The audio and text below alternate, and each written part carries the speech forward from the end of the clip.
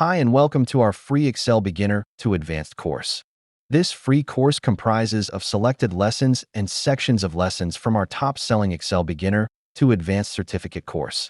Our Excel Beginner to Advanced Certificate course is a CPD certified course and is available to purchase on our site.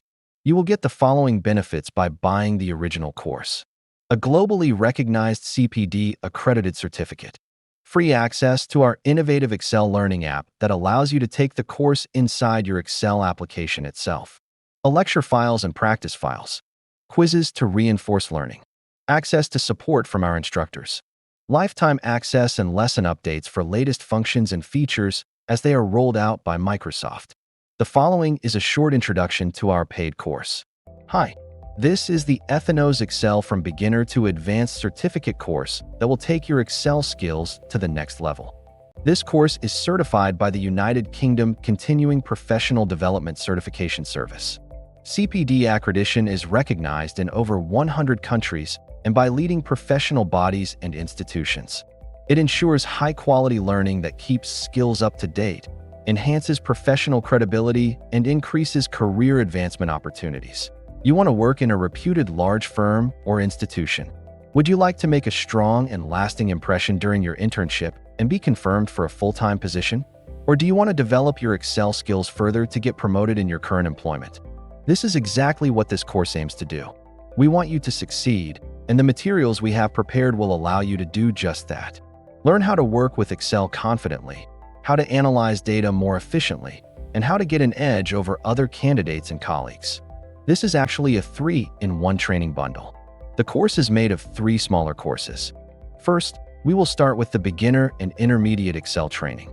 Then, you will learn useful tips and tricks, keyboard shortcuts, Excel's key functionalities, advanced Excel functions, pivot tables, and charts. You will also master advanced data visualization through customized and advanced charts to make your presentations more professional and world-class. Advanced data cleaning and analysis tools and features such as Power Query and Power Pivot will be covered too. With these powerful tools, analyzing big data or regular data will be a breeze. You will also learn about macros and the macro recorder to automate routine and repetitive tasks. We will be covering the powerful new dynamic array functions to take maximum advantage of Excel's new calculation engine. And finally, we will wrap up the course with learning to use Copilot in Excel to make you confident and ready for the age of AI. You will learn to use Copilot for formulas, functions, formatting, data analysis, and advanced charting. Real-life scenarios and data will be used to demonstrate features and functions in Excel to make your learning more practical, and we will provide practice files to reinforce what you've learned. So far, our courses have been taken by thousands of successful students who are pleased with the high-quality teaching and our ability to explain complex topics simply. We will gradually build your skills, and by the time you complete the course, you will stand out as one of the better Excel users in any office around the world. As an added bonus, you will have access to our innovative Excel learning app that plugs into your Excel application to provide an immersive learning experience. You can watch video lessons, load practice data, and do much more without ever leaving the Excel application. Guaranteed, you don't want to miss out on an opportunity that could potentially influence your entire career. Click the buy button now. We promise you'll be glad you did. This next video gives an introduction to our Excel learning app. Are you looking for a better and smart way to learn Excel? Then you need to check out our innovative new Excel learning app. Our app delivers Excel training courses directly inside your Excel application itself for a truly immersive and novel learning experience. With our app, there is no need to watch tutorials outside the Excel application, download Excel files, and then come into Excel to practice. All lecture videos, practice files, and other resources are accessible from inside your Excel application. The app will provide you with a unique and immersive learning experience with minimum distractions and hassle. You can watch streaming video tutorials directly inside the Excel application. The video screen can be resized as required by dragging the app pane or by using picture-in-picture mode to watch while you practice. Excel practice files can be loaded directly onto your Excel application using the Load button. With the app, there is no need to download files separately and open in Excel manually, as with other training solutions. Once you have finished practicing on a file, you can clear the loaded file with the clear button and load another file to practice as required. A download button is available if you want to download files for later use. Additional learning resources such as quizzes, practice tests, assignments, and coding exercises are all accessible from inside Excel through the app as well. Our app will provide you with a unique and immersive learning experience with minimum distractions and hassle. The app is compatible with all of these Excel versions. Our app is provided free of charge to all who purchase Excel courses on our course marketplace. You can use the app or learn on our site as well. To get the app, you need to first sign up and purchase an Excel course from our site. Installing the app onto your Excel application is very easy and straightforward. First, you need to open up your Excel application and go to Add-ins on the Home tab of the ribbon. Then just click on Add-ins and search for Aethenos in the search bar. Then select Aethenos for Excel and click on Add. Once you add our app to your Excel application, it will appear on your ribbon. You can log into the app using the same credentials you used on our site for your course purchase. Once logged in, you can access all your courses from inside the Excel application. So go ahead and buy a course and try it on our app. We can guarantee it will be the best Excel learning experience you can have. Now let's get started with our free course. We have provided timestamps in the description for your convenience. Hi everyone. Welcome to our Excel Beginner to Advanced Certificate course. Our Excel courses have helped thousands of people throughout the world. We would love to share our expertise with you. So let me walk you through the content of this course. First, we will explain to you the very basics of Excel. This section is fundamental for those of you who have never used the program. If you find it too basic, feel free to jump ahead and start from the chapters that reflect your knowledge. Once we have covered the basics, we will show you a number of useful Excel tips and tricks that will turn you into an advanced user. Then we will start learning about Excel shortcuts to help you work efficiently and save time. Next, you will learn how to work with basic, intermediate, and advanced Excel functions, which is very exciting and really makes the difference in a professional environment. Excel's key functionalities such as goals seek, data tables, and tables will be covered next. Next, we will teach you how to use pivot tables and the Get Pivot Data function to create a state-of-the-art financial reports with slicers and multiple sublayers of drill-down capability. Then it will be time to focus on Excel charts. In no time, you will learn the mechanics of creating an Excel chart. But what's more important, we will show you how to format your charts professionally, which makes a huge difference. Advanced charts and custom charts, such as bullet and combo charts with 2-axis, will be covered too. The very useful Power Query tool will be covered next to make extensive and routine data cleaning and transformation a breeze.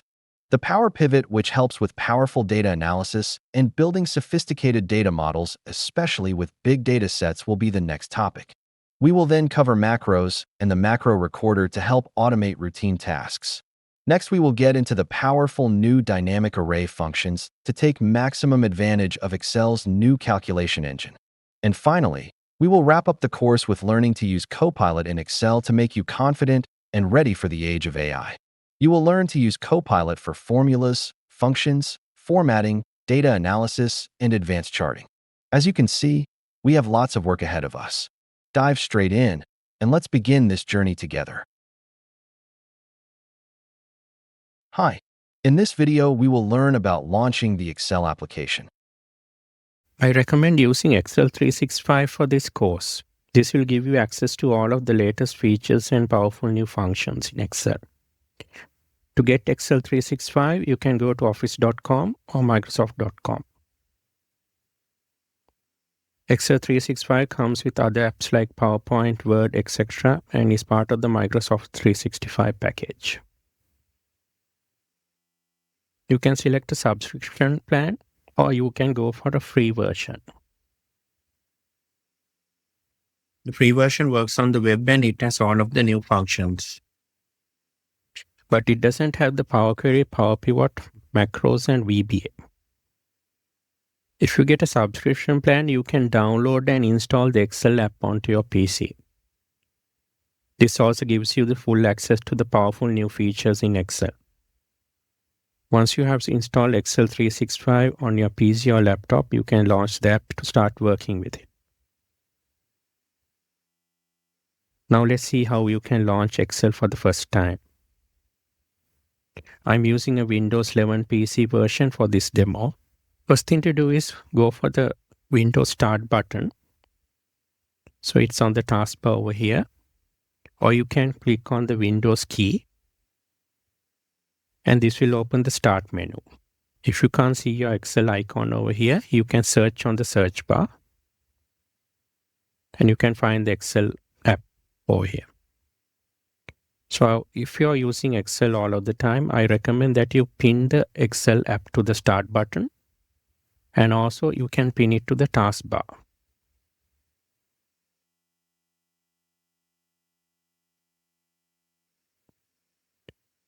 One click and it will launch Excel from here.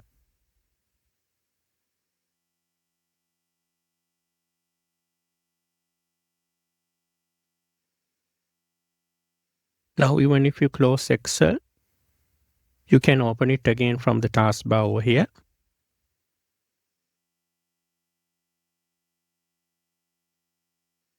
You can also open it from the Start button. If you can't find the icon here, you can scroll down. And once you find the icon, you can drag it to where you want at the top.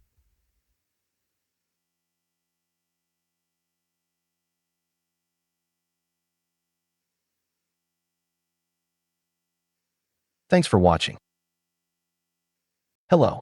In this video, we will learn about Excel's Start screen. So when you launch Excel, you go to what is called a Start screen. So this is the Start screen. And you will see three main icons on the side: Home, New, and Open.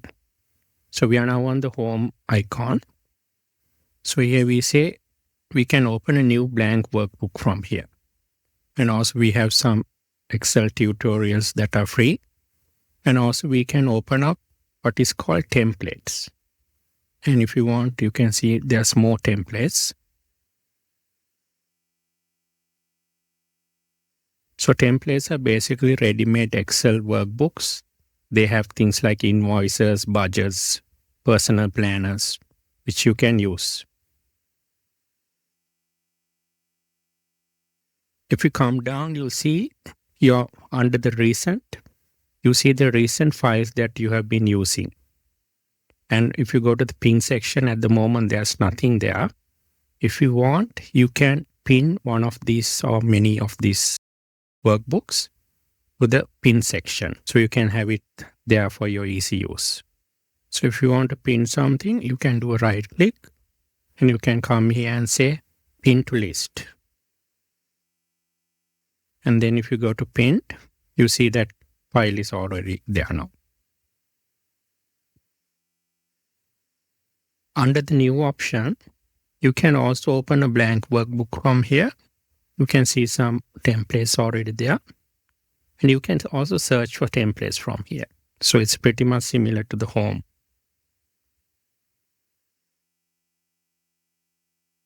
So from this search box, if you want to find the invoice template, you can type invoice.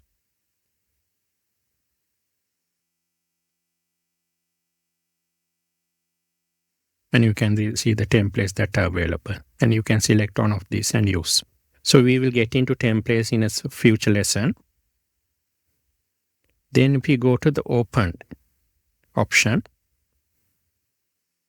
this is where you can see workbooks that you have already used. And you can select them from here and open them. And you can also again search for them. And also you can go to the folders and look for the folders, what the files are there. And also from here, you can see you can go to your OneDrive. You can search in the PC. Or you can browse and go and look for files in different folders and locations from here. If you go to the account section, this is basically where you can find account details about your subscription with Microsoft. So on this side, you have the product information, subscription that you have. And then you can get updates from here. You can get add-ins. There's a thing called Microsoft Insider. You can join and get access to the latest functions and formulas, features in Excel. Then this has details about the version of the Excel and new things. And on this side, you have access to your account. You can sign out. You can switch your account. You can manage settings. If you want, you can change your office background. Like this. You can go into different. And from here, you can change your office themes, like black and so on. So we have several options. You can change from there. And also from here, you can connect to your OneDrive, and you can add different services like SharePoint. And you have a place where you can give feedback to Microsoft about Excel. And you have options. This is very important. We will be going into this section during our course at several points to access different features. So here you see under options, basically under the general tab, you can change how you see the mini toolbars, how you can change the Excel standard font, the font size, number of sheets, and so on. So there's a lot of customization you can do from this options tab. And then if you go to formulas, you can change the way Excel is calculating. And we will go into this in much more detail in future lessons. Then about data. So several options you can change. And proofing, about autocorrect and so on. You can access Copilot from here. You can save, and you can also save you can change the auto-save locations, the number of times, how frequently you're going to save, so on. You can change your language. You can have accessibility changes. And you can go to advanced, we have more customization options over here. You can also customize the ribbon from here. We'll be covering this in a future lesson. And also you can customize the quick access bar. You can get add-ins. Different add-ins are there. So you can get like Power Pivot, different types of add-ins like Analysis Toolpack and all of these solver we can get from this location. And then you have the Trust Center. So we will get back to these sections in different lessons going forward. At the moment, this is all we need to cover on this one. Just a quick introduction to where everything is located so that you can find your way back when we need them. So if I press cancel over here, now I don't get back. Now from here, if I click file, I go to a similar location as the start screen, but this is not the same location. So here we have additional options, as you can see, once we open a file. So, but we have the other options also here. So the start screen only opens that way when you open Excel for the first time. Thanks for watching. Hi. In this video, we will learn about the Excel interface. Since you're now familiar with the start screen, we will create a blank workbook and we'll get familiar with the Excel interface. So there's two ways to open a blank workbook. You can go from the Home tab or you can go from the New. So both places you can open a blank workbook. So we'll click blank workbook here. And now here we have landed on the Excel interface. So if you look at the top of the screen, this is what we call the title bar. So at the moment, if this file has not been named, so by default, Excel has a naming convention, book 1, book 2, so on. So if we give a name later on, that name will appear here. And in the middle, we have a search bar. So from here, you can basically search for any function, features, everything on Excel. You can search from here. And as you can see, when you hover your mouse pointer over here, there's a shortcut key, Alt and Q. So from Alt and Q, you can get into the search bar and quickly search. So here you have your account details. So you have your account, and then you have a minimize button, which will minimize Excel. And then we have another button. This is not part of Excel. This is part of Windows. And then you have the cross. So this will basically close Excel, not only this workbook. If you have different workbooks open, they will all close. So this basically closes off the whole Excel application and including any other workbooks that you have opened. If you minimize Excel from here, you can again open it from the taskbar. And this is useful if you want to resize your Excel screen. You can move and resize like this. So if you want to have another document or other application open on the side and look at Excel, you can resize your Excel screen this way. So right at the corner, you have the close button. So if you click on this, it will close all of Excel, including not only this workbook. If you have different workbooks open, all of them will be closing. So this is the way to close all of Excel at once. So if I close the workbook from here, so all of Excel is closed. Again, I have to open from the taskbar. So if you want to open another workbook from here, there's an Excel shortcut that is Control and N. If you press Control and N, see, you have opened another workbook now. It's called Workbook 2. Book 2 is the name of the other workbook. So if I minimize this, we can go back to the original workbook. So underneath this title bar, you see these different small tabs: File, Home, Insert, Draw, Page Layout, Formulas tab, Formulas, Data, Review, View, Developer, Help, Acrobat, Power Pivot, and so on. So under each of these tabs, if you click on any of these, so underneath you will see these icons, and you can get access to the Excel commands from here. So this area is called ribbon. So under each of these tabs, there are different ribbons with different commands available under them.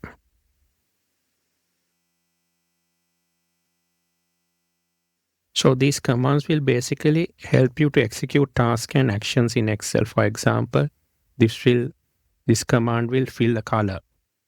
So for example, this command will fill a cell with a color. This will change the font color, so on. So on the Home tab, you'll see your most frequently used commands over here. So there's a section called Clipboard. So from here, you can cut, copy, paste, use the Format Painter. And from this font section, you can change the font color, font size. And from alignment, you can change alignment. Number formats are here. Conditional formatting and the cell styles are here. You can insert, delete, and format cells from here.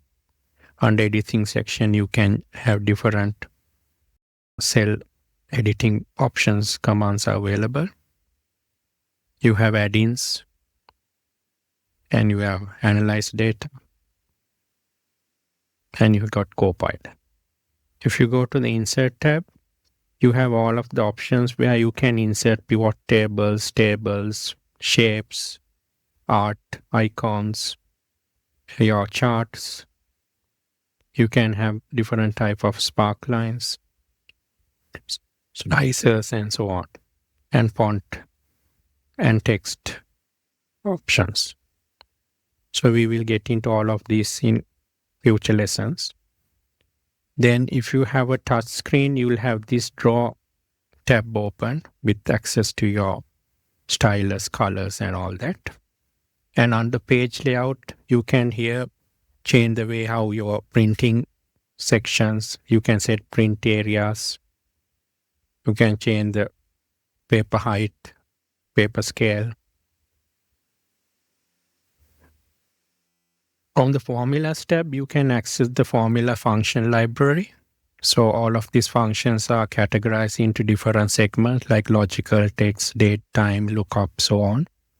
And you have what is called the name manager, which helps you to manage your names you have given to cell ranges. And you have formula auditing tools over here. So the data tab and the ribbon is where we come to get external data from web, from CSV, from different data sources, and livestock data, currency data, and so on. And you have the filters, sorting options, data tools, and your what if analysis tools, and groupings, up, ungrouping. Those options are there.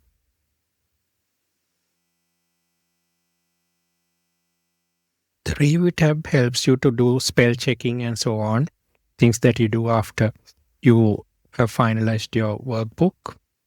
And you can come and protect your workbook from the worksheets from here. If you go to the view tab, this is basically where you have different views on the workbook that you're working on. You can have the page break previews for printing, page layouts, custom views, and you can have zoom options, and you can create new windows and arrange windows. You can freeze the panes so that when you're moving, let's say your heading doesn't move around. So this developer tab, you won't find it by default when you open up Excel. This helps you to work with macros, record macros, and work with VBA. So we'll be coming into this section when we cover VBA and macro recorder. So this, as I said, this tab doesn't automatically, as I said, this developer tab is not by default on the ribbon. We had to manually install it onto the ribbon. And then we have the help options where we can have ask questions. We got some, depending on the country you're in, you can have support. You can give feedback. You can access training. And there's a community you can join, see the blog, and help with the Excel mobile app. And Acrobat also doesn't come as default. I have just installed that here. And also Power Pivot. Power Pivot helps you to work with Power Pivot and create Power Pivot data models and so on. We will cover that in a separate lesson. So by default, Power Pivot is also not there. You have to install it yourself. So if you click on File, this basically is not part of the tabs in Excel. This is called Backstage. When you press File, you go to Backstage. So we have a separate lesson on Backstage. This set of icons over here, save, undo, redo, and this spelling, this is called the Quick Access Toolbar, or QAT for short. You can store your frequently used commands here for quick access. For example, now whatever tab I am in, I'm at the moment in the Home tab.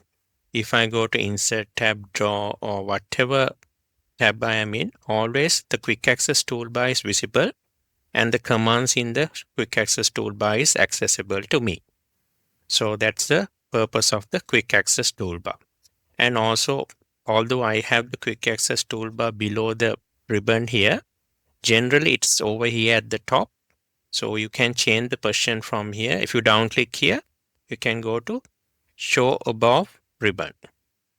And typically it's located over here. So we will get into more details on the Quick Access Toolbar and how to customize it in future lessons. So here we have what is called the name box.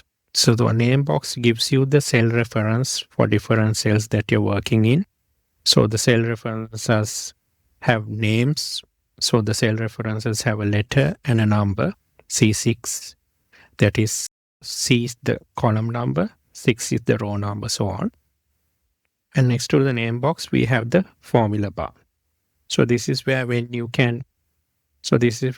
typing formulas, you can type the formula here as well, or in the cell, and you can come and see the formula here, and you can edit it from here. So underneath here, this is called the worksheet. and it's called the Excel grid as well. And the grid has columns going across, and on the side we have what are called rows. So row numbers are going from 1 so onwards, and the column letters are going from A, B, C, D, so on. Each of these rectangles that you see, these are called cells. So these cells are where you can input data and do formulas and functions. So as I said, each of these cells has a reference or a name. So it's given by the letter E in this case, and the number for the row number. So E4 means column E, row number 4. So when we are doing formulas and functions, we'll be always using cell references. So now you know how cell references are used in Excel.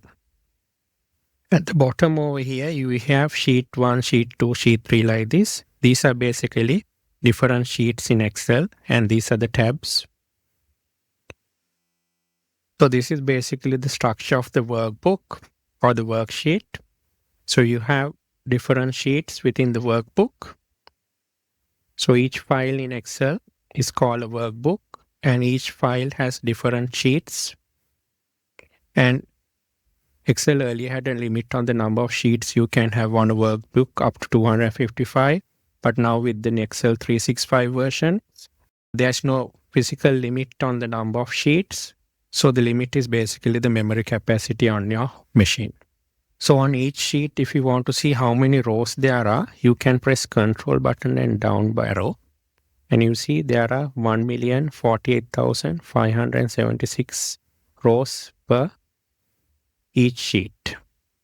And if you want to see the number of columns, you can press Control and right arrow.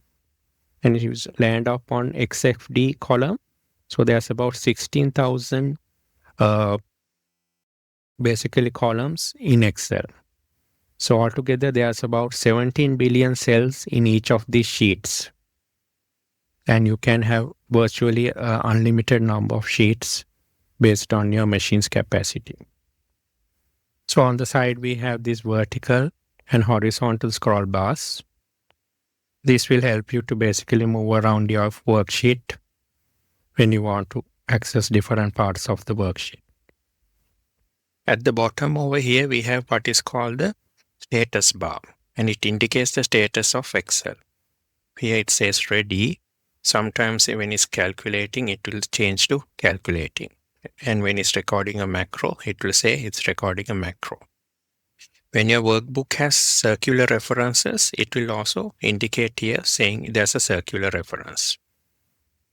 So again, we will get into more details on this as we progress in the lessons.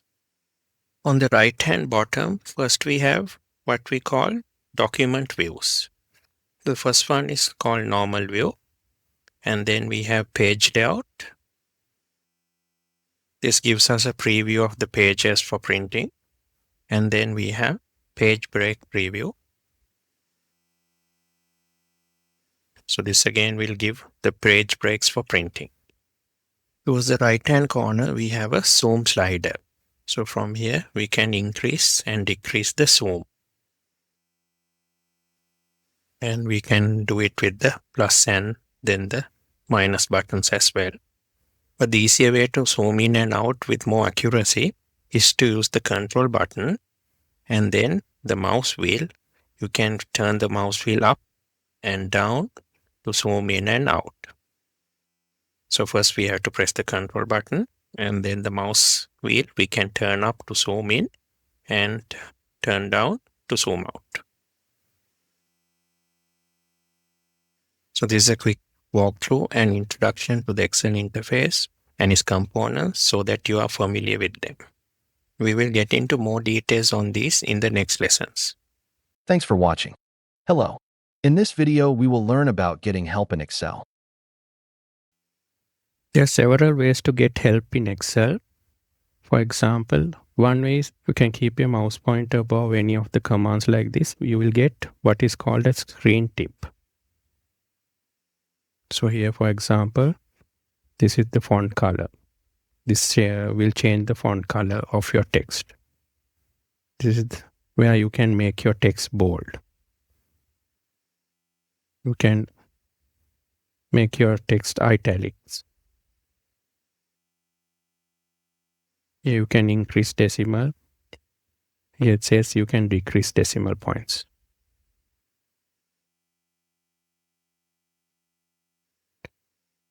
On some screen tips, you also have something called Tell Me More, which takes you to the help page.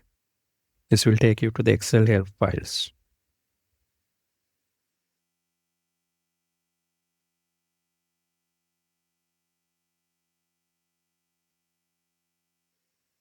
There's a shortcut key for getting into the help files, that is the F1 key.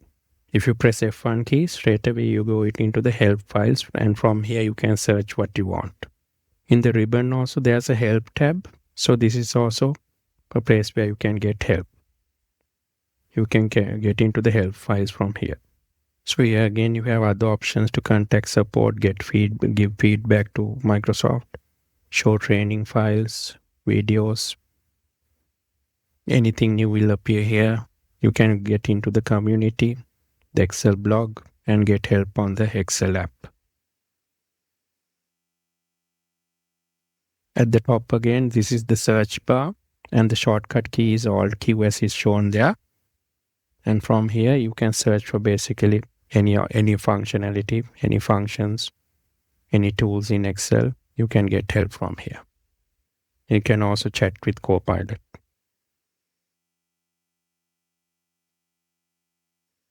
You can also get help by clicking on the down arrow and then the question mark like this.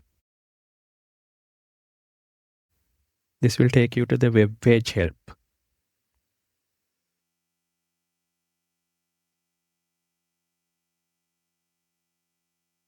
Thanks for watching. Hi. In this video, we will learn about tabs, ribbons, and menus in Excel. Now let's have a closer look at tabs and ribbons, and we'll also have a look at menus as well. You'll see all of the commands in each of these ribbons are organized into different groups.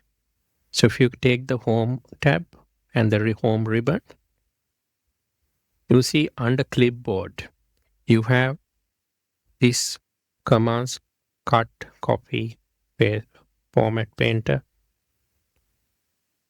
And then under font, you have different Arial, different font types, font sizes, bold, so on. And under alignment, you have the different alignment commands, and so on. So all of these are organized into different groups, depending on what functions they are doing. So when you keep your mouse pointer over one of these commands, you'll get what is called a screen tip. For example, here, if you keep it over your cut command, it shows the screen tip, which shows you Control X is the shortcut, and it describes what cut does. And if you keep it over your format painter, it will explain what the format painter does. So it's the same for almost all of the commands. You'll get a screen tip showing a bit of help and some guidance. And if there's a shortcut, it will show you the shortcut. And if you do a right click on a ribbon, you'll get what is called a contextual menu, depending on what location you are in. So here we get in the contextual menu, we can collapse the ribbon, customize the ribbon, hide the quick access toolbar, and add a group or a quick access toolbar.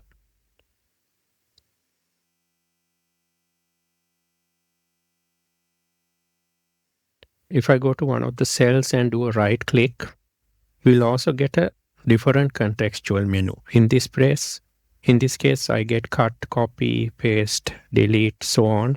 So these contextual menus depend on where you are clicking. And on top, you'll see what is called a mini toolbar. In this case, I have the font, bold, font size, fill colors, font colors, so on. So basically the mini toolbar shows the general formatting tools here. So you have quick access and easy access to them. If you find the mini toolbar gets in your way, you can basically turn it off. You can go to File, and under that you can go to Options. And here you see Show Mini Toolbar on Selection. If you don't want to see the mini toolbar, you can tick it off from here, and the mini toolbar will not be appearing. And once you have done that, you can say OK. You can also get access to more commands by clicking on these diagonal arrows that you see, like this. So if we click on this diagonal arrow, you see we want the font group. So we see related commands related to the font, like strike through. Additional commands are available that is not available on the ribbon on this format cells under the font group.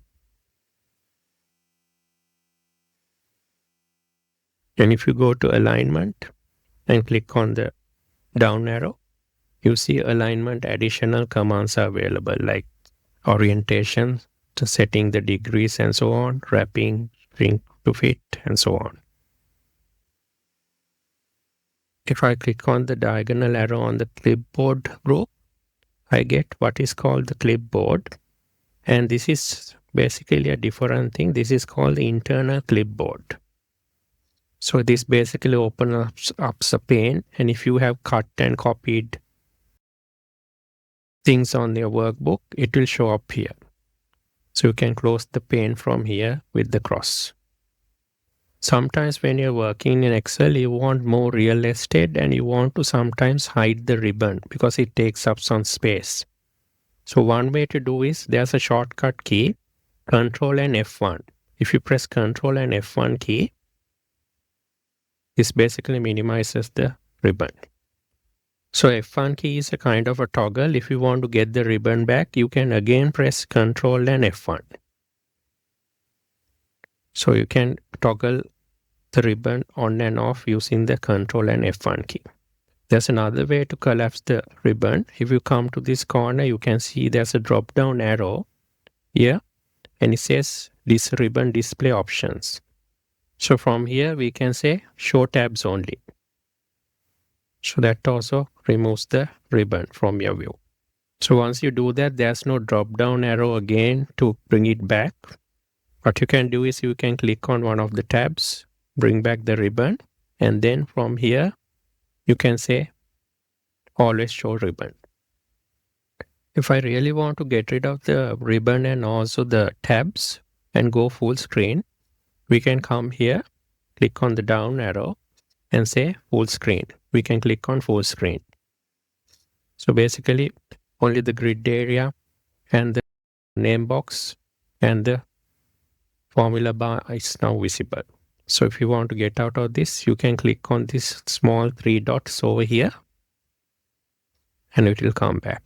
And you can down click here and say always show ribbon. Thanks for watching. Hello. In this video, we will learn about Excel's Quick Access Toolbar. The Quick Access Toolbar, or QAT for short, is by default located over here at the top. So the Quick Access Toolbar is where we can store our frequently used commands so that we don't have to go into each of these ribbons to find the commands. Because the Quick Access Toolbar is always visible over here, we can store the commonly used commands over here for quick access and easy access. So that's the purpose of the Quick Access Toolbar. You can also change the location of the Quick Access Toolbar. As I said, by default, it is located over here. But if you cover your mouse over here and click on the down arrow, you can see there's option show below the ribbon. So you click that, it now appears below the ribbon. Also, if you click on the down arrow, you see some frequently used options that are available that you can add on to the Quick Access Toolbar. By default, we only have save, undo, and redo. But you can add things like new, open, email, quick print, spelling, sort ascending, descending, and so on. And you can even add more commands by going over here. So let's say we want to have spelling command over there. We can add that from here. Now we have the spelling command on the Quick Access Toolbar. If you don't see your Quick Access Toolbar, you can go to File, you can go to Options, Then you can click on Quick Access Toolbar and you can put a tick over here. By default, it might not be there. So if you don't see your Quick Access Toolbar, you can click over here and it will appear on the below the ribbon or on top of the ribbon. So from here also you can change the location below the ribbon and above the ribbon. And here you have another option to always show command labels. So here you see the labels are undo, redo and so on. So if you don't have this ticked, you won't see the command names over here.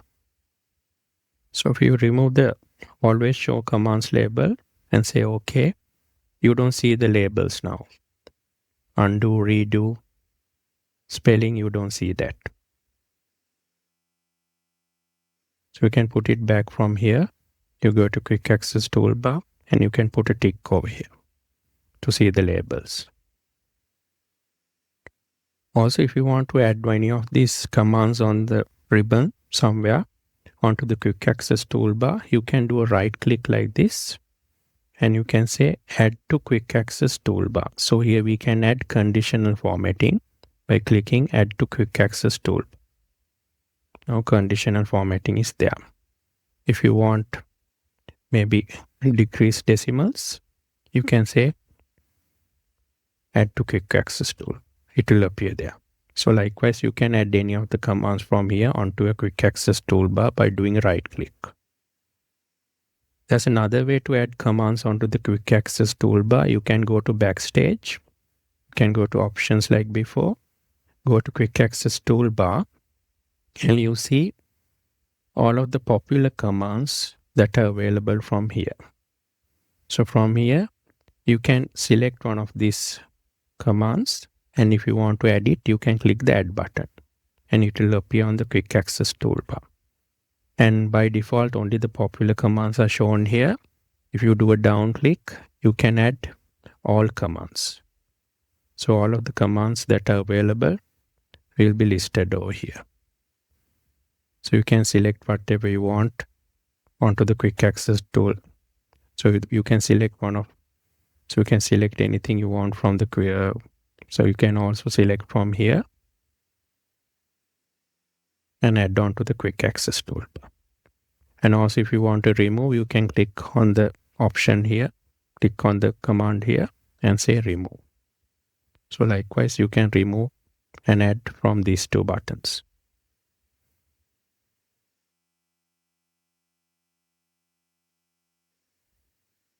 You can also reorganize the version of these commands on the Quick Access Toolbar by using the up and down arrows. Like this, if you want to move copy up, you can click the up arrow. And let's say you want to move spelling down, you can click the down arrow. So you can rearrange your commands on the Quick Access Toolbar using the arrow keys.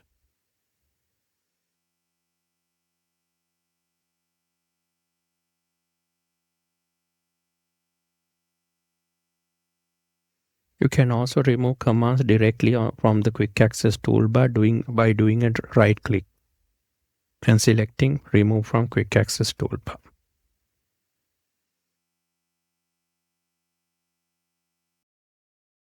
Thanks for watching. Hi. In this video, we will learn about Excel's Backstage Area. Now the File tab, if you open that, this is a bit different from the other tabs. Here there's no ribbon, but if we click that, we go to what is called the Backstage Area. This is a bit similar to the start screen, but we have more options here, as you can see. On the start screen, we only had the home, new, open, and account feedback options, but we have all these other options in Backstage. This is really what we consider as an admin area. From here, you can create new blank workbooks. You can select templates. You can open workbooks. And you can also save workbooks from here. Here we have two options, save and save as. If it's a new workbook, save and save as is same because we haven't given the workbook a name. Here we have to go and give a name. When you're saving a workbook for the first time, you'll have to go into save and then you have to give a name here.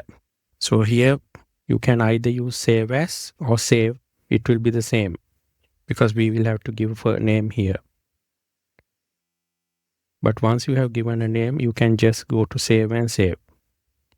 You can also print workbooks from here, and you can also share workbooks with people from here. You can also share say Adobe PDF link, and you can export into different formats. On the info page, we can protect the workbook. Under protect workbook, we have several options like we can make it read only, we can encrypt with a password, we can protect the sheets, we can protect the workbook structure and give a digital signature, and then we can mark this as a final document. And also inspect our workbook. Here we can check for any metadata information stored in the background of each file. Things like the author's name, when it was created.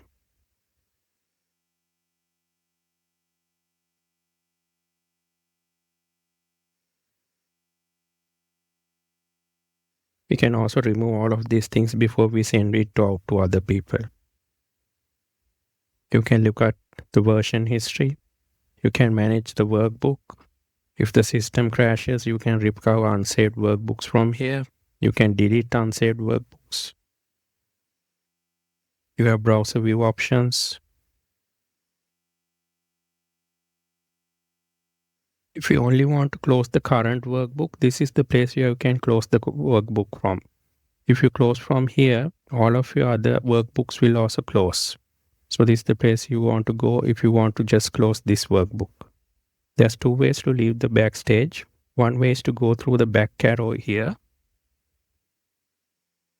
And the other option is you can press the escape key. Thanks for watching. Hello. In this video, we will learn about workbooks and worksheets in Excel. The Excel grid is the name that is given to the Excel structure, which consists of columns and rows. So a worksheet is made up of columns and rows. And we have different worksheets. There used to be a maximum limit of 255 worksheets per workbook earlier, but now from the 365 version, there's no hard limit, upper limit on the number of sheets you can have. It depends on the memory and the capacity of your machine. In a worksheet, you have 1,048,576 rows. So you can check that by clicking Control and down arrow. You got 1,048,576. You can go up by clicking the Control and up arrow. And we have 16,384 columns per workbook. We can check by pressing Control and right arrow. So the number of cells per workbook is the multiplication of rows and column numbers. So it adds up to about 17 billion cells per workbook. By default, workbooks are named book 1, so on. If you want to rename, you can double click here, then type in a new name and click on save. By default, sheets are named sheet 1, 2, 3 like that. If you want to rename a worksheet, one option is you can right click on the name and go and click on rename. And now you can basically change the name.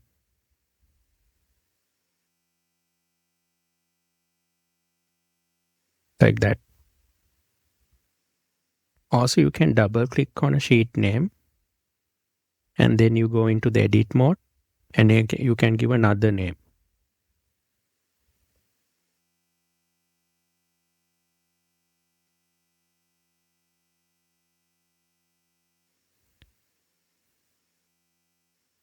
If you want to insert a new sheet, there's two options. One way is you can do a right click and then go into insert. And from there you can click worksheet and a new sheet will appear. You can also click on the plus button to add new sheets like this.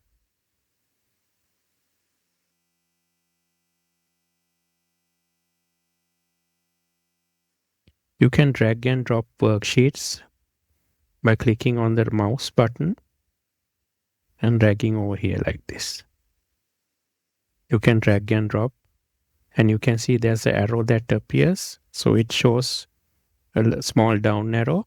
It shows where the worksheet will drop.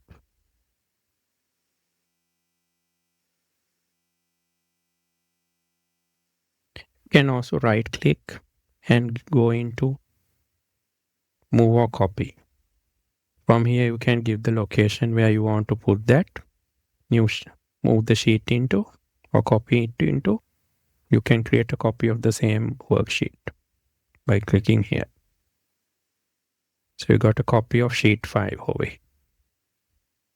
When you right click and go into move or copy, there's option you can move the sheet into the same workbook, or if you down click, you can move into a new workbook also. You can make a copy of a worksheet. You can select, press Ctrl, drag and drop.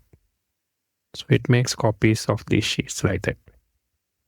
You can do a right click and delete a sheet also like this.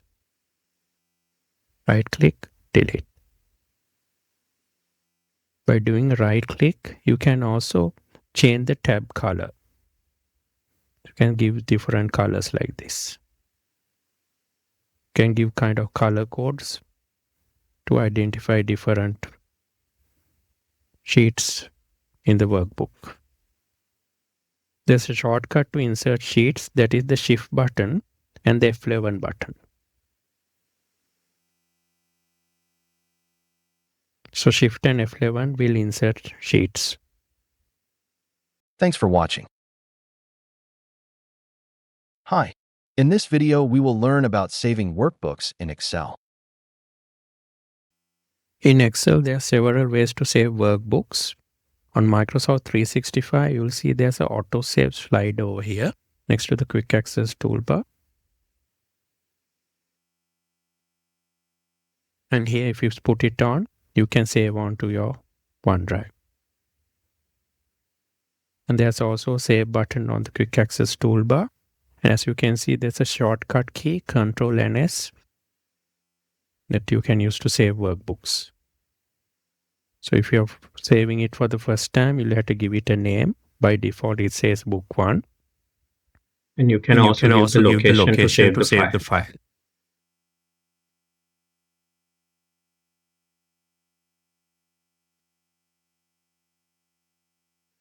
You can also go to File tab, Backstage, and from there also you have the Save and the Save As options. So when we go to save from here, because we have not given a name for this workbook, we will automatically go into Save As, and here we can give a workbook name.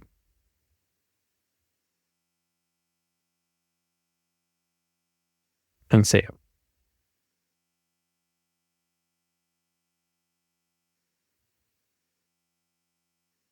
Also, if you go to Save As, you can see there are different options to save the file as. You can save it as XLX, that's a normal file. XLSM, that is a file with a macro. And you have XML, older versions of Excel, CSV files, text files, and PDF files as well. And other options are there. So you can select the file type from here. If you go to Backstage from here, File, and then to Options, then if you go on to Save, you say here the auto recover limits are set here. So here every 10 minutes is auto saving. You can decrease this, so that maybe every 1 minute it saves. And you can keep this on, keep the last auto recovered version ticked on like this.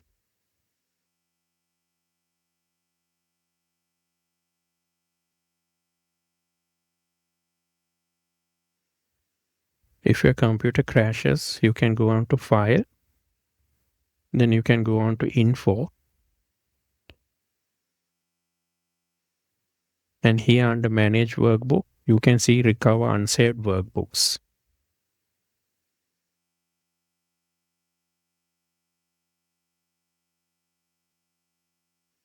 In case of a crash, when you open up Excel again, also you will be prompted, you will be shown some files on the side, and it will say these files were recovered and you want to keep them. Thanks for watching. Hello. In this video, we will learn about navigating and selecting cells, rows, and columns in Excel. It's important to know how to efficiently navigate and select cells in Excel. So for example, if I'm here on cell E3 at the top over here, if I want to quickly go down to the last cell in this column, I can click Control button and then down arrow. I immediately drop down to the last cell in the column. If I want to go to the last column, I can press Control again and then right arrow. And I jump down to the last column. From here, if I press Control and up arrow, I go to the first cell in the column. And if I press again Control left key, I go to the first cell in that row. So it's basically more useful if it's a large data set. If I go to the next sheet, and from here, if I press Control and down arrow, see, I immediately jump down to the 5402nd row. From here, I can press Control right arrow and I jump to the last column. And from here, Control up arrow and I go to the top. You can select cells from the mouse like this. And if you want to select multiple cells, you can just drag the mouse to select multiple cells. You can just drag the mouse and you can select multiple cells. So here we were selecting cells that were next to each other. But if I want to select cells that are not next to each other, we call this non-contiguous cells. So if I select this cell over here and I want to select another cell maybe over here, I can press the Control button and then click the mouse. While I have the Control button pressed, I can select like this. So different cells I can select using the Control and the mouse button. If I want to select these cells also, I can select the first range, press Control, second range, third range, and finally the fourth cell using the Control button. But if I want to select the whole column over here, this column like this, then I can click on the first cell, then I press Control button, Shift button, and then down arrow. And if I want to select all of the columns, I can press Control Shift and then right arrow. If I want to select this whole row, I can press Control Shift and then right arrow. And if I want to go select the whole range, I can press Control Shift down arrow. If I want to select the whole column, I can just keep the mouse like this. And when I get a black down arrow, I can click on that. And that will select the whole column down to the end of the worksheet. And if I want to select this row, I can just click on that row when the black arrow comes. After I select maybe one column, if I want to select more columns, I can just drag with the mouse pointer. I can select one row and with the mouse I can drag.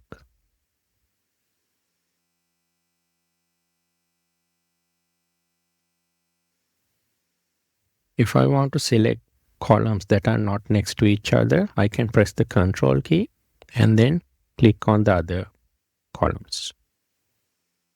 Same for rows. I can click Control and then I can click on the other rows. From this cell, if I want to go one cell at a time and then select, I can press the Shift button and then the arrow key. So I can keep on adding one cell at a time. Now, while Shift is pressed, if I press the down arrow, I select the second row. And I can keep pressing the down arrow and select the range, expand the range. And with the back arrow, I can deselect.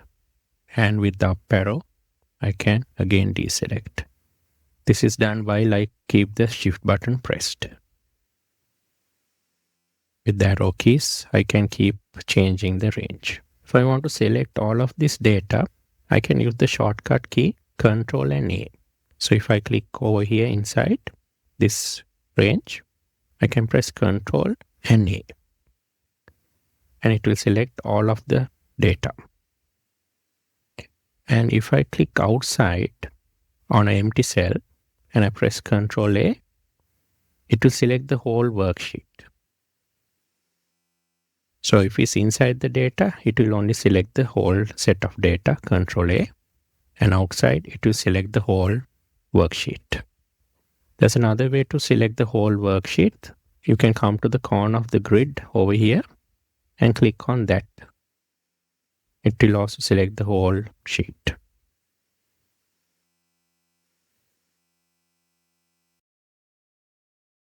Thanks for watching. Hi. In this video, we will learn about entering and editing data in Excel. You can enter numbers, text, dates, time, and many other data types into Excel. It's very easy to start entering. You just select a cell, and let's say I type sales.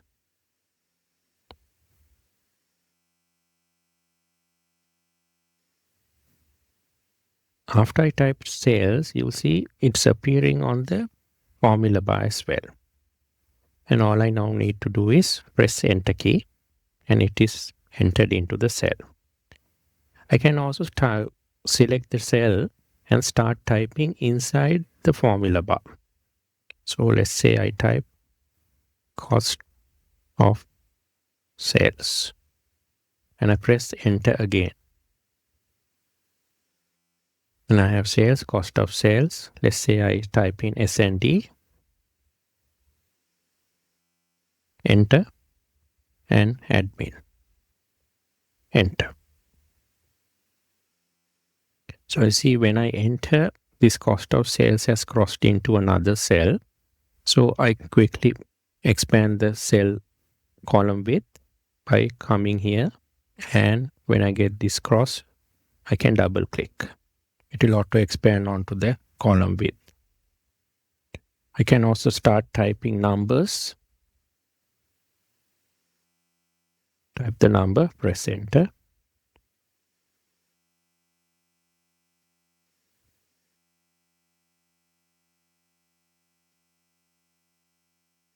You can also enter dates and months and other date formats into Excel. Let's say I type in Jan 2024 and press Enter. So automatically Excel identifies this is a date and it has applied some formatting. So here maybe I type Feb 2024.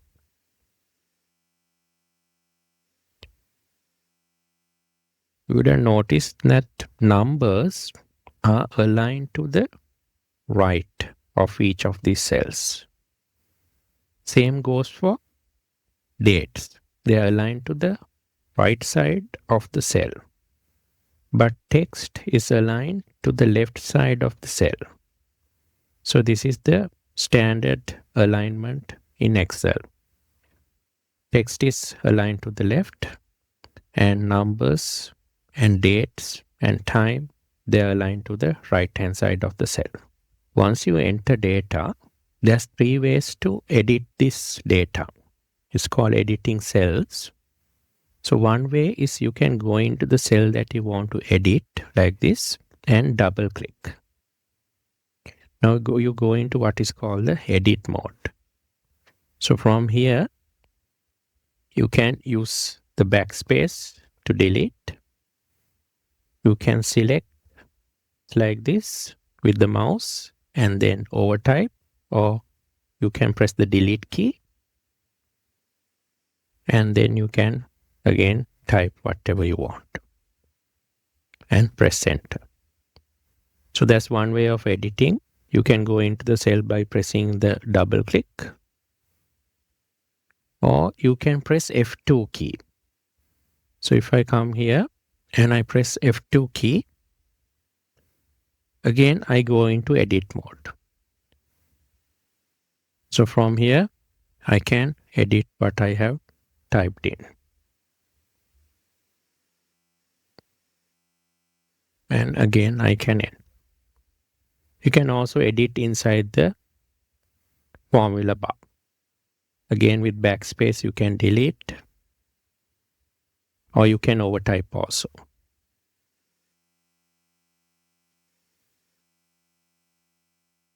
When you're editing in the formula bar,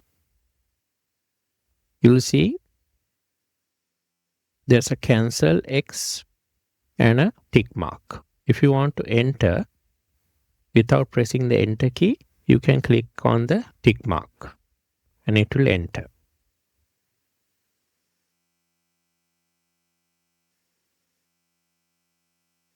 Like that.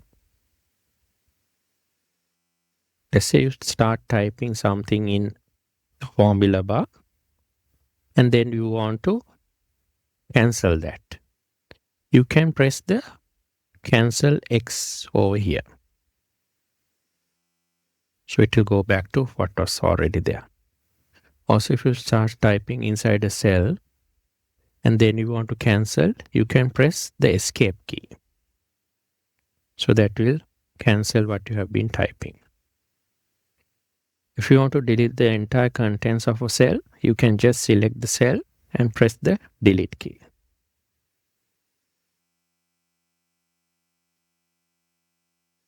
The delete key will remove the contents of a cell. Thanks for watching. Hello. In this video, we will learn about applying number formats in Excel. Let's look at number formatting.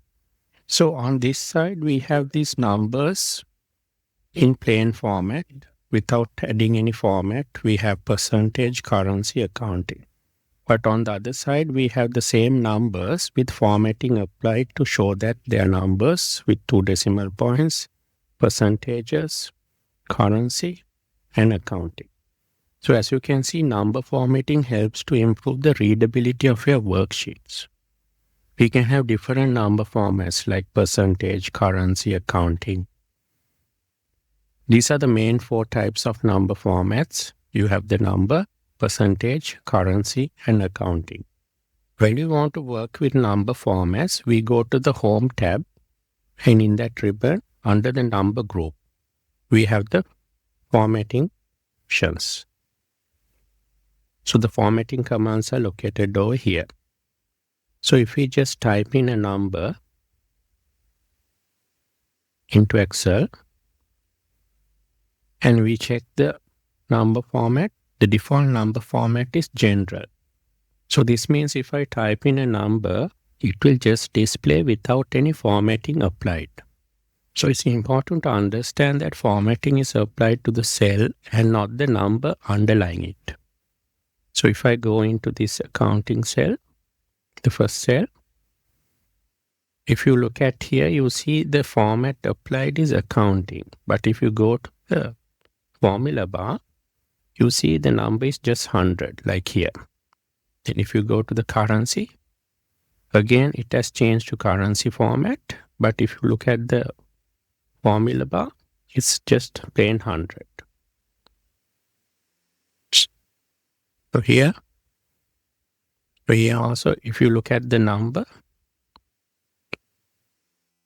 it has 2 decimal points here and it's number format. But if you look at the formula bar, it's just a plain 100. So basically, formatting is like a makeup applied on top of the number. And it doesn't affect the real number that is underlying in the cell. So let's look at how we can apply these number formats to these numbers over here. So they look like the numbers that are over here. So as you can see, there are 2 decimal points. And if I click in here, it says number. So the number format applied is number. So I can select all of these plain numbers over here. Go to the format drop down. And from there, I can select number. So earlier it was general. Now I select number and see number formatting has been applied. So it has changed from the previous general number to a number with 2 decimal points.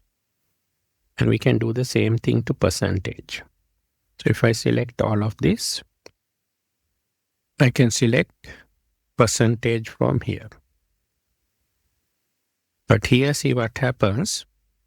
Here I got 1%, but here it has become 100%. The 2% is also, this is 200%. So if I undo, the reason is we have to divide all of these numbers by 100 before I convert it to a percentage. So to do that, what we can do is we can just type in, so 1 divided by 100 is 0.01 and 2 divided by 100 is 0.02. So now if I apply number formatting percentage, I can apply from here as well, or I can apply from here. Now it has become 2% and 1%. 2 decimal points have come, but I can reduce that from going to decrease decimal.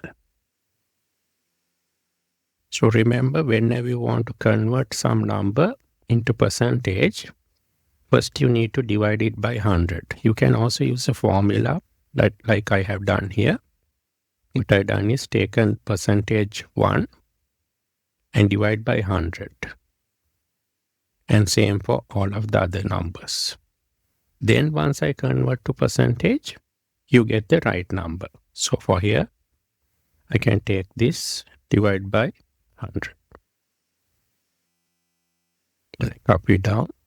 And now if I put the percentage format, now it looks fine. Let's look at the currency format. So if I want to apply currency format, I select these cells, go to the formatting box and select currency. So here I get the sterling pounds because we are based in UK and that's the default currency. But still, if you want to change, you can change the currency format to a different currency. So to do that, you can go into this arrow here. And from currency, you can see the symbol. At the moment, it's sterling pound. I can change it to some other currency from here. For example, US dollar. Now it has become US dollar. Then I can also change to accounting format. Again, I select everything, go to the formatting drop down and select accounting. So again, sterling pounds has been applied. So the difference between currency and accounting is that this currency symbol is appearing on the left-hand corner. Whereas in currency, it's just next to the number. So here it's much more easier for you to read when you apply the accounting format. So those are the key number formats and how to apply them. Thanks for watching. Hi. In this video, we will learn about applying date and time formats in Excel. Let's look at using date formats and time formats. So the main date formats are short date and long date, but we have additional date formats as well. So we'll see how we can change these dates into short date format. So what you can do is we can just select this Control-Shift down arrow, go to date format, and there we see short date format. So we can select that. And now we got the short date format applied. And these dates, let's change them to long date. Go here and select long date format.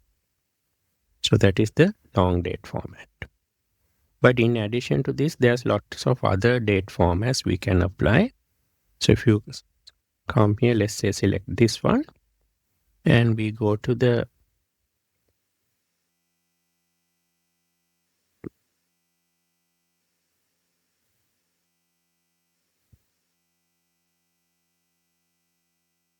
Also, there's another thing you need to know.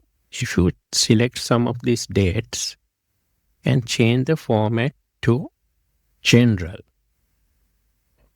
you see they turn into a number sequence like this, 45,292 like this.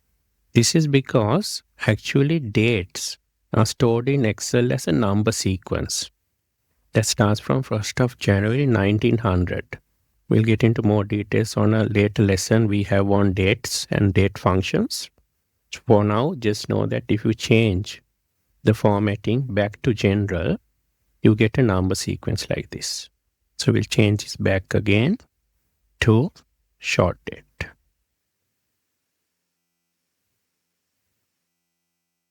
Now let's see some other date formats. So if we select these dates and go into the formatting box, now if you go to the number formatting window, under dates, you can see there are different date formats we can apply. So let's say we want to change this to maybe this one. Then you get the month name they are appearing. And let's say we change some to, let's change to something else.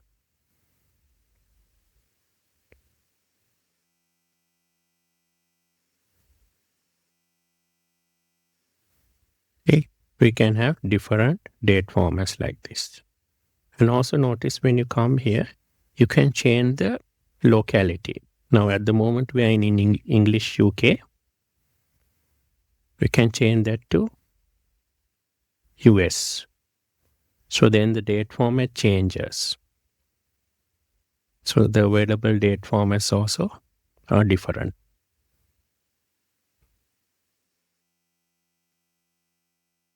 So we can apply date formats or any other format to blank cells as well, or area of cells. So let's select this F column and let me apply maybe short date format. And now if I type a date in here, see that date formatting gets applied. And if I apply maybe the long date format here, and I type in the date, now the long date gets applied to any data that I input into this area because already the formatting has been applied. So let's look at time formatting. So on this side, we have the time formats in 24-hour format. And let's say we want to change it into this AM, PM, 12-hour format. So we can select all the times. We can select the total columns, Control Shift down arrow. And I go to formatting box. And there we got, this is with 2, yes. Let's select this first, last one with the PM. And we got it converted into the AM, PM format. So as you can see, there are some other formats as well, which you can apply. And also, you can see, you can change it into another country format.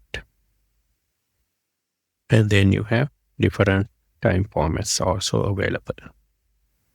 So let's select this one. And we got that applied. So this is how we can apply the basic date and time formats in Excel. In future lessons, we will look at more advanced date and time formats. Thanks for watching. Hello. In this video, we will learn about formatting cells, rows, and columns in Excel. Formatting data makes it easier to read and more interesting. So if you look at this table over here, you can see the column is kind of crunched up. You can't read the headings. So to fix this, what we can do is we can come to the corner of this column. And then from here, you can double click. So what happens here is we are invoking the AutoFit. So this row height becomes equal to the text height. And we can also see this column is not sufficient to show the total heading. And also these numbers, the dates over here are crunched up. So that's why we see these hash signs. So one easy way to do is we can select all of these. And then from here, we can double click. So that will also do the auto fit. There's another way to invoke auto fit. You can come select one of these rows and right click. And from here, we can adjust the row height also.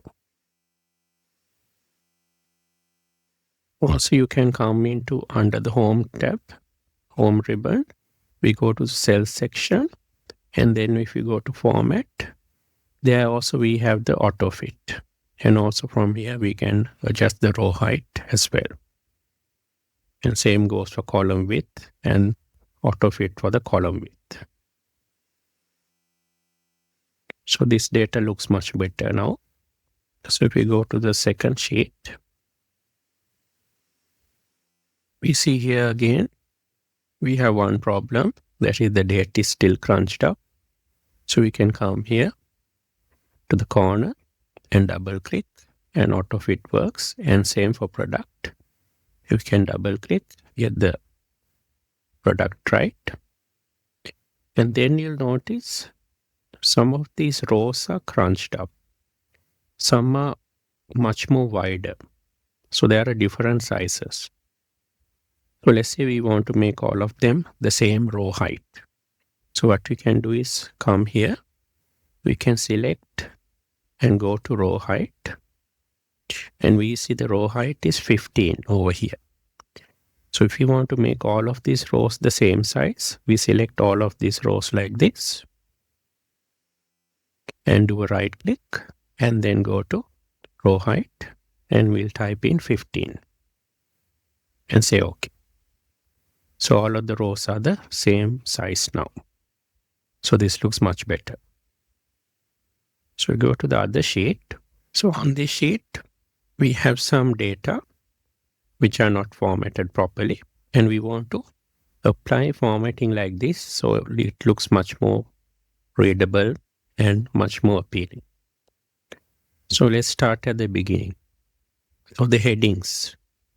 So we got a blue background. So we'll apply, we can select from the mouse or we can press Ctrl Shift right arrow, select all of the headings.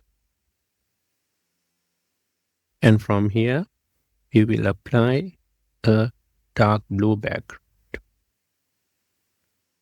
And the font color, we'll make it white. And we'll make it bold as well. And see the font used here is Arial 12. So we will again select this and apply the same font.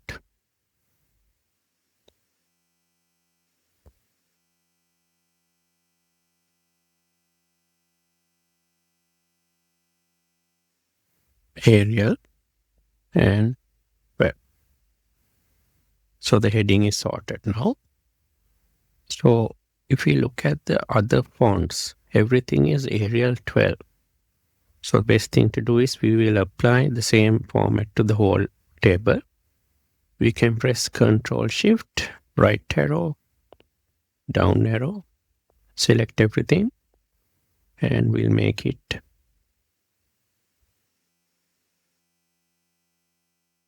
Arial 12.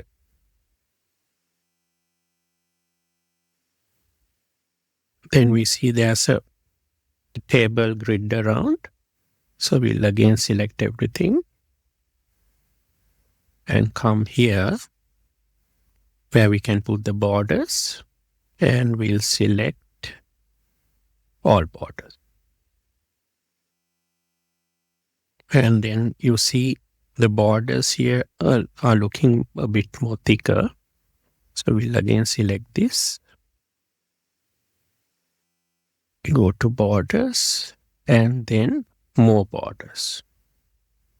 And from here, we can select a thicker border. Now this is the border applied at the moment. Maybe we'll go for this one, which looks much more thicker. And we will apply that thick border to all of these lines over here. So every line is now applying the thick border format and so. So it looks much more similar now. Also notice if we go here into this formatting, borders, we can also change the border color. Let's say we want to make it dark blue. So once we have dark blue over here, we can apply that again to all of these.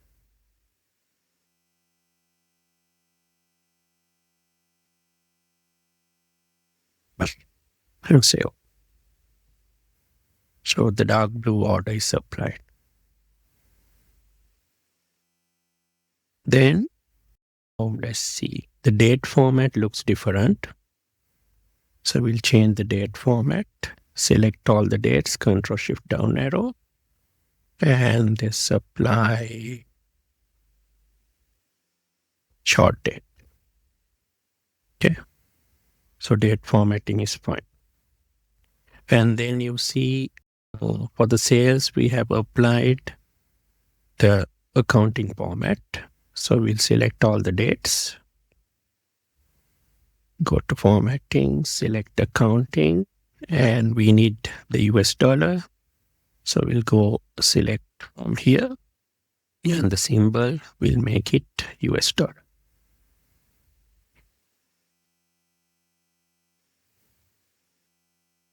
And we got the dollar format. So what else? Then we see the date column looks much more wider. So we'll auto fit that, double click. And I think we have done all the formatting required. So this looks much better. So that's the benefit of using formatting. In this lesson, we applied formatting from scratch.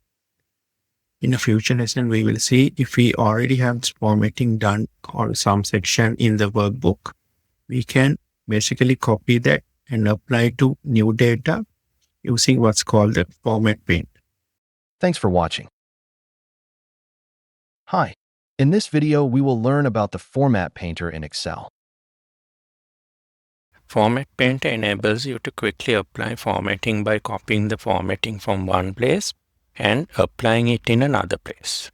So here, if you want to apply this type of formatting onto this raw data, we can of course do the formatting manually by selecting this cell, then we can apply background, blue background, and we can apply a white font. But rather than doing this manually, let me undo this. We can undo from here. Or I will do a Ctrl-Z undo shortcut. So I can go to apply formatting from here to this table over here. I can go to the Home tab, and under this Home ribbon, under the clipboard group, we have the Format Painter. So let me first select the cell that I want to copy the formatting from, in this case this cell. Then I click on the Format Painter. Now we see the Format Painter has become highlighted and my cursor now looks like a paintbrush. So now I can apply the formatting to wherever I want. So I will apply formatting to the whole of these headings like this. See, formatting got immediately applied. Now you will notice that the Format Painter has become deactivated. What if I want to keep on applying formatting? Now let's say I have a bold format like this, and I want to apply this bold format to other locations. So I can double click on the Format Painter, and then I can apply on multiple locations. And the Format Painter is still active. To deactivate the Format Painter, You can either click on the Format Painter again, or you can press the Escape key. So let me undo this. So if I want to apply formatting to the whole of this data, I can select all of this data over here with the formatting, click the Format Painter, and paint over the whole data set. And immediately formatting gets applied. So if you have already formatting in some place in your worksheet, this is the quickest way to apply that formatting to other locations. Thanks for watching. Hello. In this video, we will learn about working with rows and columns in Excel. Sometimes you will need to insert columns and rows into your worksheet. So one way to insert columns is, let's say I want to insert a column over here. I can select that column and do a right click and go to Insert. So that will insert a column to the left of that column.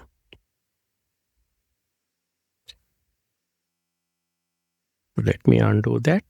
There's another way to insert columns. You can go to Home and then Cells. And from there you can go to Insert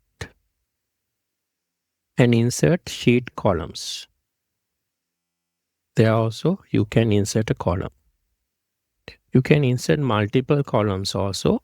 You can select, if you want to insert 2 columns over here, you can select 2 columns like this and do Insert, and you can insert 2 columns.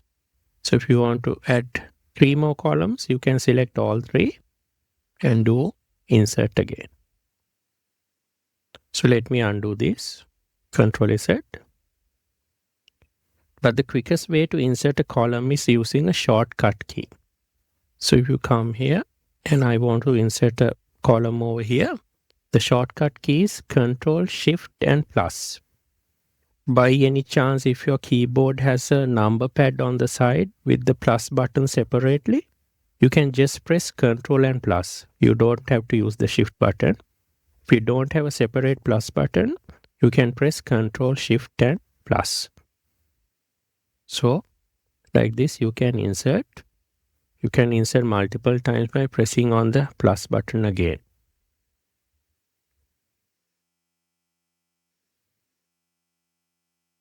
So this works the same way for rows. If you want to insert a row here, I can right click and insert. And if I want multiple rows, I can select 3 and insert. So this same thing works for rows and columns. Also, you can use the shortcut key, Control, Shift, plus. So now to delete columns, you can select the columns like this. Again, right click, and instead of insert, you press delete. Same way, you can select multiple rows. You can use Control and mouse. And then right click and delete. So the shortcut key to delete a column or a row is Control, Shift and minus sign. Let's say you want to delete this column, you can Control, Shift, minus. And if you want to say delete this row, Control, Shift, minus. So the shortcut keys are the easiest way to delete and add columns and rows. Control Shift plus will add columns and rows. Control Shift minus will delete rows and columns. Sometimes there may be multiple rows and columns which are empty like this. So without manually selecting all these and then deleting, there's an easy way to do this. That is, you can use Go to Special. So what you need to do is first select the entire table like this. Then go to Home, go to Find and Select option over here, and then go to Special. And from here, there are several options. You can select blank cells. So this will select the blank cells. and say OK. So now automatically all of the blank cells are highlighted. Then you can go to Home, go to Delete, and delete Sheet Rows.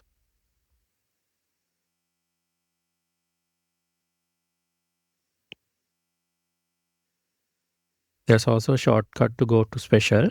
That is Control G.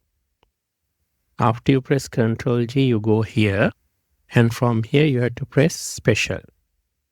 Then you're in Go to Special. So Control G will help you to quickly come here. You can also hide rows and columns. To hide a column, you just select it like this. Right click. And there is Hide. You can select Hide. Same way for rows. You can do a right click and hide.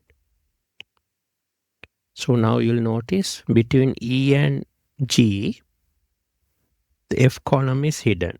So that is not shown over here. And here we got 6 and 8, 7 is hidden. So this is how you can identify there's a hidden row and a hidden column. That row number and the column number will not be appearing. You can also hide multiple rows and columns by selecting them like this with the mouse and control button. And then right click and hide. Under Home, if you see in the ribbon under Format, there will be Hide and Unhide. So you can access the Hide and Unhide from here as well. So if you want to unhide this column, what you have to do is select the columns on the both sides like this and click and then click Unhide. Same thing for rows. You select them, right click, Unhide. Sometimes you might have a lot of hidden rows and columns. Then you can select the whole grid or the worksheet and then do the hide and unhide. One easy way to select the whole sheet is the shortcut Control A. Then from here you can do a right click and do unhide. And from rows you can do a right click and do unhide. Also you can select the whole worksheet by clicking on the edge of the grid on this small triangle, and then you can do the unhide same way. Unhide and unhide. Thanks for watching. Hi. In this video, we will learn about using cut, copy, and paste in Excel. Copy, paste, and cut are the most frequently used commands in Excel. So if you want to, for example, copy this, first you need to select that cell. And one way is you can right click and go to copy. And then you will see this marching ants around the cell. That means this is the cell that we have selected to copy. Then go to the location we want to paste, and there you can do a right click like this and press paste. You can also use copy from the clipboard group. You can select copy from here, go to the location you want to paste it, and then paste it from here. But the most efficient way is to use the shortcut Control C. So you can select the cell you want to copy, press Control C, go to the location you want to paste it, and then the shortcut is Control V to paste. You can also select multiple cells like this, Control C to copy, and then you don't have to select the whole area where it's going to paste, just the first cell in the corner. You can select that cell and then press Control V to paste. And you can press Escape to go out of this.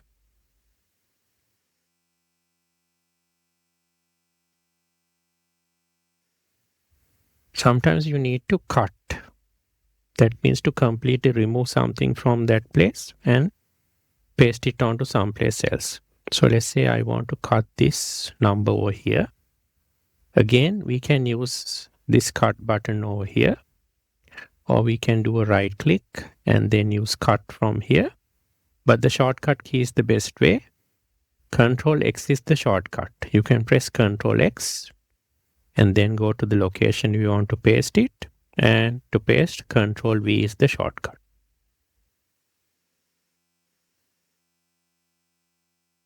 You can also cut multiple values. So let's select this whole table. Control X. And let's say I go here. Control V. So table has disappeared from here and it has been cut and pasted into this location. So this is the important thing. Don't forget the shortcut keys. This will save you a lot of time, and this is the most efficient way to copy. Control C, paste, Control V, and to cut, Control X. Thanks for watching.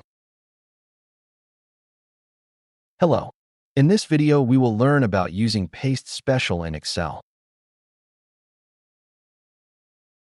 Now that we know cut, copy, and paste, when we go to paste, there's a special option called Paste Special, which gives you more options when you're pasting. So let's say we copy this data, Control C, and when we come here, press on paste, you can see there's an option called Paste Special. So which gives you some additional options when you're pasting. Also, you can do a right click, go to Paste Special from here as well. So two ways to go to Paste Special. So if we do a Control C, to do Paste Special, the easiest way is to use the shortcut key Alt ES. So if we come here and press Alt ES, we go to the same Paste Special menu, and you see there are several options. You can paste all, which is the same as pasting the normal way, Control V.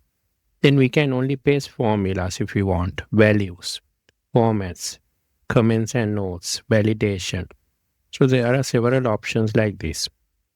Then there are mathematical operations that you can do. And you can skip blanks and you can transpose as well. So let's see how we can copy values only. So we select values over here and say OK. Now if we come and check, so these are all values. And here you see there are formulas. But here only the values are pasted. So formulas are converted because we only wanted to paste values. So let's see the other option.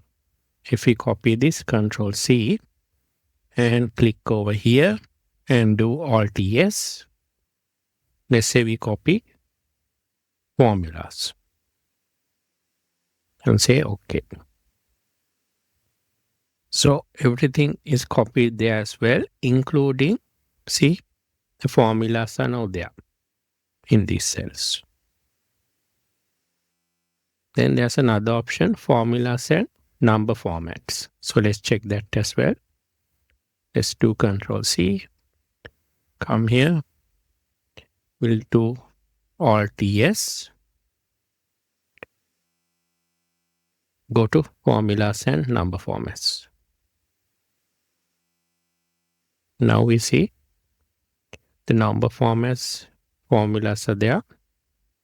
And the number formats, in this case, the 1000 separators here have been applied here as well. Here we didn't have the formatting applied.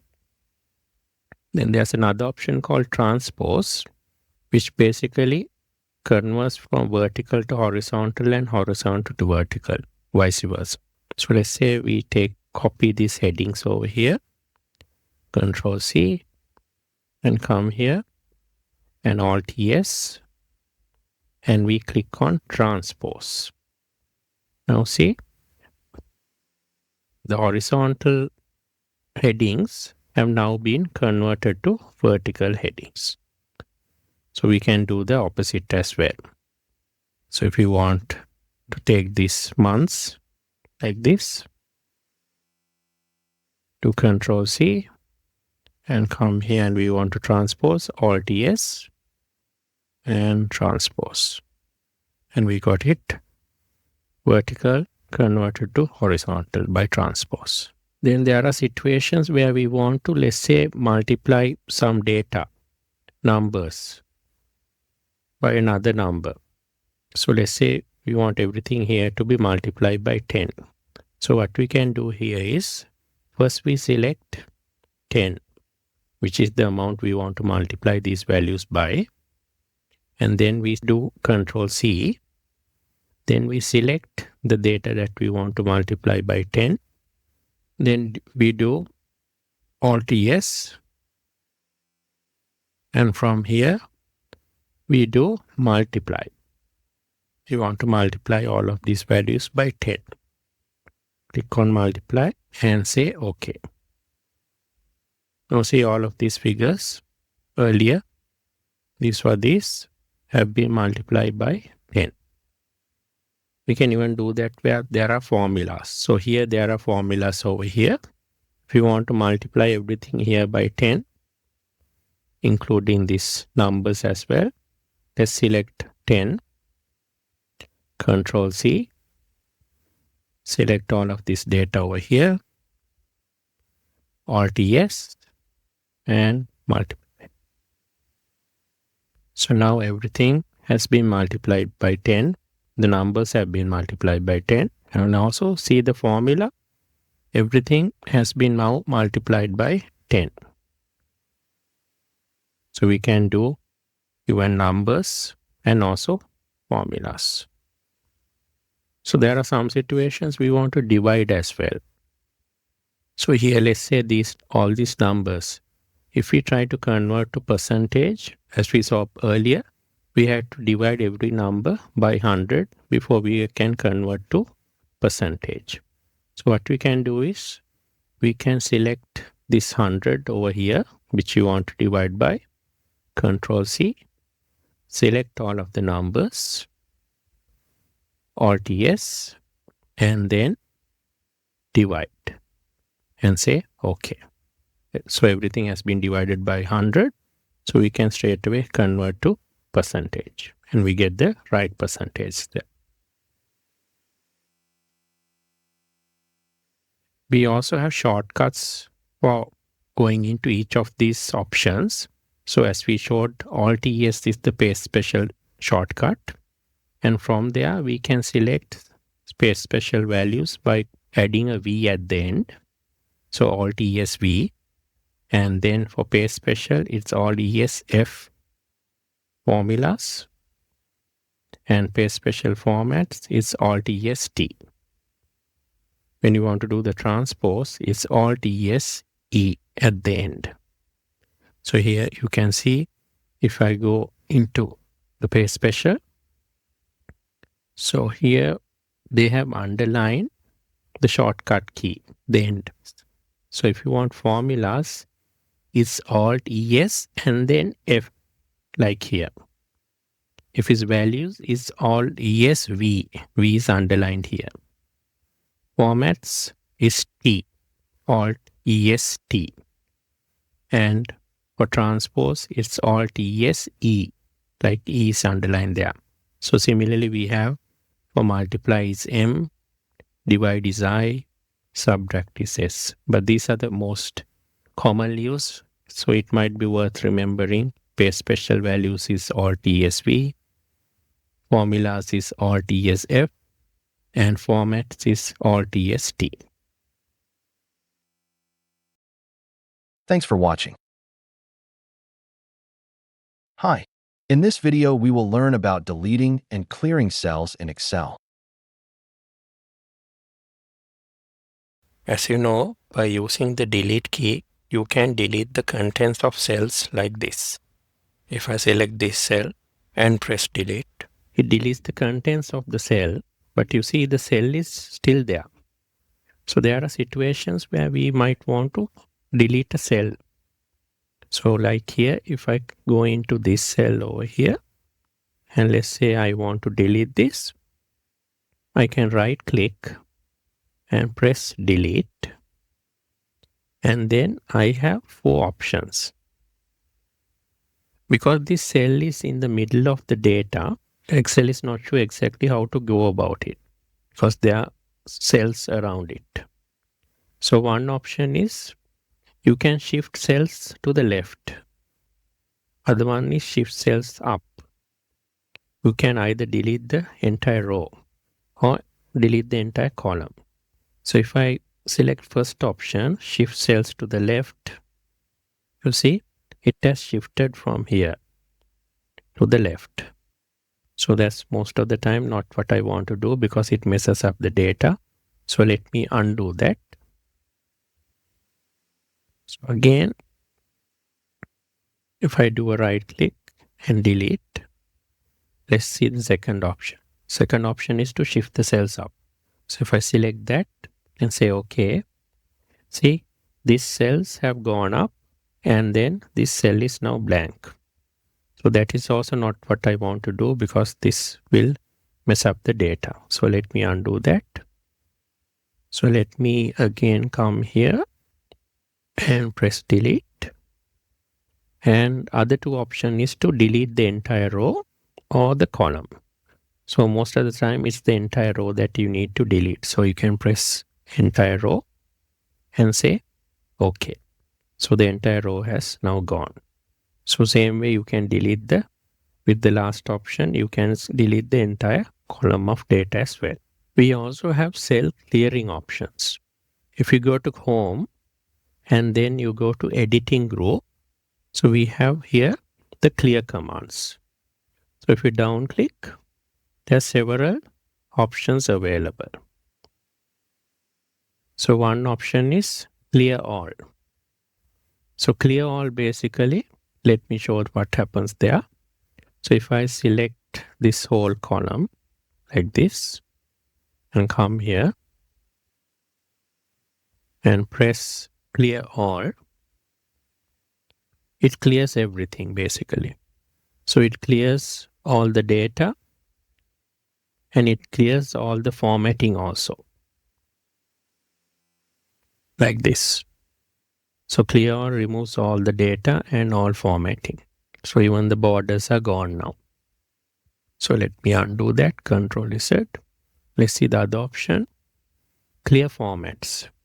So clear formats will only clear the formatting, but it will keep all the data. So still all the data is there. So let me undo that. And we see the other option. Then we have clear contents. So clear contents is the same as the delete key. So if I press that, it deletes everything, but formatting is still there. So it's the same as pressing the delete key. Then we have 2 other options, clear comments and notes and clear hyperlinks. So here you see there is a note in this cell. So if I want to delete this note, I can come here, click clear comments and notes and see that comment has gone. Then you see here we have another option, clear hyperlinks. So sometimes you might have email addresses like this and you can have web links or website links like this which you want to remove. So here you can use the clear hyperlinks option. So let me select all of these.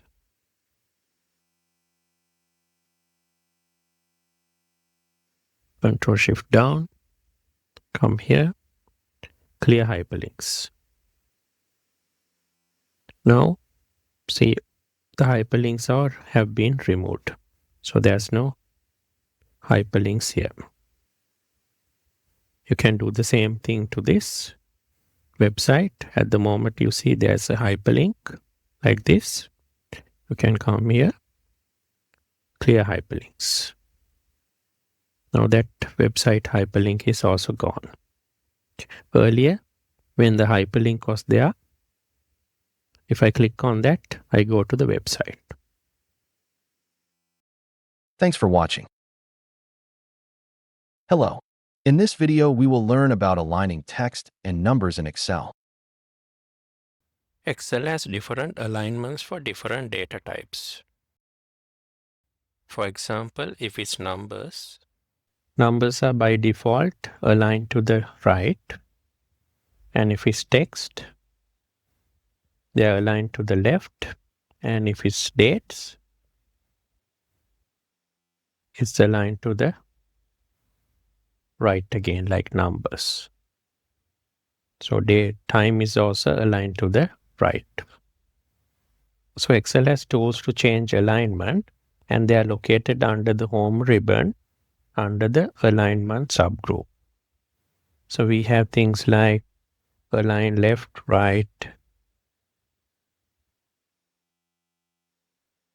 and then we have align to the top, middle, bottom, like that.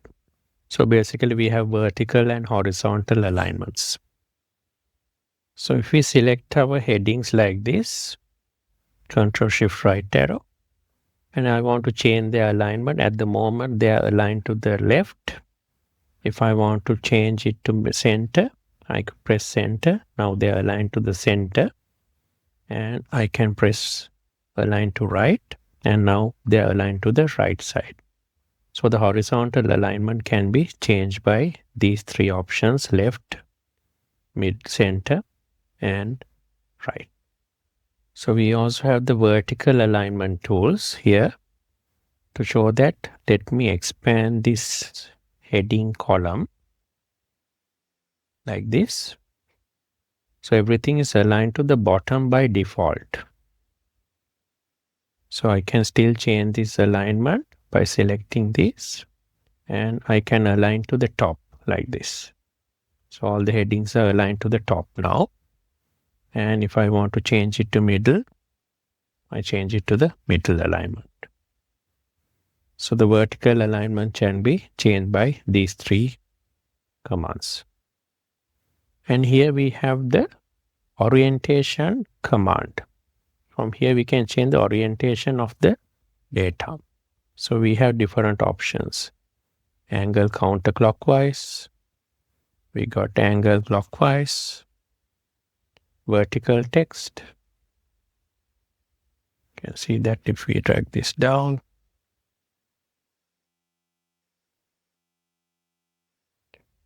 And we have rotate text up. Rotate text down. And we have more additional formatting options. Like here, you can change the orientation from this to the angle you want, like this. So additional options also there. So let me undo this. Then we also have these indent options, decrease indent and increase indent. So here, if I go into this cell over here, description, I can increase the indent this way. So it keeps on increasing the indent, and then we can also decrease the indent. So it's basically moving the indentation within the same cell. Then we have what is called wrap text. So wrap text, basically it wraps extra long text into multiple lines in one cell without increasing the column width. For example, here, let's say this column was narrower and I can't see the whole of the data inside. What I can do is I can select this cell and go to wrap text, and it breaks into different lines without increasing the column length. So the cell has basically expanded, and we have 3 lines showing all of the data. So I can do it. So I can do the same for the other cells also. Wrap text. Then I can see everything in separate lines without increasing the column width. Let me undo this. There's another thing that you can do, which is called applying a manual line break. Let's say somewhere here after this comma over here. Let's say I want to separate the rest of the text into a separate line. Here I can use Alt key and Enter. And see, the line break has been manually applied and I have separated it into two lines like this. So Alt and Enter will do a manual line break. Let me undo this.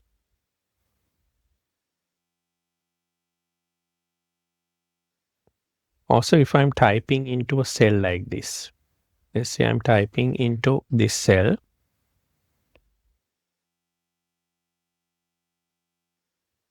I want to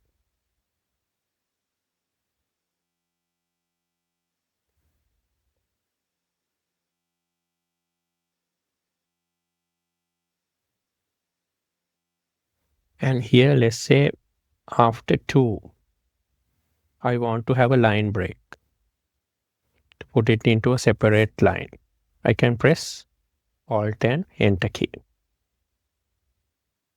and see I got a line break. So inside one cell, if you want to keep on entering text and break it into different lines, you can use the Alt and Enter method. We also have merge and center. Basically, let's say we want to take this heading, which is over here in one cell, the first cell, and we want to center it across all of the columns like this over the data. Then I can select all of the cells here and go here. Merge and center has several options. So we'll go for the first one, merge and center. So basically what that does is it merges all of these cells into one cell, one large cell, and it centers the text in the middle. So let's look at the other options. I'll do a Control-Z undo. Again, I'll select everything, the whole row up to here. And I'll do merge across. So merge across, basically it combines all of these into one large cell, but it doesn't center. So still the alignment is to the left-hand side like this. So let me undo that. And we look at the other option. We have an option called merge cells. So in this situation, it doesn't do anything different. It's still the same, but cells have been merged. But if I select, let's say I select the second row as well, like this. Then if I do merge cells, basically both rows have been combined now into one large cell. So that's the difference between those two options. So then we have, once we have merged cells like this, let's say I merge and center. If I want to unmerge, there's the unmerge cells option. You have to just select the cells that have been merged and press unmerge cells. So then it goes back to the previous setting. Also under alignment, if you go to the diagonal, this menu opens up with some additional things that you can do like orientation. And then there's a thing called shrink fit. And the other things also there, horizontal, vertical, indent, wrap text, merge cells. So this thing is there called shrink to fit. Let's see what that does. If I want to take this text and shrink it so it fits into this one cell, I can use that option. So I can come here and press shrink to fit. And see, text had become too small to read, but sometimes it fits okay until you can read it. So shrink to fit is that. Thanks for watching. Hi. In this video, we will provide an introduction to formulas in Excel. As you may know, Excel is most famous for formulas and functions. So formulas are basically calculations. Like you can write mathematical formulas. Same way you can write Excel formulas to do mathematical calculations and other things. For example, you can use Excel to add up numbers like a calculator using formulas. Let's see how we can use a simple formula to add up the total boys and then the girls in this cell. So the first thing you need to do when you're writing a formula is you have to go into the cell and type a equal sign. Once you type the equal sign, you can select the two cells you want to add, first cell and then plus and then the second cell. And then you can press enter. So you will get the total of these two cells into this one. And you can see the formula in the formula bar as well. And you can double click and you can see the formula in the cell also. You can also type the formula using numbers instead of cell references. For example, you can say 45 plus 24 and enter. You get the same result. But the difference is when you don't use cell references, your formula and the results won't update when your input cells or the data changes. For example, this 45 and 24, if it changes, this formula won't change because we have basically typed in the numbers manually. So we call this hard coding. When you don't use cell references and you type in a number, we call it hard coding. So the problem here is that when the inputs change, the value won't change. But here, if the inputs change, let's say I make this 20, you see the resulting formula total changes, but this doesn't change. Also, instead of using equal sign, you can also start a formula with the plus sign, like this.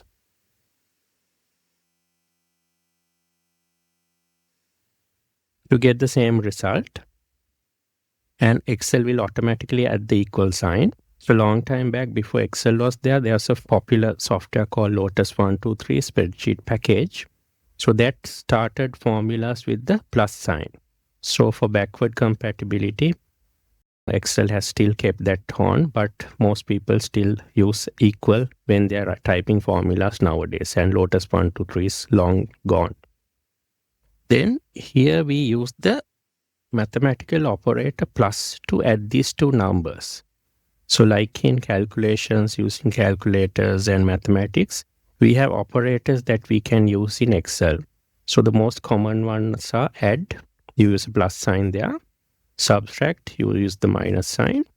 To multiply, you use asterisk. And to divide, you use the forward slash. For exponentiation, you use this exponentiation symbol. And for parentheses or brackets, use the bracket symbol or the parentheses. So for example here, if I want to type 10 into 10, I can use the asterisk 10 into 10. And I get the result 100. And if I want to divide 100 by 20, I use the forward slash to divide and then 20. And I get the result 5. If I want to take 10 to the power 2, so I can type equals 10, then the caret sign, and then 2. So this will take 10 to the power 2. So that's 100. If I want to use a bracket or a parenthesis, I can type in the parenthesis where it's required, 5 plus 2. And then for multiply, I use the asterisk and 10. So here, what will happen is whatever I put in within brackets or the parenthesis will be calculated first, and then multiplication will happen later. So if I enter this, it becomes 70. Thanks for watching. Hello. In this video, we will learn about the order of operations in Excel. When you're writing formulas in Excel, it's very important to understand the order of operations. That's basically how Excel evaluates the formula. It basically gives the order in which all of these mathematical operators are evaluated in Excel.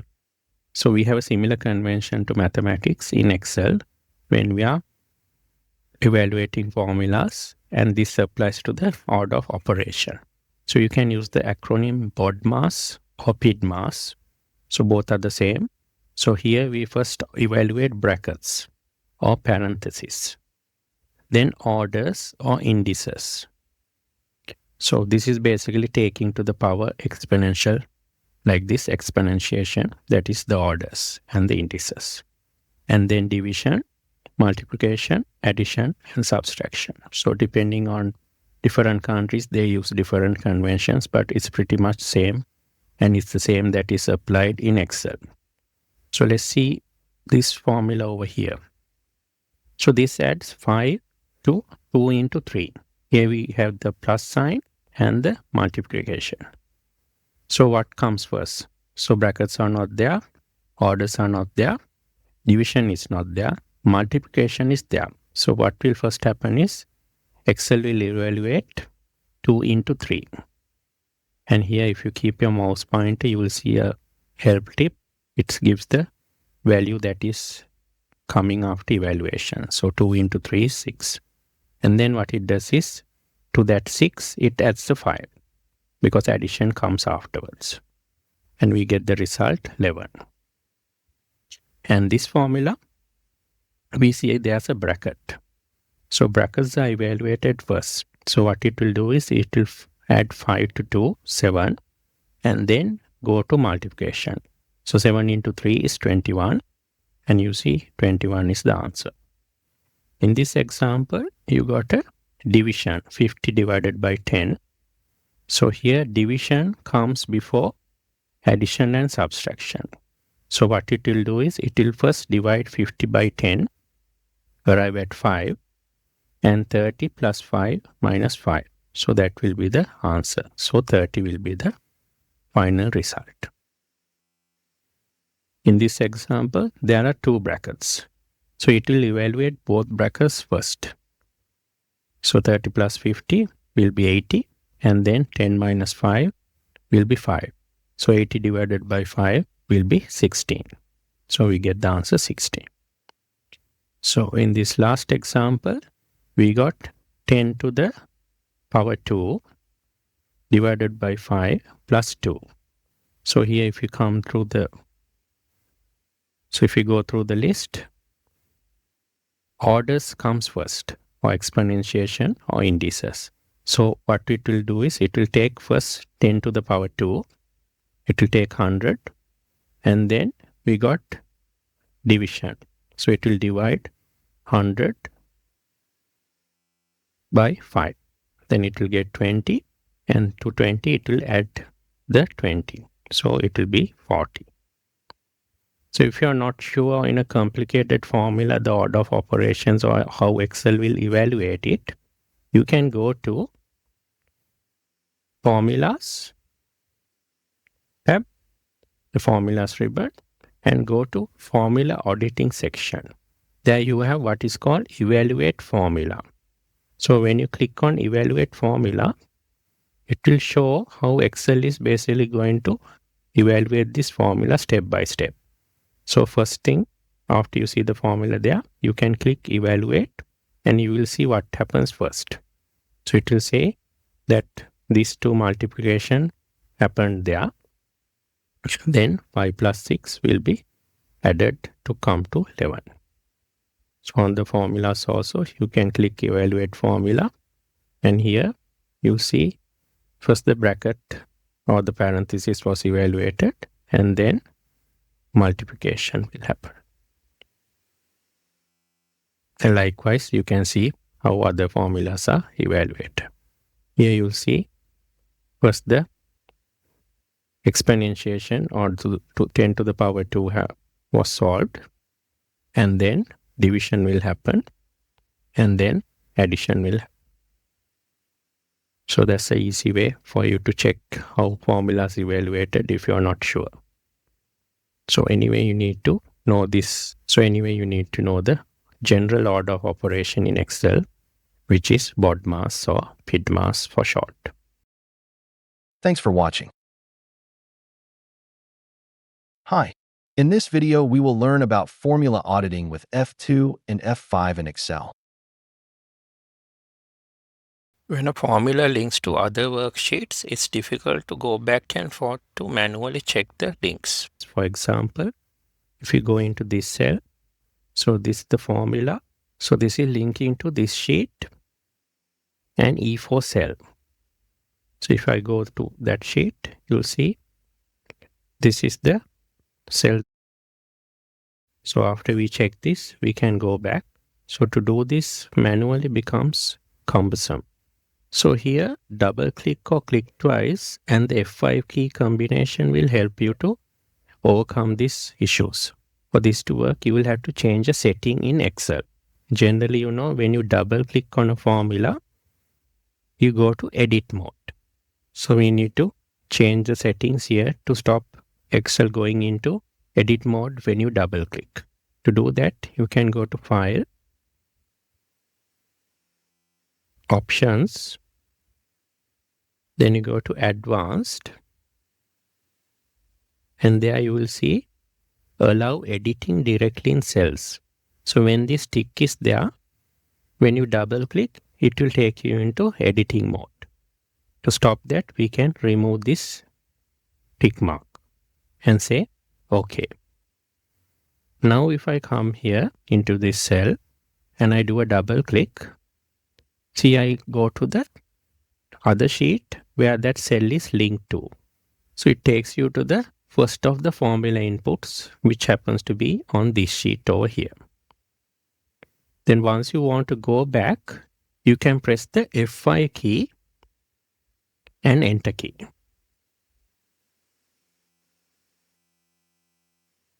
And then you can go back. So again, if you press double click here,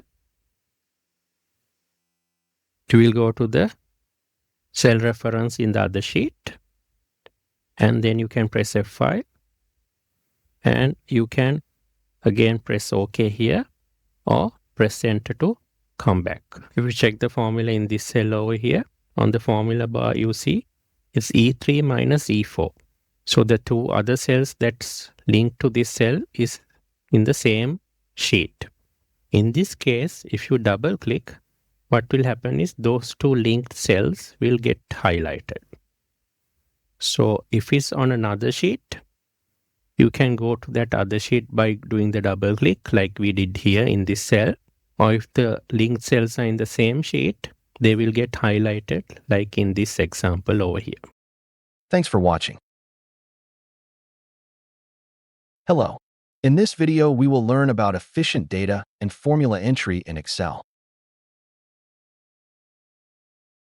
When entering data and formulas into Excel, there are three different ways of entering this data or the formulas. And knowing how these three different ways works will help you to efficiently enter formulas and data and to save you time. Now here, if I type, let's say I manually type the next month's sales, 1,500.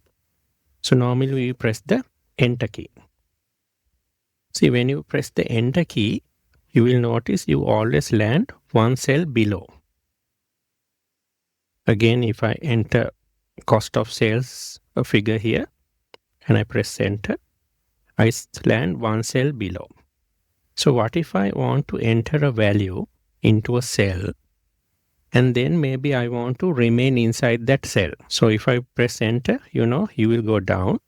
So the way to enter a value into a cell and stay inside the cell is to press Control button and then the Enter key. Then what happens is you will not be leaving that cell. You will be still inside the same cell.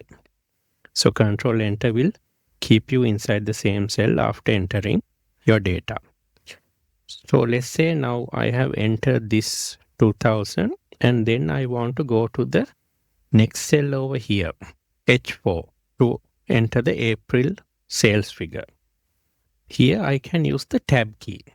So Tab key will take you to the right one cell at a time. So if I press tab key over here, I land to the next cell. Here let me type the value. And then I want to, let's say, go to the I column. I can press again the tab key. So the three methods for entering is enter key will take you one cell below. Control enter will keep you inside the same cell. And the tab key will take you to the right one cell at a time. So even if you're entering formulas, it will be the same. So here, for example, if I take this value and multiply by 10, and if I press enter, you know I will go one cell below. So let me press Control enter. So I remain inside the same cell. Now if I want to go to the next cell, what I can do is instead of pressing enter, now if I enter another formula in the next cell, and then I want to go to the cell to the right, I can press the tab key. So it works for both formulas and data entry. You can also change the behavior of what happens when you press enter key. Generally, you go one cell below, but the location that you move to, you can change by changing the settings in Excel. To do that, you can go to File, go to Options, then go to Advanced. And here you'll see at the top, after pressing enter, move selection. And by default, it has set the direction to down. So that's why when you press enter key, you go one cell below. And what happens here is you have some other options as well. You can change it to down, to the right, up, and even left. So after pressing enter, you can change it to one of these cell movements or options over here. Also, if you tick this off, like this, then you won't move out of a cell once you press enter. You will remain inside the same cell. So you can basically change your cell movement from here as well. Thanks for watching. Hi. In this video, we will learn about absolute and relative cell referencing in Excel. In Excel, there are two main methods of using cell references when we are writing formulas. First method is the relative cell reference method, and the other one is absolute cell reference methods. So let's learn about relative cell references first. So this is the basic type of cell references. So here we got example, we got some products, the quantities, and then the prices of each product. So here we want to calculate the total sales value. So what we can do is we start a formula here, equal sign, then take the quantity D4, multiply by that by price, and I can press enter. So I get answer 1,250. Now, when I want to copy down these formulas, rather than entering each of these formulas again, I can copy down this formula that I have created to the other two rows. So there are several methods of doing this. One method is you can come here, take your cursor to the corner of this cell where there's a small green box, and you see the cursor now becomes a in cross. Bill Gates calls this the crosshair. So this is called the fill handle at the corner of this cell. This small square is called the fill handle. So when you take the cursor there, you can do a double click and it will copy down that same formula to the other two cells. So as long as there is data on this side, this method will work where you can just double click on the fill handle and it will copy down the formula as long as there is data on this side. So let me undo this.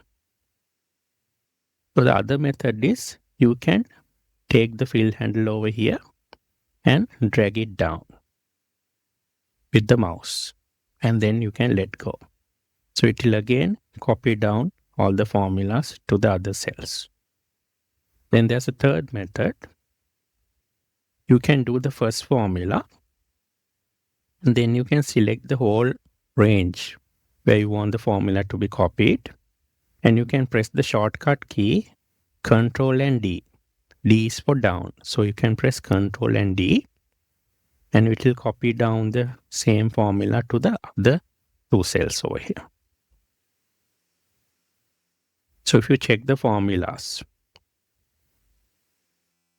so this is quantity of the desk into the price. So that formula is also correct.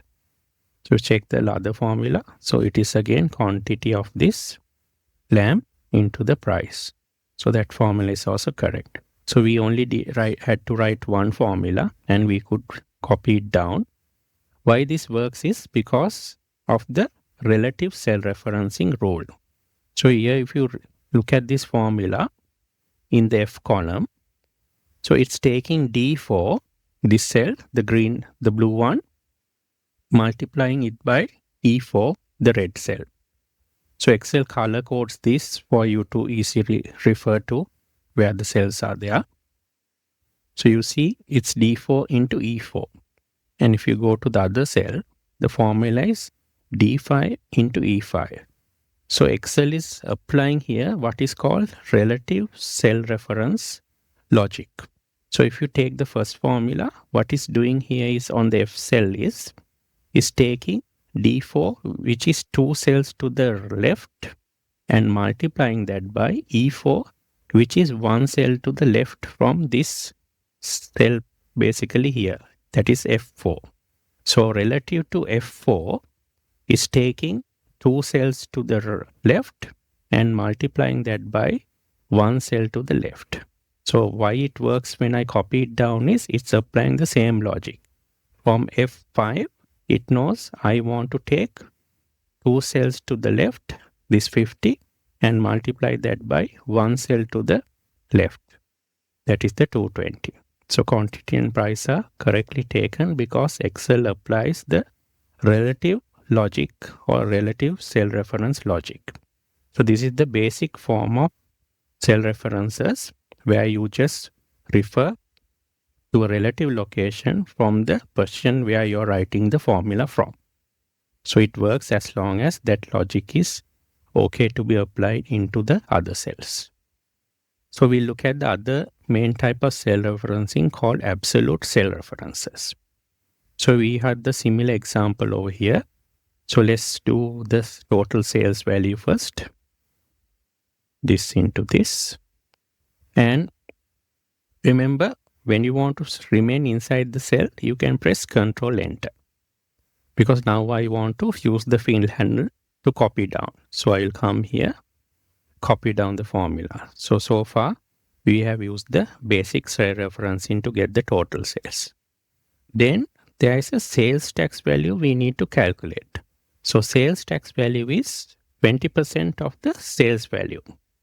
So how we can calculate that is from here, we will take the total sales value and multiply that by this 20%, the sales tax value. So if I press Ctrl Enter, I get 1250 into 20%. So it's correct. So we got 250, right? So let me copy down using the same field handle method. So now there seems to be error. These two cells, we are getting a 0. So if we go into the edit mode, double click, we see the formula here is total sales, that's correct, for the desk, into D10, whereas it should be D9. So we have moved one cell down. So the original formula was D9. So D9 is where we got the tax value. So if you go to the other cell, we have see here, we have taken the total sales correctly, but for the tax, we have gone 4 cells below to D11. So this happens because of the relative cell referencing. So because this cell is over here and we go 1 cell and 2 cell below, what happens is for the total sales is correct, it will take one cell to the left. But here, because we are going down and then to this side to get the sales tax from D9, it will do the same logic for the other two. But what happens is, because this is one cell below, one row below, it will go one row below and there is no data there. So tax is over here. So it does the same thing. We go two cells below here for the lamb, whereas it should have stayed here in the 20. So to fix this, it's very easy. What we need to do is apply what is called absolute cell reference into this D9. So what will happen is, when I copy it down, this D9 will not change. It will be an absolute value. So that's why we call it an absolute cell referencing. So the way to do this is, we need to type a $sign in front of the letter D to fix that, and a $sign in front of the 9 to fix that. So if I do this, the formula looks like this now, $D, $9. So if I copy this down using the field handle, let me expand the cell. So now we are getting the right values. We are getting total sales into 20. And again, we are getting total sales of the lamb into 20% tax rate. So here what has happened is, because we have fixed the cell reference D9 with the $signs, it's not going to change when we copy down. So it will always be D9. So this is a situation where we need to use absolute cell referencing.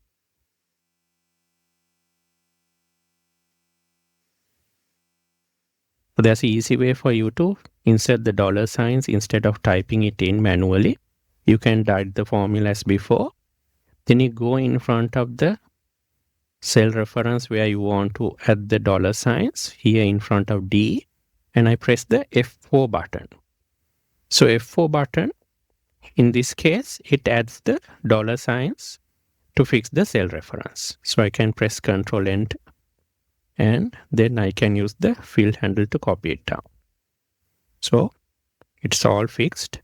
So the easy way to fix cell reference is to press F4 key where you want the cell reference to be fixed, changed to absolute. Thanks for watching. Hello. In this video, we will learn about the Excel's golden rule. When you're writing formulas in Excel, there's an important rule called Excel's golden rule that you need to follow. So before getting into the golden rule, which you may be actually using without knowing it, let's look at an example where this can be applied. So here we have a small forecast we need to do for a company's sales. So the sales growth rate is 2.5% per month, and the January sales is 1,000. And we want to forecast for the next months. So one way to do that is, we can take the 1,000 from here, the January sales, and multiply that by 1 plus the growth rate, which is in this case 2.5%. So you can even type 2.5 and then percentage, or you can write it in decimal form 0.025. So we'll use it this way, and we press Ctrl Enter, and we get 1025 for the February, and we can copy the formula down like this. So we got the forecast up to December. Another way to do that is, you can take the January sales and multiply that by 1 plus the growth rate using the cell reference D13. And here remember, we need to fix the cell reference when you're copying it across, because otherwise it will move because of the relative cell referencing.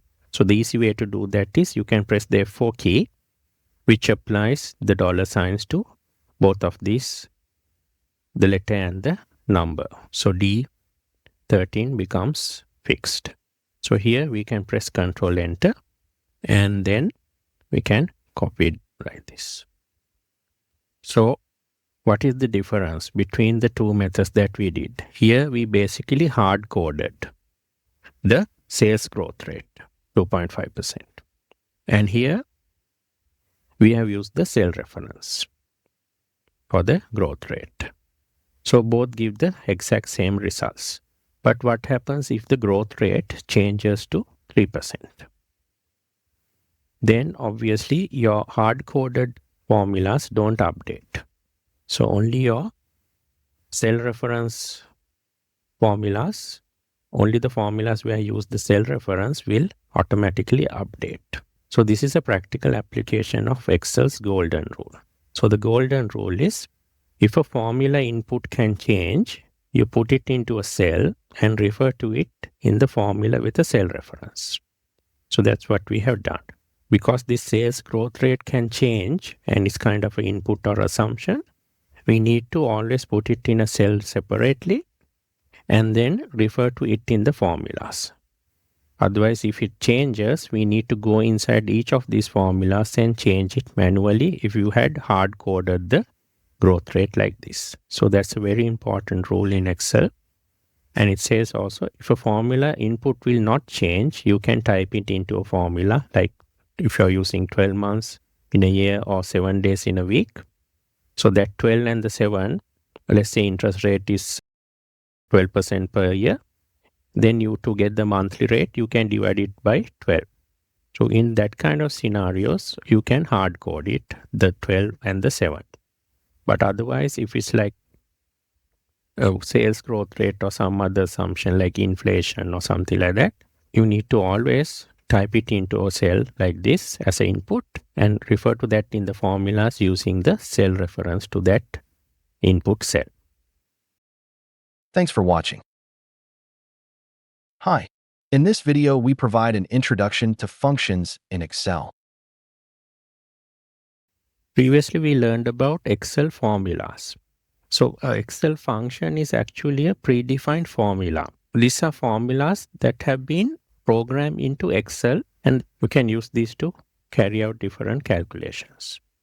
So, as of now, in the Excel 365 version, there's more than 500 functions that are built into the application. To use functions, you need to understand about the different parts of a function and how to create arguments. So let's look at parts of a function. So when you start typing a function, you have to follow the rules, which is called the syntax. Syntax is like grammar. So basically when you write a function, you need to follow the rules that apply to that function or the syntax. So always a function starts with an equal sign. Then you write the function's name. So in this case, we have example of a sum function. Sum function basically sums all the values in the range that you're giving inside the arguments. So arguments are basically the inputs that you give into the function. So arguments are the information the function needs to calculate the result. Some functions have one argument, others can have multiple arguments. So here in this function, what happens is the sum function basically sums, as I said, and it will sum all the values in this range given in the argument as A1 to A10. So all the values that are contained in these cells from A1 to A10 will be added together, and the result will be shown when we use this function. As I said, always arguments are contained within the parentheses or the brackets. And when you want to separate different arguments, you can use the comma.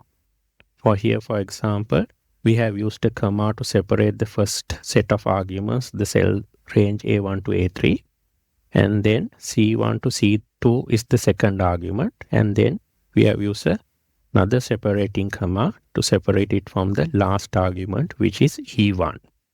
So this will basically add all the values from A1 to A3, C1 to C2, and E1.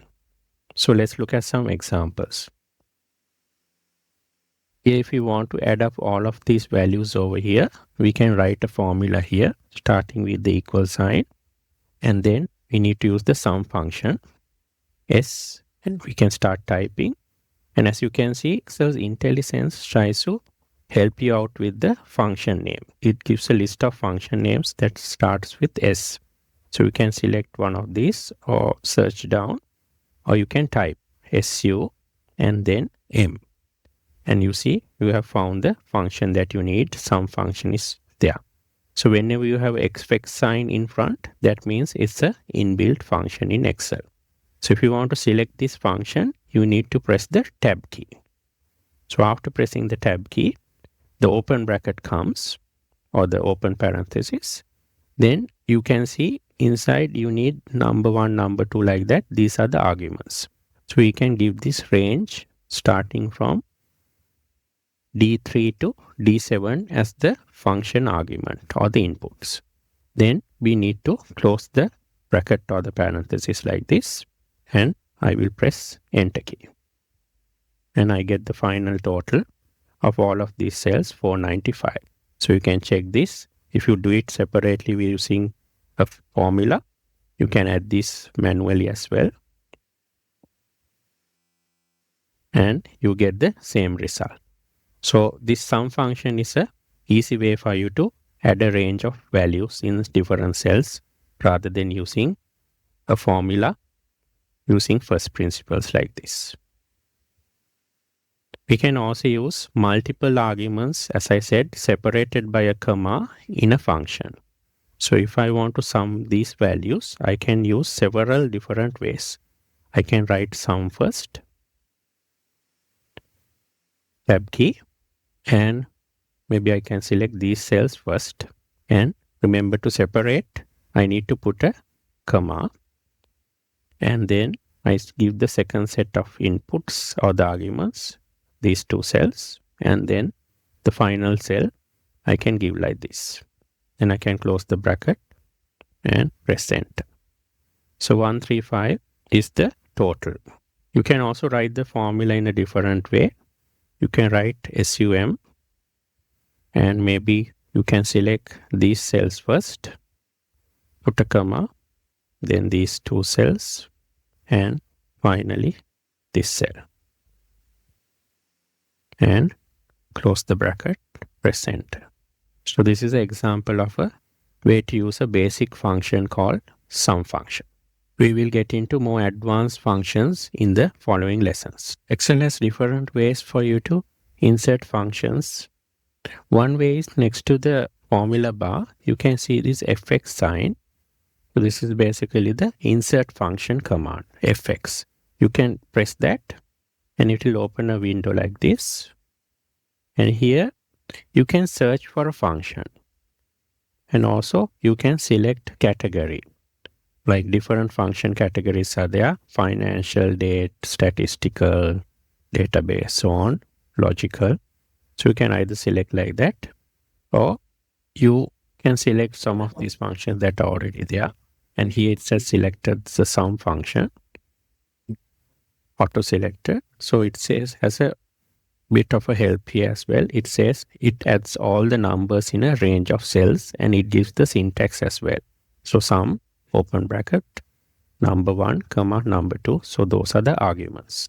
You can also get help on a function by clicking on this link here. It will take you to your web help. So this will basically take you to the help files. So it has a video on the sum function and you can read about and here you can see how to use the function. Also you can, if you know the name of the function, you can start searching over here. You can type min and say go, and it gives a list of functions starting with min, and this is the function that you need to use. So you can get help from here and see the syntax and what the minimum function is used for. You can also go to the formulas tab and then go to function library. And here also you see the insert function option is there, like what you have here.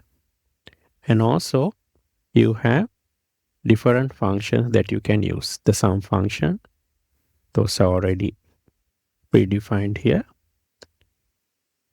And you see recently used functions. Then you have functions that in the library categorized into financial, logical, text, date and time, lookup and reference, math and trigonometry, and more functions. You can search for functions from here and get help and insert functions from here as well. Thanks for watching.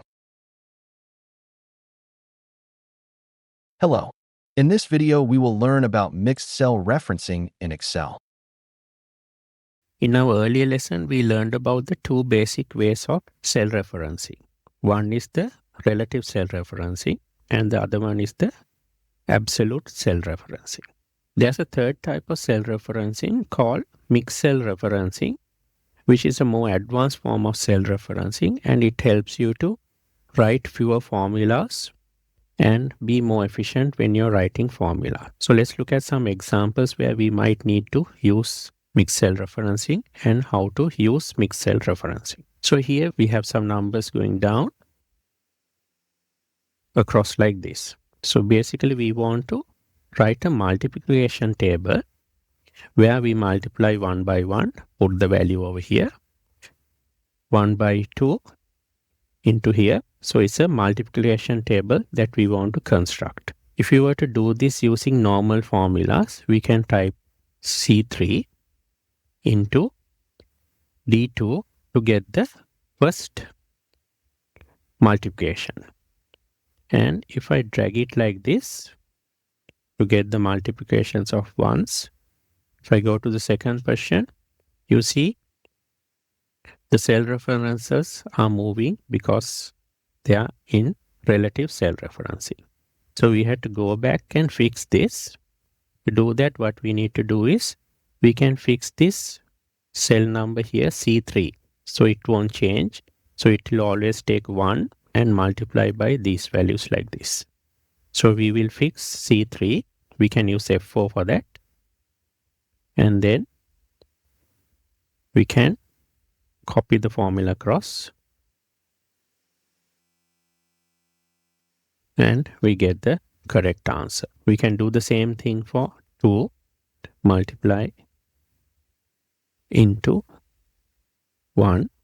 And again, we have to fix this cell reference C4. Then we can copy it across.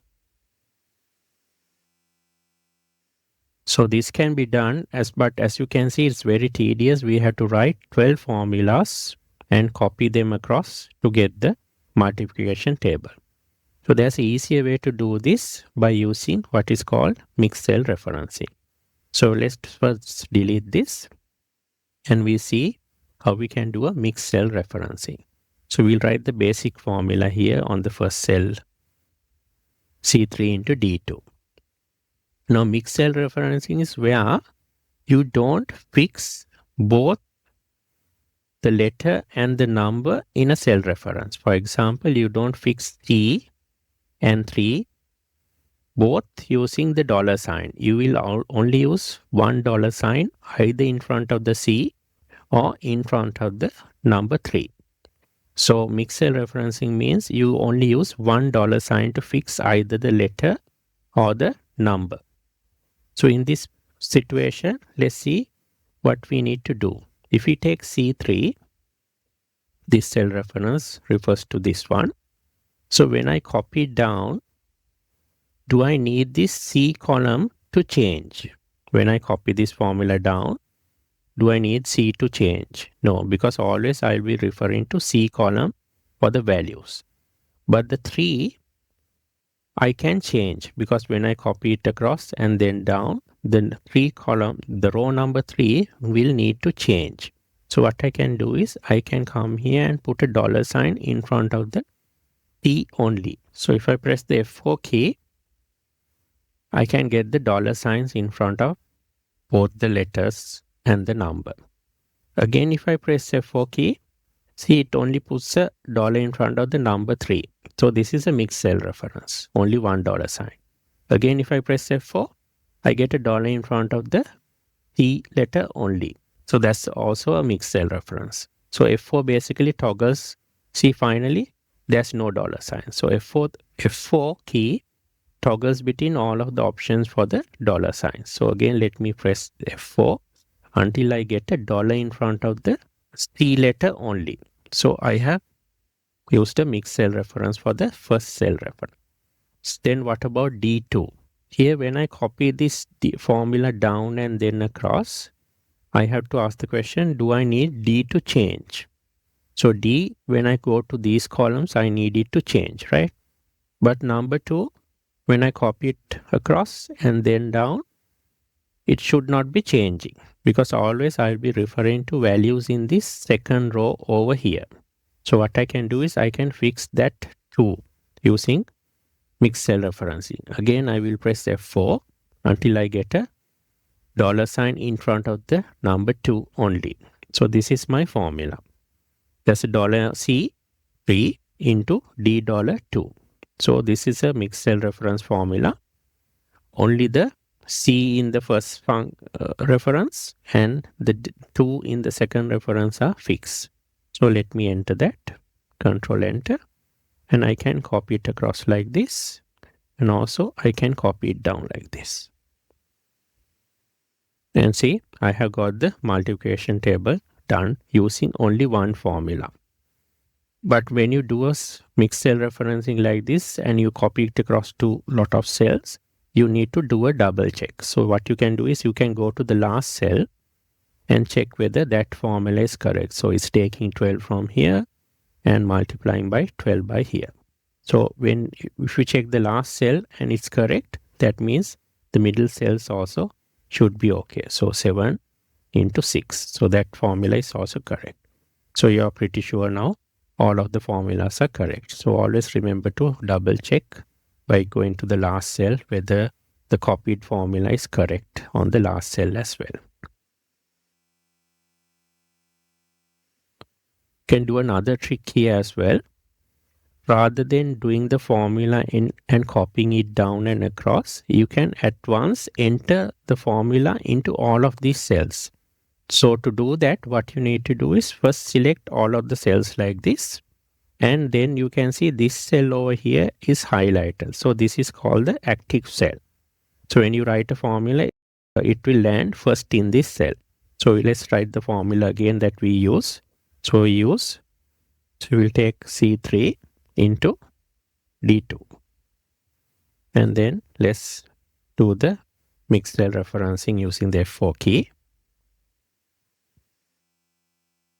And for the second cell also we'll do the mixed cell referencing, F4 key. And then once you have the correct formula in the first cell, you have already selected the area. Now you don't press Enter key, you use the Control and Enter key. So if you press Control and Enter key, see immediately the formula get copied to all of the other cells also. And again, if you check the last cell, the formula is correct. So the Control Enter method that we use to remain inside a cell once you enter a function or the formula, we can use it to copy a formula to a range of cells. So what you do is first type the formula after selecting the cell range and then press Control Enter. So let's look at another example. So these are the rates of a hotel for rooms. So you have the single, double and triple rates over here. And then if you want to go for a garden view, you have an additional $40 charge. If it's a sea view, you got an additional $70 charge. And if it's a seafront view, you got an additional charge of $90. If you want to calculate the total rate, including the upgrades, you can calculate using a formula like this for the first cell. You say D5 and to that you add the additional upgrade amount, $40 for the garden view. So if I want to copy this across, I will need to use the mixed cell referencing. So let's think about the first cell, D5. So D5, here I'm taking the D column is where all the standard rates are. So when I copy it down and then across, I don't want this D to change. So I need to fix that. But the 5, the row number can change. So what I can do is let me use the F4 and put a dollar in front of the D letter. Then let's take the cell reference E4. Here we see that always the upgrade rates are in the row number 4. But the letter E can change into different columns. So I need to fix the row number 4. So what I can do is I will again use the F4 key and fix the row number 4 like this. Now I can Control Enter and copy it down and then across. And here if I check for the C front, it's taking 210 and adding $90, which is correct. So same thing we can do using the shortcut method by using only one formula and copying it across automatically. I select the full cell range like this, and then I can type the formula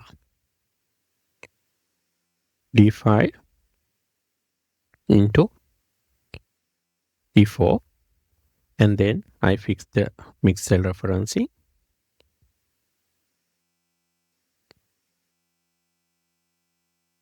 And then the second cell reference I fix using F4.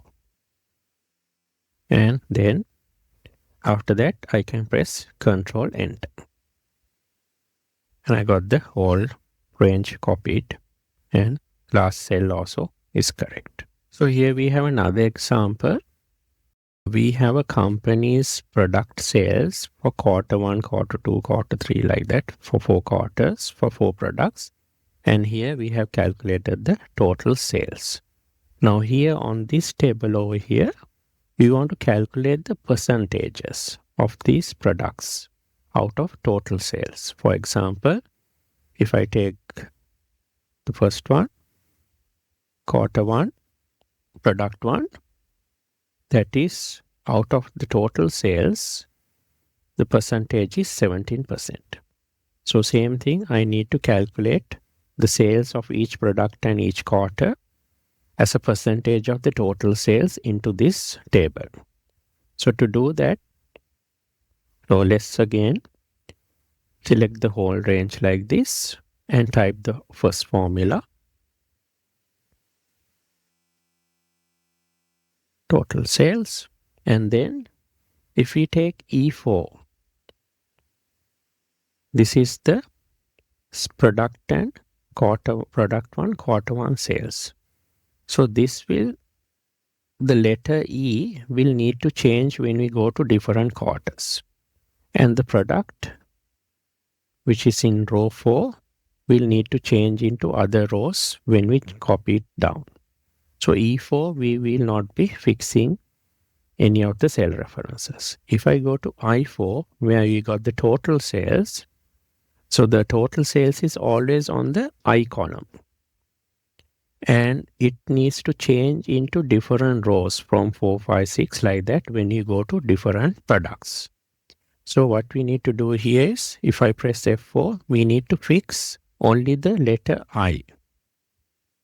So like this, I have only fixed the letter I. 4 is not fixed. So that is the mixed cell reference I need to apply. So again, since I have already selected the area and entered the formula, I can just press Control Enter. And all of the formulas are done. If I check the last one, so it's taking product 4, quarter 4 sale divided by total quarter 4 sales. So that percentage is correct. So all of the middle calculations should be correct as well.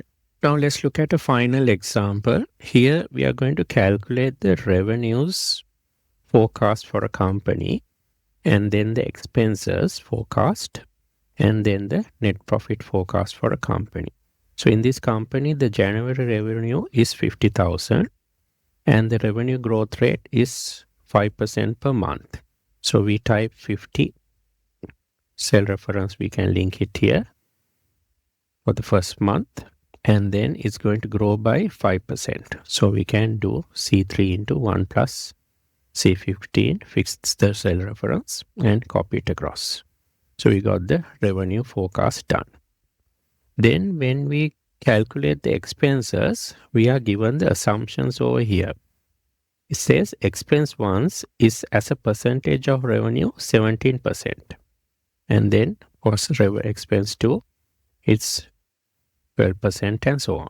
So if you calculate the first expense, it is revenue January into the percentage of expense 1, 17%. So that is the formula we need to type in here. So if we were to copy it down and across, we need to do the mixed cell referencing. So let's look at the first cell reference, C3. So if you take C3, when we copy it across, the cell reference column number C needs to change. But 3, where the revenue is located, row number 3, needs to be fixed. So what we'll do is we will fix that using F4. So we put a dollar in front of the 3 only. Then if you take the reference C16, which is the percentage of the expense. So here we got C, and always see the column C is where you got the expense percentage given. So when we copy across, it need not change. It needs to be fixed. But the row number 16 needs to change when we go into different expense items. So we will use a F4 key to fix the dollar in front of the C letter. And then we can press Control Enter. And then we can copy it down and copy it across. We can also use the Control Enter method by selecting all of these cells and entering the function formula over here and pressing Control Enter. So here, if we check the total expenses, this is the total expenses. And if you come to the last cell here and check for expense item 6, is taking the May sales that month and then multiplying by expense 6 5%. So it's correct. So all of the formulas in between that we have copied the formula into will be also correct. Then here we are calculating net profit as revenue minus total expenses. So we have the monthly forecast done for all 5 months over here. Thanks for watching. Hi. In this video, we will learn about circular references in Excel. Sometimes you may open a workbook in Excel and get a message saying there's a circular reference. So a circular reference is where a formula refers to its own cell either directly or indirectly. So let's look at what has happened on this workbook. We'll say OK over here. And we got these 2 cells which are linked by a blue line. And also if you come to the status bar over here at the bottom, you see there's a warning circular reference D2. So this is D2. And if I go there, I see it says 1000 plus D10. So D10 is over here. And if I go there, it says D2 plus 100. So these 2 cells are connected in a circular reference. So this cell has D10 and D10 has D2. So they are directly connected to each other. So here Excel can't basically calculate because there's a circular reference. You can also come to Formulas tab, and if you go to Error Check over here on the Formulas Auditing, and if you do a down click and go to Circular References, you'll see the 2 cells that are linked and having circular reference issues are there, D2 and D10. So how do we correct that? We need to remove the references to each other. So either we can maybe remove D10 out of this. We go here and let's delete D10. And now they are not connected with a circular reference. So this is another example. We got a circular reference in. So if I click OK here and check the formula over here, the sum formula which we learned earlier. So here we got E3 to E7. So E7 is the same cell where the formula is. So that's why we get a circular reference over here. And here the status bar also. So here it says circular reference E7. And if you go to formulas, error checking, circular reference E7 is where we got a circular reference issue. So what we can do is we come here and we can fix the cell reference. So we can take from E3 to E6. And our circular reference is removed. So this is another example where we got a circular reference. So let's say OK here. So let's see what has happened here. So we got a company that has a tax rate of 20% and they got a policy of paying off charity, a donation. As a percentage of after tax, they are giving 5% of their after tax profits as charity. So that's their policy. So here we got the revenue, we got the cost, and then for charity, it's calculating E11 into E4. So E11 is the after tax profit over here. So after tax profit into the 5% is the charity. So here it's showing with these lines that these cells are having circular references. So if we come here, we have calculated the before tax profit as revenues minus cost minus charity. So that logic is okay.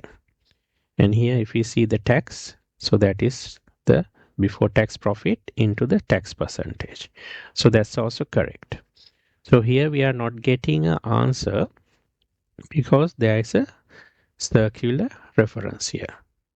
So this is a situation where the formulas are correct, but because of these circular references, Excel can't calculate because it goes in a loop, calculating each of these values and feeding into each other. So it's kind of a continuous endless loop. So we need to break this loop so these formulas can work properly. So to do that, we can go to File, go to Options,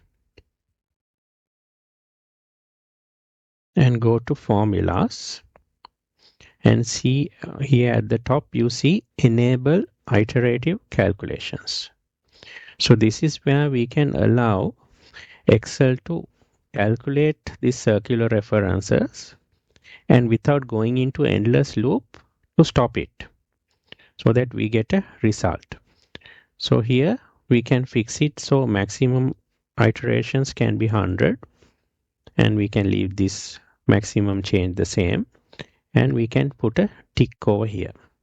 So this will allow the calculation to be completed and just do 100 iterations and then stop there. So let's say OK. And we got the answer here.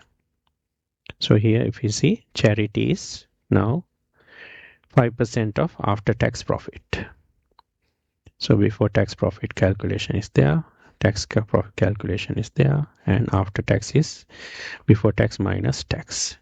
So because we have removed the endless loop and we are stopping at 100 iterations, Excel can calculate the value. So always, just because there's circular reference doesn't mean that you have done error. So certain situations like this, you do have to do circular references, and then for the calculation to be completed, we need to fix the number of iterations by going back to the Backstage and setting maximum limit of 100.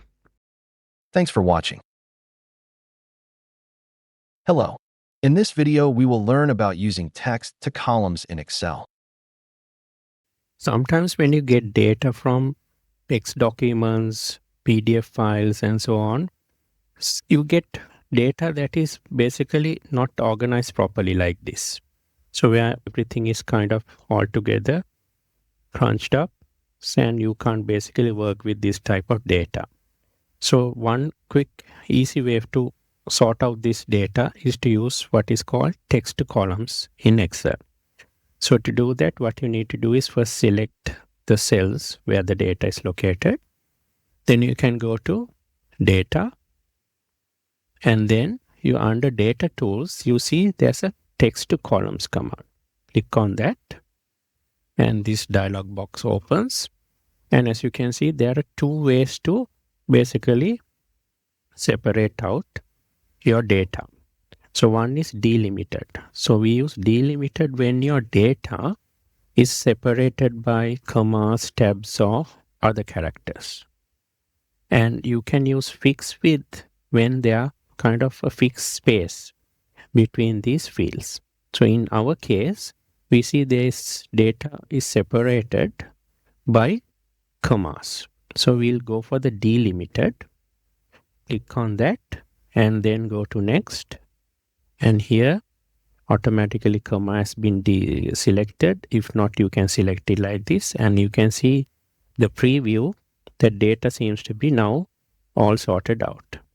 So then what we can do is we can just click on finish, and we also see we have different options: space, other, semicolon, tab. Those can be also given as delimiters or the separators. So we click, since this is okay, we click finish. And then if we expand this, and our data is all now sorted out.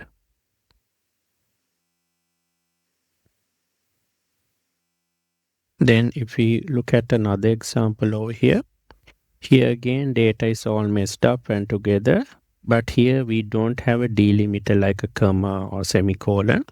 So let's select everything here, and then again go to text columns, and here we will go for fixed width and click on next, and see these bars.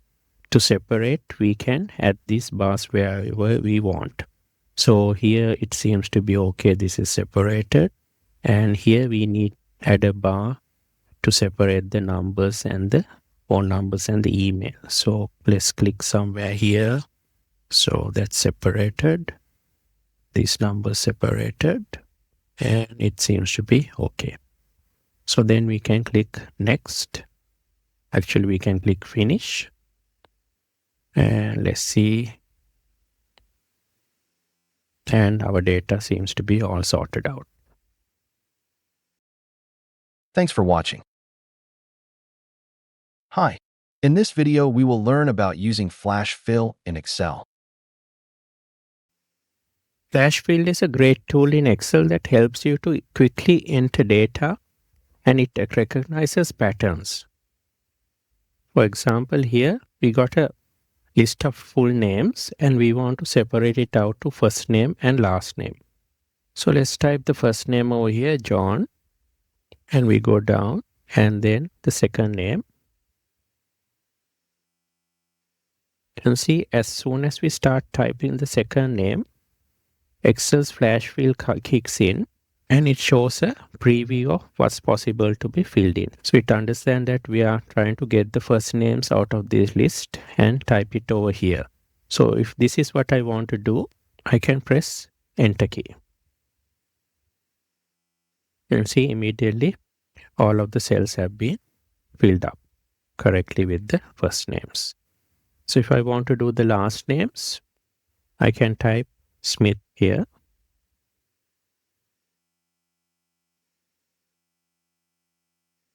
Let's type the second name.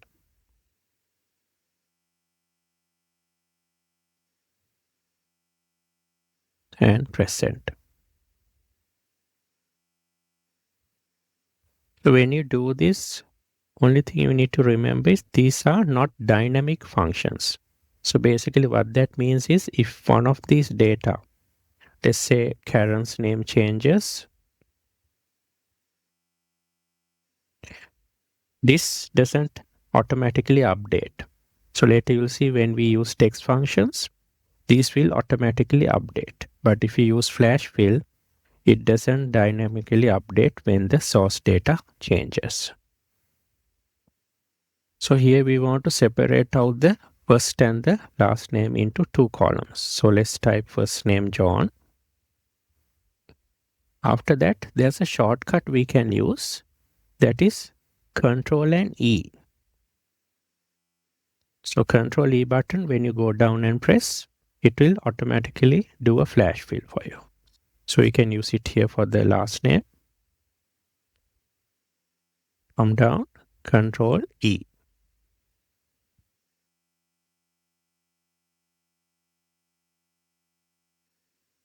So here we want to get the full name into this cell. Let's type John Smith and then Jane, and the flash fill comes. So we can press Enter key to do the other names. So sometimes we want to add an email address to the names, and let's say there's a standard format that we have for the company, and that is you have the first name dot, then this last name, and then the company domain. So let's type John dot Smith at Microsoft.com.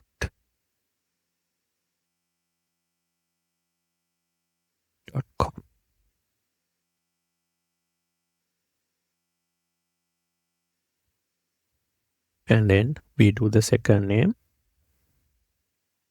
And as soon as we start typing, it understands that I want to build the email names. And I can press Send. So sometimes you get your first names and last names not in the proper form. That means your first letter in the first and the last name might not be capitalized. So here J is not capitalized, E is not capitalized, here W is not capitalized. So if you want to get it into proper form also, you can type the proper name here. Come down and you can do a Control E. And you got everything in the proper case. You can also separate out the date, month and year out of a date. So we can type here. So the date is 14. I can come down and press Control E. And I get a column with all of the dates. Then I can type the month here, 12, Control E. And I get all of the months. And the year, 2022. And Control E. I got the year separated also. Sometimes you want to put a number in a easy readable format, like phone numbers. So here let's type the format we want. We'll put a bracket, then 1, 2, 3, and a dash, and maybe 4, 5, 6 last numbers. And then we can also do a Control E. And we get all of the numbers in the phone number format we want. So here let's say we want to get the sizes of these products into this column. So we'll type the first one is small for S. So we'll type S there. And then if we come and do a Control E, it hasn't properly understood the pattern. So it assumes that I want the first letter here to appear here like S, not this size. So that's why it's taking D and putting it over here and S and so on. So we can need, in situation like this, we need to help it out a bit. So what we can do is we can delete these and type M to help it out and come down and then do a Control E. So with the second help of M over here, it has understood I want to take the last size letter into this column, and it has done it properly. Thanks for watching. Hello. In this video, we will learn about using AutoFill in Excel. AutoFill in Excel is a handy feature that helps you to quickly fill cells with data or a series of data based on a pattern you define. Let's say I want to type in the months of the year, so I can type January. And then after that, what I can do is come here, go to the fill handle, and I can drag it down like this, and it will populate the cells with the months. So I only needed to type the first month. We can do it in the short form as well. I can type in Jan, and then I can go drag down from the fill handle, and I will get the rest of the months. You can do this for days of the week also. So if I type Monday, and then I can drag it down to get up to Sunday. The short form also works. We can type month for Monday, and then drag it down to get the other days. This also works for number series. Now let's say I want to have a number series starting with 1. I can come here and drag it down. So if it's one number, it will just copy down that number. But if you want to have a number series like 1, 2, and so on, you can type in the first 2 numbers, and then you can drag it down, and it will increase in the same sequence. You can do this for different numbers as well. So here we are increasing by 10. So if I drag it down, it will increase by 10 to 100. This also works from left to right as well. So if I type in Jan here, and I want to drag it across the columns, I can do the same way. And for days also, I can do the same.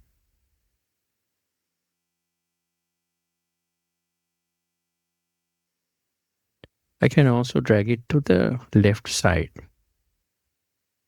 So it will go in reverse. Jan, December, like that. So here also I can drag it to the left.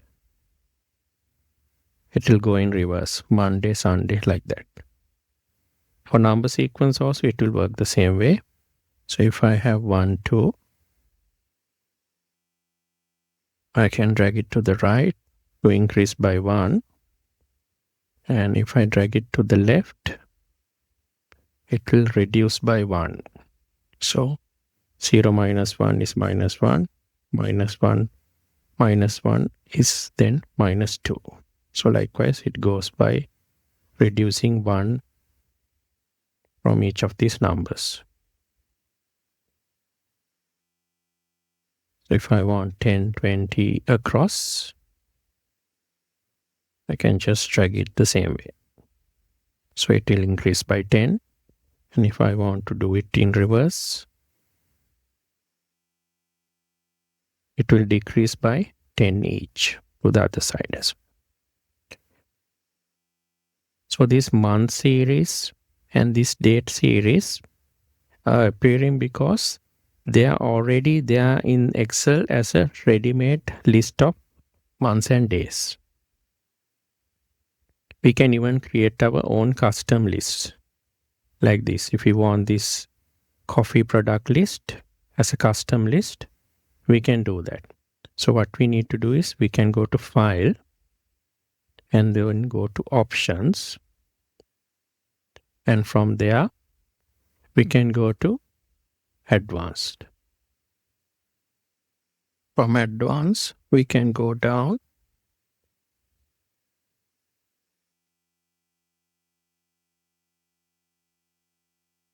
to, under General, we have Edit Custom List. So you click on that, and here you will see the Monday, Tuesday, this list that we saw earlier and used, they are already there. So from here, we can add a new list also. So we can come here, click on Add. And then you can either type all of these items over here, or you can import. So you can come here, select all the cells that we want, then click on import. So it will come into the list entries like this. And we can then say add. And you can see that product list is now appearing there on the custom list.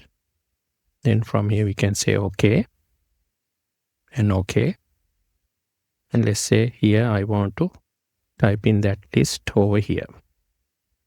So first one is Cafe Americano. So if I start typing,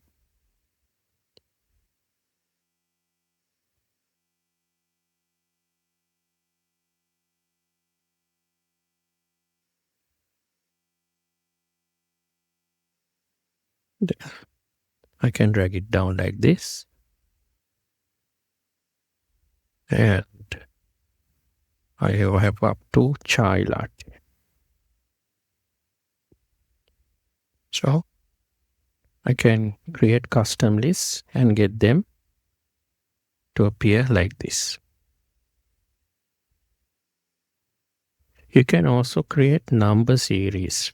Let's say I want numbers from 1 to 100 without dragging it down. There's an option called series where you can get numbers in a sequence up to whatever number you want.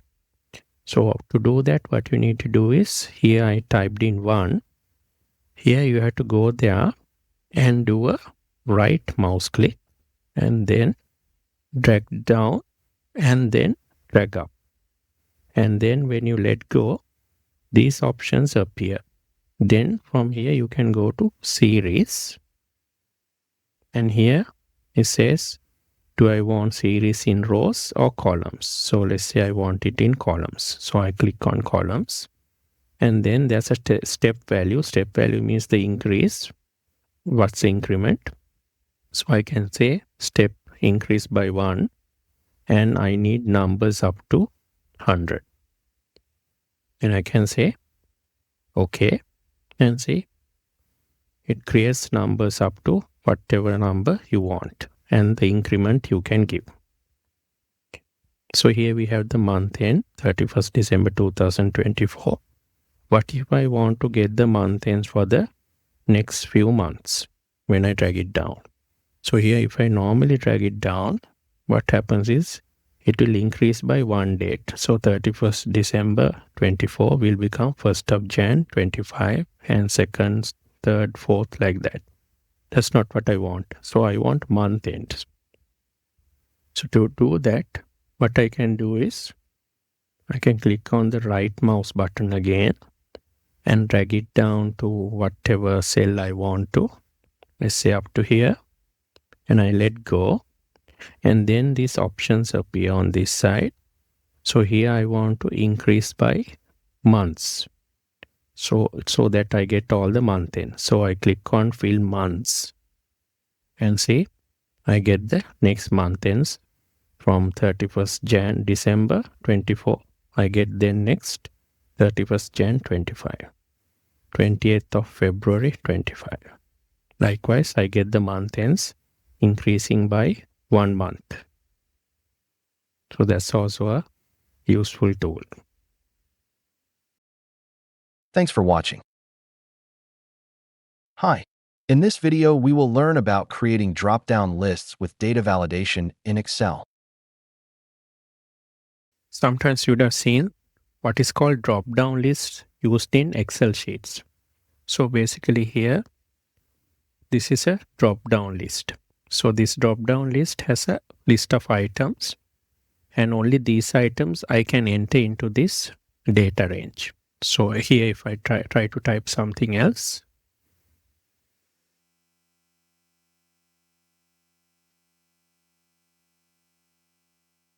it doesn't allow me to enter values that are not on the list.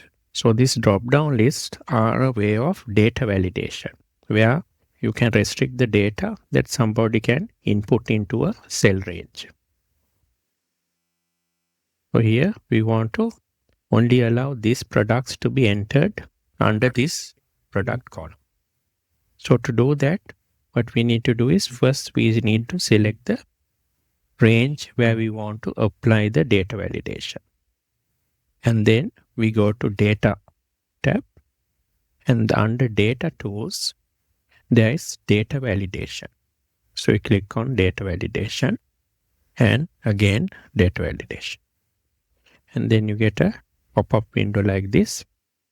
So it's asking what is the data validation criteria I want to apply. So there's an option where you can enter basically any value. If you click down, you have some other options. You can restrict it to whole numbers, integers, decimals, lists, date, time, custom, even text length. So here we will select list as the data validation criteria because we want to give a list and restrict data entry to only items in the list. So I can click on that, and then it's asking for the source. That means where is the list of items located. So here I can go from here, select the items and come back and say OK. Now data validation has been applied to this range. So from here, I can only select or type what's in this list over here. So here, now I can select from here. Or if I want, I can sometimes type as well. And then from there, I can select what I want.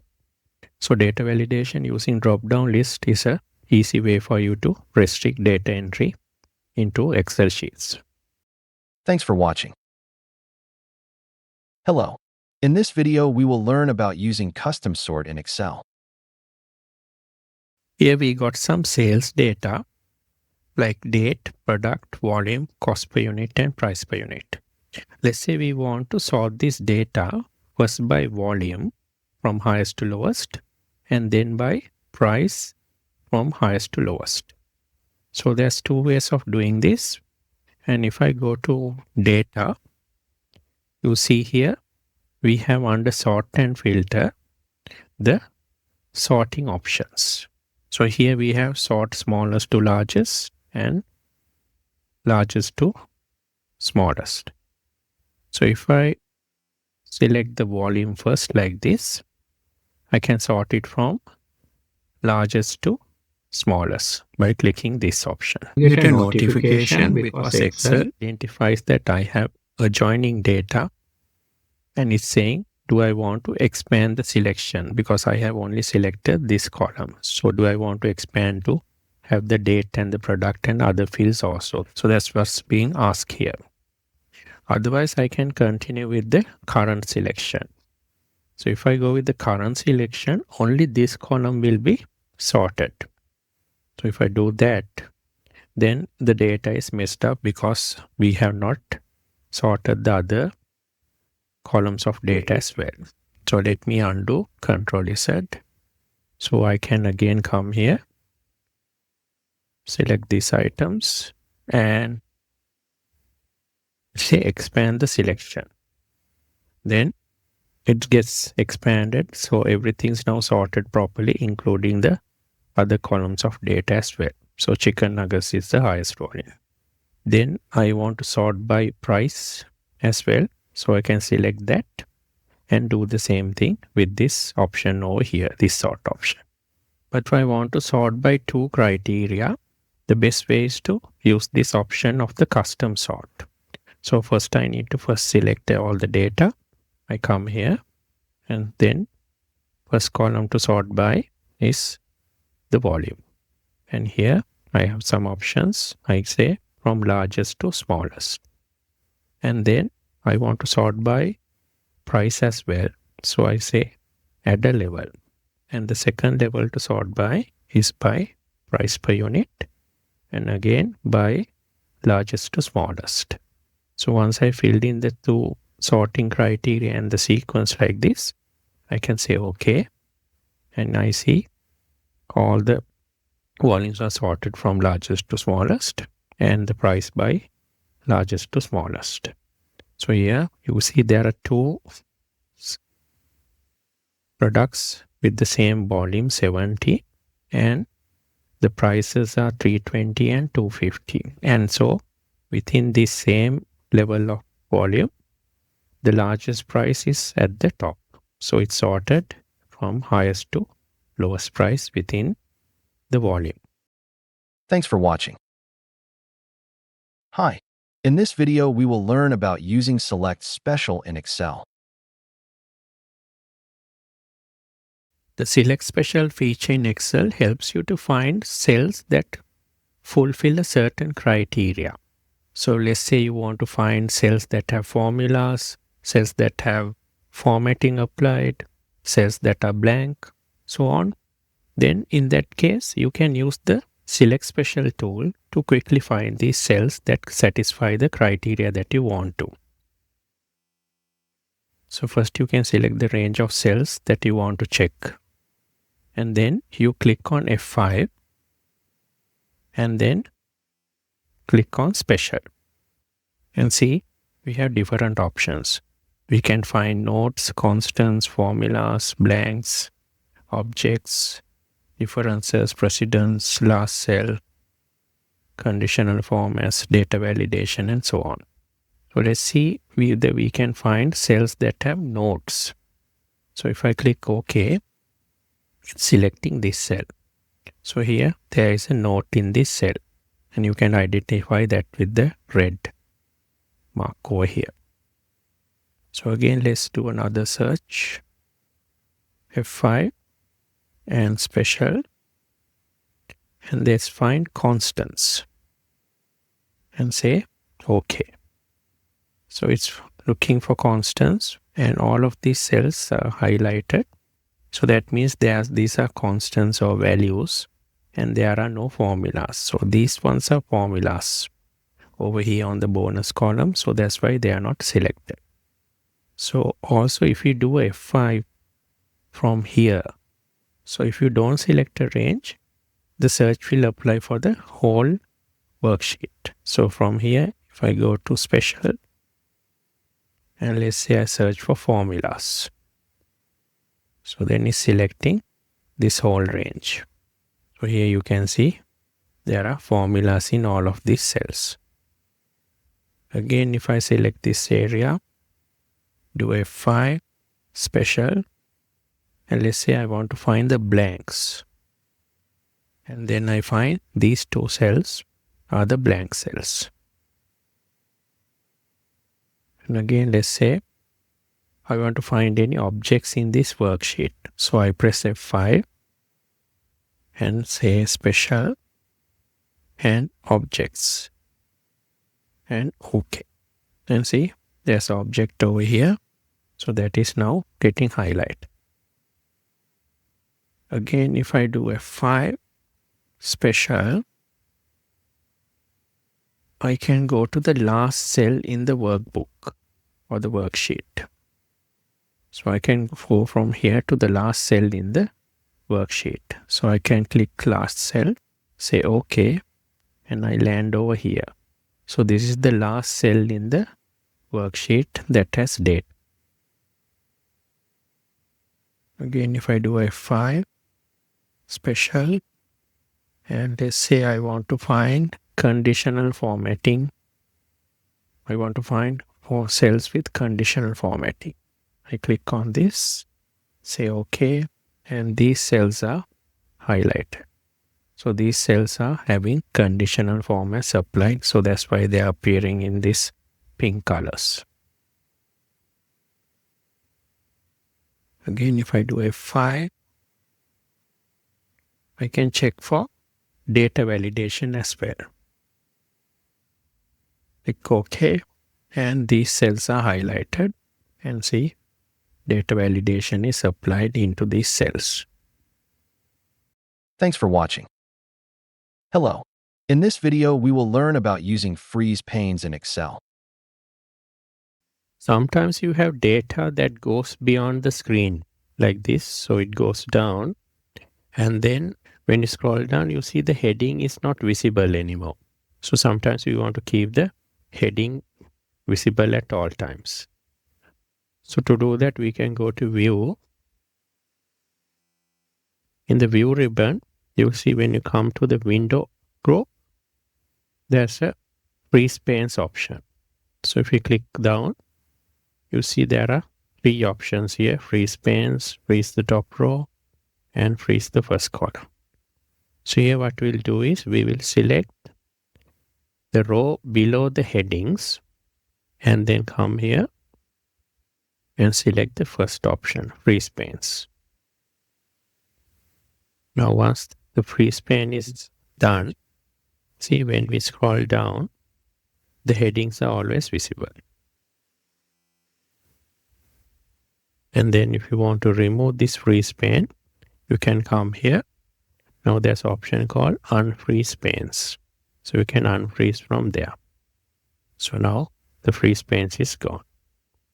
Let's say there are some headings on this column in the rows, and then you have headings in the columns like this.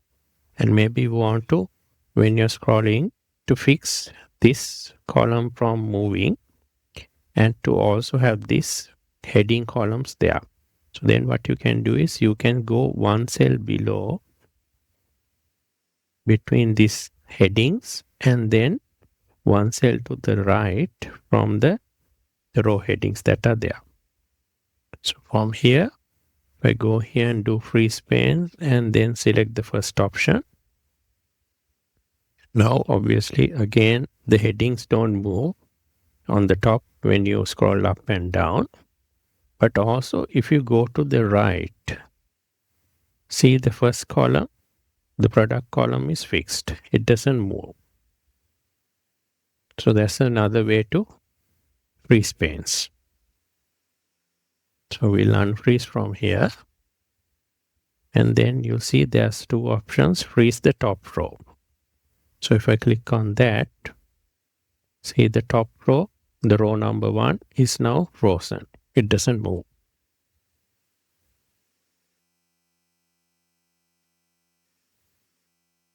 Again, I will unfreeze this. And you see there's a freeze first column also. So if I do freeze first column, now if I scroll to the right, see the A column doesn't move.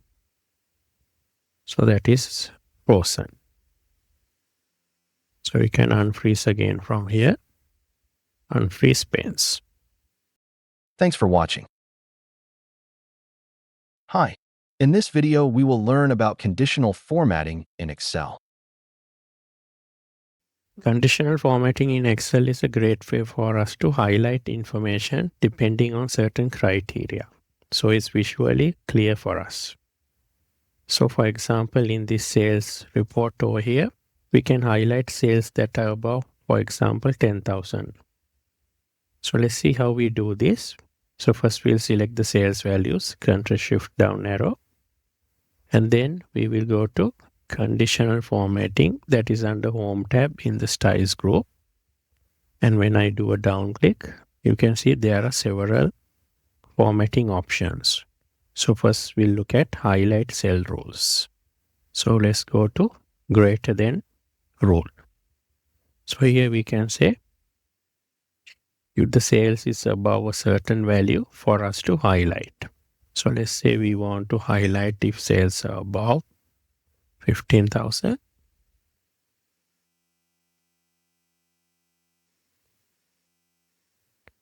So let's highlight sales above 17,000.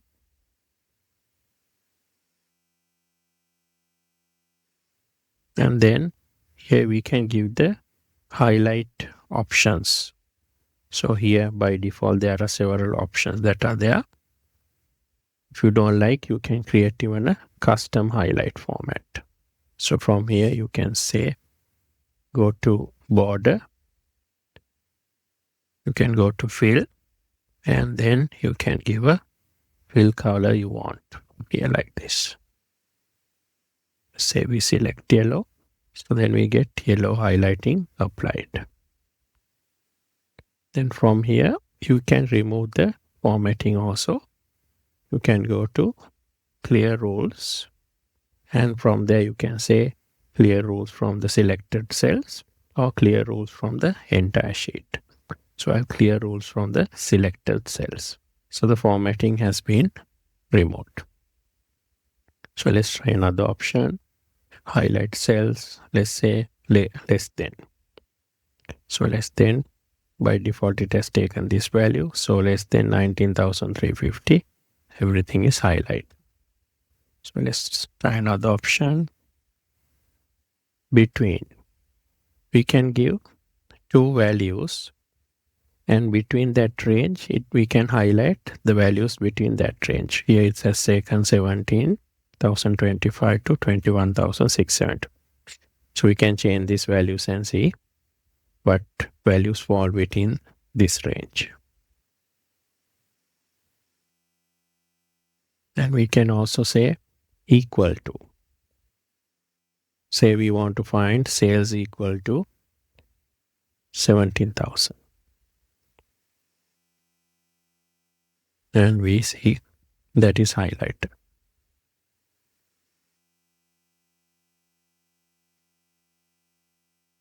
Then we can also go into text fonts. So we'll have to go to the other column for that. So we'll select the sales names, Control Shift down arrow, condition formatting, text that contains. So let's say we want to find David. So we can type David. And it will highlight. So surnames also, if you want Adams.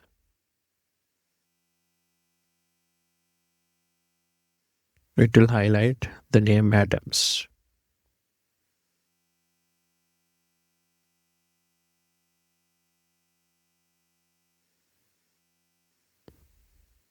And let's again highlight the sales. So let's again select the sales.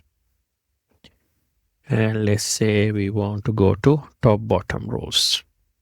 So here we have some other options. We can highlight top 10 items, the top 10%, bottom 10%, bottom 10 items, bottom 10%, above average, below average, and also we can create new rules also. So let's say we want to see the top 10. So it will highlight the top 10. Then if you want to get the top 10%, it will give the top 10%.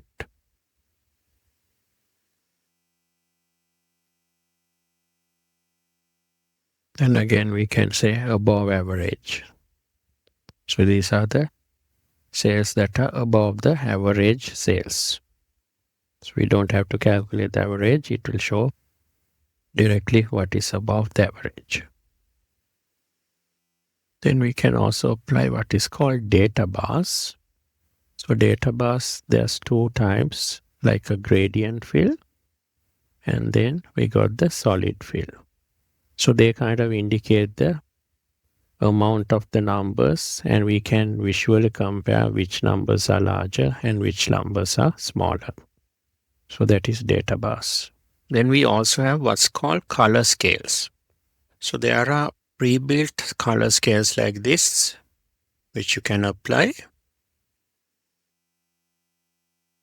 And also, if you go to more rules, you can have additional rules. Like here, it's a 2-color scale. We can also have 3-color scales, where we have 3 colors. And we can assign different colors for lowest values. Like here, lowest values will have red, and highest value will have greens, and the mid values will be kind of yellowish. So if you apply that, see the red values, this 15, 14, these are low values. And then the high values are like green, so 24, 23,000. So likewise, we can have the color scales. Again, we have icon sets.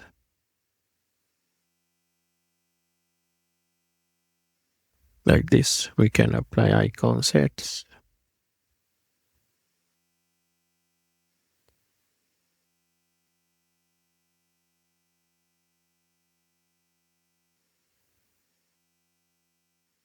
And also if you want to compare two sets of data and then we want to find out duplicate values, we can come here to duplicate values and it will highlight the duplicate values. Again, on this list of names, we can apply duplicate values. And we see these two names are duplicate.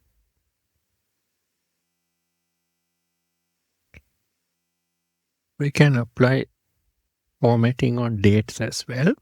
So if we select these dates and go to conditional formatting, highlight cell rows, and we can then go to date occurring.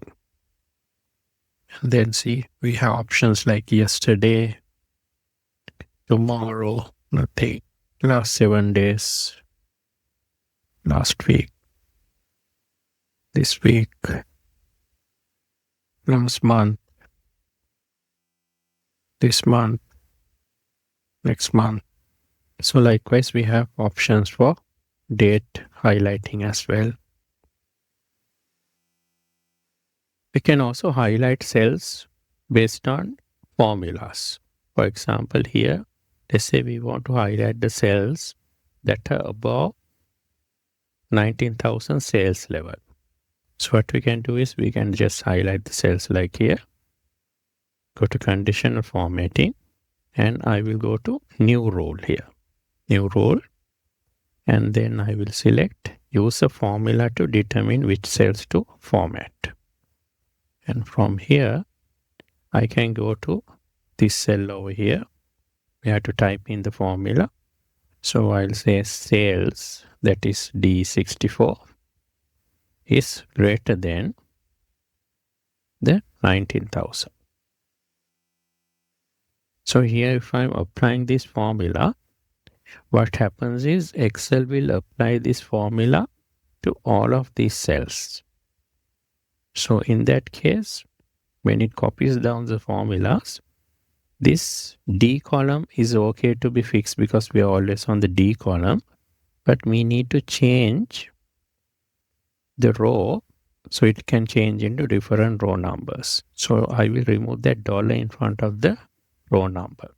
So this is the formula. E61 is there. It's fixed. That's fine. So we'll need to select a formatting. Let's say we want to use a simple yellow format. Okay. And then say OK.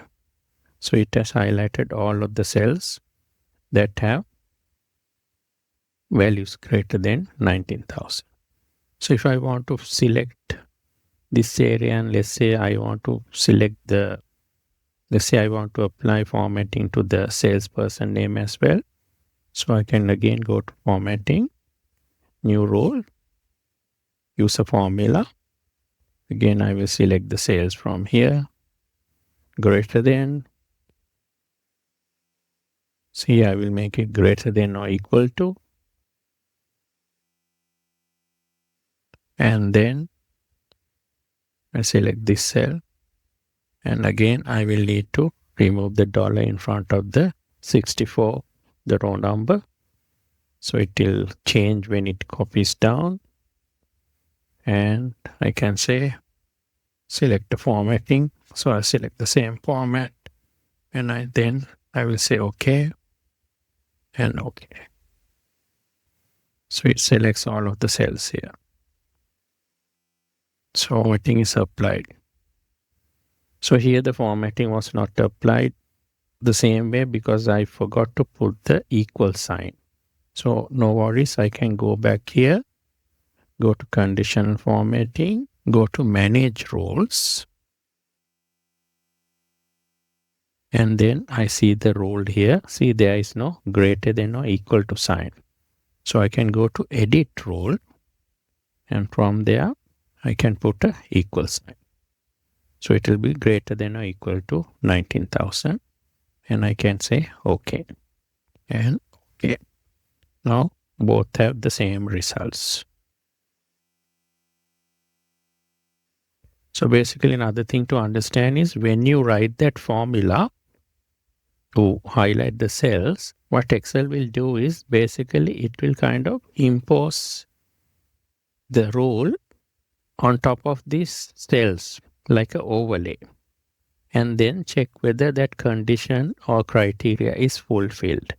So if it's a situation where that criteria is fulfilled, it will apply the formatting to those cells. If that criteria is not fulfilled, it will not apply. So if I just type the formula here that we used, so if that was H64 greater than or equal to 19,000. So I will also fix the $sign. And also I will fix this cell reference. I'll use F4 here. And you see you get a false. So false means this condition is not fulfilled. But if I copy it down, I see here it is greater than 19,000. So the formula result is a true option. So the criteria is fulfilled. So wherever we get the true, we get formatting applied. Wherever we don't get the true or false, then formatting is not applied. So that's how basically Excel does this formatting using formulas in the background. So it will kind of overlay this formula over the cell references that we want to apply formatting to and check whether the condition is true or false. So if it's true, it will apply the formatting. If it's false, it will not apply the formatting. Thanks for watching. Hello. In this video, we provide an introduction to custom formatting in Excel. When you're using Excel, you would see different number formatting being used. And sometimes you would have seen these 1000 separators and then negative numbers in red and with brackets or parentheses. So these are not standard formatting that is available under your formatting options over here. For example, if you come here and then you want to try to maybe change this to this format, of course you can apply the comma style or the 1000 separator, but then you get additional decimal points. Then you have to come and adjust it. And the negative numbers, there is no format option that is readily available under any of these that you can apply to make it red and then to have the number within brackets. So to do that, we need to go to what is called custom number formatting. So this is where we can create our own custom number formatting. So if we look at these number formattings that are already there, they look a bit daunting and you basically can't understand the convention or the structure that has been used. So first we need to understand the format or the structure of number formatting. So if you look here, so there are 4 positions in a number format. So you have position number 1, where you have the positive values. And then number 2 is negative values. Number 3 is 0 values. And the 4th one is text values. These are separated by semicolons, as you can see here in the number formats custom. See, these are separated by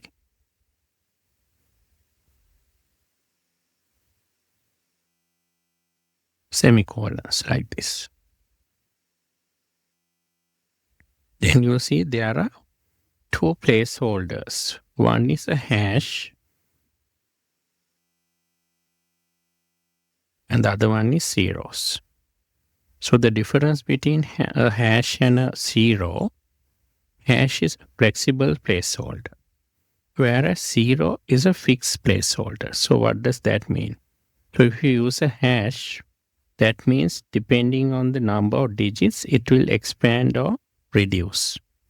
But if you add a 0 as the placeholder, it will have the same number of zeros applied. Let's clarify this by doing example. So into this number over here, let's create a number format that has 9 hash signs.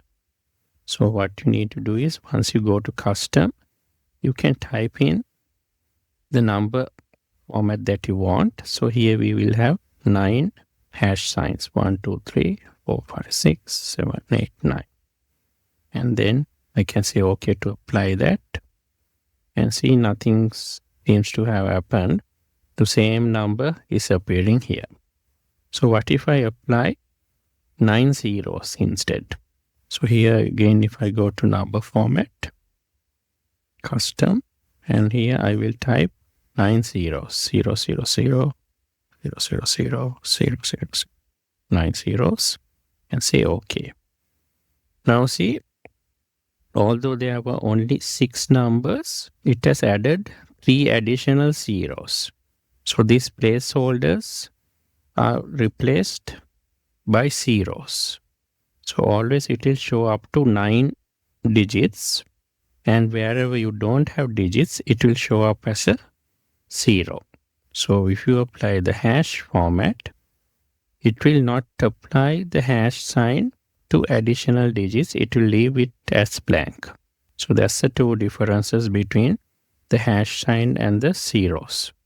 So hash sign is flexible. Depending on the number of digits, it will expand or reduce, but it won't show additional hash signs. But if you apply 0, it's a fixed placeholder. So it will always show up to 6 or whatever the number of digits. In this case is 9 digits. It will show up to 9. And if they don't have digits to show, it will fill them up with zeros.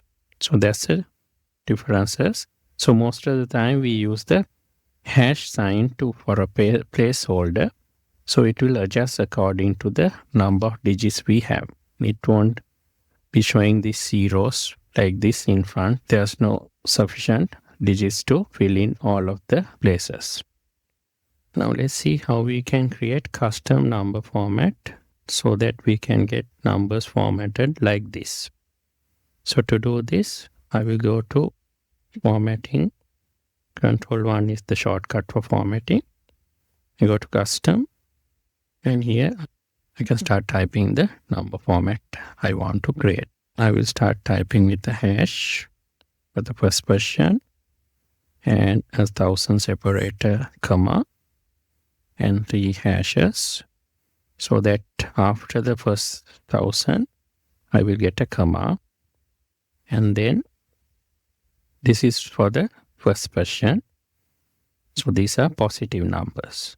So the second question is negative numbers. So I put a semicolon to separate that.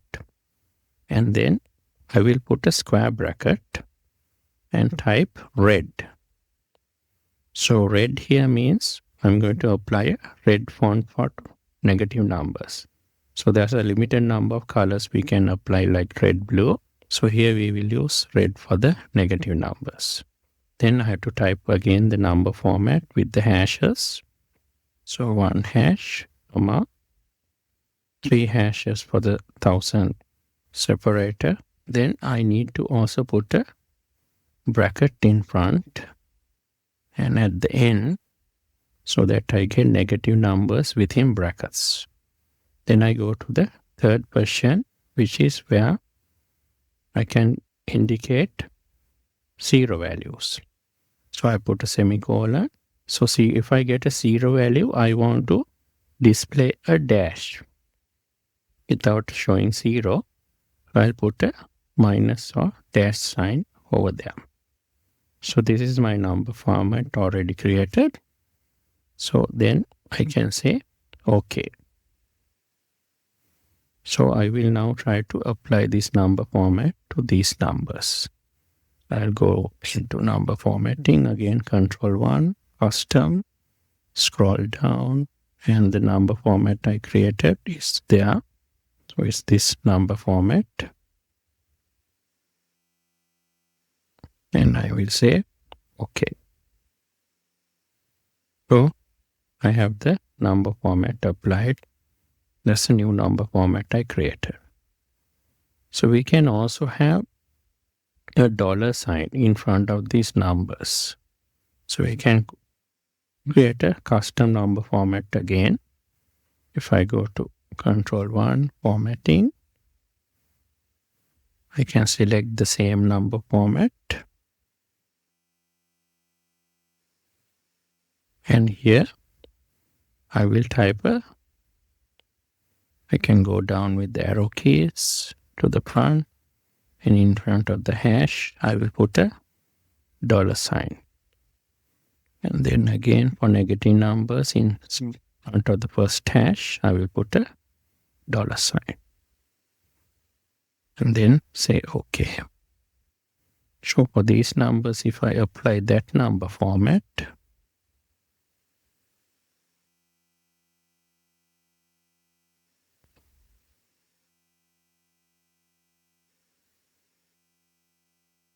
now I have a dollar sign in front of the numbers. So you can use different currency signs for these custom number formats as well.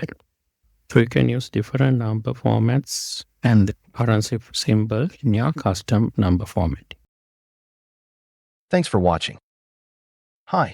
In this video, we will learn about custom formatting in Excel. When we are creating financial models, there are many times we need to use custom formats.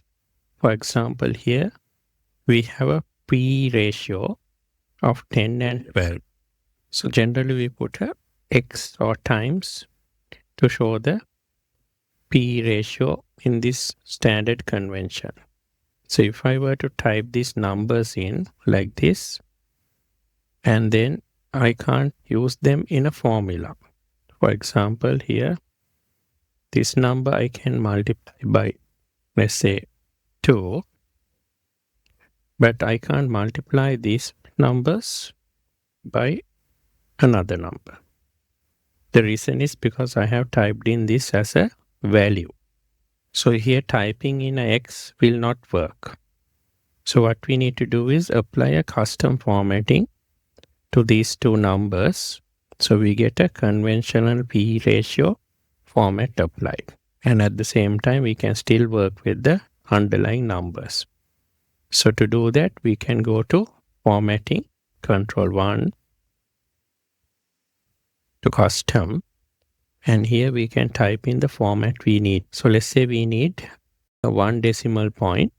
So we'll type 0.0 and we'll put the X for the P ratio times symbol and say OK. So I got that format applied. So for the next one, I can just copy the format and apply like this. Now if I try to do a multiplication of this PE, it will work. The reason is if I go into the cell, see in the formula bar, the figure, the amount is same, although there's a X after the number. So there's other custom formats that we can use. For example, if you use the code M, out of this value, you can extract the month only in this format. If you use double M, it will give 07. 3 M's will give July and 4 M's will give July in full form. And if you only want to get the first letter for the month, you can type 5 M's. Then you will get the first letter of the month only. And similarly for days, 1D will give a date in 1 digit, 2D's in 2 digits, 3 will give you month, short form, 4 digits will give you the full day of the month. Again, for years, we can use a double Y for the last 2 digits of the year and 4 Y's for the whole year. So for example, if I change this, I'll create the format, Control 1, and then I will type in YYYY and say OK. And I got 2024. Again, if I want to change this, I can change Control 1, And I will type in, since I only want to get the whole month, I type poems and say OK. So I got July. Again, there are some useful formats you can use. For example, 2024 F, we use the F convention for forecast values in financial models. So if you want to get the financial year and then F after that, you can use this code, 0 and within double quotations, capital F. So here, if I were to apply that for this cell, let's create the format, Control 1, go into the formatting box, and then I will type 0 and then within double quotations F and say OK. So I got 2024 F. But see, in the formula bar, it's still 2024. So only the formatting has changed. So I can use this in calculation. So again, for forecast, we use the F. And for actual, we can use the letter A. So you can change the format in this way. And also sometimes we need to use the fiscal year format. So we need to add a FY in front of the year. So for that, you can put a FY double quotations and a 0. So if I were to change this, Control 1 and use custom, and then here I will type in double quotations FY and then 0. So I got the FY convention, fiscal year 2024 applied. Thanks for watching. Hello. In this video, we will learn about hyperlinks in Excel. You can easily insert hyperlinks into your workbooks to make it easy to navigate around.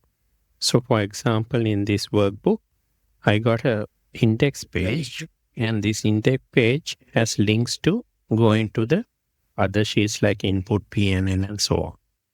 So here, these links are already created. So if I want to go to the input sheet, I can click on this and I go to the input sheet.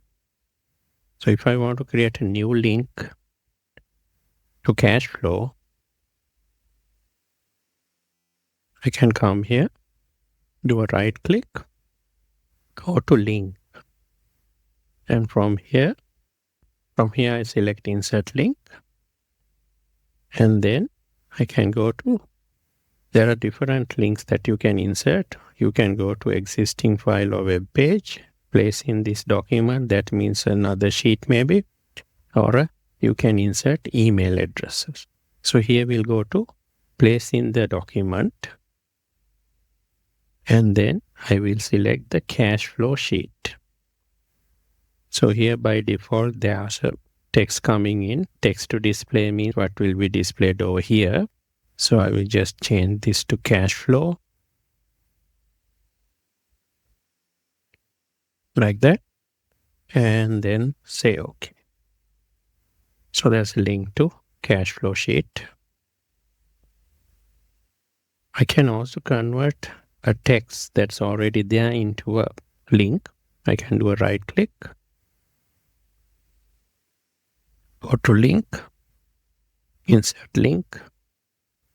Now since I've selected some text, the text to display is already set over here. So then I can select cash flow sheet and then say OK. So also I can insert a link for a website. So let's say I want to create a link for a website over here. I can go to link, insert link. And here I will select existing file or web page.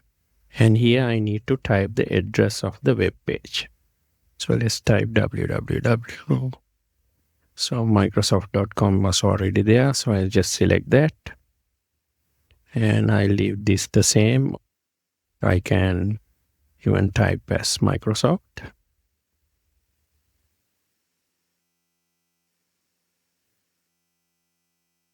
And say OK. So there's a link to Microsoft from here. Again, go to the Microsoft website. Can also create email link. I come here. I can go to insert. And here there's an email address option. So you can put a text to display, maybe where the email is going to link to, maybe the person's name, and you can get the email address over here. So that will create a link to that email address. And once you click that, it will open your email. So once you click that, it will open your email application. So you can send emails to that person. And now if you want to remove these hyperlinks, you can just select the cell, do a right click, and go to remove hyperlink. So the hyperlink will be removed that way. Thanks for watching. Hi. In this video, we will learn about using find and replace for data and references in Excel. Find and replace tool is a quick and efficient way to update and modify data across your worksheet. If you go to Home and then the editing group, you'll see there's a find and select command. If you down click on that, first option would be find. From there as well, you can go to find and replace. Also, you can straight away go replace. And you see the shortcut key is Control and H for find and replace. So here you can still go to the find and replace box, and then from here you can find and replace. To apply find and replace for a specific area, you should first select it like this. And then let's say I want to change these numbers 2022 into maybe 2024, something like that. So I will use the shortcut key Control H, go to find and replace, and I will type find what 2022, and I want it replaced with 2025. And I click replace all. All done. We have made 6 replacements. So all these 6 numbers have now been replaced to 2025 from 2022.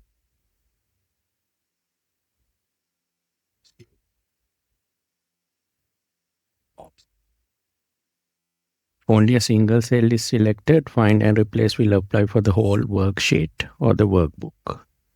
So here, if I select like here and then do find and replace, Control H, and type 2022 and 2025 to be replaced with. Here you see there's 2022 here and here. If I press relay, 13 numbers have been changed. So these numbers and these numbers have been changed. We can also use find and replace to change cell references. So if you check the formula over here, it has C5 plus C6 plus C8. So this should be changed to C8 because Christine sales is over here.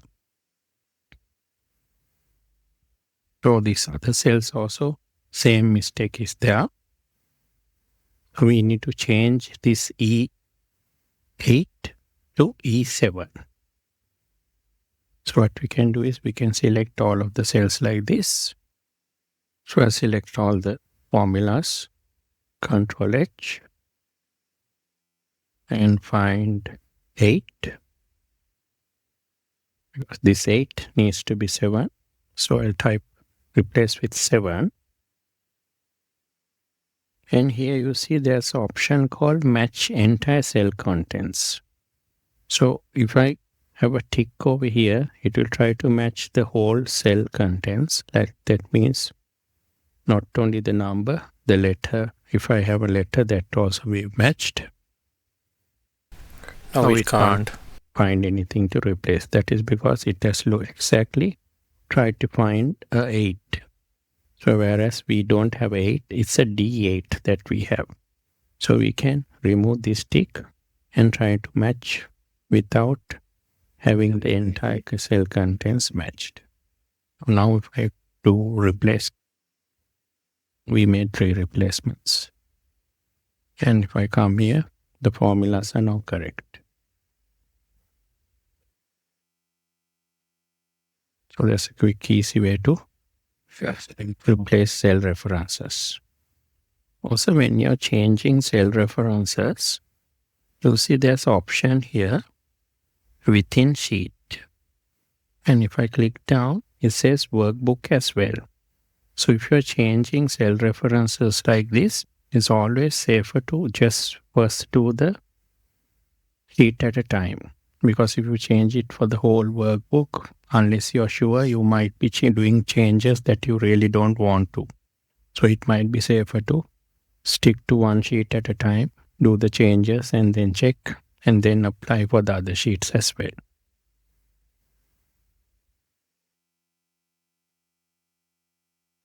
If I go to this P&L sheet, here there's a formula, and here you see this formula is referring to there's a file path, and in that file path, if I down click to expand the formula bar,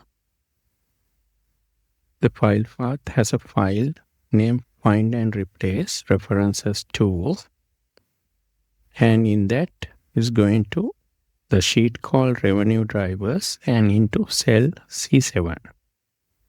So this reference is to a cell in another workbook.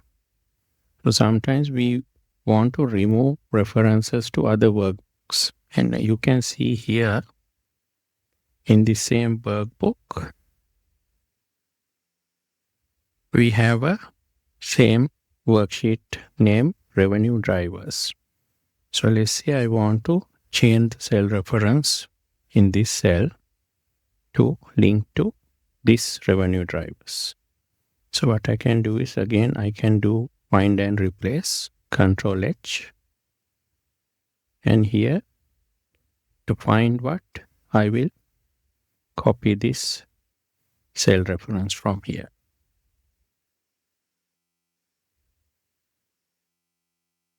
And replace with what I want is to go to the cell in revenue drivers in this workbook. So I will copy that part from here. And here I'll put equal sign, copy that, paste it, and I'll need to put a apostrophe in front for the sheet name. So once I put the apostrophe, I say replace all done.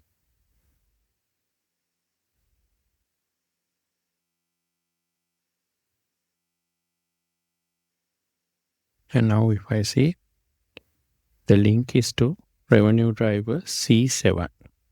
So this cell. So if I change the value here, the formula is now updating to that same value. Thanks for watching. Hello. In this video, we will learn about using Find and Replace for formatting in Excel. We can use Find and Replace to quickly change formatting in a workbook as well. Here in this workbook, on this P&L sheet, we have used a green background and a white font.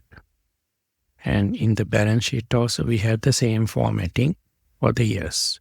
So I want to change this formatting to the whole workbook.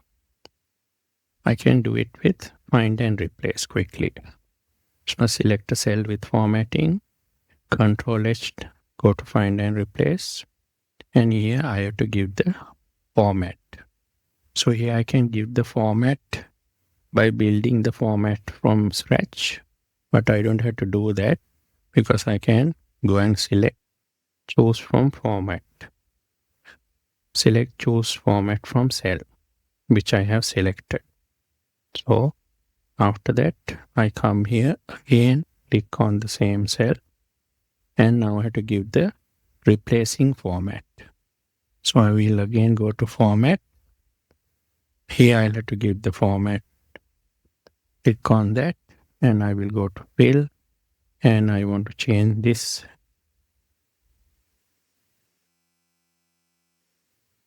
Before that, I need to change this to from sheet to workbook, because I want to apply this change to the whole workbook, because on the other sheets also we have the same format that we need to change. So again, I will come here, click on format, choose again format, and for the fill I will select a dark blue, this color. I'll say OK and replace. Done. We made 10 replacements. OK and close. So here everything has become blue, and if I go to the other sheet also, the headings format has changed to dark blue. Thanks for watching. Hi. In this video, we will learn about removing automatic green arrows in Excel. Sometimes when you do formulas, you might see there are these green arrow marks coming, like here and here.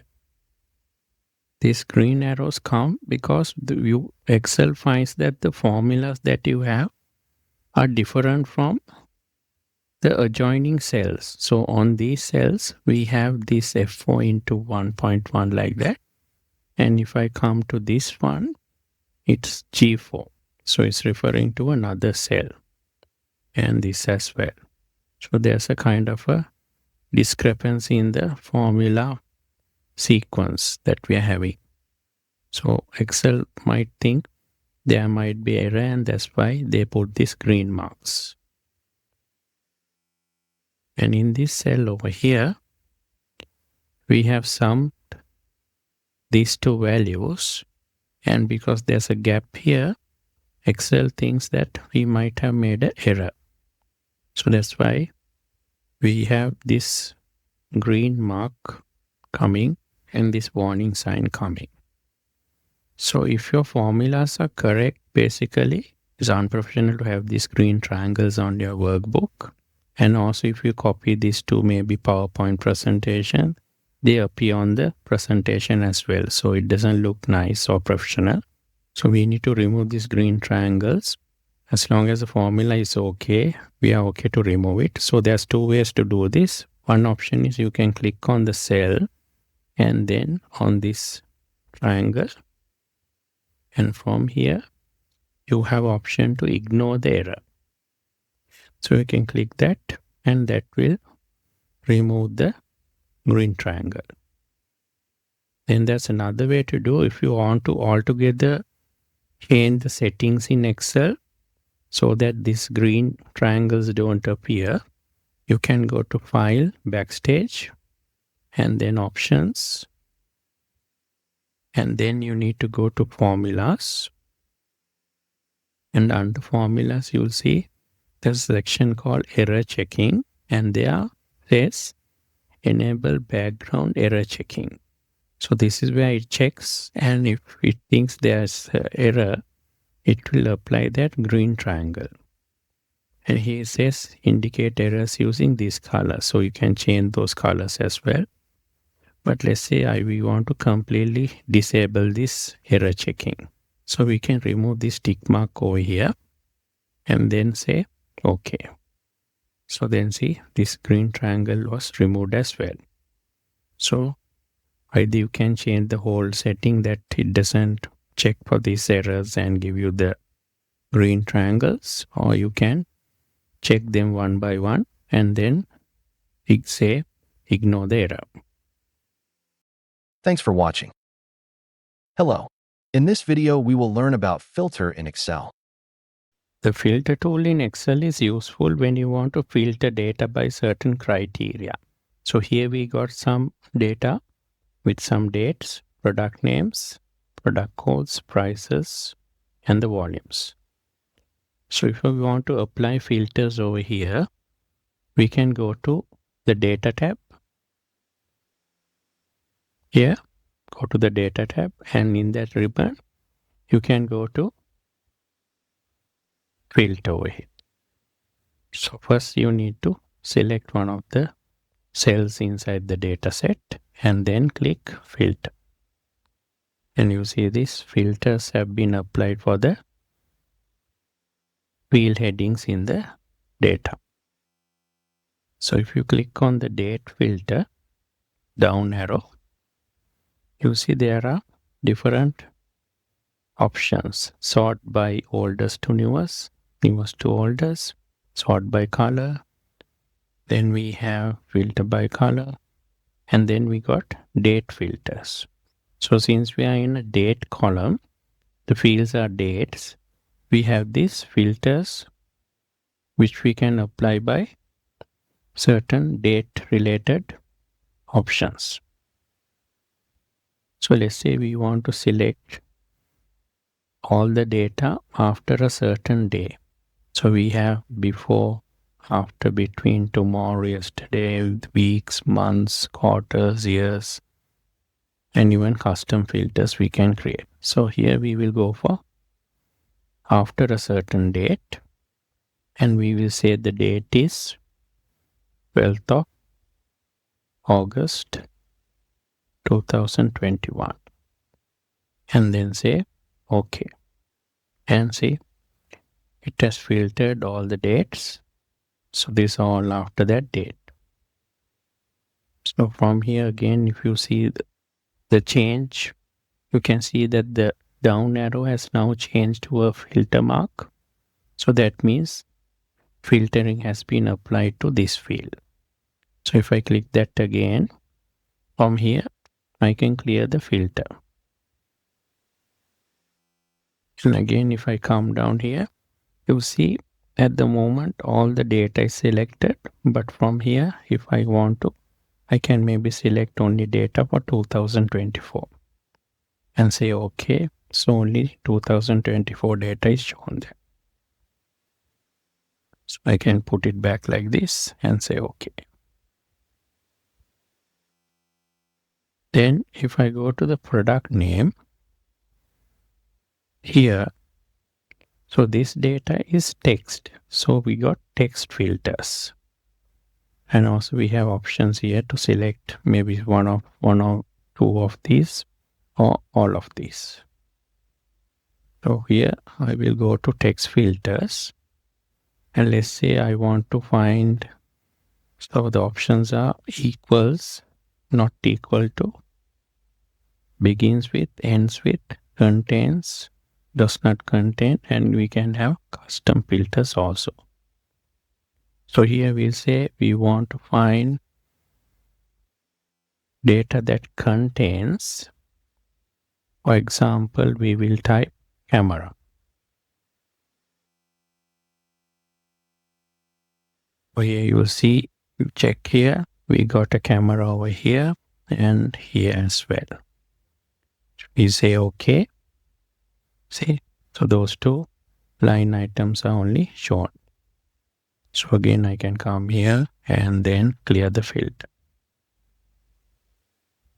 Then if I go to the price field, here I got number filters.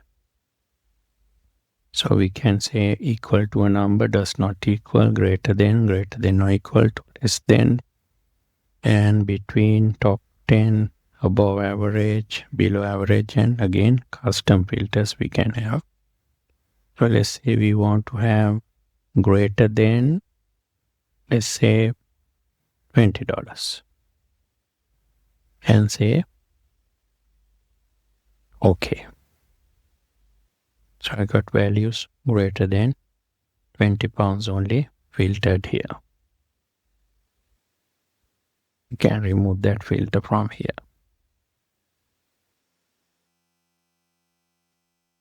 And also we can filter by colors as well. So you can see there are two colors, green and yellow applied.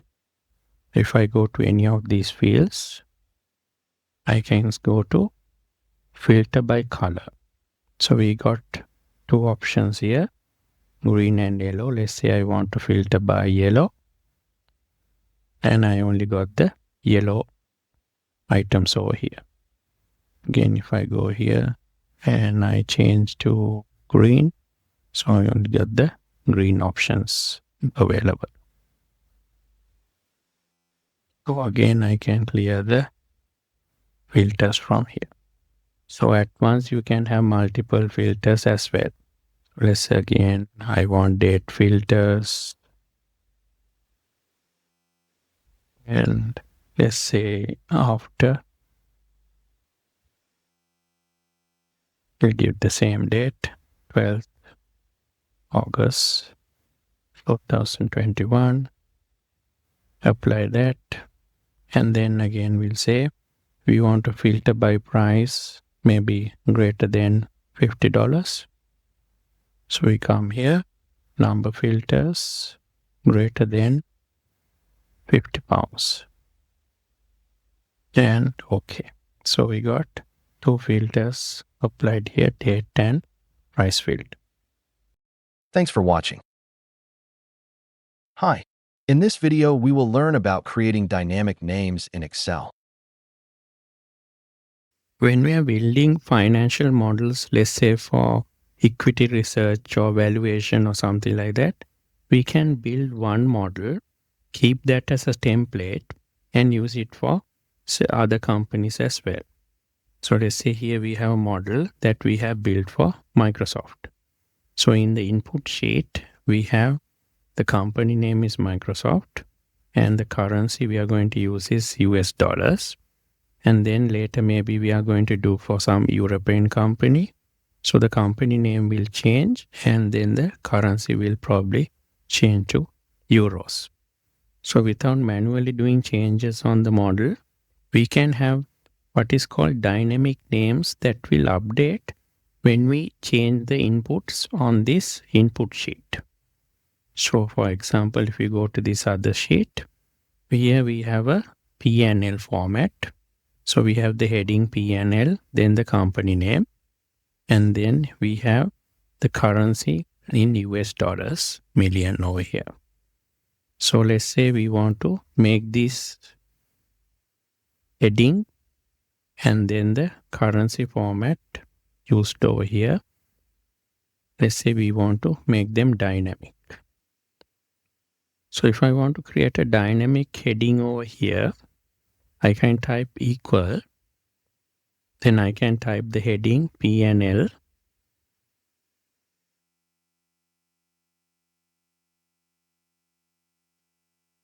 and I can type the heading P&L within double quotations, P&L, colon, and then now I have to join that with the name of the company. So this now company can be changing because in the input cell, Microsoft can become another name. So I put after the colon, I close the double quotations like this. So P&L will be fixed now. And then to join the input from that other cell, I will put an ampersand and sign. And then I will go to input sheet and select this cell over here.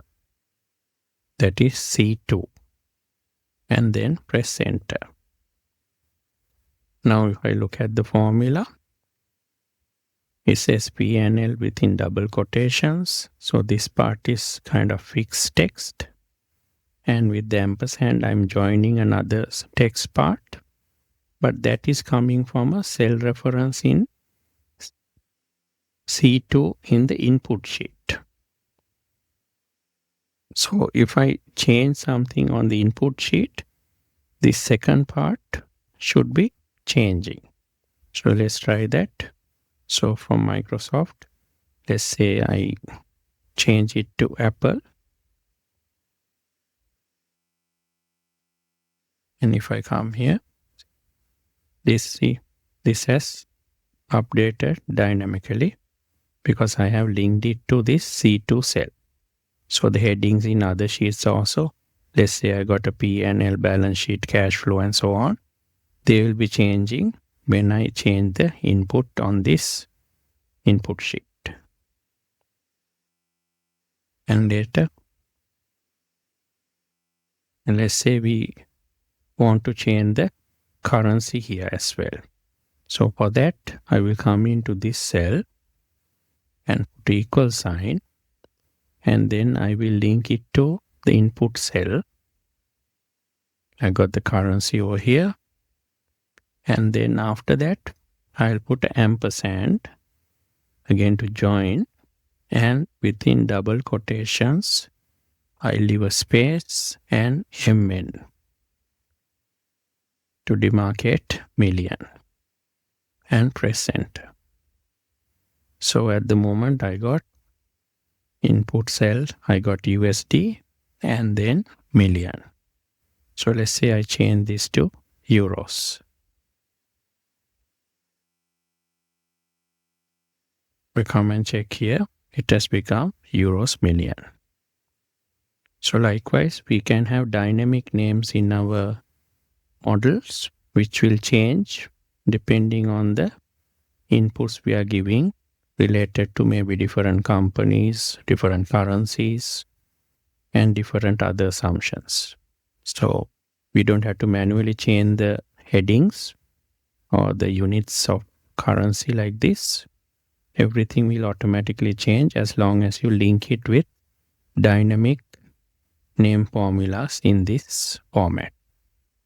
Thanks for watching. Hello.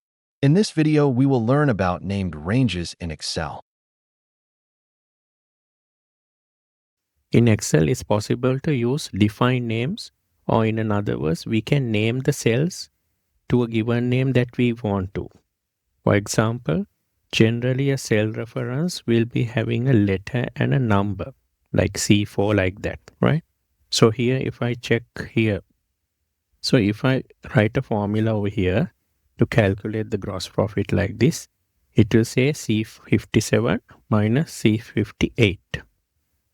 And that is the formula that I have. So rather than writing a formula like this, it's possible for me to give a name to this C57 cell and to the C58 cell. It's very easy to name a cell. What you need to do is you go to the name box and then you can overtype. So at the moment it has the C57, that is the Excel's default naming convention. So let me type sales over here. I will type sales and I will press enter. And you see that name has now got applied into this cell. If I go out and come back, now see the name box says sales. Then again I can give a name to cost of sales cell. So instead of C58, I will type cost of sales.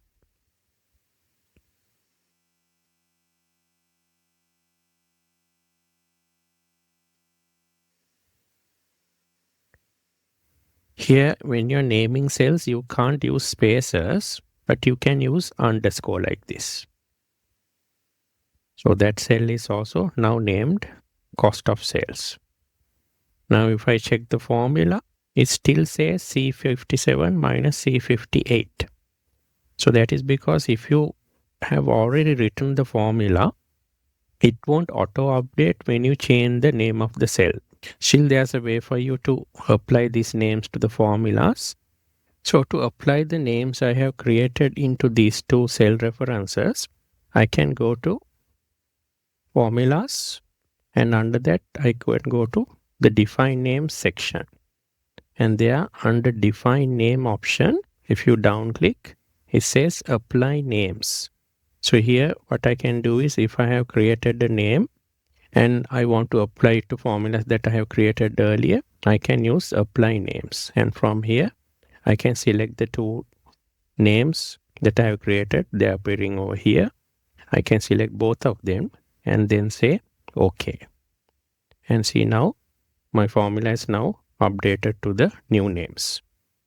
And here, if I want to again do the same formula, since the figures are the same, I can start typing using the names I created instead of the cell references. For example, here I can start equal sign and I want sales, so I can type S and see in the Excel's IntelliSense, I see all of the functions available, but on top I see with this kind of a grid icon, these are the names I have defined or created.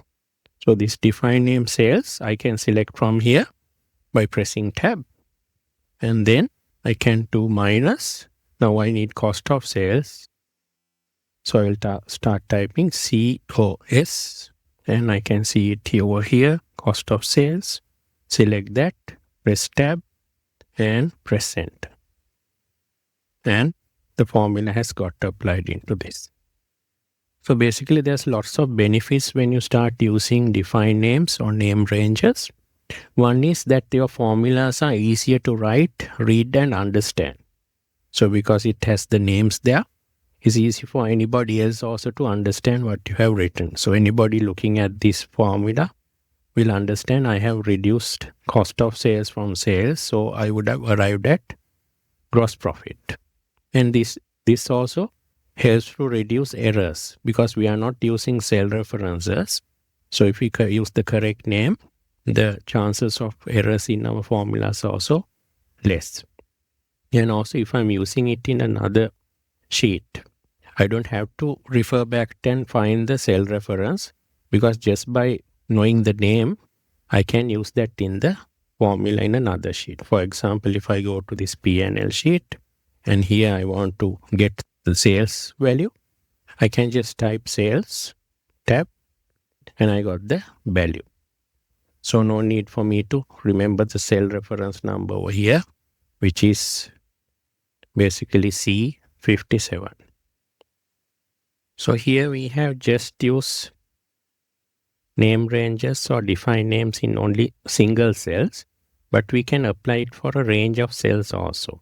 For example, if I want to name this whole range of cells, I can just go to the name box. So once I have selected it, and let me just type maybe data. So now I have named this range data. So here, if I want to sum all of these cells in this range, I can write a formula equals sum, the sum function. I will select the sum function. And now I don't need to give the cell references or select this area because I know I have named it data. So I can use data. And I see when I type DA, it's there. Press tab key, select that and close the parenthesis. And I got the total value of this cell range. So if I didn't use name ranges, I will have to write the formula this way, equals sum. And then I need to select like this, give the cell references. I'll need to type, if I'm typing, G56, G65 to G72. So this is much more easier, just sum and then data. Here I have to use the cell references. You can also name cells that are non-contiguous. That means they are not touching or next to each other. So these cells are not next to each other like this. This is a nice table. So here everything is separated out. Still I can select them and I can give them a name. So to do that, I can select like this with the mouse, press the control button, and then I can select the other cells like this with the mouse. So once I have selected all of the cells, I can come here into the name box and I will give a name non-contig for short. And those names have been applied. So here, if I want to sum all of this, I can write the formula equals sum. and NON. I got that name, non-config. Tab to select that. Close the parenthesis, press enter. So now I got the total of all of these cells, 571, appearing on the formula. So if I didn't use the naming convention, I will have to go manually and select the cells.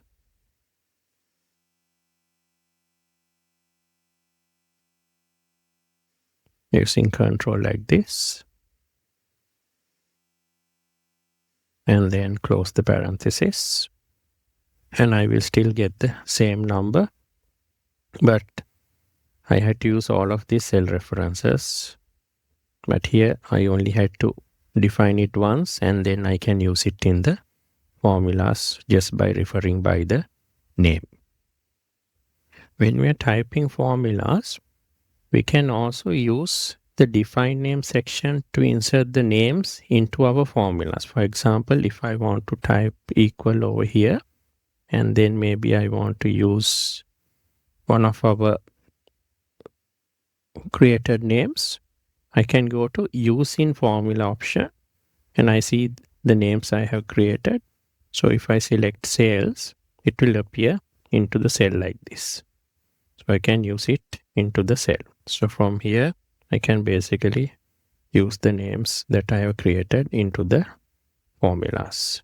Sometimes it may be the situation that we need to name lots of cells with names. So in this example, we have some states in US, abbreviation for those states, and then the sales figures done in that state. So as you know, there are 50 states in US. So if we were to name this one by one using the name box, it will take us a long time. So fortunately, there's a shortcut method. What we can do is we can first select the abbreviation we want to apply. So here basically we want to name the sales cell over here AL with the abbreviation AL, Alabama. And this cell over here, I want to give it the name AK for Alaska, and so on. So first I need to just select both columns. So I can use Control Shift right arrow and then Control Shift down arrow. I select the whole range. And once I go to these define names, there's an option called create from selection. So here we can create names from a selected area or a range of cells. So I can click on that. Then I get this box and it's asking me create names from values in the top row, left column, bottom row, or right column. So it basically wants me to tell from where to pick up the names.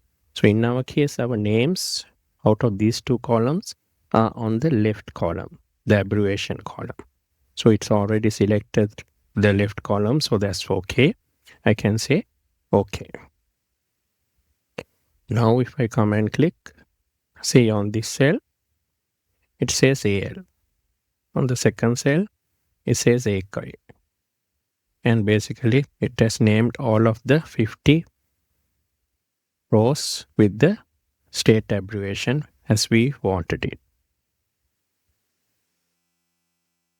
Now, if we go to this define name section, there's a thing called name manager. So if we click on that, this will show all of the names I have created.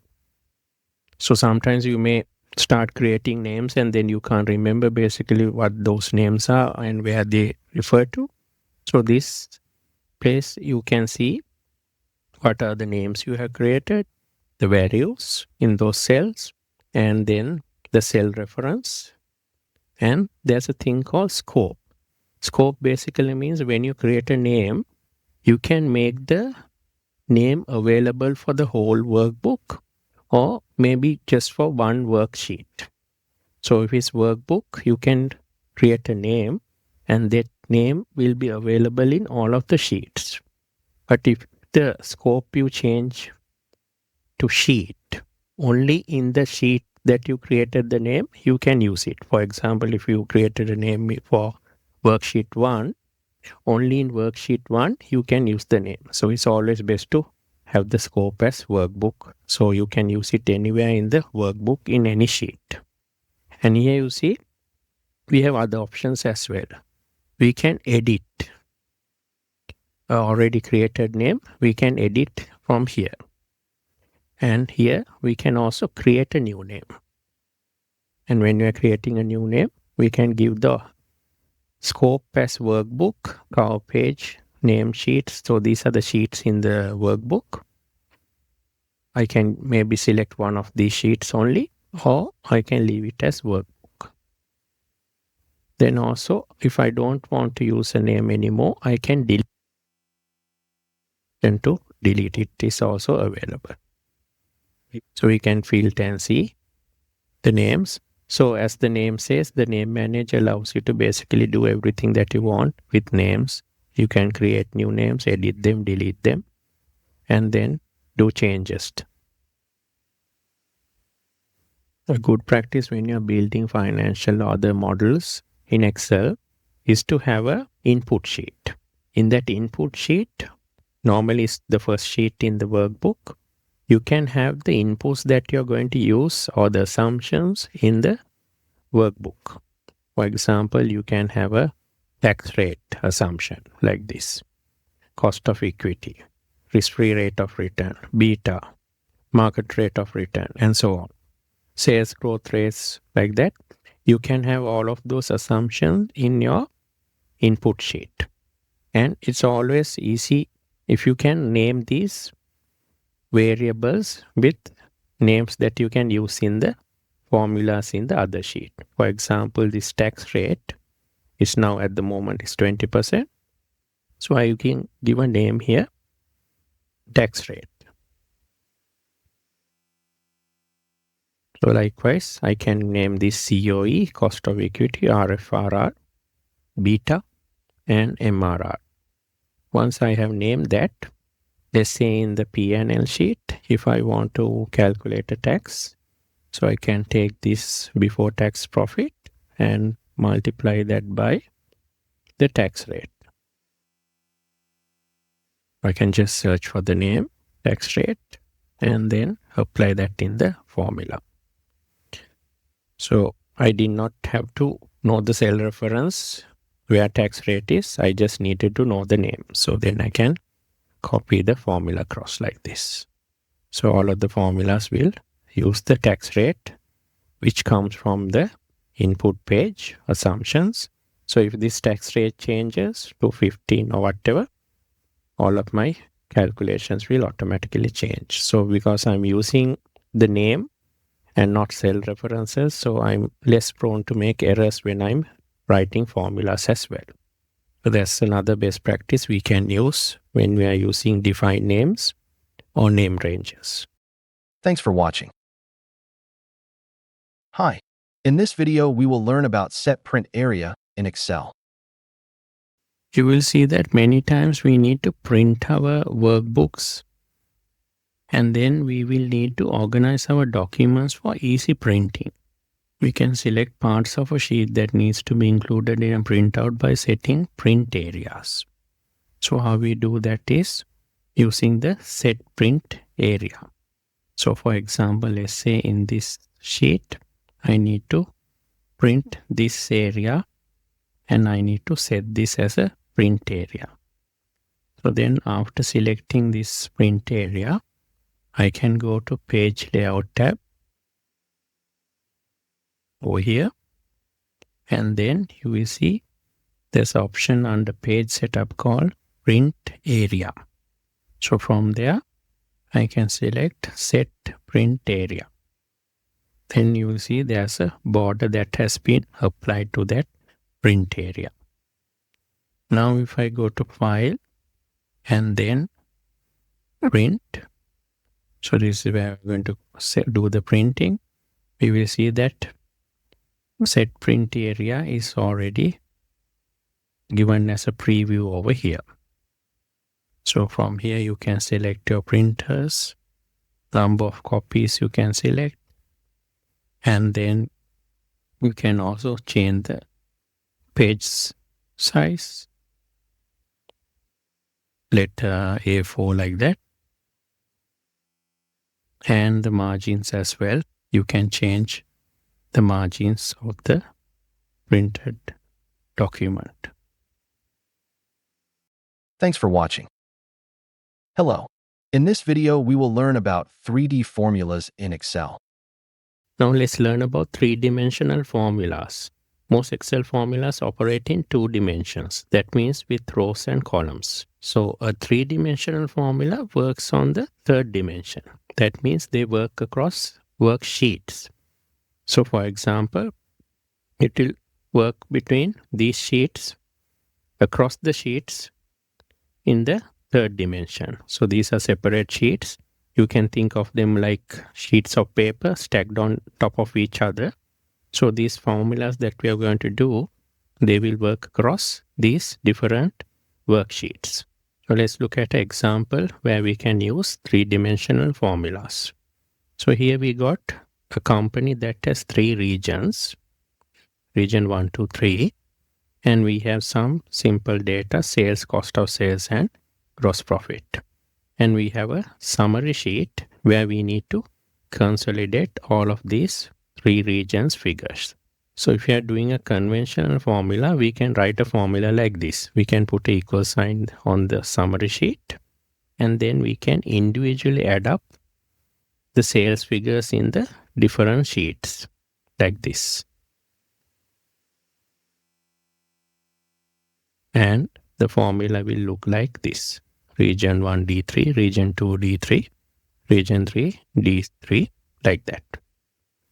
So this is fine if it's like few sheets, but if it's going to be, let's say, about 100 sheets, it's not physically possible for us to manually do this sheet by sheet.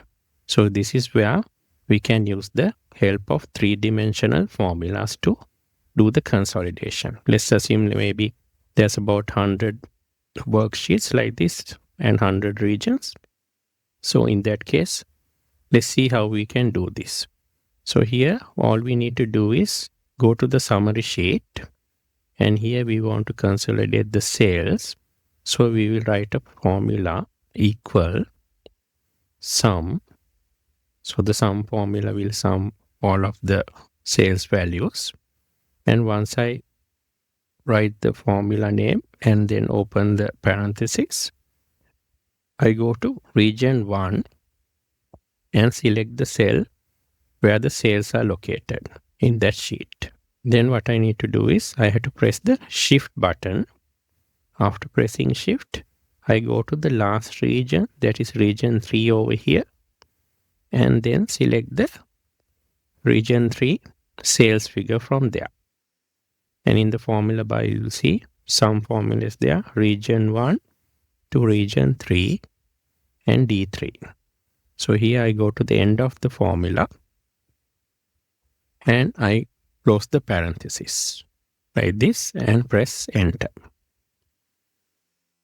And now I have done a formula. This is a 3-dimensional formula. So this works across the 3 worksheets.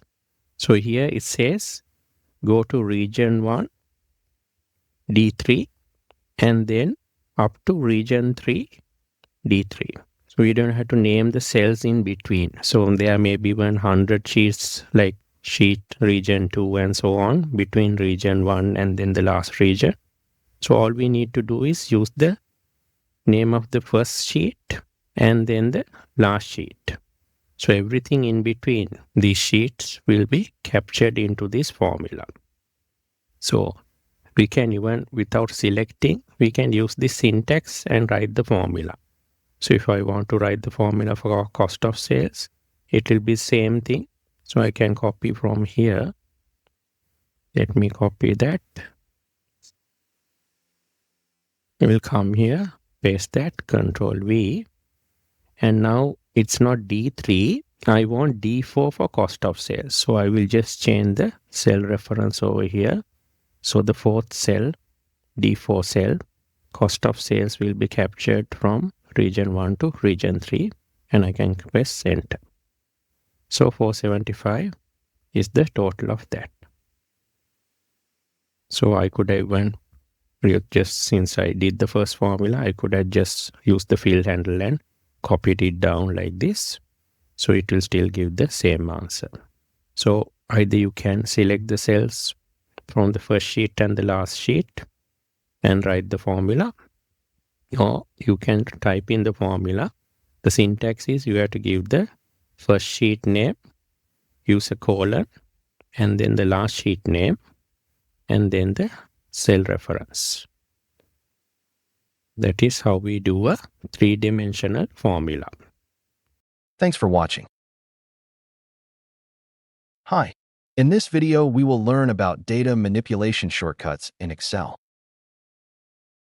Let's look at data manipulation shortcuts in Excel. So the basic shortcuts are Ctrl+C for copy, Ctrl+V for paste, and Ctrl+X for cut. So just quickly look at those as well. So if you want to copy these, you can select them, Ctrl+C to copy, and then to paste, Ctrl+V. So let me come here and press Ctrl+V.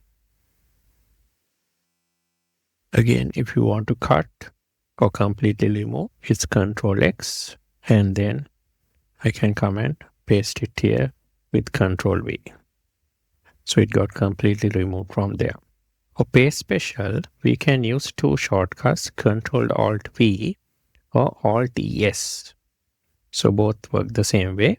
Let's say we want to copy these cells, Ctrl+C, and if I want to paste values, I can come into this cell.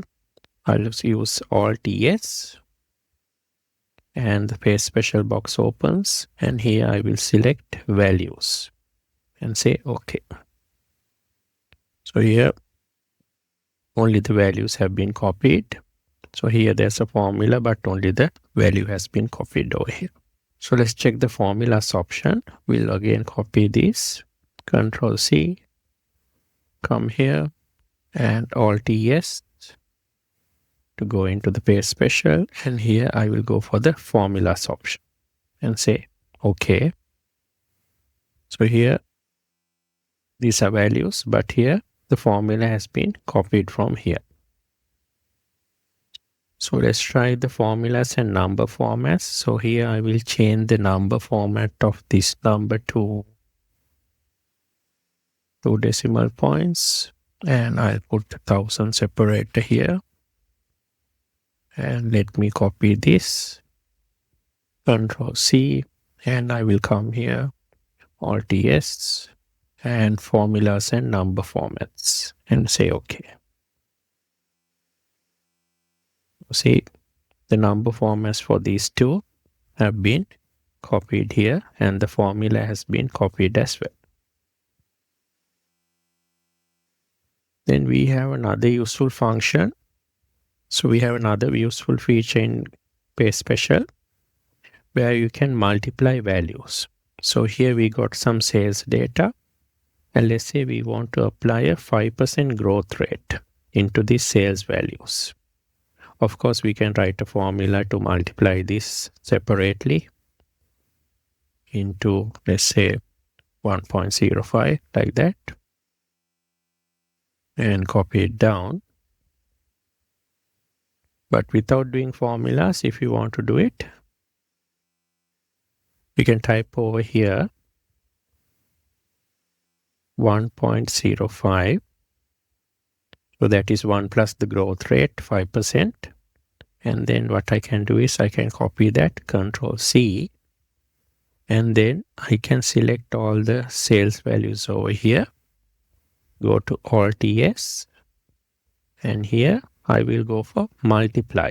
So these values will be multiplied by this 1.05.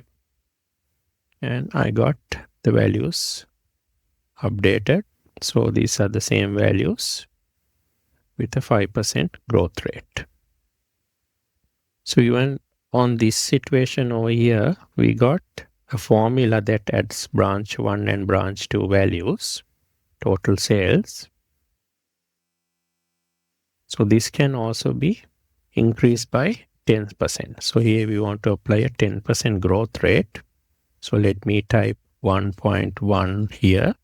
That's for 1.10. 1 plus the growth rate of 10%. And then I will select this cell, Control C, and then I select all the cells that I want to increase by 10%, and then Alt S and multiply and say OK. So here everything has been increased by 10%, and if you look at the figures, they don't have any change or formula because they are just numbers over here, but the formula is still intact.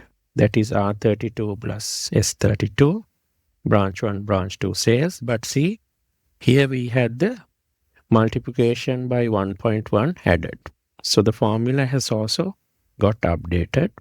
So the formula is still there, but it has been increased by the 10% growth rate. And there's another common situation we can use this. So generally, sometimes you have this sales growth or whatever the percentage given in number form. If we were to change this into percentage, you see, you don't get the right figures. So the right way to do this is, let me do a Control Reset Undo, is to either divide all of these by 100 and then apply the formatting here percentage, or there's another way. You can type in 1% or 0.01 into a cell like this and Control C to copy that. Then I select everything that I want to change into percentage, Alt S, and here I will multiply. So all these values will be multiplied by 1%. And then straight away I got all converted to the proper percentage form without using formulas. So we also have shortcuts that we can use for command paste options like values. You can use Alt S and at the end you put a V. So that is because if you go to Alt S, if you go to the paste special, you see for formulas, this F is underlined. So that means after pressing Alt S, if you press F, it will go to formulas. So here Alt S and F is formulas. For values is Alt S and V. V is underlined. For formats, it's T. T is underlined there. Comments is C. Validation is N. And likewise, we have for multiply is N. And for transpose, it's E. So if you are frequently using this, it might be useful for you to learn these shortcuts as well. So let's see the paste special values option. I will select these two, Control C, come here and press Alt S and then V and enter. So it has pasted the values.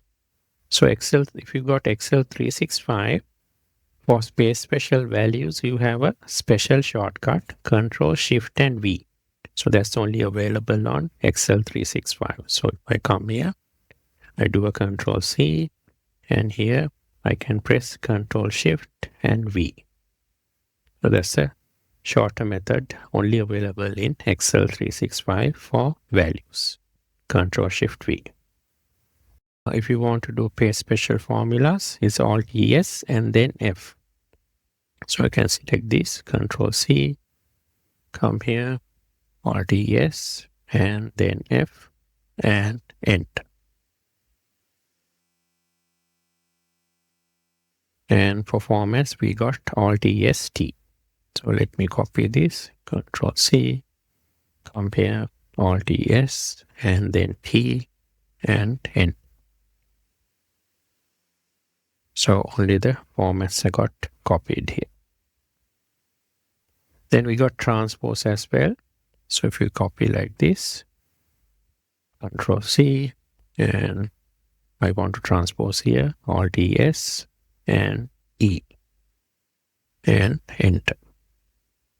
got this transpose from vertical to horizontal.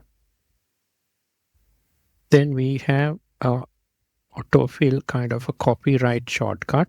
So if you want to copy anything to the right, you can go to that cell and press Ctrl and R. So for example, if I want to copy this value over here into this cell, I can press Ctrl and R. So that will copy that.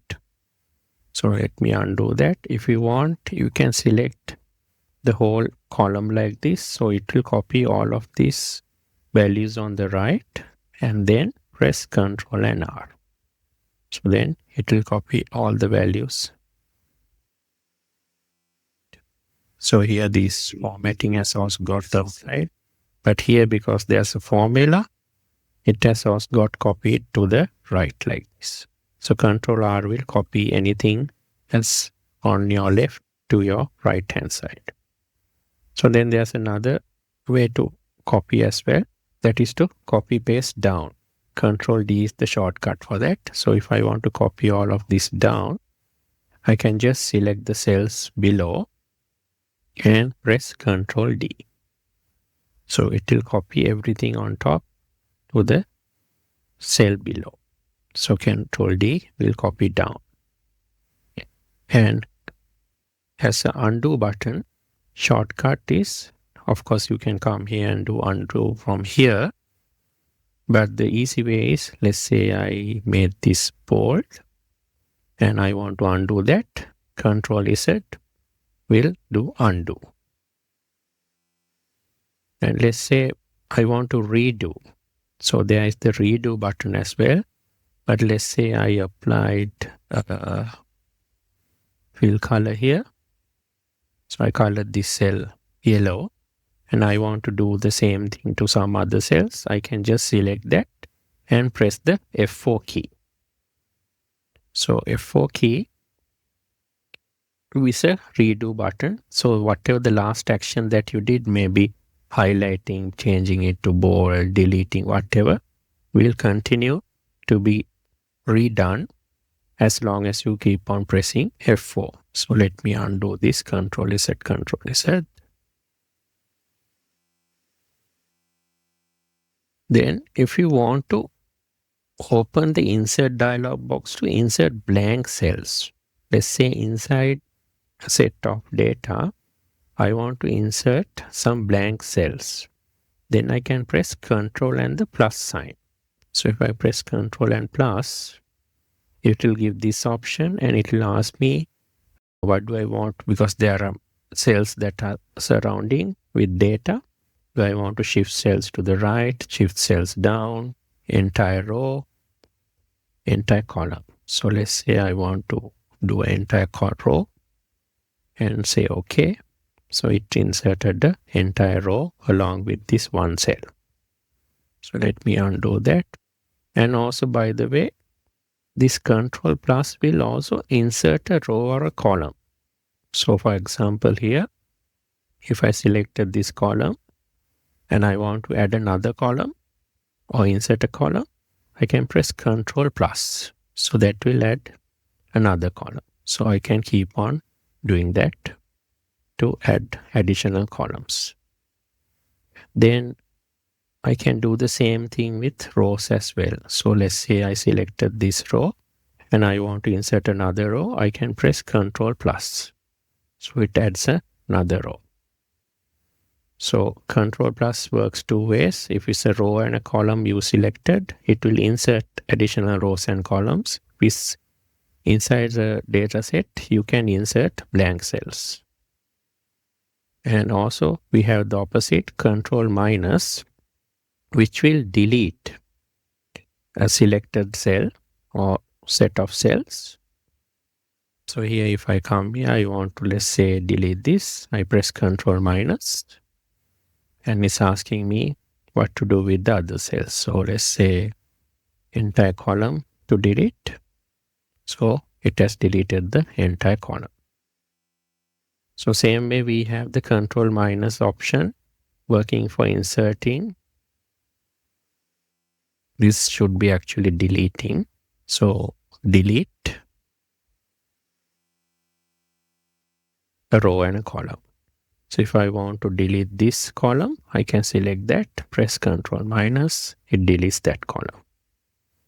So same way, if I selected this row and I want to delete, I can press Ctrl minus. The AutoSum shortcut is very useful when you want to insert the sum function. So AutoSum, if you come here on the home ribbon, it is here. You can see the AutoSum function is there. So here it gives you the shortcut as well. Sum shortcut is Alt and equal. So here, if I want to add up all of these values, I can press Alt and equal here. So it will select the closest column of data here and I can press enter. Also, if I do Alt equal from here, it will select the closest two columns and then I can add that.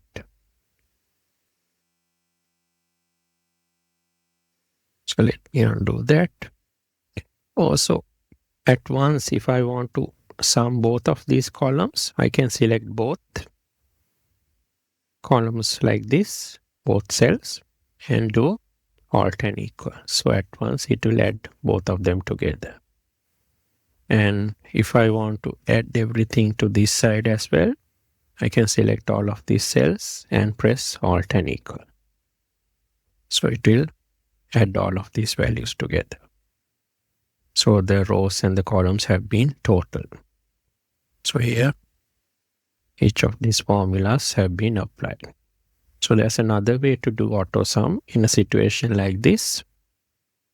If you want to get the totals on this side as well as a column, you can select all of this data like this. So it will include the total column and the total row as well, and then Alt equal.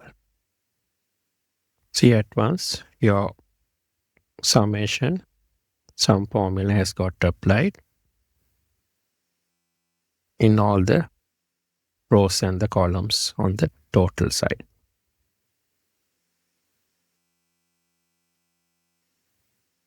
Control F will basically help you to find information. So if I press here, Control F, so it's asking me find what? Let's say I type apple and say find all. So it has selected apple. So likewise, it can find basically any value that I give it. So it can basically find anything that I want with the Control F.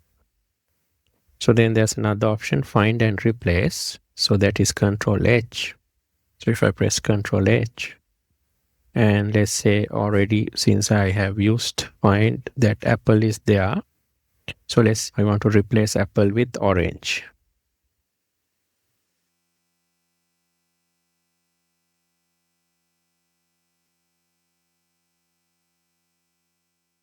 We made one replacements. So the apple has become orange. So find and replace is useful that way.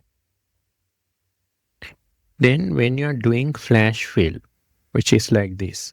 So, flash fill helps you to auto fill data. So here we got first name and the last name. And if I want to have the full name on the other cell, I can type the first name like this, John Smith.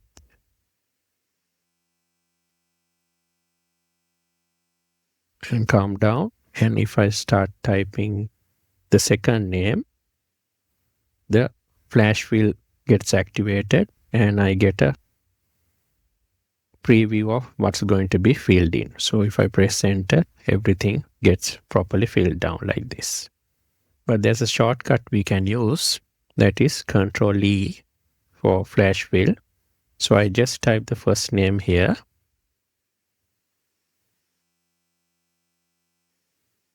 And I go to the cell below and I press Control E.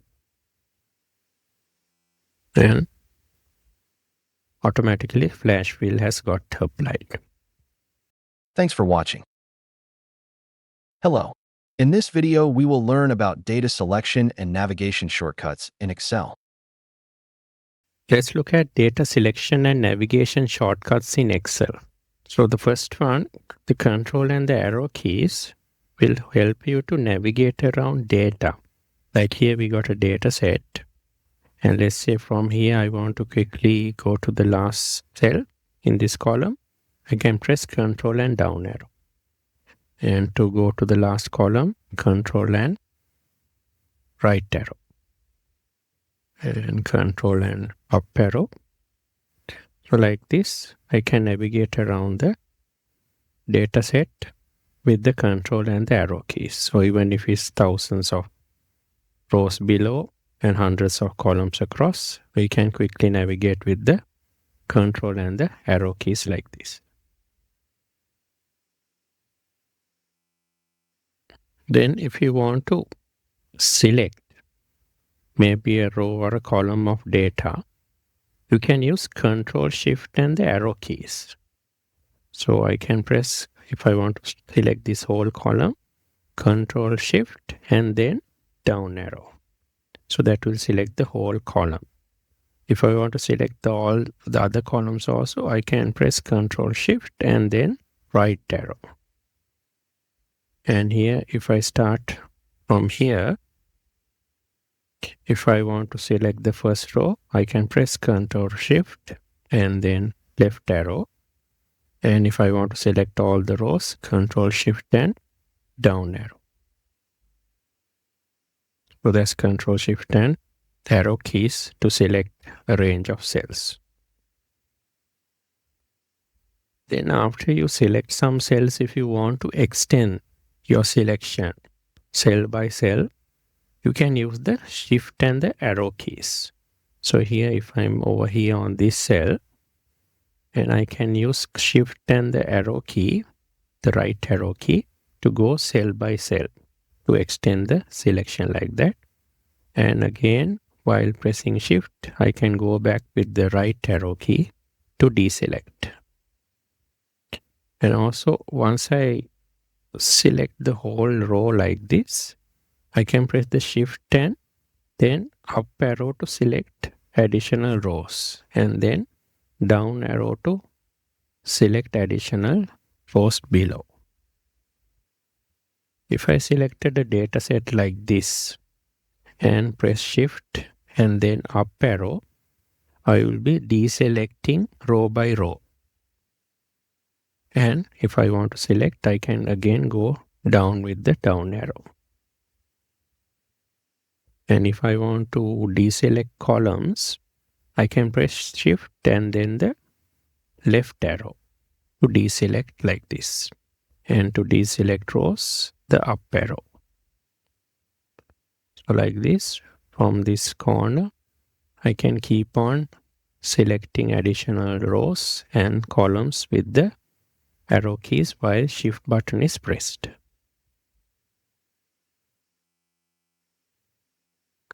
If I want to select this whole data range at once, what I can do is I can go somewhere inside this data set and press Control and star or the asterisk. And it will immediately select all of the data. If I want to select the whole entire worksheet, I can click on a cell and press Control A. So it will select the whole sheet. So if we click on a blank cell, it will select the whole sheet. But if it's inside a data set like this and I press Control A, it will be selecting only the data range. So it's similar to Control and the star or the asterisk here. So the only difference is if you click on a blank cell and press Control A, it will select the whole worksheet. And sometimes when you want to enter data and keep on entering data to the right like this or formulas, you can use the tab key instead of the enter key. For example, if I type in 10 here and I press tab, I go to the next cell to the right. So again, let's say I do a formula here. And then after that, let's say I want to go to the next column on the right. I can press the tab key again. So likewise, as long as I press tab, I can go to the right like this. Whether I inputs data or formulas or not, tab key will keep on moving to the right when I press it. If you want to go to the last cell in the worksheet, that is the lowest row and then the rightmost column, you can use Control and End.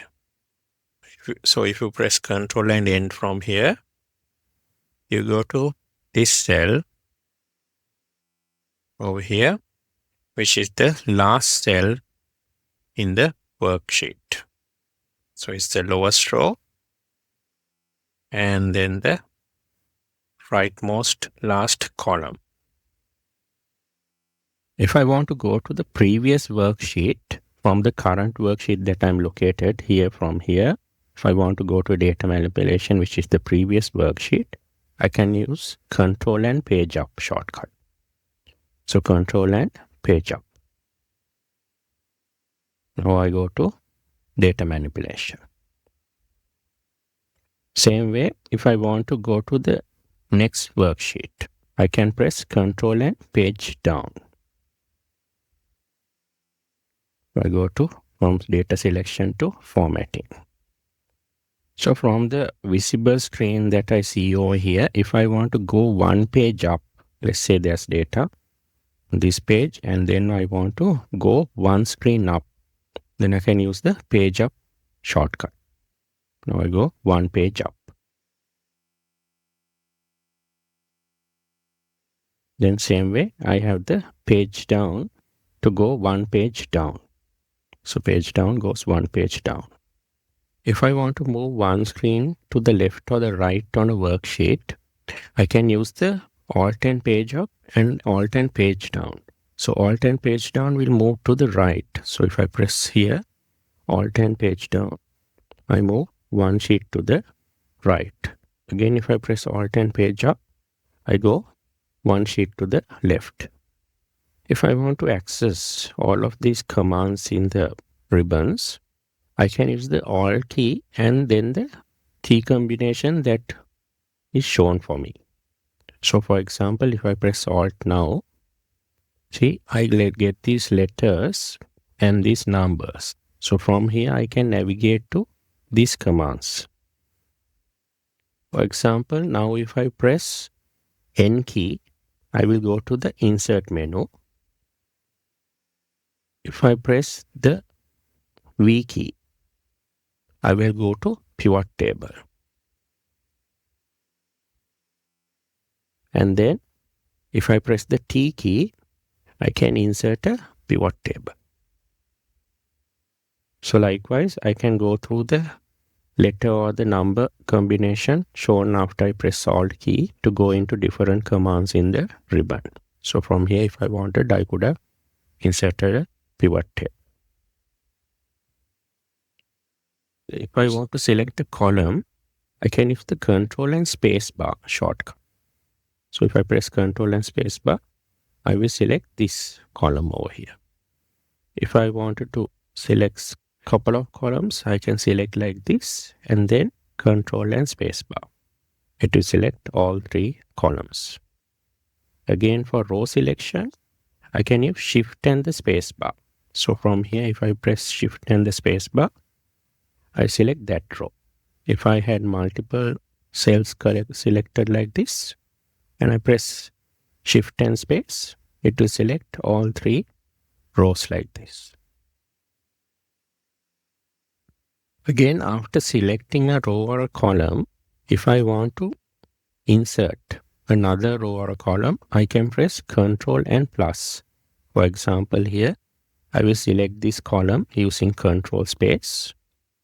And they say I want to add another column. Then I can press Control and the plus button. And I have added another column. Let me undo that.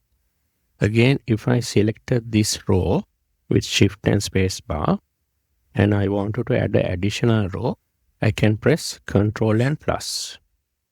That will add another row. And also same way I can select a column and delete by using Control and minus. And row also I can delete by using Control and minus. So if I select this column using Control and space, and then I can delete it using Control and minus. Same way, if I selected this row using Shift and space, I can delete it using Control and minus. We want to get a drop-down menu of data on top. Like here, we have some data, and here we want to get a drop-down menu of the options that are available on this data set. We can use the Alt and the down arrow. So if I press Alt and down arrow, I get a drop-down menu. From here, I can select whatever I want and then enter. So it's a easy way for data entry when you want to select data from top and insert below. Here I have some data, and let's say I want to add another row of 9s in between this data set.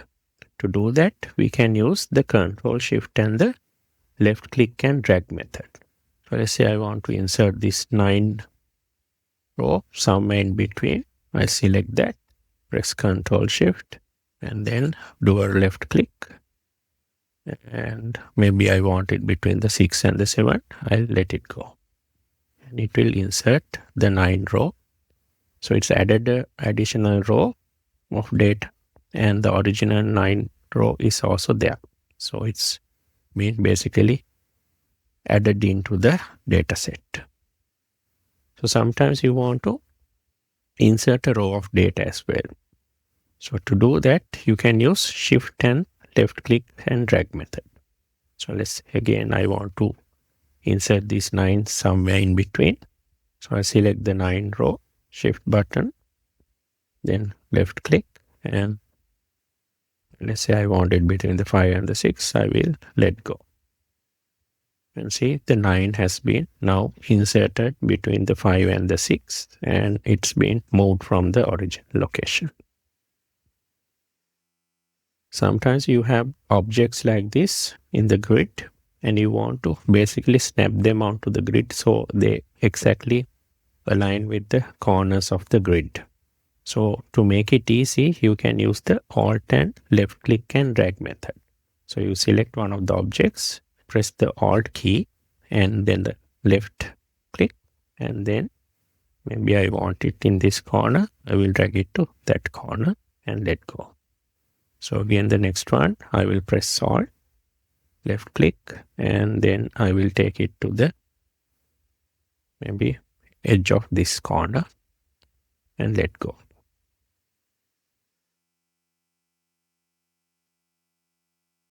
Thanks for watching. Hi. In this video, we will learn about formatting shortcuts in Excel. Let's look at some useful formatting shortcuts for Excel. So the first shortcut is Control and 1, which basically opens up the formatting box. So if you press Control and 1 somewhere, it will quickly open the formatting box. So you can basically use this formatting shortcut on anything. Basically, if you select one of these objects like this, and if you press Control 1, it will open up the format shape options. So depending on what you select, the relevant formatting options are available for you. If you select a chart like this and do Control 1, the format chart area options are available for you.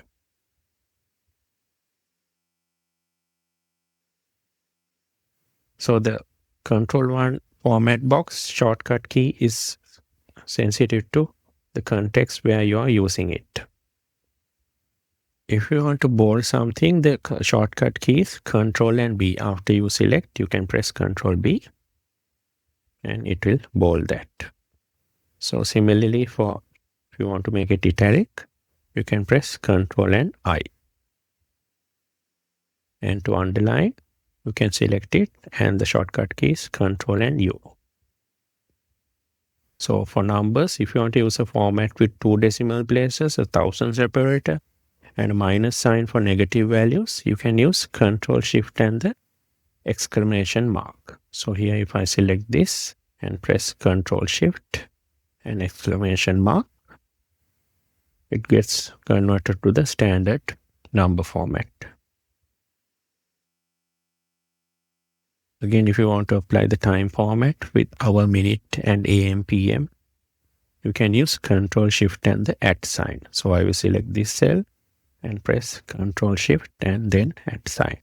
So it has converted to time format. If you want to apply a date format, you can use Control Shift and the # sign.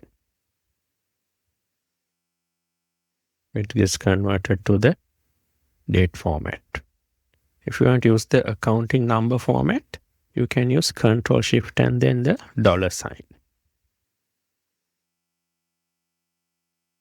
So here I have got the sterling pound sign because we are based in the UK. If you want to apply the percentage format, you can use the Control Shift and the percentage sign. And again, if you want to apply the scientific number format, you can use Control Shift and the caret. Thanks for watching. Hello. In this video, we will learn about editing shortcuts in Excel.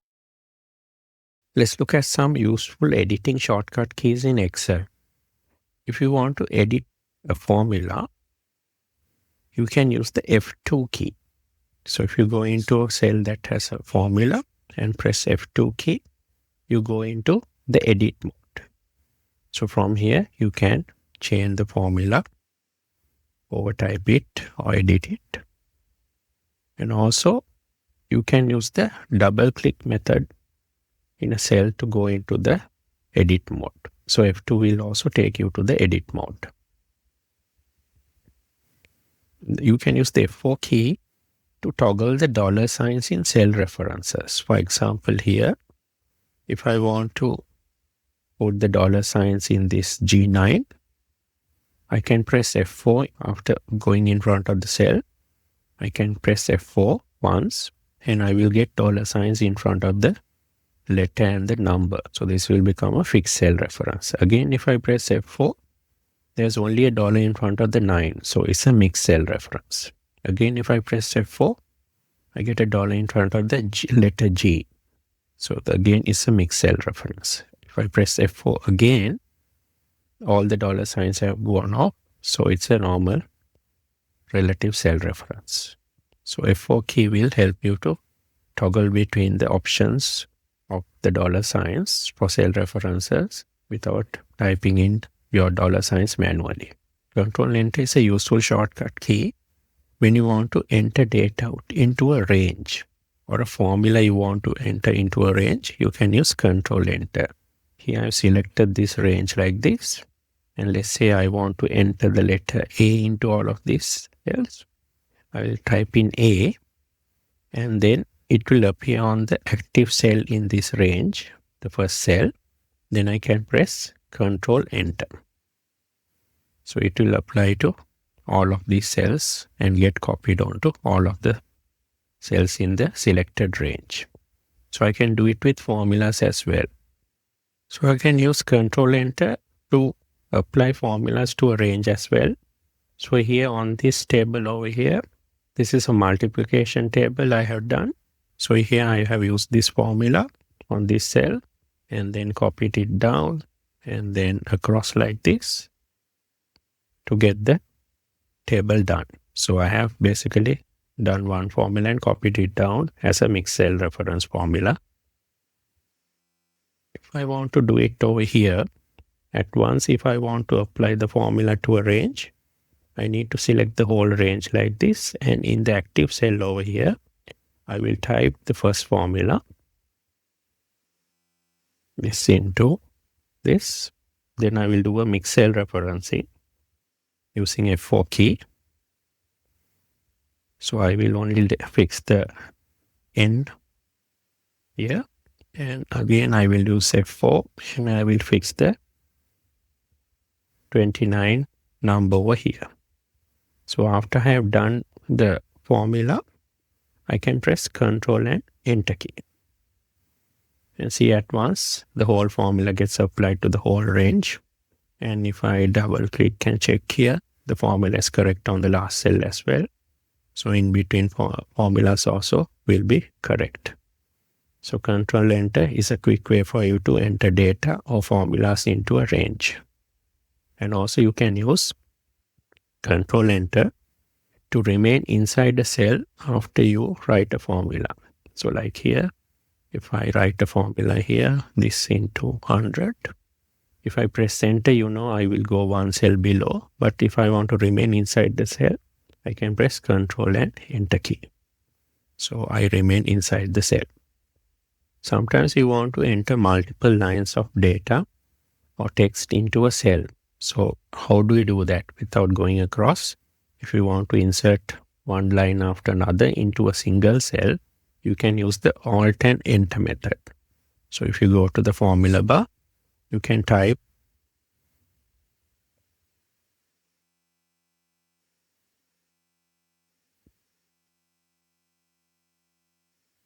so this is, let's say I want this on the first line.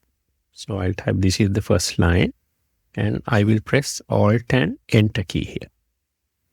Then I go into the second line. So I can check from here. If you drag the formula bar down, see I'm in the second line now. So then I can type whatever I want the second line like this. So likewise with the Alt Enter, you can keep on entering into different lines. So here I will stop it here. I'll press Enter. And here if I expand the cell, you'll see I got two lines in the cell. The first line and then the second line. So you can enter multiple lines of data inside the same cell using this Alt and Enter method. If you want to see the formulas in your worksheet, you can use Control tilde or the backtick. So the backtick or the tilde key is over here next to your, on top of your tab key, this wavy kind of line. So that is the tilde button. So this is what you need to use. So here I have a formula. So if I want to view everything, every formula in the worksheet, I can press Control and tilde. And see, this formula is now visible. It's expanded. I can see the formula over here. And if I go up, I can see other formulas and all the other formulas in the worksheet. So this Control tilde or the backtick is a toggle button. Again, if I want to go back to normal view, I can again press Control tilde. And now I can see the normal view. So if you want to quickly check your formulas and look at them at once, you can use this shortcut key. If you want to enter the current time into a cell, you can use Control Shift and then the colon. So I got the current time inserted into this cell. If you want the current date, you can use Control and then semicolon. So I'll do Control and semicolon. And that has inserted the date. If you want to enter the current date and time together, you can first press Control semicolon, then put a plus sign and space, and then Control Shift and colon. So here let's do that. So Control and semicolon, and then I put a space to separate it, and then Control Shift colon and Enter. So I got the date and then the time into one cell. If you want to add or edit a comment in a cell, you can use the Shift and F2 shortcut. So here if I want to add a comment, I can use Shift and F2. So I can type in the comment. And then if I want to edit that again, I can go do again Shift and F2 and I go to the edit mode. So I can use Shift and F2 to add and then edit a comment. If you want to access the formula dialog box, you can use the Shift and F3. So Shift and F3, it opens the formula dialog box from where you can insert functions onto your worksheet.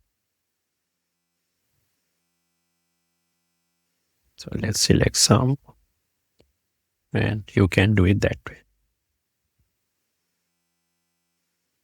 If you want to insert hyperlinks, you can use Ctrl-K shortcut. And it will open the Insert Hyperlink dialog box. So from here, you want to add links to other sheets, or then have a text to display for that link. You can create that from here. So let's say I want to do a link to some place in the same document. And let's say I want to display the name for formatting.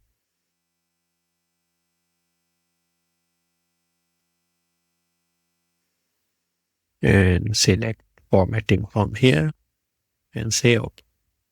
So I got a link inserted that will take me into the formatting box.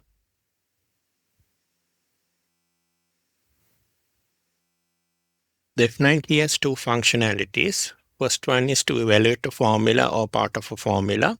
Then it can also recalculate the entire file. So we'll first look at evaluating a formula. If you go to this cell, if I double click, there's a formula I have written here. And let's say I want to evaluate this part of the formula. I can highlight it like this. And in newer versions of Excel, you will see a screen tip or a tooltip like this. It's called a value preview tooltip. So 21 value is shown as the value of this part of the formula. So in newer versions of Excel, using F9 to evaluate formulas is kind of obsolete because you have the screen tips. But in older versions of Excel, if you want to evaluate the formula or part of a formula, you will need to use the F9 key. So I select this part of the formula and I will press the F9 key. And the value for that part of the formula is shown here in the formula. So from here, I need to press Escape to go back and I come out of evaluation. So let's look at another formula over here. So here I have done another formula, an index and a match combination. So here if I select this match part of the formula and I see the evaluated value is 2 with the screen tip. So if I press F9, I get the evaluated value shown in the formula as 2. So now I need to again press Escape to come out of it. So likewise, if I want to evaluate this second match formula, I can select that and press F9 again. So it evaluates to 5. So I can again press Escape to come out. So this is very useful when you want to debug formulas and find errors. So here in this cell, I have again an index and a match formula combination. But here, as you can see, I am getting the #NA error. So if I want to evaluate the formula, I could select the first match formula like this. And I could press F9. And I get a #NA. So that is because that part of the formula is having an error. So I could debug from there. So if I press Escape, I come back. So the issue here in this match function is that I'm looking for L125. So L125 is this RAV4, and that is not available in this lookup area for the match function. So only these 4 vehicle types are available. the RAV4 is not available. So when you evaluate, I get a hash NA. So it's shown here on the screen tip as well. So what I can do is I could adjust this. So I have a value that is already in this list, and I can press enter. So I get the same value as before. And when you are evaluating using the F9 key, you need to be careful, because if you select something like this section, and then I press the F9 key, the formula is kind of replaced with the value that was evaluated. In this case, it's evaluated to 2. So if I press enter from here, the formula will be replaced with 2 for that section. So the evaluated value is replaced if I press enter. So to get out of that, I need to always remember, once I press F9 and then I see the evaluated value, I need to press the escape key to come out of it. So I will just come here and do undo from here, and have the formula back after the undo. So here, if I don't select any of these sections of the formula and I press F9, the whole formula gets evaluated and the final value is shown there. So here, from here, if I press enter, that value will be replaced into the formula like this.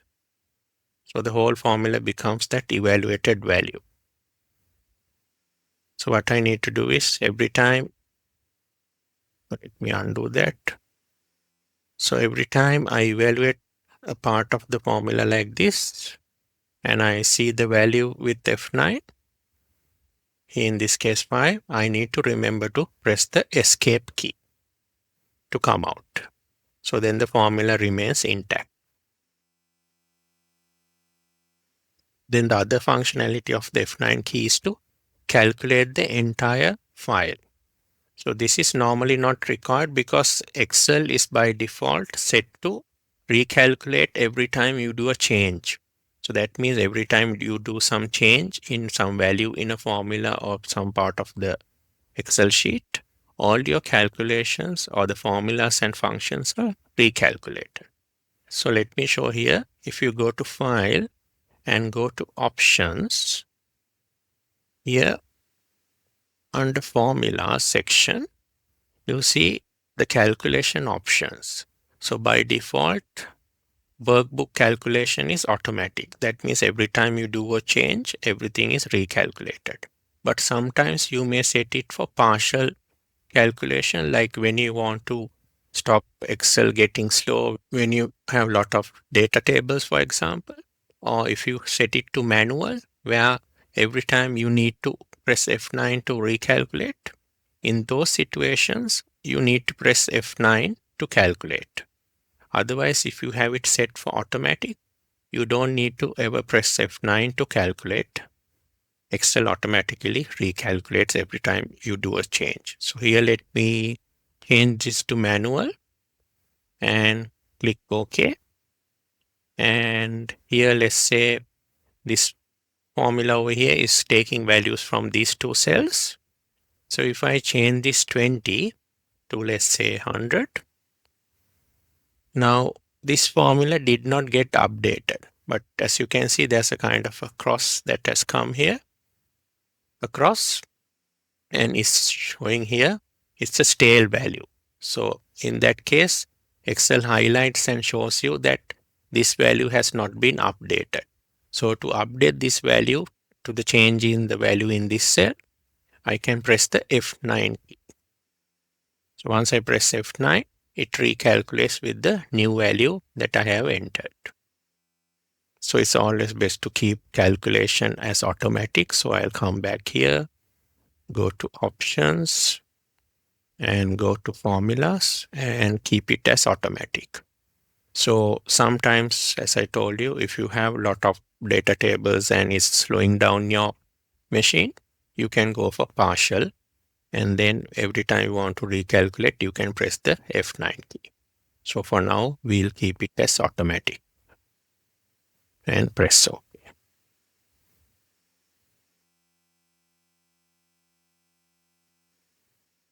To do a spell check, you can use the F7 key. So if you press F7 from beginning of the sheet, yes, and it has brought up this January is been spelled. So it says I should go for this suggestion over here. So from here, I can say change. It says spell check is all done. So you can quickly do a spell check for your whole workbook from using the F7 key. You can use the F5 key as a go-to shortcut key. So if you press F5 key, it will open up the go-to box, and from there you can go to special. So here if I selected this range over here and press F5 and then special, out in this selected range, if I want to see any notes that are there, I can check from here constants, and if I want to check the formulas, I can select formulas and then say OK. So it shows this cell is where the formula is located. Again, if I select the range and press F5 and special, let's say I want to see the cells that have conditional formatting. So I can select from here and say OK, and it has highlighted this range where I have applied conditional formatting. Likewise with the F5 key and then go to special, you can check the cells depending on different criteria. Thanks for watching. Hi. In this video, we will learn about file and application-related shortcuts in Excel. Now let's look at file and application-related shortcuts. So when you want to open a file, you can use Ctrl and O as the shortcut. So from here, you can select one of the files you have recently used and open it from there. Then if you want to open a new file, you can use the shortcut Ctrl and N. So now we have opened a new file and the default name book1 has come there. If you want to close a file, you can use Ctrl and W. So I'll open this other one. So here, if I want to close this file, I'll press Ctrl and W. And that file is now closed. If you want to save a file for the first time, you can use Ctrl and S. So let me first open a new file, Ctrl N, and I will press Ctrl S to save that file. And when I go to save for the first time, it's asking me for a file name, and then it's asking me to give a location where to save. You can go to Files, Save As using the F12 key shortcut. So here if I go here and I press F12, so it's going to ask me where to save the file, and then the file name I can give from here.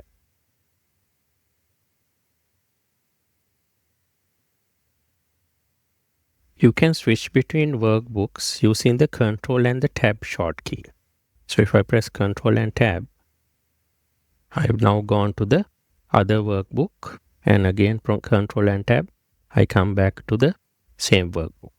So I can switch between workbooks using Ctrl and Tab key. If I want to go to the previous workbook, I can press Ctrl, Shift and Tab. So Ctrl, Shift and Tab. Now I go to the previous workbook.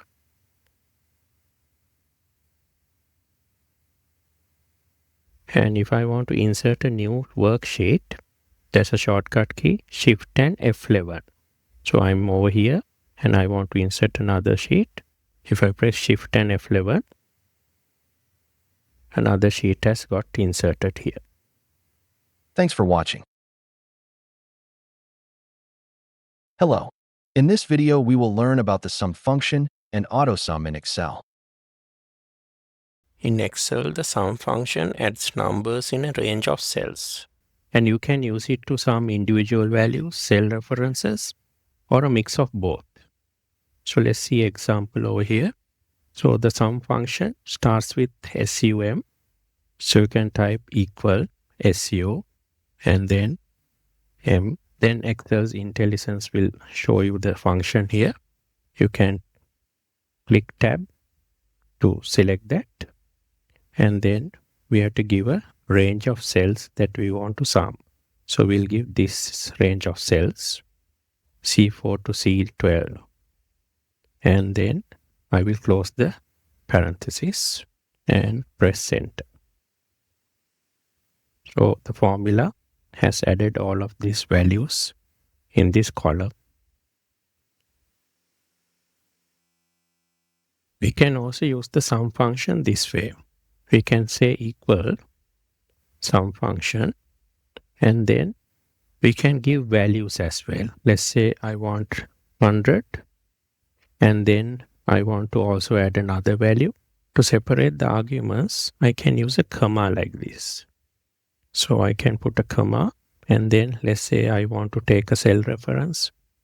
I will take this cell reference C4. And then if I want to add additional cell references, I can put a comma again and then select some other cell range. So this will add all of these values in these two cell ranges and the 100. So I can close the parenthesis and press enter. So I get the total over here. If you give a range of cells for the sum function and that let's say there are text in it, sum function can ignore those text and just add up the values that are available here. So here you see these texts are there. If you take this range like this, so if I use the sum function on this range, it will only add up the 100 values in this range. So let's see that. I say equal sum function, and then I'll select this whole range and then close the parenthesis, and I get 600. So it's added this 100, 100, 400, and then 600. The 600s only it has added together and it has ignored the text values. Excel has a useful feature called AutoSum, which allows you to automatically apply the sum function, and it will automatically suggest a range to sum, so it will save you some time. So let's try that over here. So if I come here and then on the home ribbon, if I go to this editing section, editing group, this is AutoSum over here. And it's showing there's a shortcut key, Alt and equal. So if I click on the AutoSum from here, it has selected this range as the possible range that I want to use. So in this case, it's correct. So I can just press enter to apply the formula. So it has applied the formula. So from here, this cell over here, if I invoke the AutoSum from there, it will select the closest row of data. In this case, it is correct. But if it's not correct, I can still adjust the range like this and then correct the formula.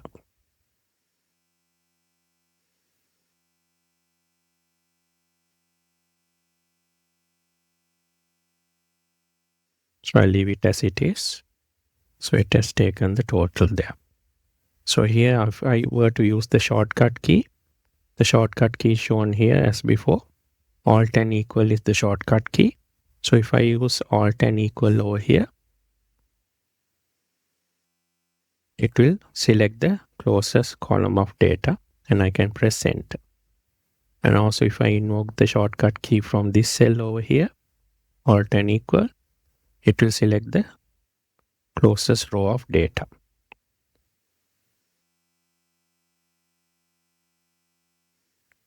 If I delete these values over here, I can also select the whole range where I want to have the AutoSum and then use Alt and equal. So it will apply AutoSum to the whole range of cells like this at once. And this one also, let me delete this. So let me select this whole range like this, and I will do Alt and equal, and the AutoSum gets applied to these ranges as well. So it has correctly calculated the sums. That's another way we can do the AutoSum in this situation. I can select the whole range, including the column where I want the total and the row where I want the totals, and then do Alt and equal.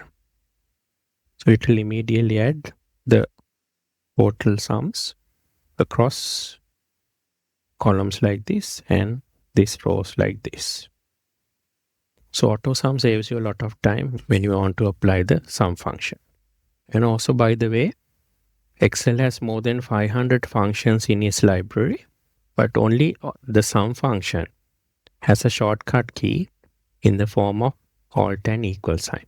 So because sum function is the most frequently used function, it has a shortcut Alt and equal. Thanks for watching. Hi. In this video, we will learn about the average function in Excel. The average function calculates the average value in a range of cells that's given in the function. So for example, if I were to calculate the average of these numbers for January, I can write the formula equals average. I can select from the tab key, the first one, and then I can give the range, and then close the parenthesis and press Enter. So this is the average of these numbers. So I can check that with a sum function. If I were to sum all of these values,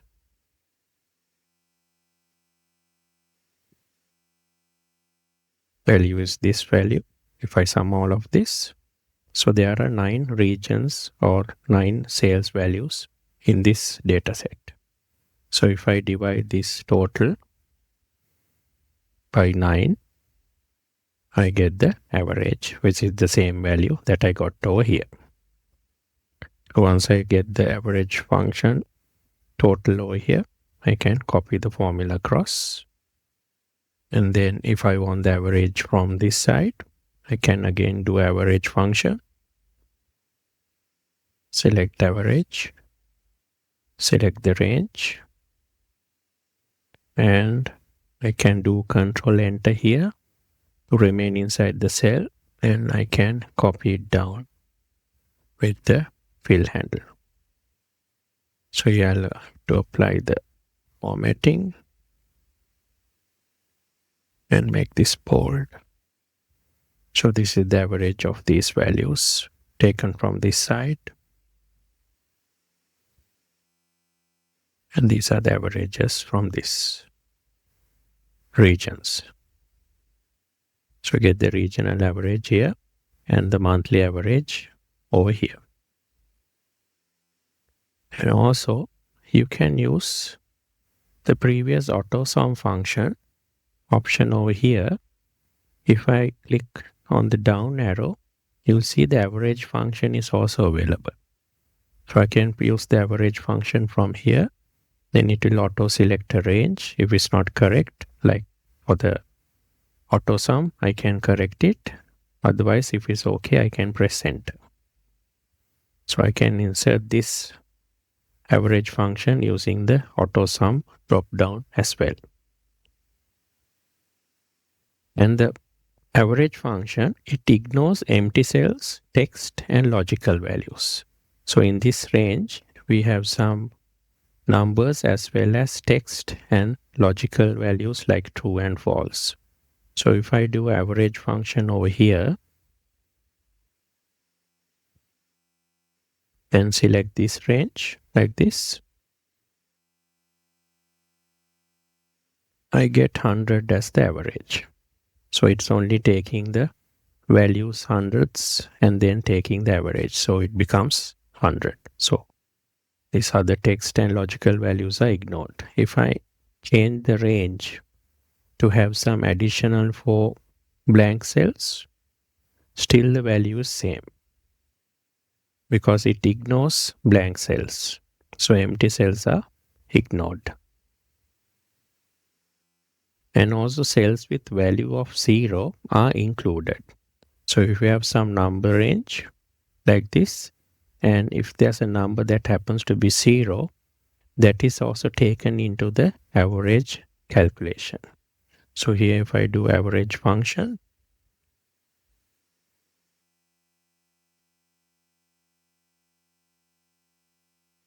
into this range, I get 54.545. So in this range actually there are 12 cells, but one cell is empty and the others have zeros as well. So actually there are only 11 cells with numbers in this range. And the total, the sum you can see is 600.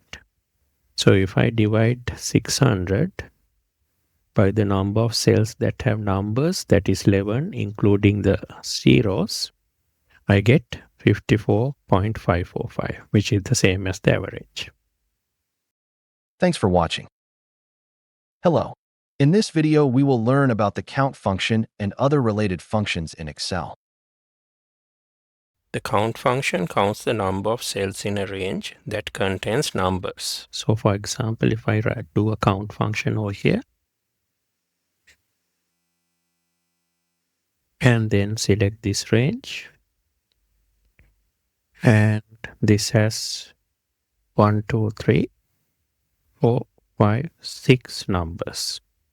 So if I close the bracket and press enter, I get 6. So it ignores the blank cells. So there are 6 cells with numbers. And if I do a count function over here for this other range, this range over here, I will get an answer of 6. That is because it takes these dates as also numbers. Later we learn when we do the date functions that dates are stored as a series of numbers in Excel. So a date is a number. So it will take 1, 2, 3, 4, 5, 6 as the count, including the date.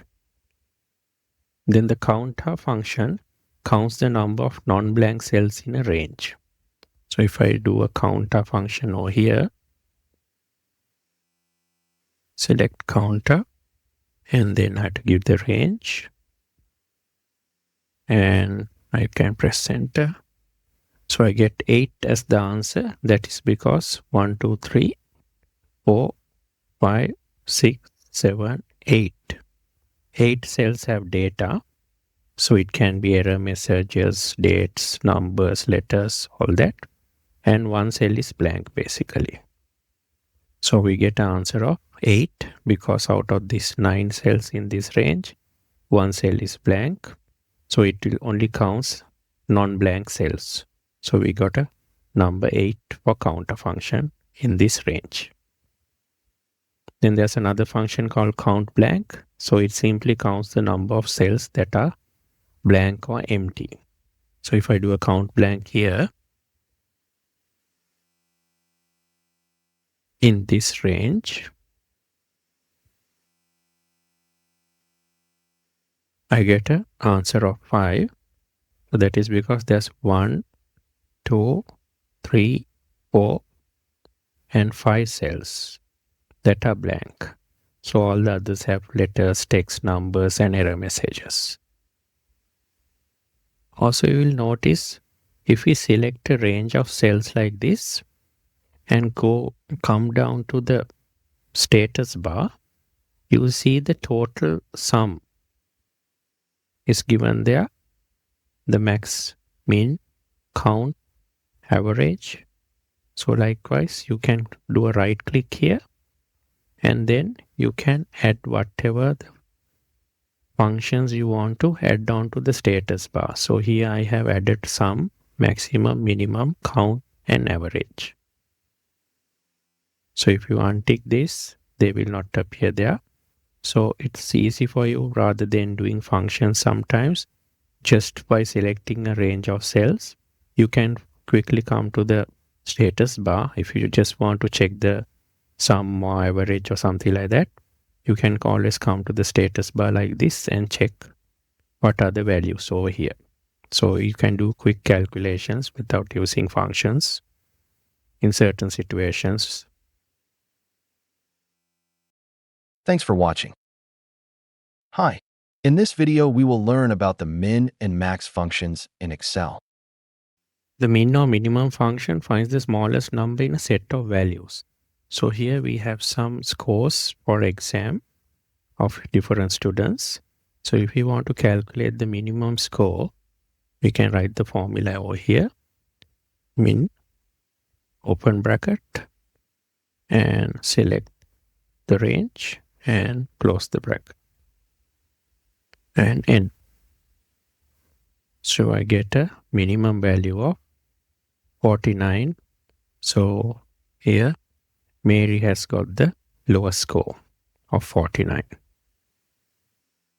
And if I apply to a range that has text and then logical values and blanks, let's see what happens. Equals min, and I select the range, and I get 66 as the minimum value. So it has basically ignored the text, the logical value, and then the blank values and the blank cell. So the opposite of min or minimum is there as well. So the max function finds the largest number in a set of values. So in this range of scores, if I want to find the largest value, I can use the max function, give the range, and int. So I got 19.1 as the maximum value, and James has got the maximum score, 91. Thanks for watching. Hello. In this video, we will learn about the large and small functions in Excel. The large function helps us to find, for example, in a list of numbers that are sorted in descending order, it can find, for example, the third highest number or the third highest score. So in this example, we got some scores and we want to find the third highest score. So of course, we can do one thing. We can just, let's say, take this value. So hit V to copy and Control V to paste over here. And then if I go to the data tab, and I can here sort from largest to smallest. So if I sort it like this, so this is the highest value. So the third highest score would be 1, 2, 3. 77 would be the third highest score. So if we were to use the large function, we can use the function like this. Equal large, and then the function has a syntax where we have to give two arguments. One is the array. Array is simply the list of numbers. And then there's a k argument. So k argument means, do you want the third highest, second highest, like that? So we can give the number of the person that we want. So in this case, we will give the array as this scores, put a comma, and as k, we will give 3 because we want the third highest score. And close the bracket and end. So you get the answer 77. So here also it's correct. 77 is the third largest score. So if I want, for example, I want the fifth largest score, I can change it to 5 and I get 66. So 66 is the fifth largest score. So we have the opposite of large, small as well. So here, for example, I want to find the lowest score. I can use the small function. So small function has a similar syntax. We have to give the array or the list of numbers. and we have to give K, that is the position we want. So we want the second lowest, so we will put 2 over there, close the parenthesis, press enter. So we got 66. So if you come from here, the lowest score, second lowest score is 66. So we get the correct answer, second lowest score. Thanks for watching. Hi. In this video, we will learn about the rank function and the new rank functions in Excel. The rank function helps us to give a rank to a set of numbers. So if we have some examination scores like this, we can rank them. The top student will have the highest score and he will be ranked 1. So likewise, we can rank based on the numbers or the score in this situation. So if you want to check the rank of each of these students, we can use the rank function. So first let's see whether we can rank them by sorting them. So we'll do a Control C, copy the values here, Control V, and let me go to the Data tab, and then I will sort it from largest to smallest.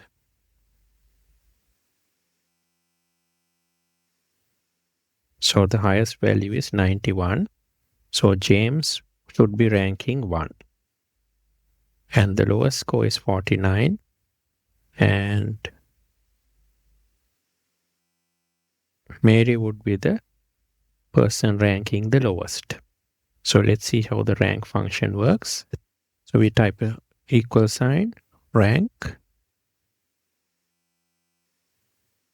And when you come down, you'll see we have some other functions also. There is rank, and then there's a kind of a warning sign. And then we have 2 other similar functions, rank EQ and rank AVG. So equal and average. So we look at these functions. Why we have a warning sign here is because this function is not going to be supported in the future in Excel. So we recommend using rank EQ, which is the same as rank function, or rank average, which I will get into shortly. For now, we will use the rank function.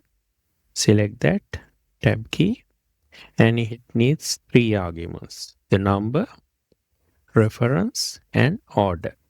So the number is basically the number related to this student over here. And I put a comma, and reference is basically the range of numbers or the scores, D7 to D16. Then for the order, I have 2 options. 0 is the default value. I can leave it blank as well. It will take descending as the default value then. So if we want this to be ranked in descending order, we use 0. So in this case, we want to give the rank number 1 to the person with the highest score. So we should be having it in descending order. So it starts with the highest number. So we can put a 0 here, or I can leave it blank. And also I need to fix this cell reference for the reference, because this, when I copy it down, should not be changing. So I can press the F4 key, add the dollar signs, and then close the parenthesis and Control Enter to copy there. And to copy down, I'll use the fill handle. So I see James with 91 is ranked the first. So that's correct because 91 is the highest score. And we'll see the lowest score is Mary, 49. She's the 10th person. So the rank of Mary is 10. So 49 is the lowest score in the range as well. So the rank function basically has ranked these students from the first to the 10th person. So let's look at another situation where we have some scores as well. So there are 2 students. They have the same score of 82. So let's see how rank handles this. So we'll write the formula. Rank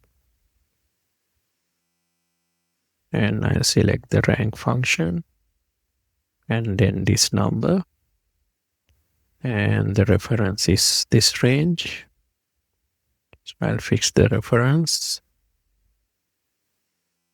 F4 key, and I will leave the final argument blank.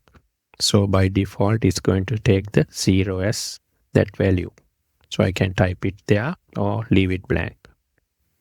And I press Ctrl Enter and I'll copy it down. So here, the first question comes to James. So here we see Michael and David are both in the same question 3. And then after 3, there is no fourth question because there are 2 people in the third question. It skips the fourth question and then goes on to the fifth question. So likewise, if there are multiple people with the same rank, it skips that number of people and goes on to the next rank number. So let's see the rank EQ function. So I'll type rank, select EQ, and it's the same syntax as the rank function. I have to give the number first and then the reference, and I will use F4 to fix that, and I will close the bracket and Control Enter and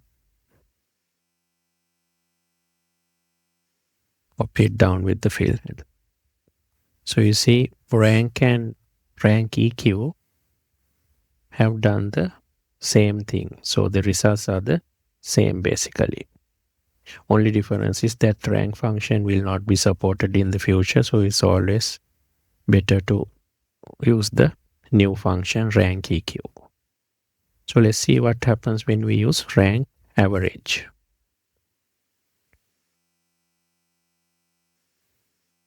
So let me select rank average. The syntax is again the same. So I'll select the range as well. Fix the range, F4. And close bracket, Control Enter, and copy down. Now we see Michael and David have the rank of 3.5. So basically what happens with rank average is it averages the rank when it comes to duplicates. So here there's 2 people with 3, so it will take the average. So the third and fourth question is taken by both of these. So it takes the average and puts 3.5 as the rank for both of them. And again you see the fourth question is missing, and then we go on to the fifth question. So only difference is the rank when we got duplicates is averaged when we use rank average. Thanks for watching. Hello. In this video, we will learn about the aggregate function in Excel. The aggregate function is like a Swiss Army knife, can basically handle 19 operations, like all of these sum function, max, min. So all of these 19 functions can be done using the same aggregate function. And on top of that, also it can ignore hidden rows, errors, things like that. So we can have all of these 19 functions, and we have options to ignore things like subtotals, aggregate functions, ignore hidden rows, nested subtotal and aggregate functions, ignore error values, nested subtotal and aggregate functions, ignore hidden rows, error values, nested subtotal, aggregate functions. So there are 7 options like this where we can tell the function what we need to ignore. So ignore nothing is there, ignore hidden rows are there, ignore error values, and finally ignore hidden rows and error values. So we can select from any of these options when we are using the function. So let's look at an example. We have a list of scores here, and we want to find the maximum value within this range, ignoring both errors and hidden rows. So as you can see, there are errors here. Also, if you notice, after 55, we don't have 56, there's 57. So there's a hidden row here.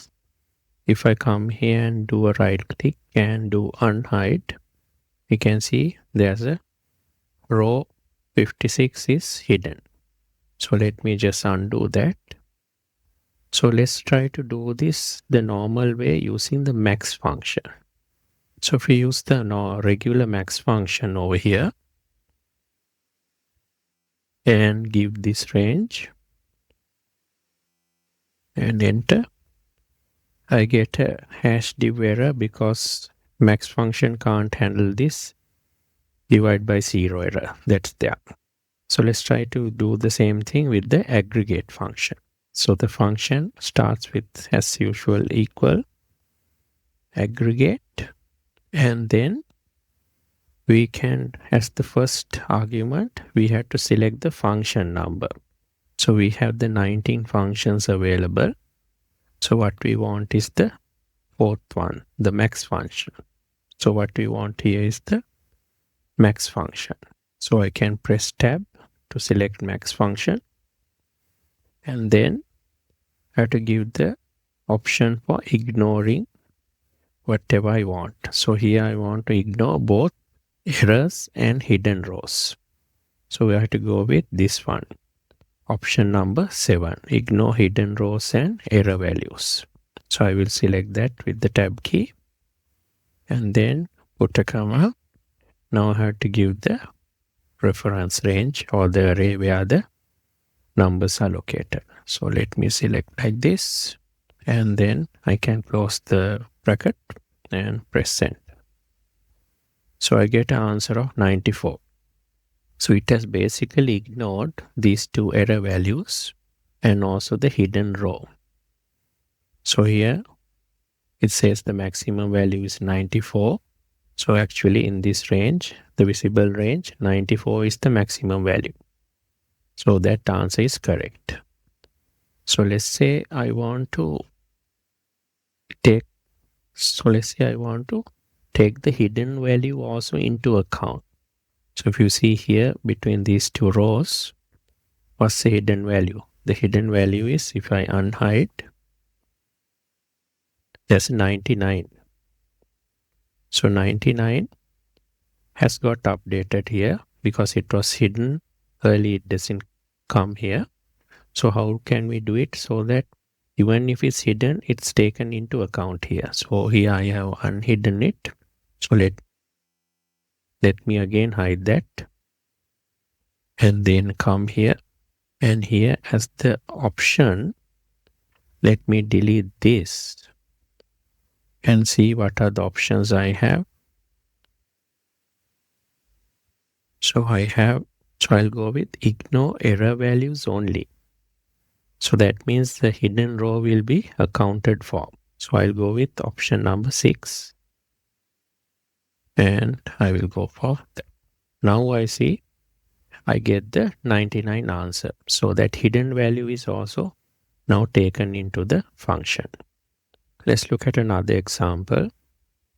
So here we have a set of data, and let's say we want to calculate the sum of the volume. So here I have done the normal regular sum function, and I have got the total sum here, 3650. So I'll do the same thing with aggregate function, but what I will do is I will hide these two highlighted rows.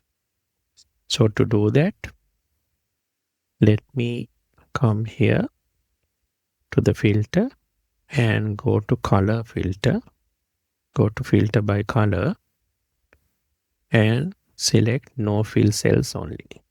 So those two colored rows are now filtered out. So let me do the aggregate function now. Aggregate. Here I want the sum function.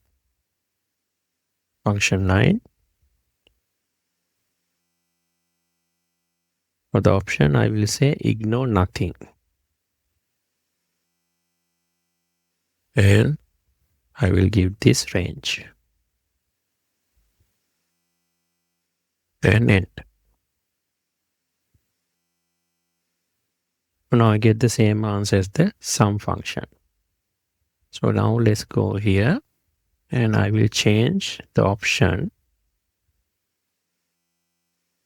to ignore hidden rows 5.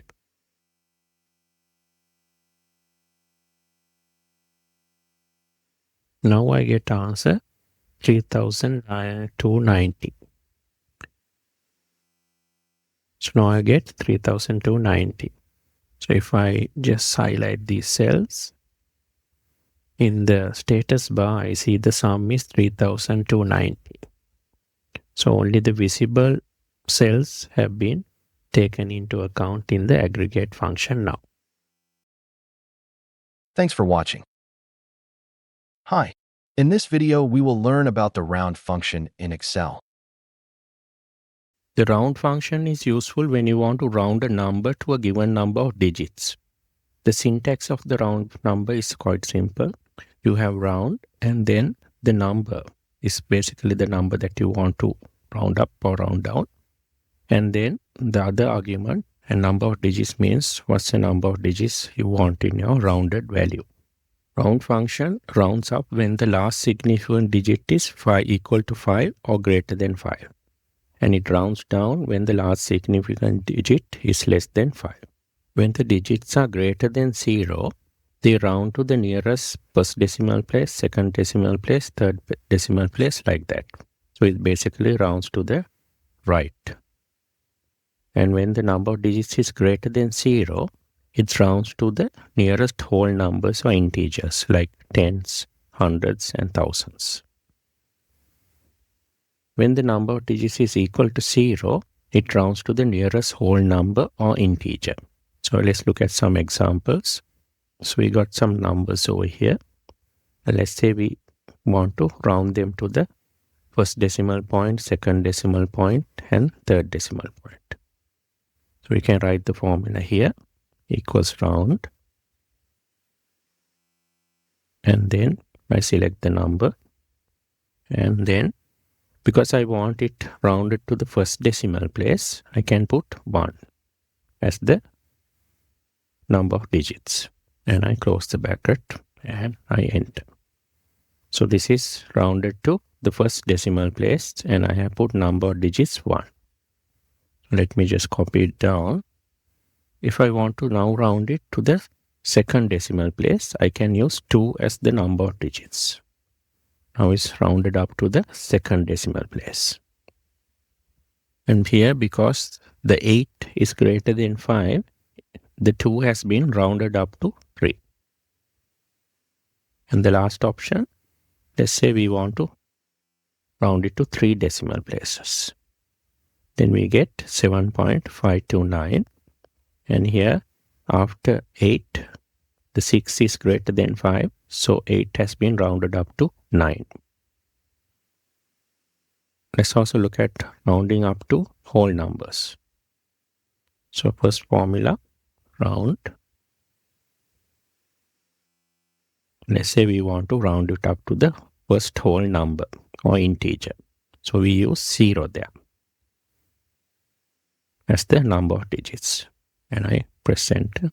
So 7.5 is rounded to 8. So because it's equal to 5, the second portion, first portion is equal to 5, 7 has been rounded to 8. Let me just copy it down. And for the second example, let's say we want to round it to the closest 10. So I will use -1 as the number of digits. So here 75,286 has rounded up to 75,290. So 6 is greater than 5. So 86 has become 90. And this one, let's round it to the nearest 100. So I will use -2 as the number of digits. Now is 75,300. So the nearest, so after 2, there's 8. So it has rounded up to 3. So 75,300. And the last one, let's round it to the closest 1,000. So I will use -3. So you can remember, like, 3 is the number of zeros you want to round to in the 1,000. So if you want to round it to 100, there are 2 zeros there. So you can use -2. And if you want to round it to the closest multiple of 10, there's 1 zero there. So you can use -1. So now it has become 75,000. So 2 is less than 5. So the 5 has not been rounded up. So it has become 75,000. Thanks for watching. Hello. In this video, we will learn about the index function in Excel. Excel's index function is useful when you want to find a value at a given position in a range or an array. For example, in this dataset, this range, if you want to find the value at row number 5 and column number 3, the index function can do that. So the syntax is you have to first give the array. So array is basically where your data range is, the range or the array. And then you have to specify the row number, if it's 5 or whatever, and then the column number. So the column number also you have to give.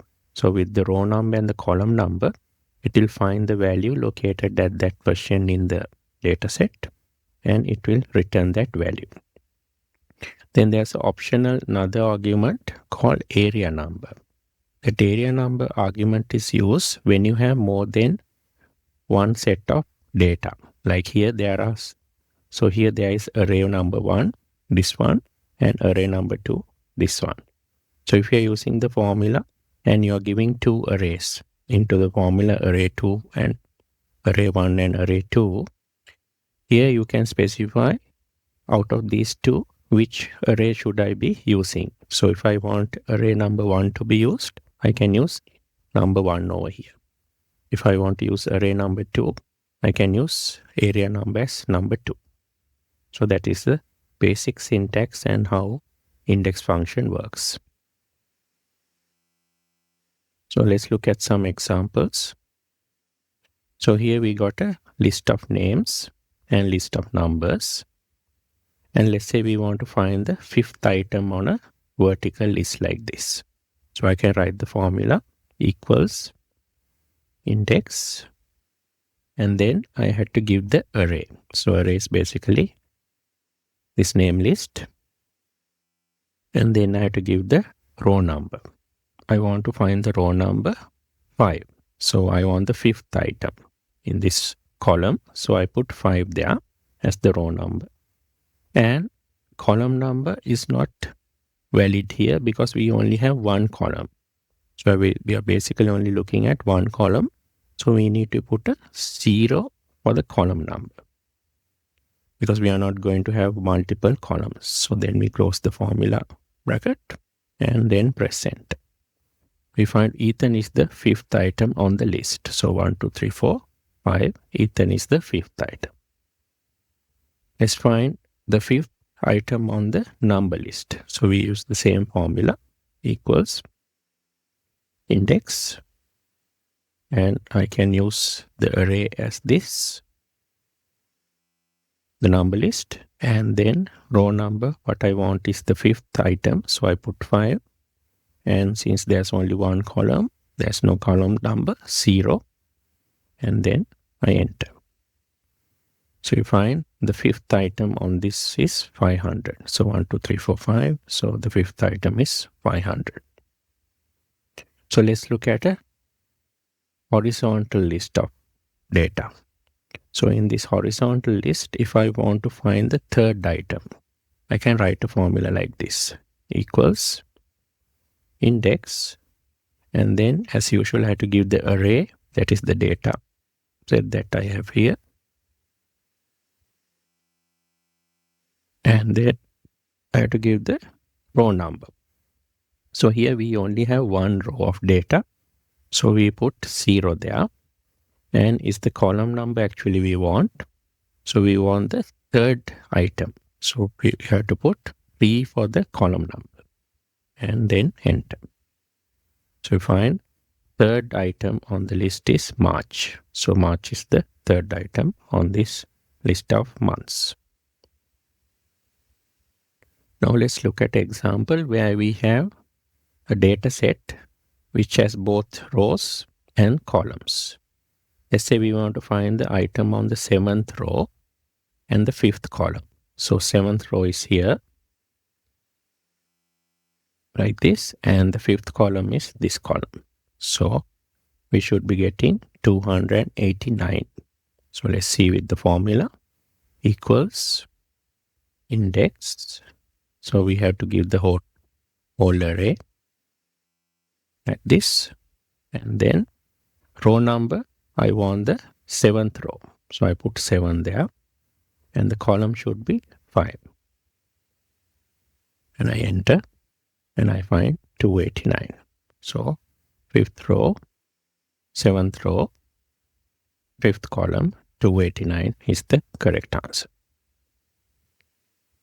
So let's look at a practical example. So we got some product sales for different months. And let's say we want to find the product 2 sales in the month of March. So let's write the formula over here, equals index, and then the array we give as this range. And we want product 2 sales, so that is in row number 2. We put 2 there. And March sales, so column number is 3. I can enter that. And I find the answer 826 is correct. Now let's look at a reference form example where we have 2 arrays or data sets. So we have the region 1 sales here and then the region 2 sales. So if you want to write a formula that can use both of these regions, then we have to use the reference form. So we'll write a formula over here, equals index, and then for array, there are 2 arrays, region 1 and region 2. So I need to input both of those region ranges into the array argument.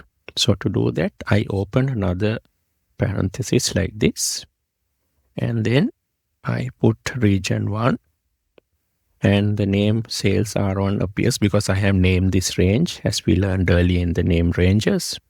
So then I select region 2.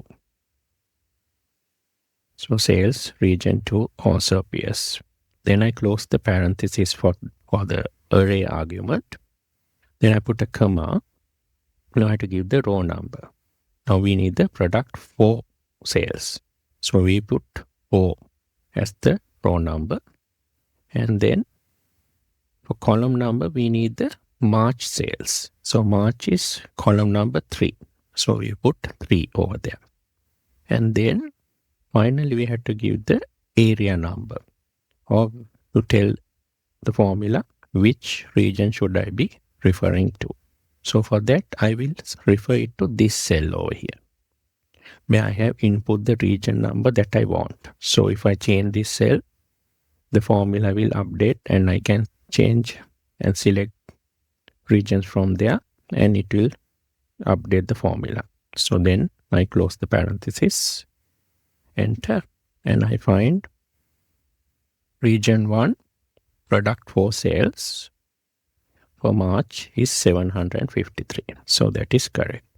So what if I want to now go for region 2? So I can just select region 2 here and the formula updates. And I have 895. So now we are in region 2, March. So 895 is the answer correct.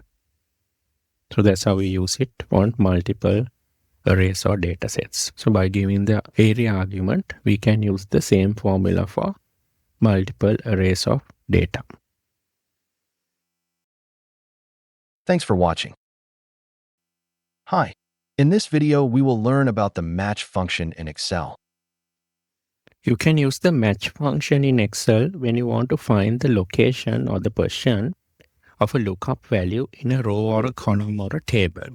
For example, in this data set, this range, if I want to find the position of the 50, I can use the index function, and index function will say it's on the 5th position in this list of data. So the syntax is match, and then you have the lookup value. That is what we are going to look for.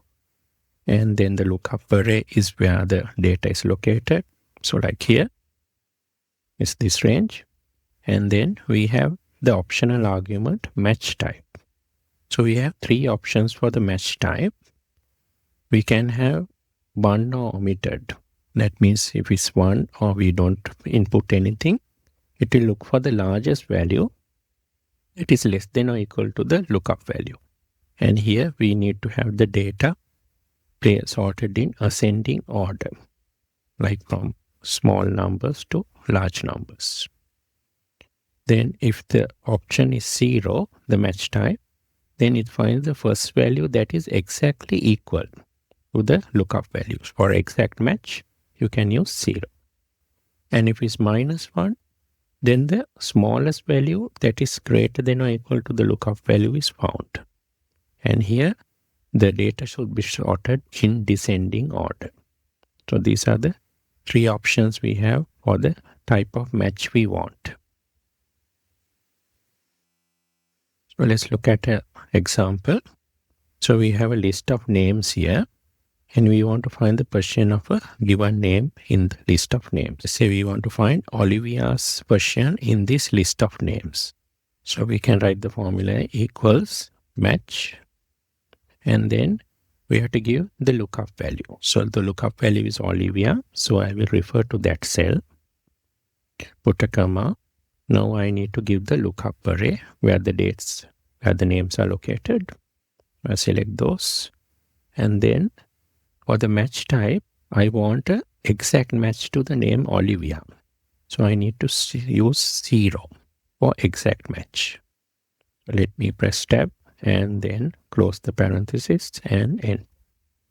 So it finds Olivia's name is located on the 1st position. So this is a exact match example. So we look at an approximate match example. So here we have some names of students and the scores they got. And we want to find the score that is less than or equal to 70. So again, we want to find the largest value that is less than or equal to 70. So we can write the formula here. Equals match, and the lookup value is 70, and lookup array is this, and then the match type. So here we want to find the largest value that is less than or equal to 70. So I will use the less than option, 1, and I press enter. So I get 3. So 3 is 66. So 66 is the largest value that is less than or equal to 70 in this list. And the position of 66 is the 3rd position in the list. So we get 3 there. Now we look at a wildcard example. This is where you may know part of the name or some text or something, and you want to find a closest match to that in a list of names like this. So here we have to type EM and then the asterisk. So asterisk is the wildcard which tells Excel the first 2 letters are E and M, and after that you are not sure what comes afterwards. So it will try to match EM as the first two letters in this list. So we can write the formula equals match, and the lookup value is EM star, and then lookup array is this. And here we want an exact match to the first two letters. So I use match type 0 and then enter. So it gives the answer 2. So when you start from the beginning, Emily is there in question number 2, and her name starts with EM. And then there is Emma as well. Her name also starts with EM, but she's in the 5th question. So basically the match function only looks at the first occurrence of that lookup value. So it ignores the second and third and so on other values. So if I want to find Emma exactly, what I can do is I can type EM and put another M. So then it should come to Emma.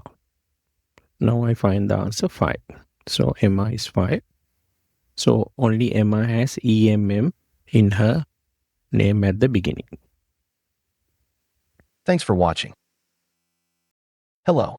In this video, we will learn about the XMATCH function in Excel. XMATCH is an upgraded version of the match function. Like the match function, it does a lookup for a value in a range and returns the percent of that value. For example, if you take this list of months over here, and we want to find the percent of March in this list of months, we can use the XMATCH function to do that.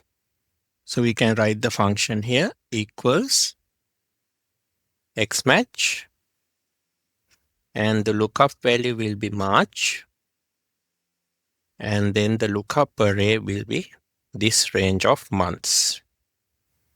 And we can close the bracket and press enter, and we get an answer of 3. So March is in the 3rd position in this list of months. If you look at the syntax of the XMATCH function, the lookup value and then the lookup array are similar to what we used in the match function. So like in the match function, we have lookup value and lookup array in the XMATCH function as well. The third argument in the XMATCH function is called match mode. This is much more advanced than what's available under the match function. So here if you look at the match function, we had 3 options for the match type: 1 omitted, 0 and -1. In the XMATCH function, we have 5 options for the match mode. 0 for exact match, this happens to be the default value. -1 when we want to find exact match or the next smallest value. +1 when we want exact match or the next largest value. And we have 2 for wildcard match. This was not available. This was not available under the match function. And finally, we have number 3, which is a regex match, which is a more advanced match mode that's not available under match function as well. XMATCH also has a 4th argument called search mode, which is not available under the match function. So there are 4 search modes. 1 to search from the first, that is the default value, and -1 when you want to do a search from the last item in the list, that is called a reverse search. And then we have 2 for binary search when the data is sorted in ascending order, and -2 for a binary search when data is sorted in descending order. Binary search is a more advanced search form. We can use it when we have a large set of data and we want to quickly find the value. So binary search searches basically from both the top and the bottom like this. So if this is the list of data, it will start looking from the top down like this, and at the same time it will look from the bottom or the last item up like this. So when we start searching from the top and the bottom at the same time in parallel, we can find any item faster. When comparing XMATCH and the match function, there are 6 key differences. One is XMATCH defaults to exact match, whereas match function defaults to approximate match. So XMATCH function is more convenient to use. XMATCH also has a wildcard match mode, and it can perform reverse search, that is from the last to the first. XMATCH also doesn't require values to be sorted when performing approximate match. XMATCH can perform a binary search. This is specifically optimized for speed. And finally, XMATCH can use regex, which is a powerful pattern matching language for matching. Let's look at an exact match example. So we have a list of names here, and we want to find the position of the name Olivia in this list. So for this, we can use an exact match. So we type the formula equals XMATCH, and the lookup value is Olivia, and the lookup array is this range. And for the match mode, we have exact match, which is what we need to use here. So 0 is for exact match.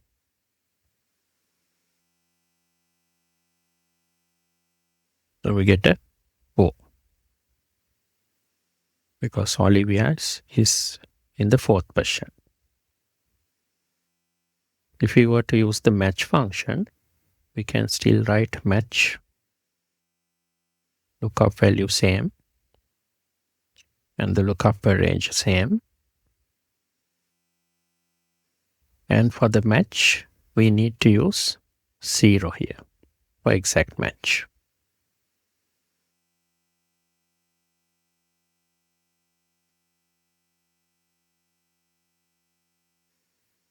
So we get the same answer. The benefit here when we are using match is that if we don't use the final argument, by default, it is an exact match that it defaults to. So we can just forget about the last argument and enter, and it will give the correct answer. So we don't, so in a question, we have to look for exact match. We don't have to give the last argument like we have to do for match function. We can go with the first 2 arguments only. Now we look at an approximate match example. So we have a list of names of students and the scores they have attained. And we want to find the exact match or the next largest value to the lookup value 70. So we can write the formula here equals XMATCH, lookup value is 70, and this is the range. And for the match mode, we want exact match or the next largest value. So we have to go for the option 1. Then we can close the bracket. So we get an answer of 5. That is because after 70, 71 is the next largest value and is located on the 5th position. So we get an answer of 5. We can also look for the next smallest value by writing this formula. Again, lookup value same. Lookup array here. And then we look for the exact match or next smallest item. So that's option -1.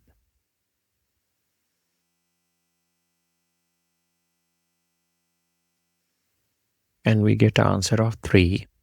That is because after 70, the next smallest value is 66.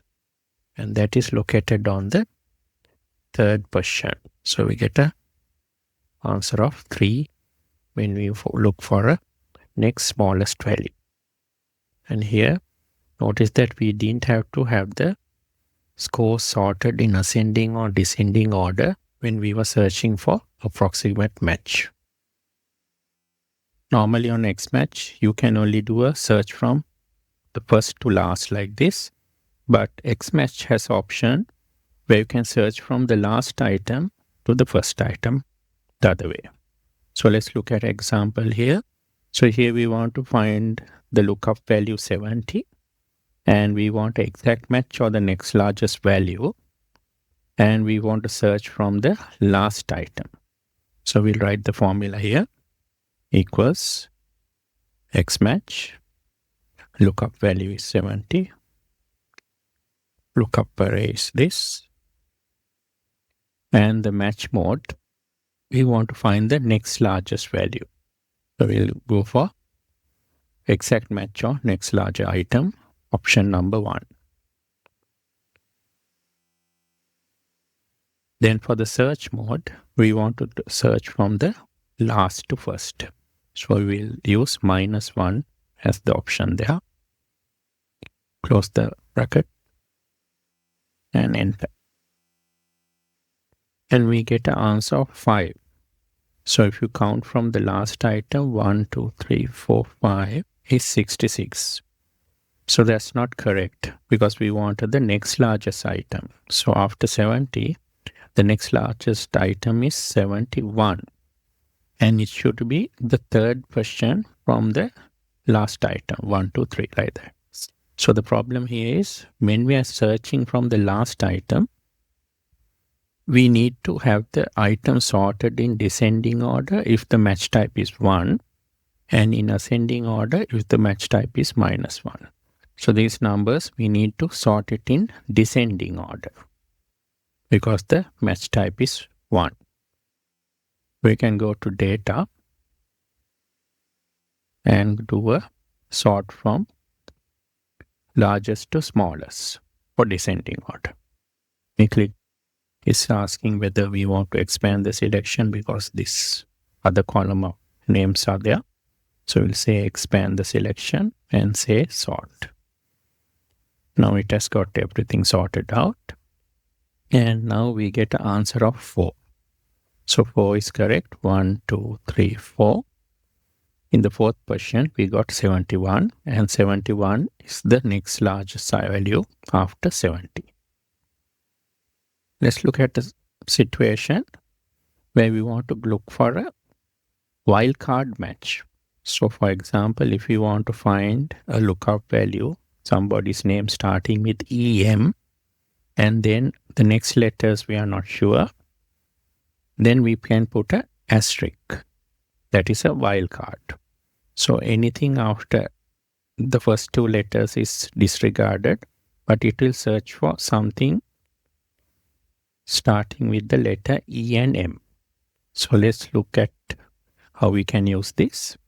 So here we write the formula again, XMATCH. And for lookup value, we can use this EM asterisk. Lookup array is this. And for the match mode, you see there is an option called wildcard character match. That is option number 2. So this is not available in the match function. So the wildcard search option is only available in the match, only available in the XMATCH.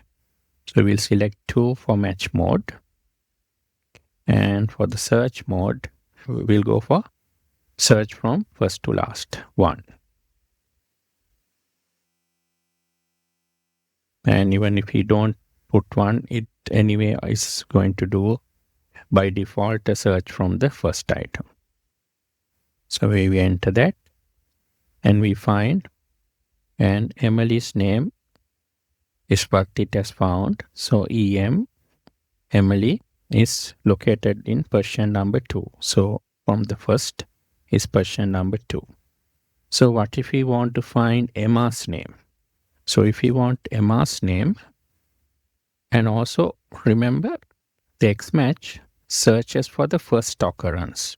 So it stops at the first occurrence where it finds EM on the second person and it doesn't go down to Emma, which also starts with EM.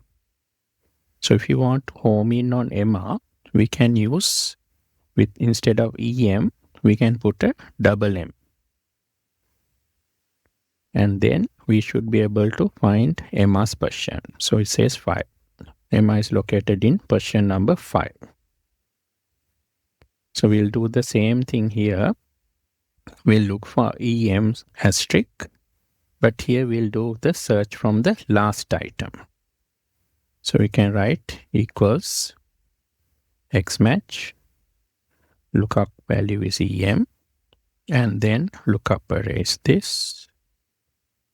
And for the match mode, we'll use wildcard 2, and we'll use search from last as the option for the search mode.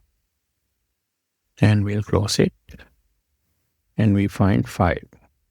So if you count from the bottom, 1 from the last, 1, 2, 3, 4, 5. So Emily is located at position number 5. Thanks for watching. Hi. In this video, we will learn about the index and match function combination in Excel. We can use index and match functions together to do lookups. So instead of the VLOOKUP function, we can use index and match to do lookups. So there are some situations where using index match is better than using VLOOKUPs. If your lookup value is on the right, you can't use the VLOOKUP, so you can use the index and match. Also, if the data range is horizontal, then you can't use HLOOKUP. Then you can use the index match. And sometimes data may be sorted in descending order, which is not suitable for VLOOKUPs.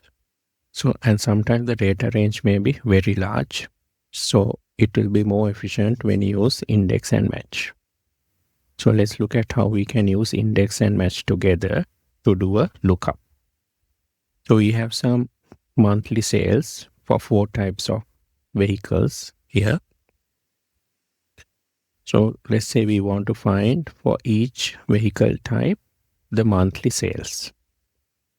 So we can input the vehicle product type here and the month here, and we want to write a formula that will find the F-type sale for this given month, May.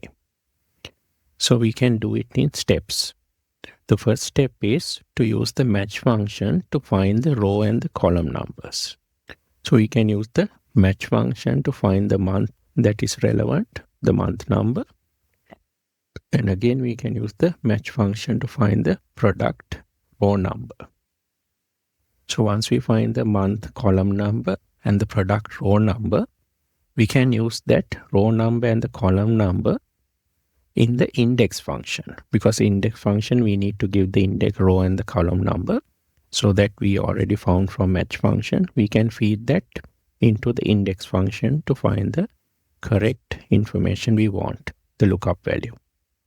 So here let's do it in steps. First we'll write a formula to find the row number of this product.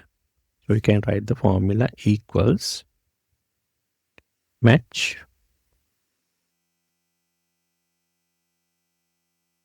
and what we want to match is this product over here.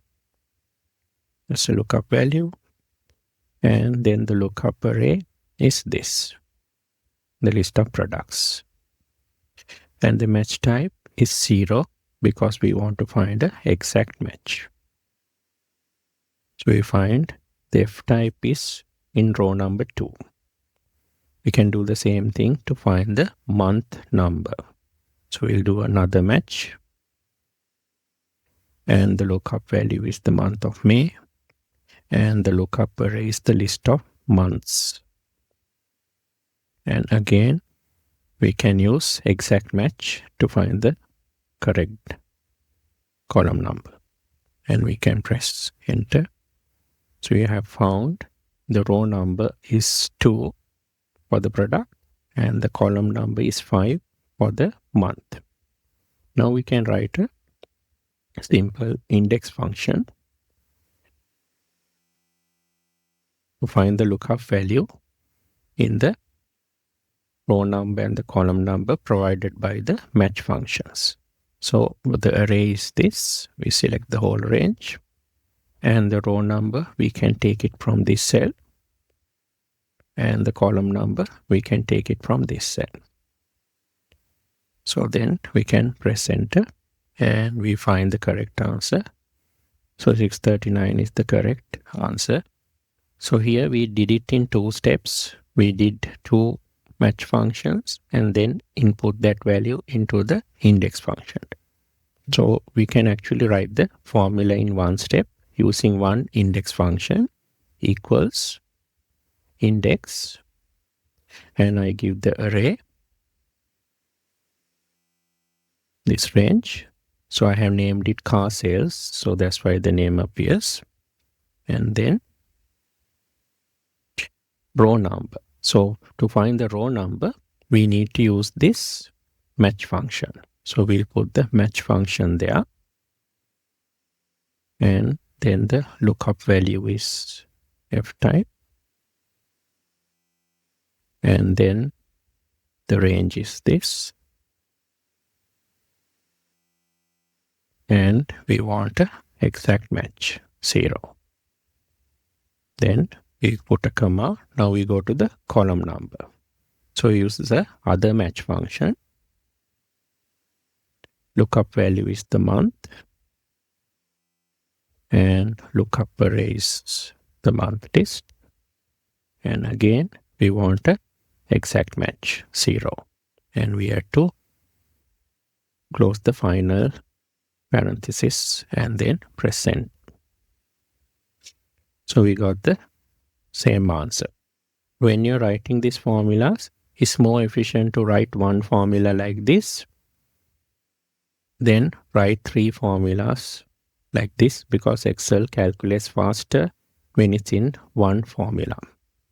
So all you need to do is use the index function, and instead of the row and the column, use 2 match functions to find the relevant row and then the relevant column. Thanks for watching. Hello. In this video, we will learn about the product and some product functions in Excel. Excel's product function is useful when you want to multiply a couple of numbers together. The syntax is quite simple. You just have products and the arguments are number 1, number 2, like that. So number 1, number 2, these can be a range of cells or numbers. So let's look at a small example. So let's say we want to multiply some numbers together. So let's type product.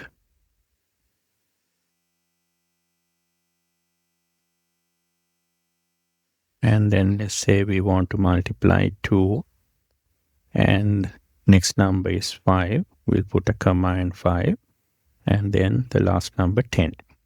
So we'll want to multiply 2 into 5 into 10. So we can enter and we get 100. If we want to multiply a range of numbers together, we can again use product.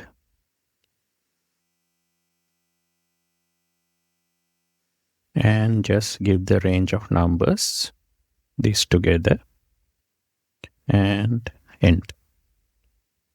So we get 30,000 as the product of all of these numbers. If we didn't have the product function, we will have to multiply each of these numbers separately like this. This, into 10, into 15, into 20. So rather than going cell by cell, it's easier to just give the range in the product function. Product function also works when your numbers are not together. So if you want, you can write product. And let's say we select these 2 numbers first. Then we separate by a comma. And these 2 numbers, comma.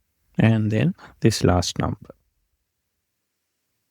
And we can enter. And we get the same answer, 30,000. The SUMPRODUCT function is useful when you want to sum the products of corresponding ranges or arrays. For example, if we have two arrays or ranges like this, and you want to multiply them by each other and then sum the total values, you can use SUMPRODUCT. So the syntax is SUMPRODUCT, and then you have to give the array or the ranges separated by commas. So these arrays need to be the same size. Otherwise, you will get an error. So array 1, error 2 needs to be the same size for this function to work. And the default operation is multiplication, that is the product, but you can also do addition, subtraction, and division.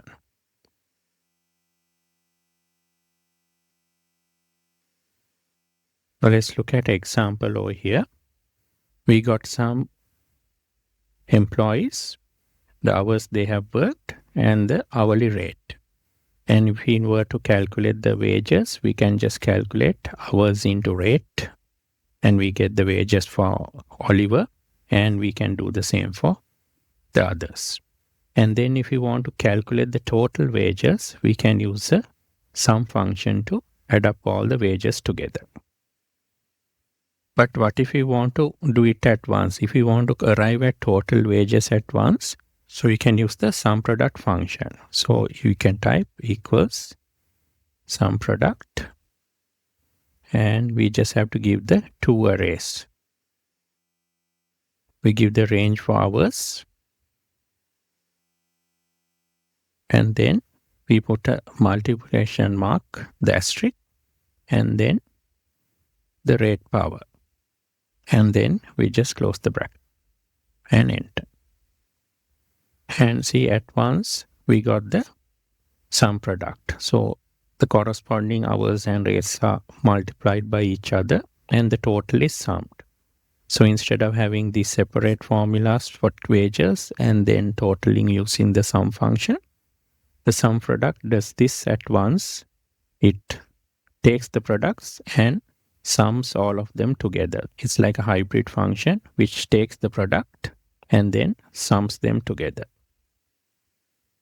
So we can, in addition to the multiplication, which is the standard form, we can use subtraction also. So here we got the two sets of numbers, and we have done the subtraction 5 minus 2, and likewise we have done together. And we have done the same for the others. And then we have summed the total of the subtractions over here. So the total subtraction amount is 15. So 25 minus 10 is also 15. So we can do it at once using one function, equals SUMPRODUCT. And here we take array number 1, and then instead of multiplying, we do minus. And then the second range, and we close the bracket and enter. And we get the same answer. So we just put a minus instead of the multiplication or subtraction. We can do division as well. So here we have divided this 5 by 2, and we had done the same for the corresponding values, and we've taken the total, so it adds up to 12.5. So we can use SUMPRODUCT here as well. SUMPRODUCT, take array number 1, divide by array number 2, and we can close the bracket, enter, and we get the same answer, 12.5. Thanks for watching. Hi. In this video, we will learn about the IF function in Excel. The IF function in Excel is a very useful and widely used function. And what it does is, it performs a logical test. And then, if the result of the logical test is true, it will give one value. And if the logical test returns false, it will give another value. So for example, let's say we want to compare some students' scores with their pass mark, then the logical test can be whether the students' marks are greater than or equal to the pass mark. So if the logical test is true, where the student's marks are greater than or equal to the pass mark, we can do value if true and then say pass here. And if the student's marks are not greater than or equal to the pass mark, we can do the value if false and say fail. So it gives us the option to give two outcomes depending on a logical test. So let's look at an example. Here we have some students and their pass mark and their scores are these, and the pass mark is 50. And we want to write a formula here to find out whether they have passed or failed. So we can write a simple if function equals if, and then the logical test is whether the score they have got, which is in this case ML is 45, whether it's greater than or equal to the pass mark 50. So the logical test is whether the score is greater than or equal to, this is how you write greater than or equal to in the Excel function, and then the pass mark, and then we had to put a comma and give the argument a value if true. So if this condition is true, what happens is we have to say the student has passed. So we can say the value if true is pass. So we can write, we can put a double quotation and write pass and close. So whenever we want to have text output, we have to enclose that between a double quotation like this. If it's a number, we don't have to put double quotations. So then we go for the value if false. So if they haven't passed, so the other option would be they have failed. So we can again put double quotations and write fail and close double quotations and close the final bracket. So this is our formula. So we can enter that and we find it says fail. So basically that's correct because 45 is less than 50. So this student Emily has failed. So before we copy this down, we will need to fix the pass mark cell reference, that is C40. Because if we copy it down, it will go down because it's on relative cell referencing now. So we can press F4 to fix the cell reference. I'll do a Control Enter. Then I will click the fill handle to fill down the formula. So 50 is correct, pass, 68 pass, 70 is pass. So this formula is correct. So this is a simple if function.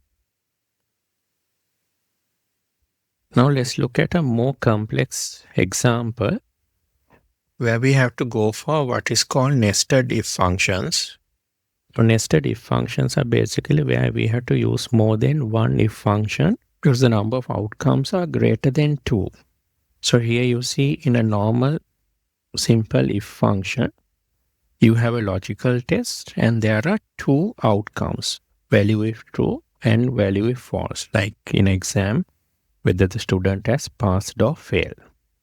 So if you have more than two outcomes, you can't handle with one if function. You have to go for multiple if functions.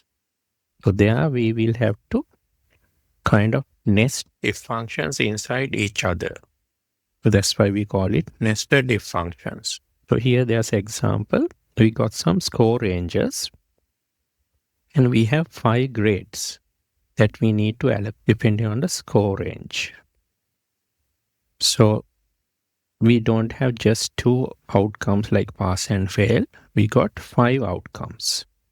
So the rule is if you have an n number of outcomes, you have to go for a number of if functions that is n minus 1. For example, if it's 2 outcomes, 2 minus 1 is 1, we can basically work it out with one if function. If we have 3 outcomes, we have to go for two if functions because 3 minus 1 is 2. So likewise, if it's 4 outcomes, we will need 3 if functions. If it's 5, we have to go for 5 minus 1, 4 if function. So it will get clear when we go through the example and work it out.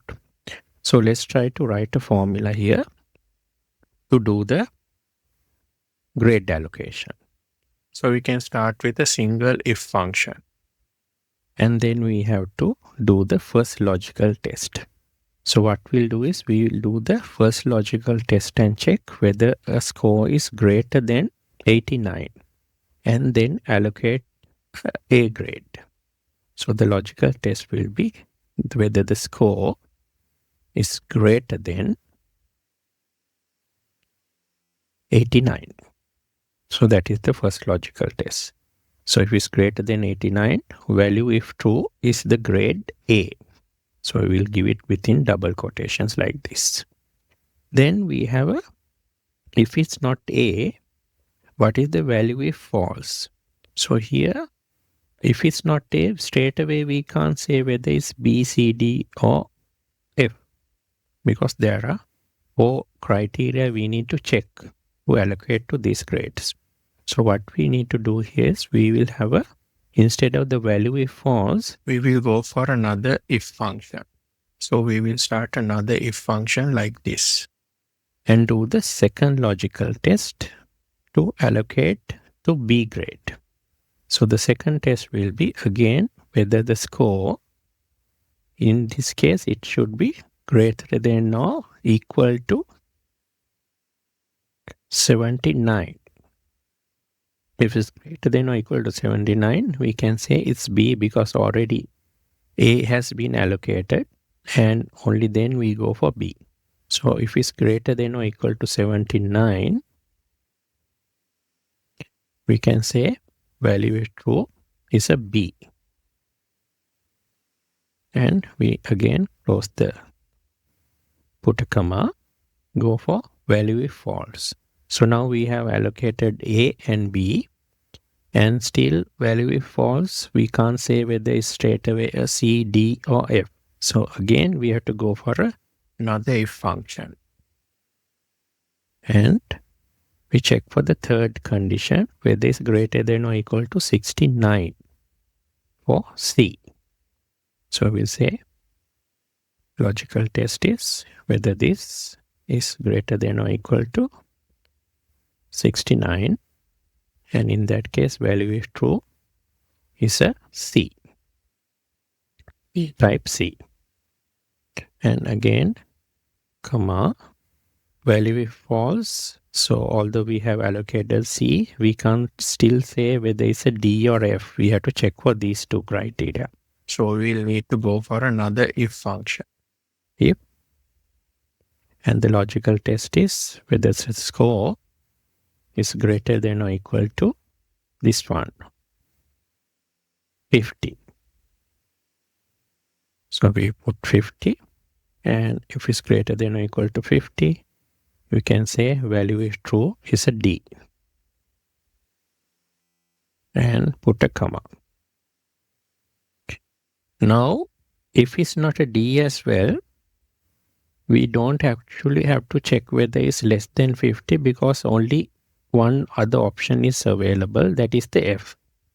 So we can straight away say, without going for another logical test and if condition, if function, we can say value if false, if it's not a D, should be a F.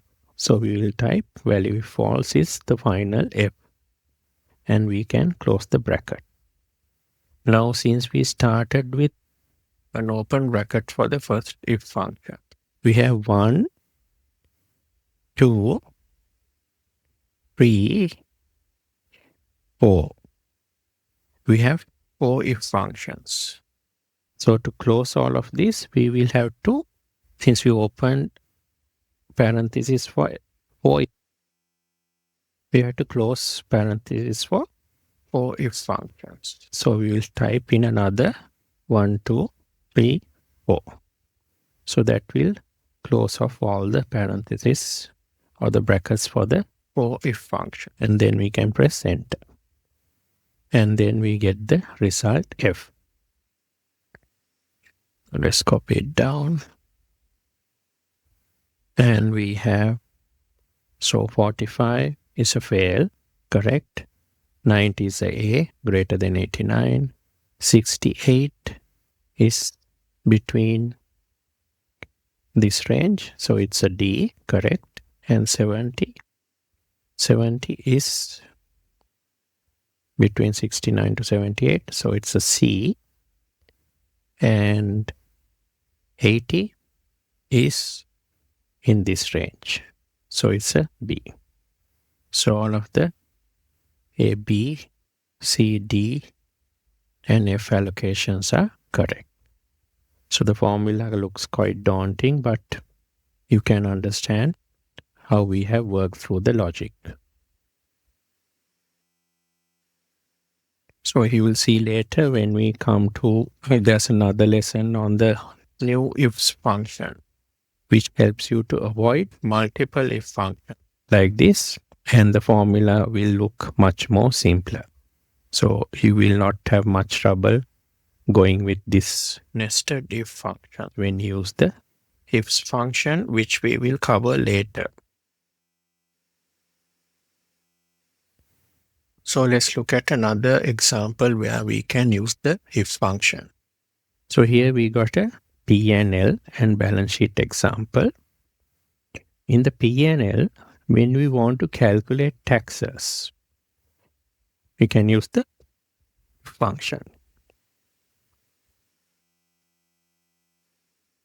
So here, if we straight away write a formula to calculate taxes, taxes will be earnings before tax, EBT, into the tax rate, right? So we can type it like that.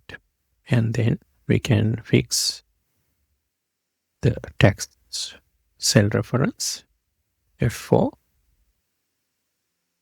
And then we can copy it across.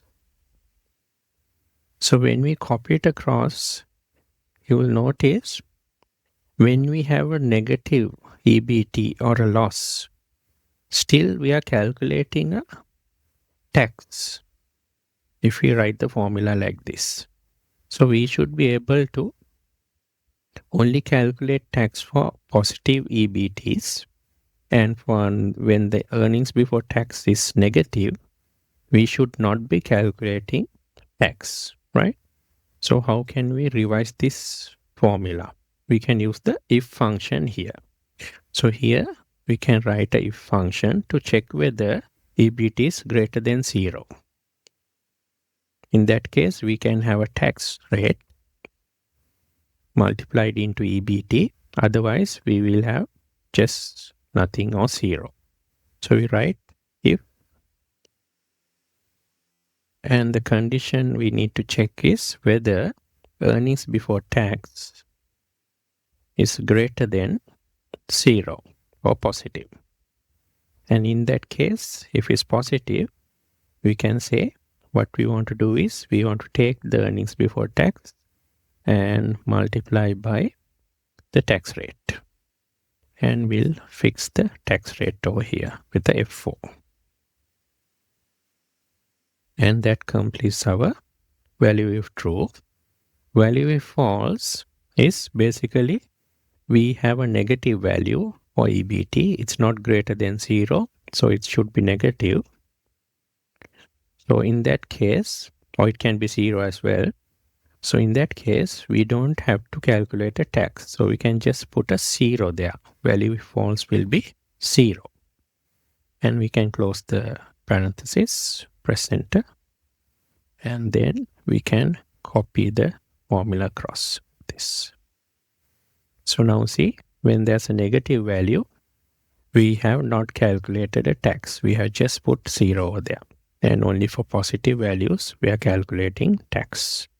So this is another useful place where you can use the if function.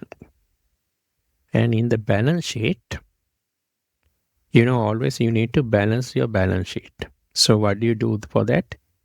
You need to check whether your total assets are equal to total liabilities.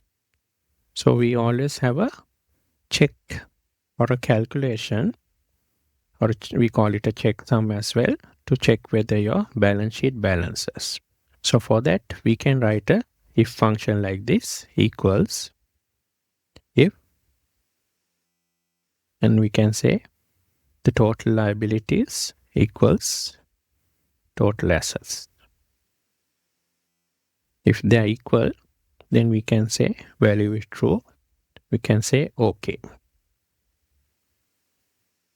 And if it's not true, if they are not equal, we can probably put maybe error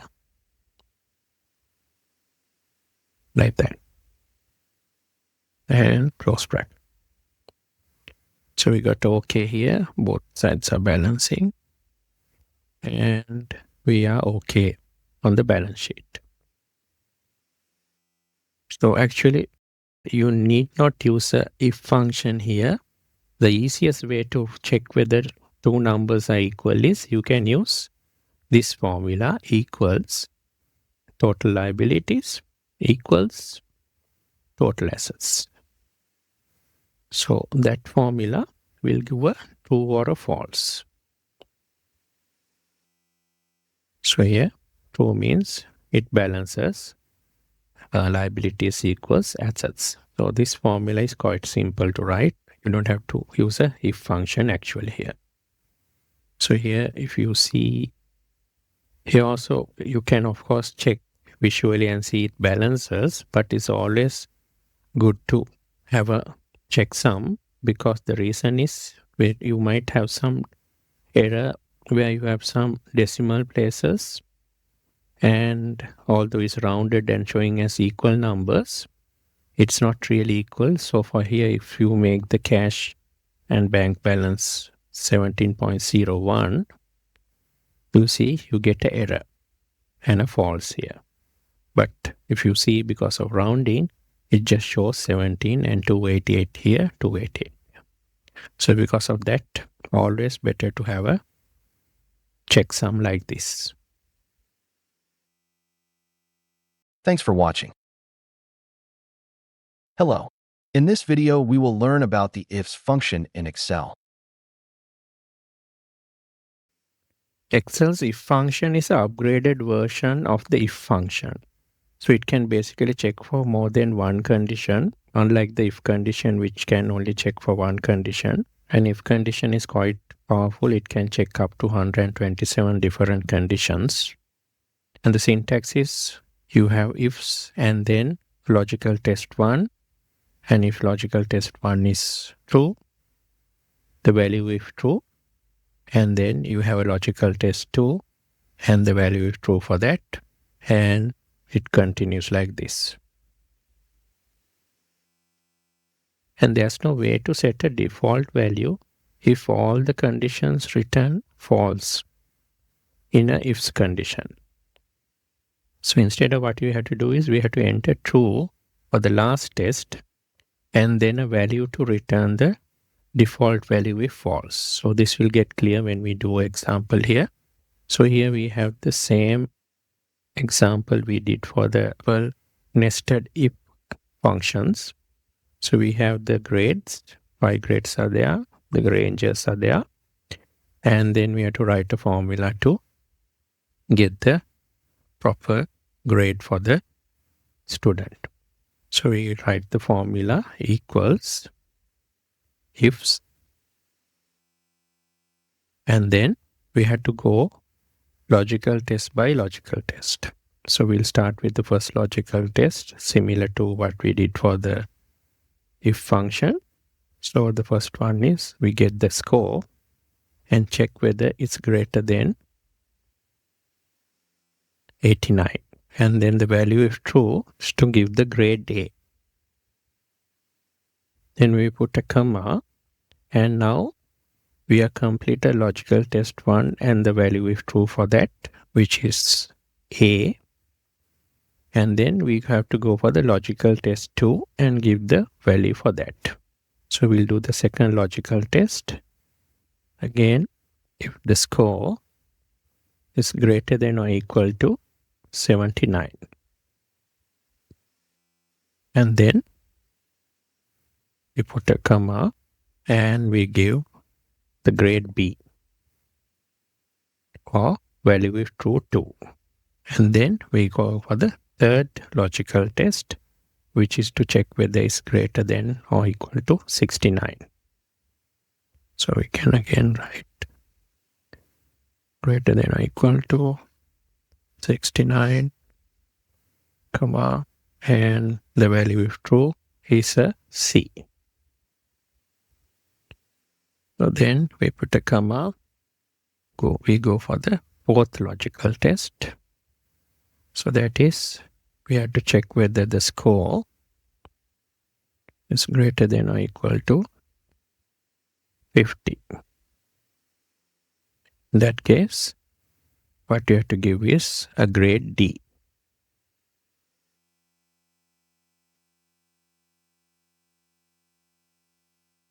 Then we have to go for the fifth logical test. So here we don't have to do the fifth logical test because we have basically exhausted all the options for A, B, C, and D. So the only thing that can happen is the grade should be F. So here we have to, without like in if function we have the value if false, we don't have a value if false in the ifs function. What we have to do is for the last option, we have to give a true value as the logical test. So we type true and put a comma, and value if true 5 is the F.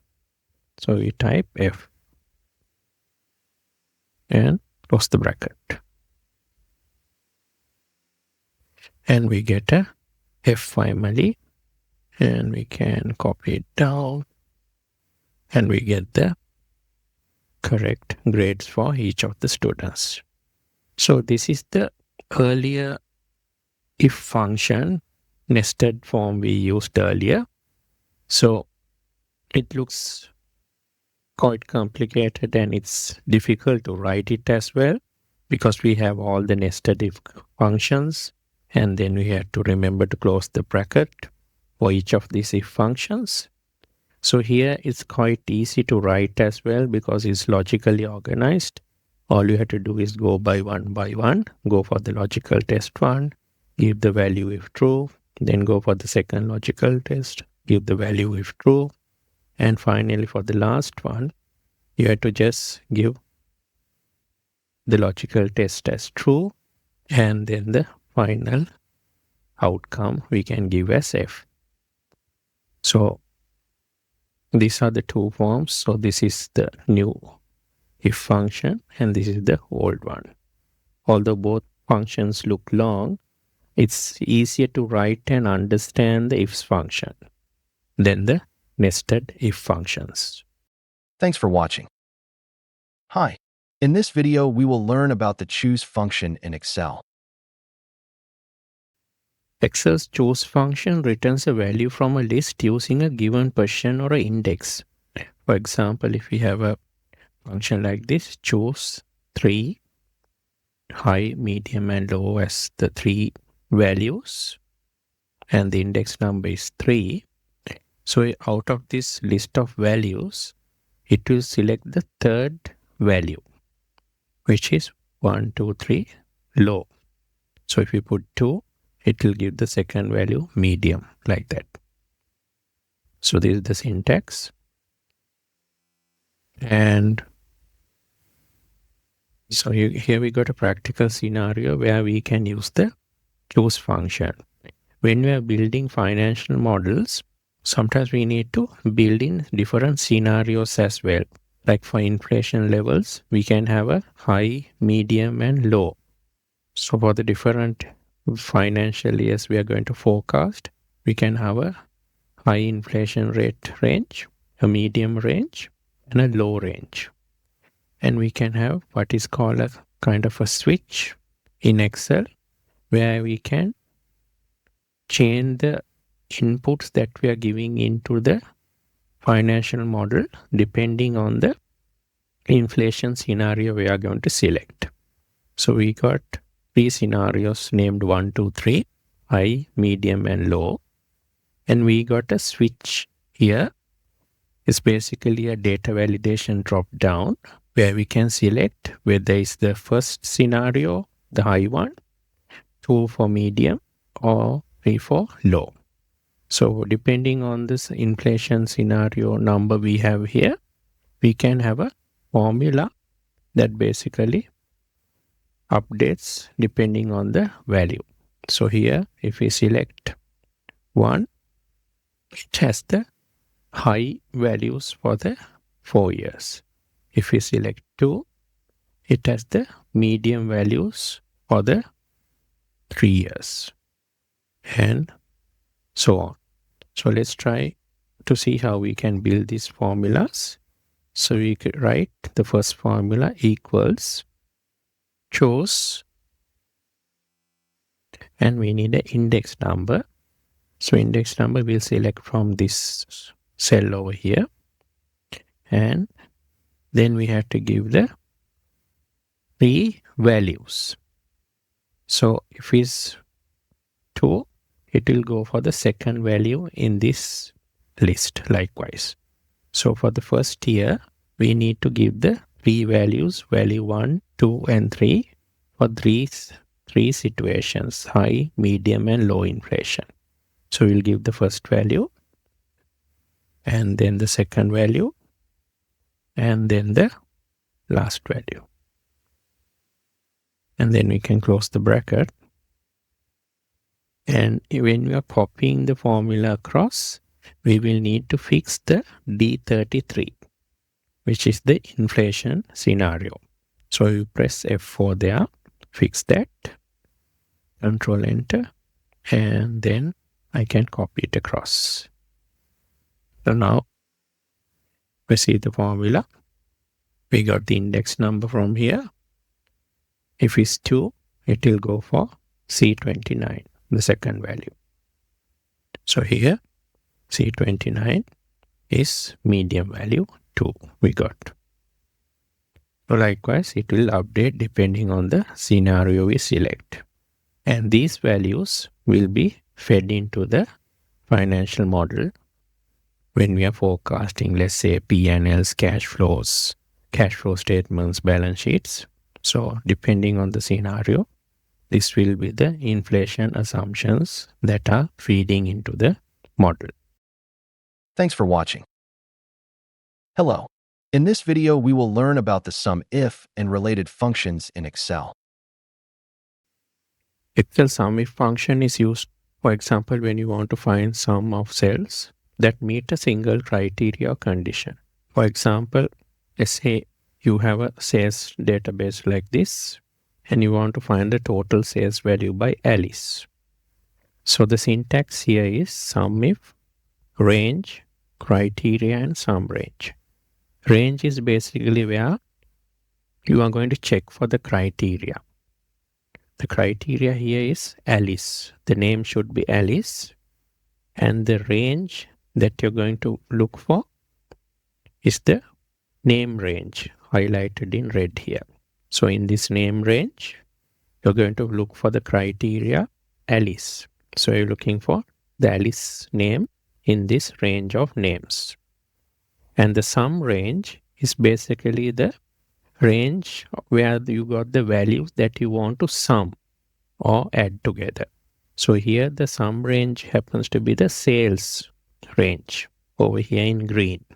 So the sum range is this green range.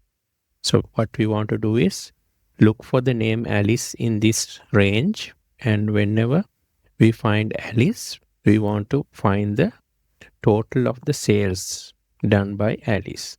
So what the function will do is it will keep on looking for Alice in this name range. Whenever it finds Alice, it will find the corresponding sales value and add all of these together to find the total sales done by Alice. So for the criteria here, we can apply dates, numbers, and text. And the function also supports logical operators like greater than, less than, not equal to, and equal. And also wildcards and question marks, like for partial matching. Let's say we know part of the name, and then we can use one of these wildcards. And we have to remember it will only check for a single condition. So it can't check for multiple conditions. You can think of SUMIF function also as a kind of a hybrid function. So it has the sum, the mathematical function, and also the if logical function. So it's kind of a hybrid function that combines both the mathematical function sum and the if function to check for certain criteria.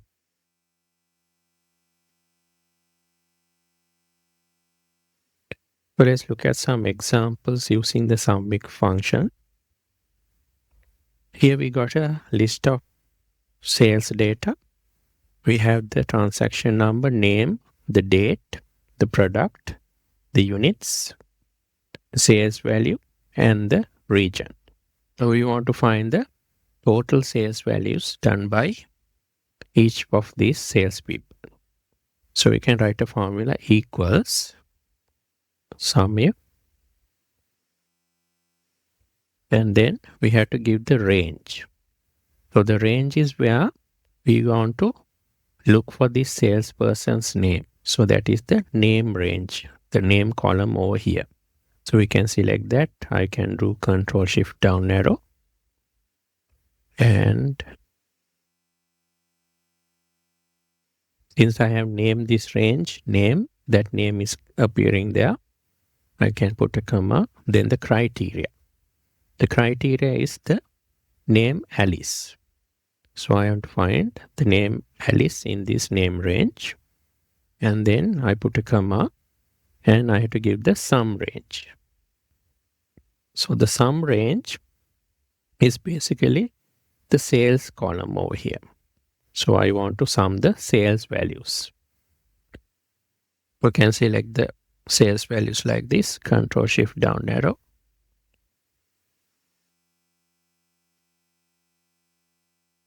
And I can close the parenthesis. So since I have named this range sales 3, that name is appearing there.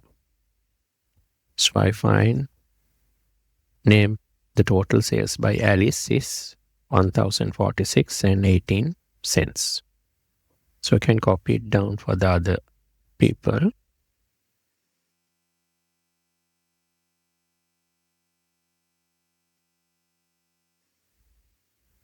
And then you'll see the total value of all of these sales. I've used the sum function here is 12,258 and 22 cents. So I can double check that by using a sum function equals sum. And let me select the total sales from here. Or since I know the name, I have named it, I can use sales 3 as the range. So I got the same answer. So this SUMIF function for individual salespeople is correct. Also, instead of using cell reference for the criteria like here for Alice, we can also type in the name Alice within double quotations.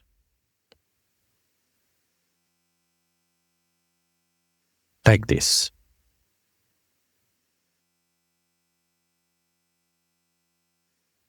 So it will give the same answer. You can either use double quotations and type in the name,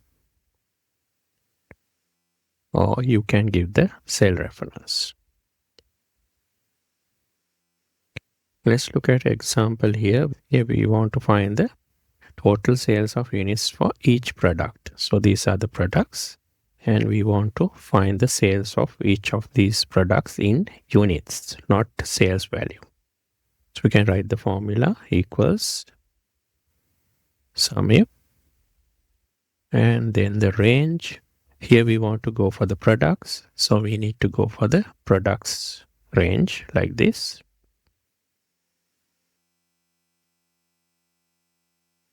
And I put a comma, so I have named the range products, so that's why that name appears. and the criteria is the name of the product, J4124, and the sum range.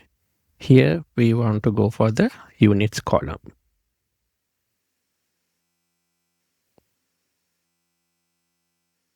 So it has been named units, so that name appears there. I'll press Control Enter, and I got 856. So let me copy it down. And let me do AutoSum, alt equal to get the total. So 4020 is the total. So I can use a sum function here to, I can take the units total here as well. So I'll type unit. Close the bracket. So it checks out. We got the same answer.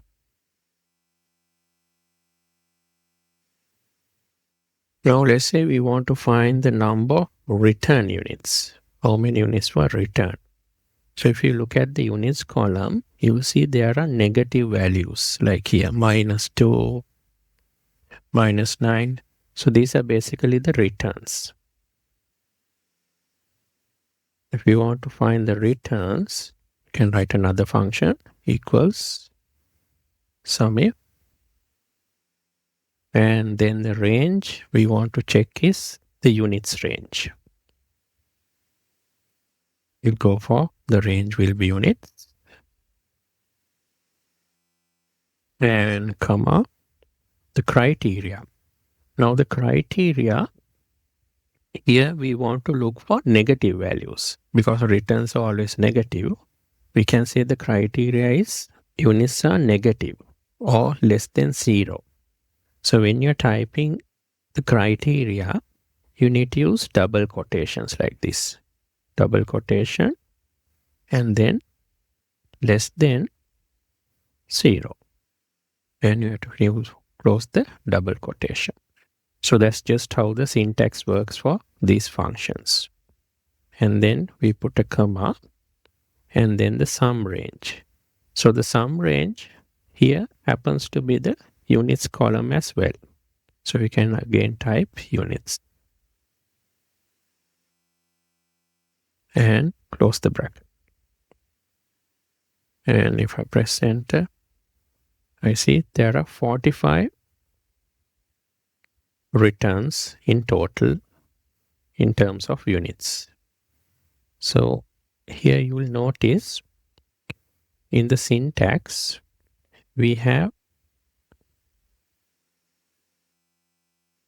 the range and the sum range, and you will notice the sum range is within square brackets. That means it's optional. So here, if the sum range is omitted, what it will do is it will take the range as the sum range. So if you leave this blank, you can automatically take range as the sum range. So this is the situation we are in here now.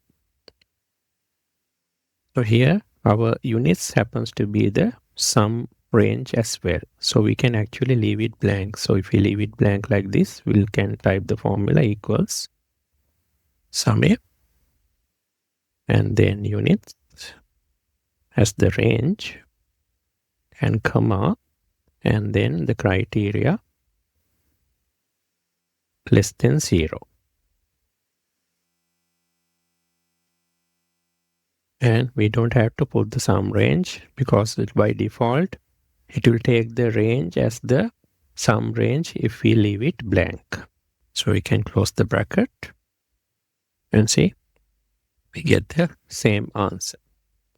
So the units can be left out because the range and the sum range are the same in this situation.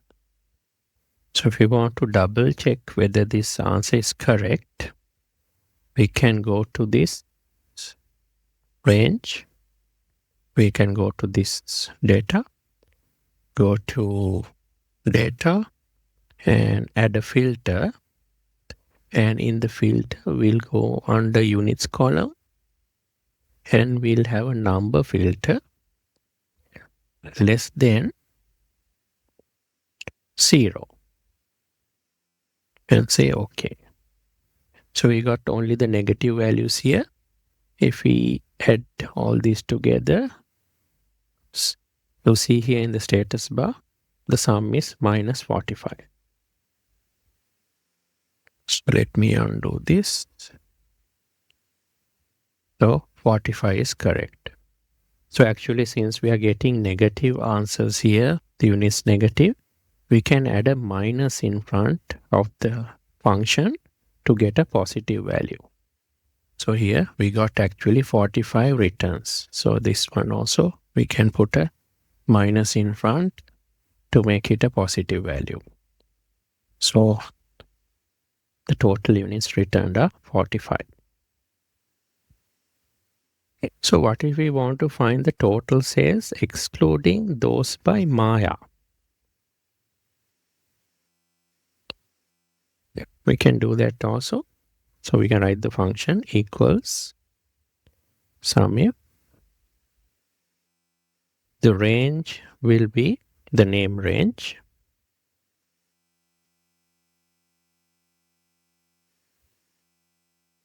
And the criteria, we can write, since it's not going to be equal to Maya, we can put double quotations and then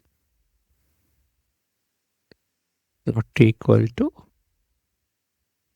Maya and close the double quotations. And then the sum range we can give as the sales range, sales 3. And we get 10,697.25 cents.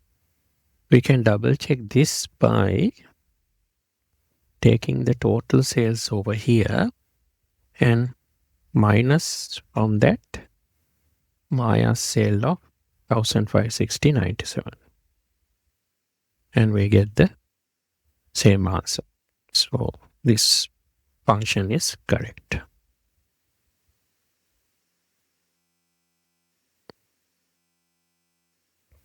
Again, if we want to check by date criteria, let's say we want to find the total sales after 31st December 2021.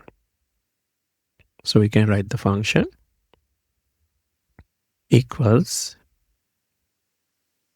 SUMIF.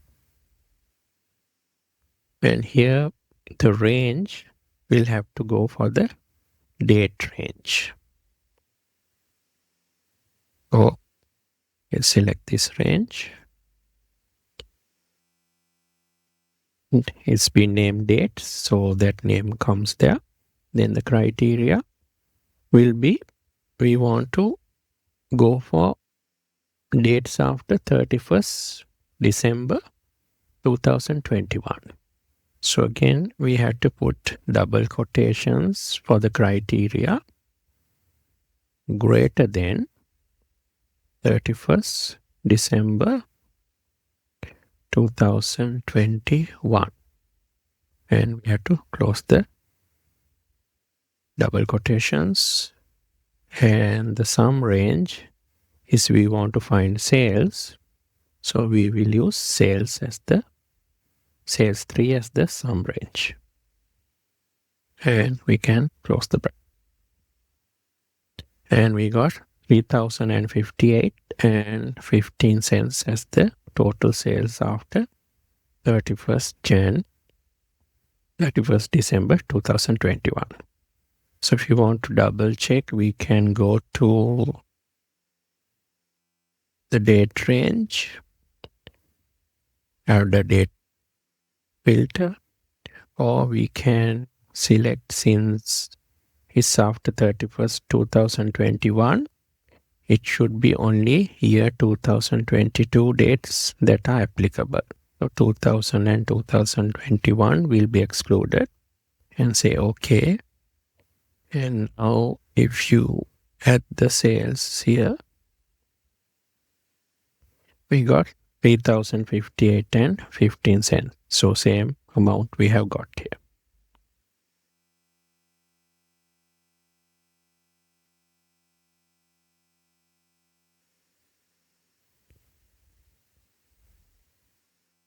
There's some additional things you need to know about this function when you're using criteria.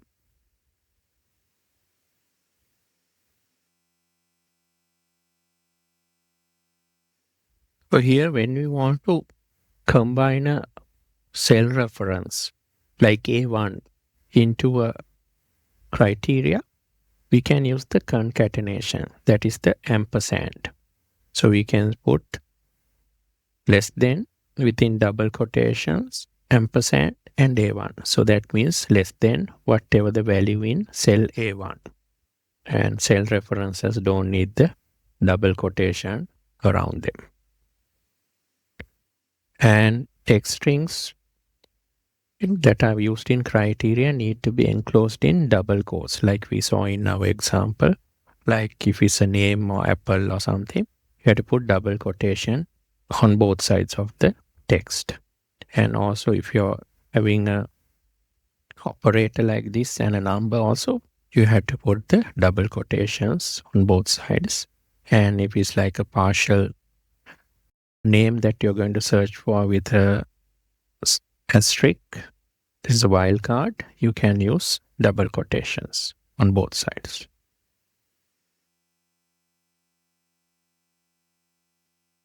And there's two wildcards we can use, the question mark and the asterisk. A question mark will stand for one character. Like if you want 2 characters, you can put 2 question marks. And the asterisk matches any sequence of characters, 0 or more. So if you don't know the number of characters, you can use the asterisk. And if you know the number of characters, you can use the question mark. If you want to really find a question mark or asterisk, you can use the tilde, this wavy line, in front of the question mark or the asterisk. So that will find a question mark or an asterisk in the criteria. So SUMIF works on ranges and you can't have arrays. And also it only supports a single condition. Later we'll see there's a function called SUMIFS which can support multiple conditions or criteria. So that is the SUMIFS function. So when you want to apply criteria, it's a bit tricky. So there are certain syntax rules we need to follow. So it's the same for SUMIF, AVERAGEIF, COUNTIFs. These functions we'll cover later, and the SUMIFs and so on. So all of these 8 functions need to follow this syntax when you are applying criteria. So let's look at some examples. So if you want cells greater than 50, you have to put the double quotation between on both sides of the greater than 50. And if you want equal to 100, you can either just type 100 or you can put the 100 in double quotations. Similarly, less than or equal to, we'll have the double quotations on both sides. And if it's like text something red, you need to use double quotations. And as we saw, not equal to and text, you need the double quotations. If you want to find cells that are blank, you can use double quotations without a space in between. So opening double quotations and closing double quotations. If you want to find cells that are not blank, you can use not equal to sign within double quotations. And if you want to use the star, if you want to use the asterisk as the wildcard, anything starting with X, if you want to find, you can put double quotation, X asterisk, and then close the double quotation. So anything starting with X and any other text will be found here. If we want to find cells equal to some cell reference like A1, you can just put A1, no need for double quotations. cells less than A1, you can put double quotations on both sides of the less than sign and combine that with the ampersand and then the cell reference. So if you want cells less than today, again double quotation between on both sides, ampersand, and today function is basically a function we'll cover later in under date functions that gives you today's date. On the wildcards, as we saw, asterisk will match 0 or more characters. Question mark will match any one character or more. If you want 2 characters, you can put 2 question marks. 3 characters, you have to put 3 question marks likewise.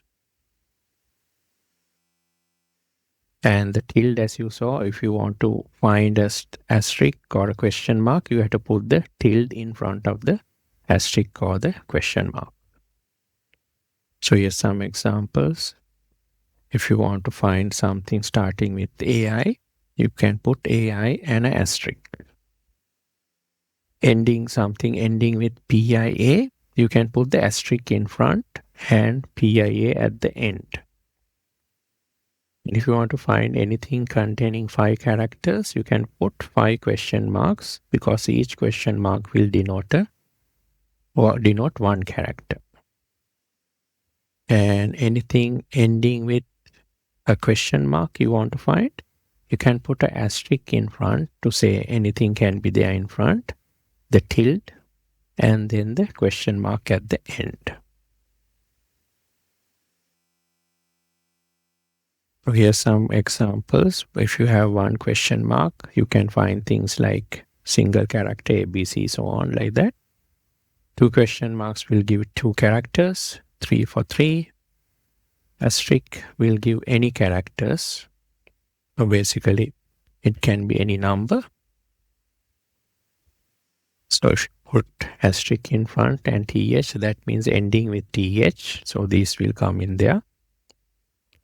And starting with C, you can put a C and asterisk. So cat, all these starting with C will be found. So if you put a question mark and asterisk, that means at least 1 character.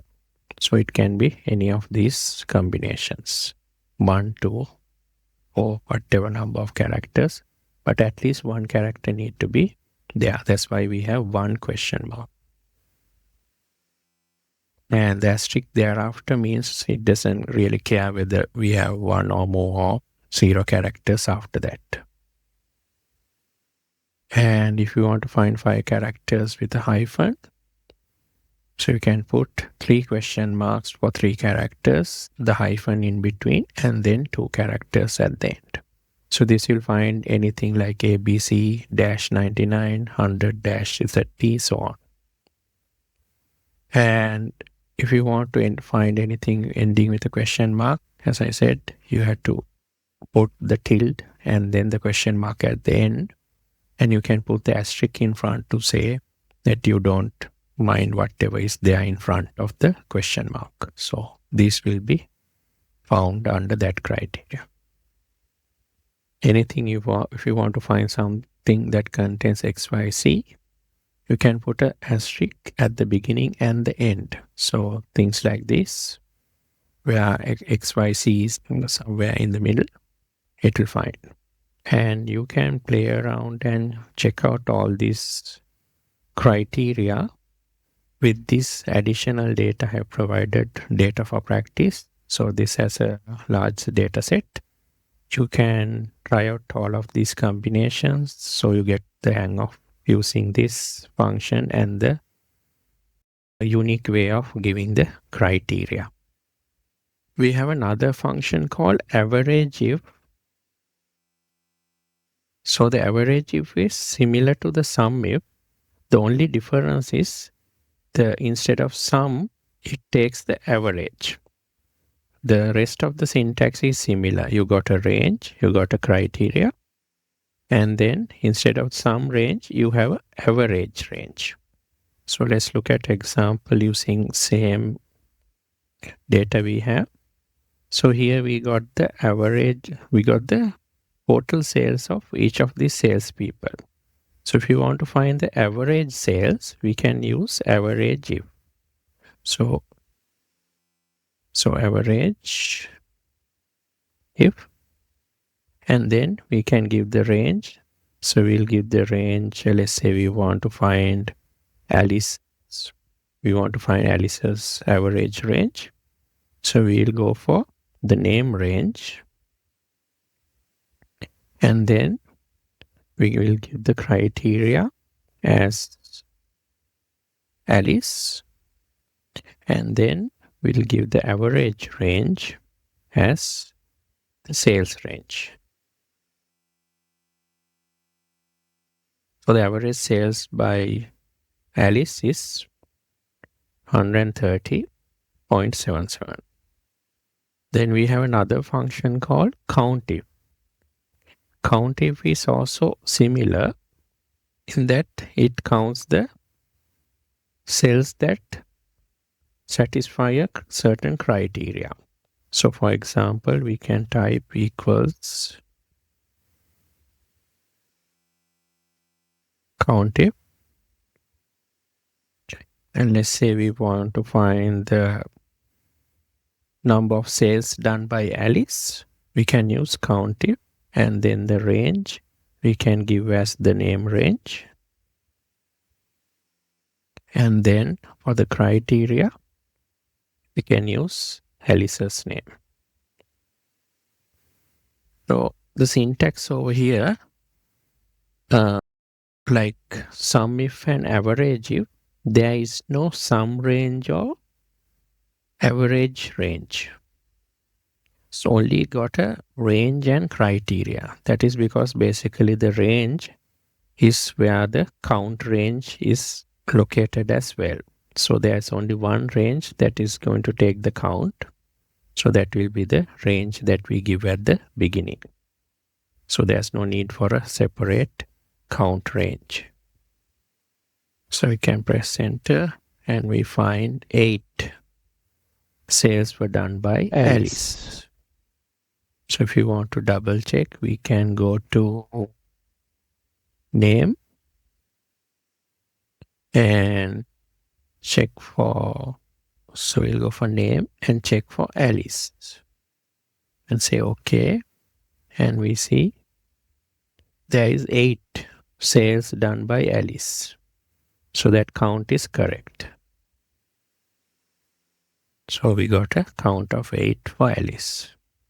So if we want to check whether this AVERAGEIF function was correct, so we found the average sales by Alice is 130.77.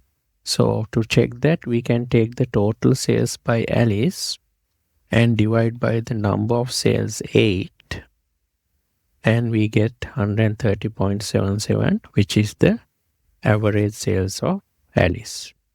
So that function is also correct. Thanks for watching. Hello. In this video, we will learn about the SUMIF and other related functions in Excel. Excel SUMIFS function is an upgraded version of the SUMIF function.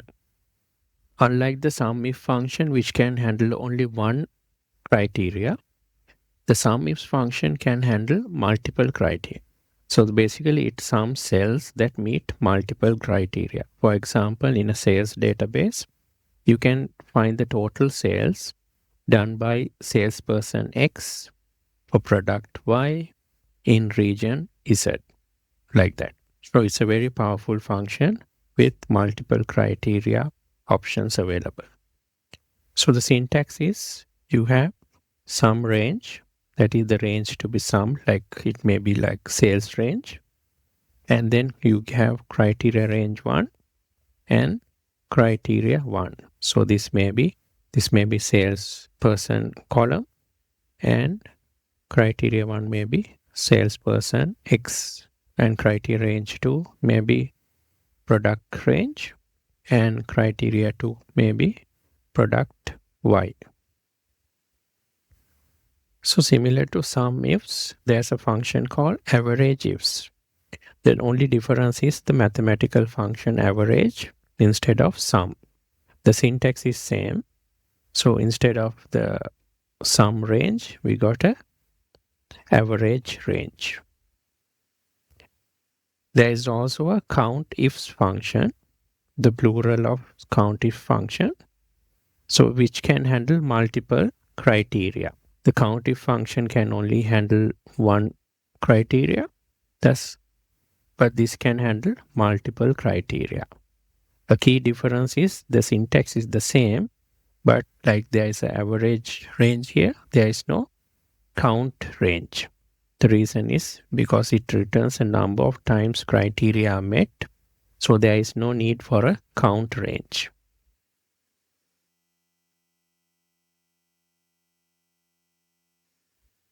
Let's look at some examples. We got a sales database here. We got the name, date, product, units, sales, and then the region. Let's say we want to find the total sales done by salesperson Alice for product SendGlow.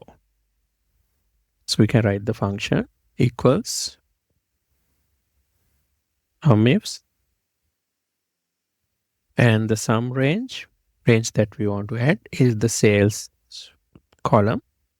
So we can put sales here, sales, and then the criteria. So we have two criteria. The name should be Alice and the product should be SendGlow. So criteria range 1 will go for the name range, and the criteria 1 is the name should be equal to Alice. So we'll select that cell. Then we can go for criteria range 2. So range 2 is the product range. So we'll type product. Select the product range, and then the criteria is SendGlow. The product should be SendGlow. So we can close the parenthesis, press enter, and we find 298 is the total sales by Alice for product SendGlow. Then here we use the cell reference for the criteria 1 and then criteria 2. What if he didn't use the cell references? Let's type the formula equals SUMIFS. So the range is again sales range. And for criteria range 1, we will select the name range. And for criteria, let's try typing Alice name. And then for criteria range 2, that is products. And we want SendGlow. So let's type SendGlow. And close brackets, enter. And we don't get the correct answer. The reason is the criteria cannot be typed in as text. We need to actually type it within double quotations. So what we can do is, let me just, rather than type everything, I will copy this. And let me paste it over here, Control V. And in front of Alice, I will put double quotation and at the end double quotation. And for SendGlow, I will put double quotations at the beginning and double quotation at the end and end. Now it works. So basically, you can either have a cell reference for the criteria, or if you are using text like this, you will need to put the text between double quotations. So this is the same way we did for the SUMIF function. Let's look at another example. we want to find the total sales of Alice for SendGlow product where the number of units are greater than or equal to 75. So here we got 3 criteria. So let's use the function SUMIFS, and the sum range is sales again, and criteria range 1 is the name,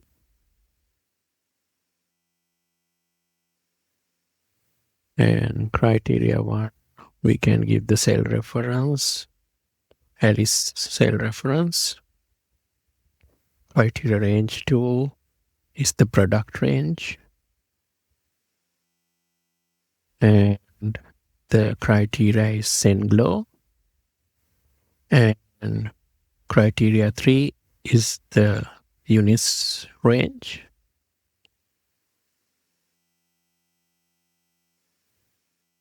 and the units criteria, it needs to be greater than or equal to 75. So we need to type within double quotations greater than or equal to, and we have to use a ampersand. So that's how the syntax works. You have to use a, after the equal sign, you have to close the double quotation and then use the ampersand and then give the cell reference. So that is the syntax. Your operator here, greater than or equal to, needs to be between double quotations, and before joining with the cell reference, you have to put a ampersand or the and sign. And now we can enter. They got to answer 256.97. So that's another way we can do the function. So let me just copy this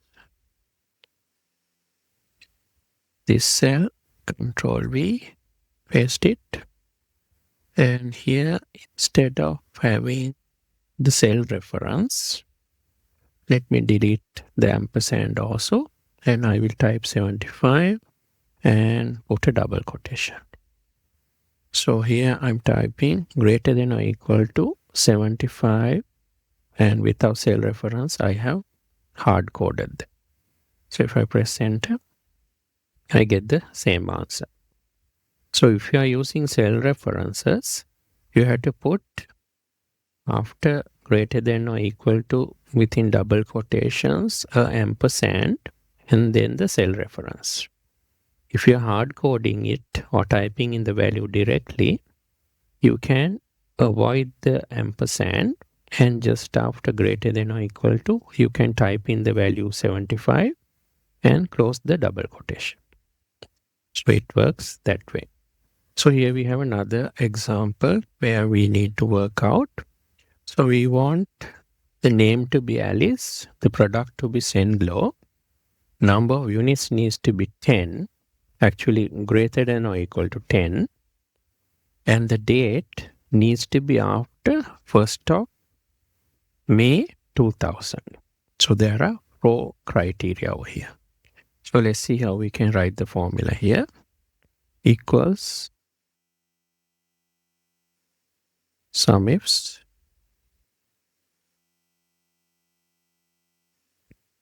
so the sum range is the sales range.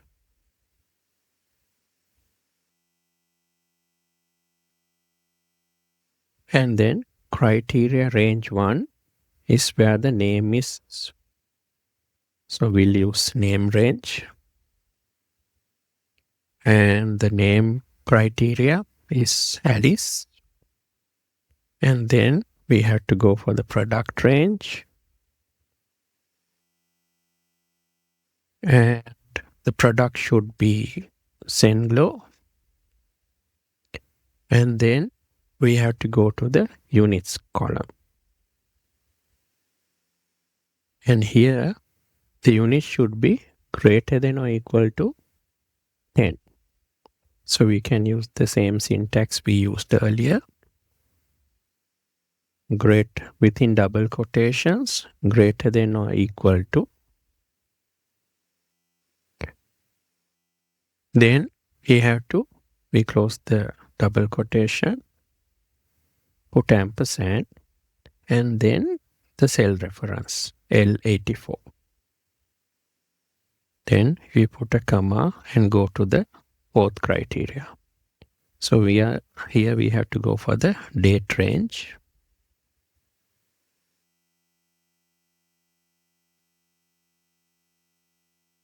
And then the criteria is after 1st of May 2000. So we have to type within double quotations, greater than or within double quotations, greater than, close the double quotation, ampersand we have to add, and then the cell reference. And we close the bracket. And we get 41.83. Now we'll look at how we can hard code these values also. So let me copy this formula, Control C, and come and paste it over here, Control V. So let me remove the cell references L84 and M84.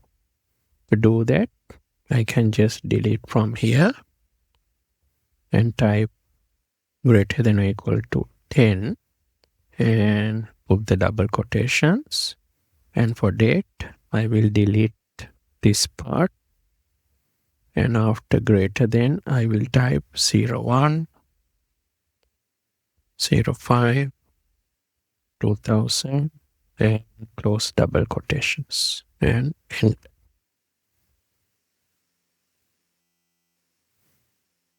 So here I got the same cell reference.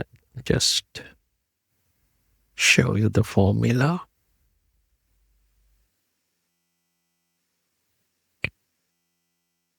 So here we have just typed greater than or equal to using the ampersand when we want to use cell references like this. And when we want to hard code it, we can just type the hard coded value within this double quotations with the greater than or equal to sign inside. And it's the same for the date. I can just hard code it, but it should be between the double quotations. So let's look at another example. Here we have the name should be Lily. Product is Radiant Pulse. Units should be greater than or equal to 10. And the date is after 1st of May 2000. And the region should be North. So there are 5 criteria. So let's see how we can write the function equals SUMIFS. So the sum range is the sales range. And criteria 1 is the name range. Select name. And name should be Lily. And then we have to go for the criteria range 2, the product range.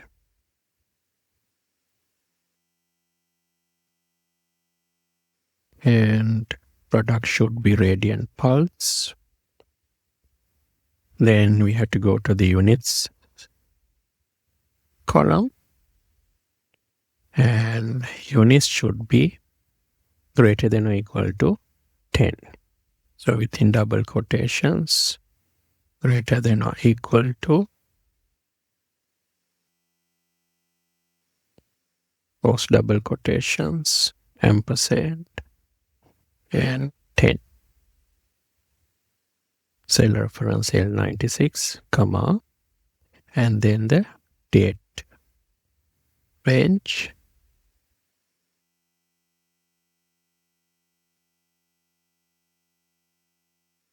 And the date should be greater than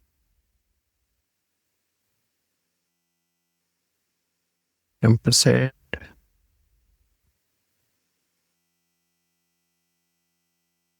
date cell, comma, and then finally we have to go for the region. The region should be just equal to north. So we can just select that cell and close and enter. We got 127.33. So let's check whether our answers are correct. So we can do that in two ways. One way is we can either do a pivot table for this data, or we can filter it. So let's try filtering it. We'll go to data, filter, and first we need to find the sales by Alice for the product Senglow. So let's come here. So let's select, the name is Alice. So we'll just select Alice over there. And the product is Senglow. So we got these two sales. If you take the total, is 298.80. So it's correct, 298.80. So let's check this. Alice, product Senglow, units greater than or equal to 75. So units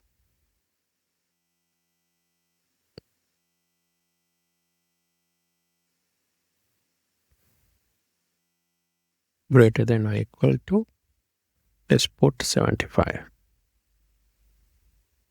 And we got only one, 85, 256.97. So we got 256.97. So only one product sale was there actually. So let's look at Alice Senglow, units greater than or equal to 10, and the date is after 1st of May 2000.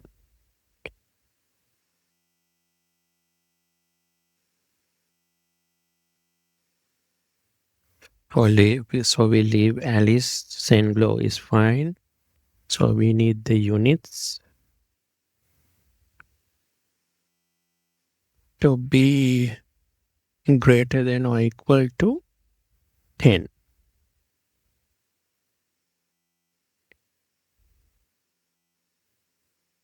And the date should be after 1st of May. Date filters. So date should be actually greater than 1st of May 2000. So let's say after 1st of May 2000. And say OK. So we only got one sale there, 41.83. So that's what we got, 41.83. Let's check the last one also. So it was Lily, Radiant Pulse, units greater than or equal to 10, after the same date in North. So let's do those filters.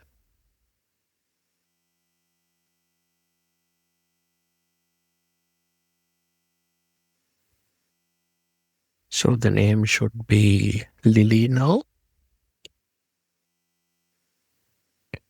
And the date range is the same. Units same, greater than or equal to 10. And the product is Radiant Pulse.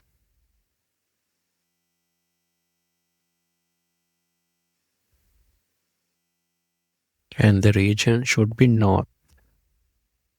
So at the moment anyway, only two North are available there.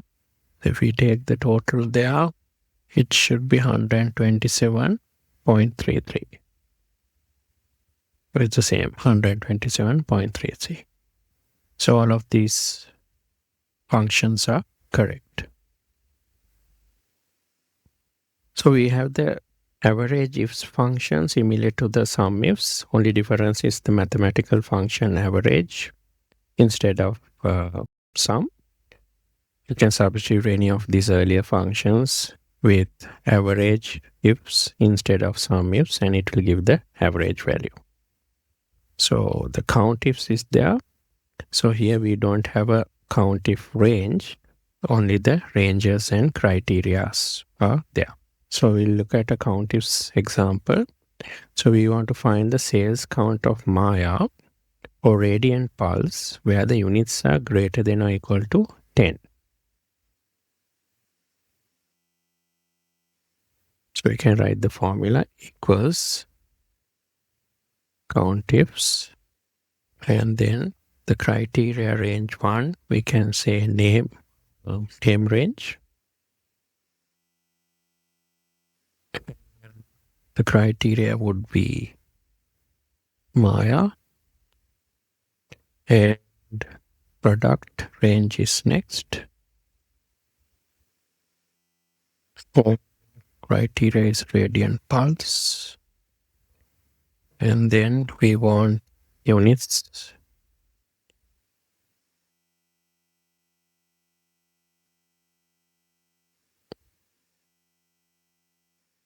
And units need to be greater than or equal to 10.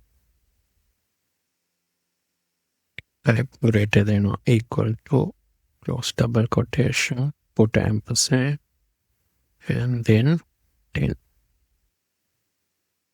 And we can close the bracket, and we get an answer of 2. There were 2 sales where Maya sold radian pulse and the number of units were greater than 10. We can double check here. We can use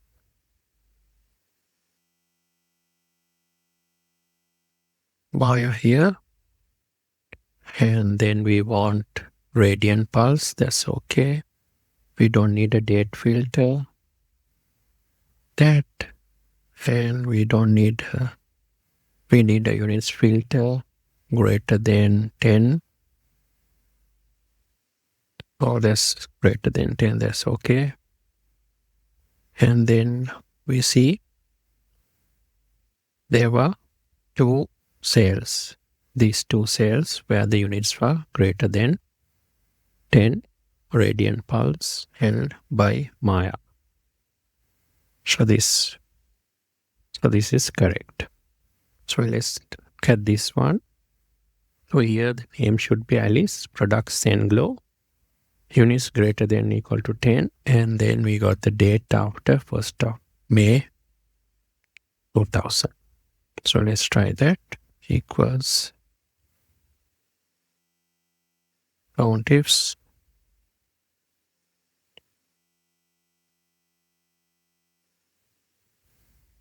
name range and Alice. Criteria range 2 is product.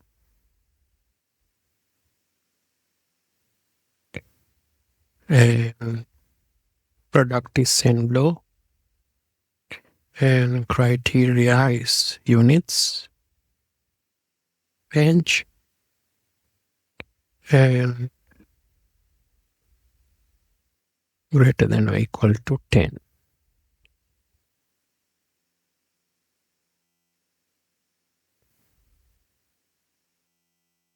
And then the date.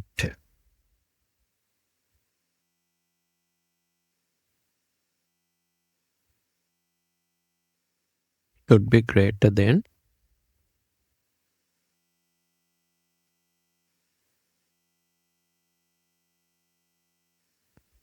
this cell. And we get an answer of 1. So if we double check that, again, name should be Alice.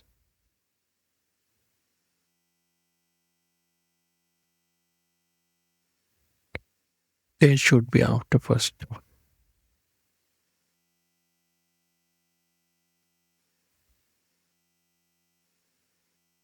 First of May 2000. And the product should be Senglo.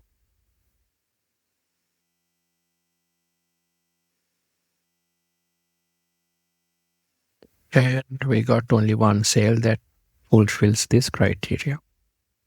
So this one is correct.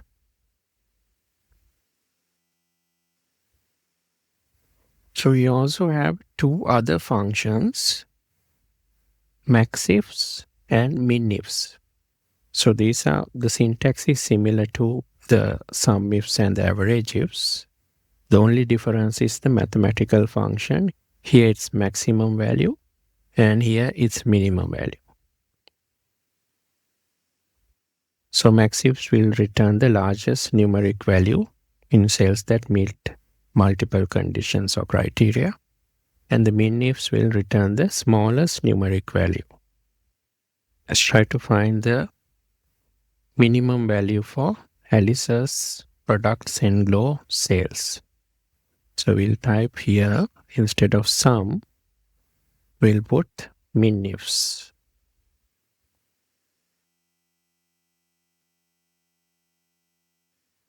So we get an answer of 41. So at least for Senglo, let's check whether the minimum sale was 41.83.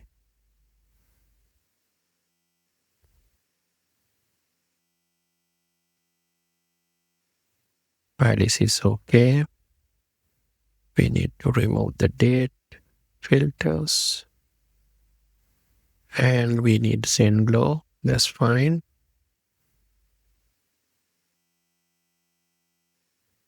And we need to remove the units filter.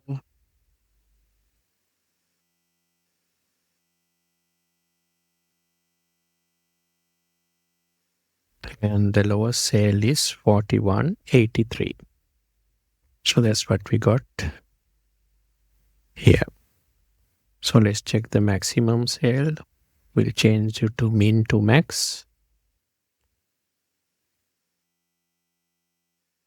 And we get 256.97. And 256.97 is the maximum sales value. So other criteria also you can check with MINIFS and the MAXIFS. So it's pretty much the same. Only difference is the mathematical function max and min. Thanks for watching. Hello. In this video, we will learn about the database functions in Excel. You can use Excel's database functions to return the sum or other mathematical functions of values from a set of records that match criteria. So they're basically like SUMIF functions, COUNTIF, and so on. They're a bit similar to them, but there are some differences as well. So we have actually 7 database functions, and the syntax of all of these are similar. The only difference is the mathematical functions. For example, dsum is for sum, daverage for average, dcount for count, and there's dcounter that is for matching records, and the dcount works for numeric values, and the dcounter works for numeric and text values. Dmax is for the maximum value, dmin for the minimum value, and dproduct is for the product or the multiplication of values. So let's look at the syntax of the basic dsum function. So we got database. Database is basically the range where you have the headers and the total values. In this case, we got a sales example. You got the name and the sales. So here the database is this range that is highlighted in red. So if you want to, for example, find the total sales by Alice, you can use this formula, dsum, and for the database, you give the whole range, including the headers of the name and sale and then the values. And then we have the field. Field is basically the column number from where you're going to get the data from. So here we are interested in sales. So sales is not the first column, it's the second column. So for field, we have to put 2 because sales is in the second column. And then finally we have the criteria.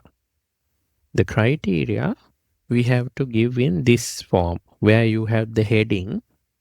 That is the heading that's on the main database. And underneath that, you need to put what you need to find under that name. In this case, it happens to be Alice. So we type in Alice after the name header.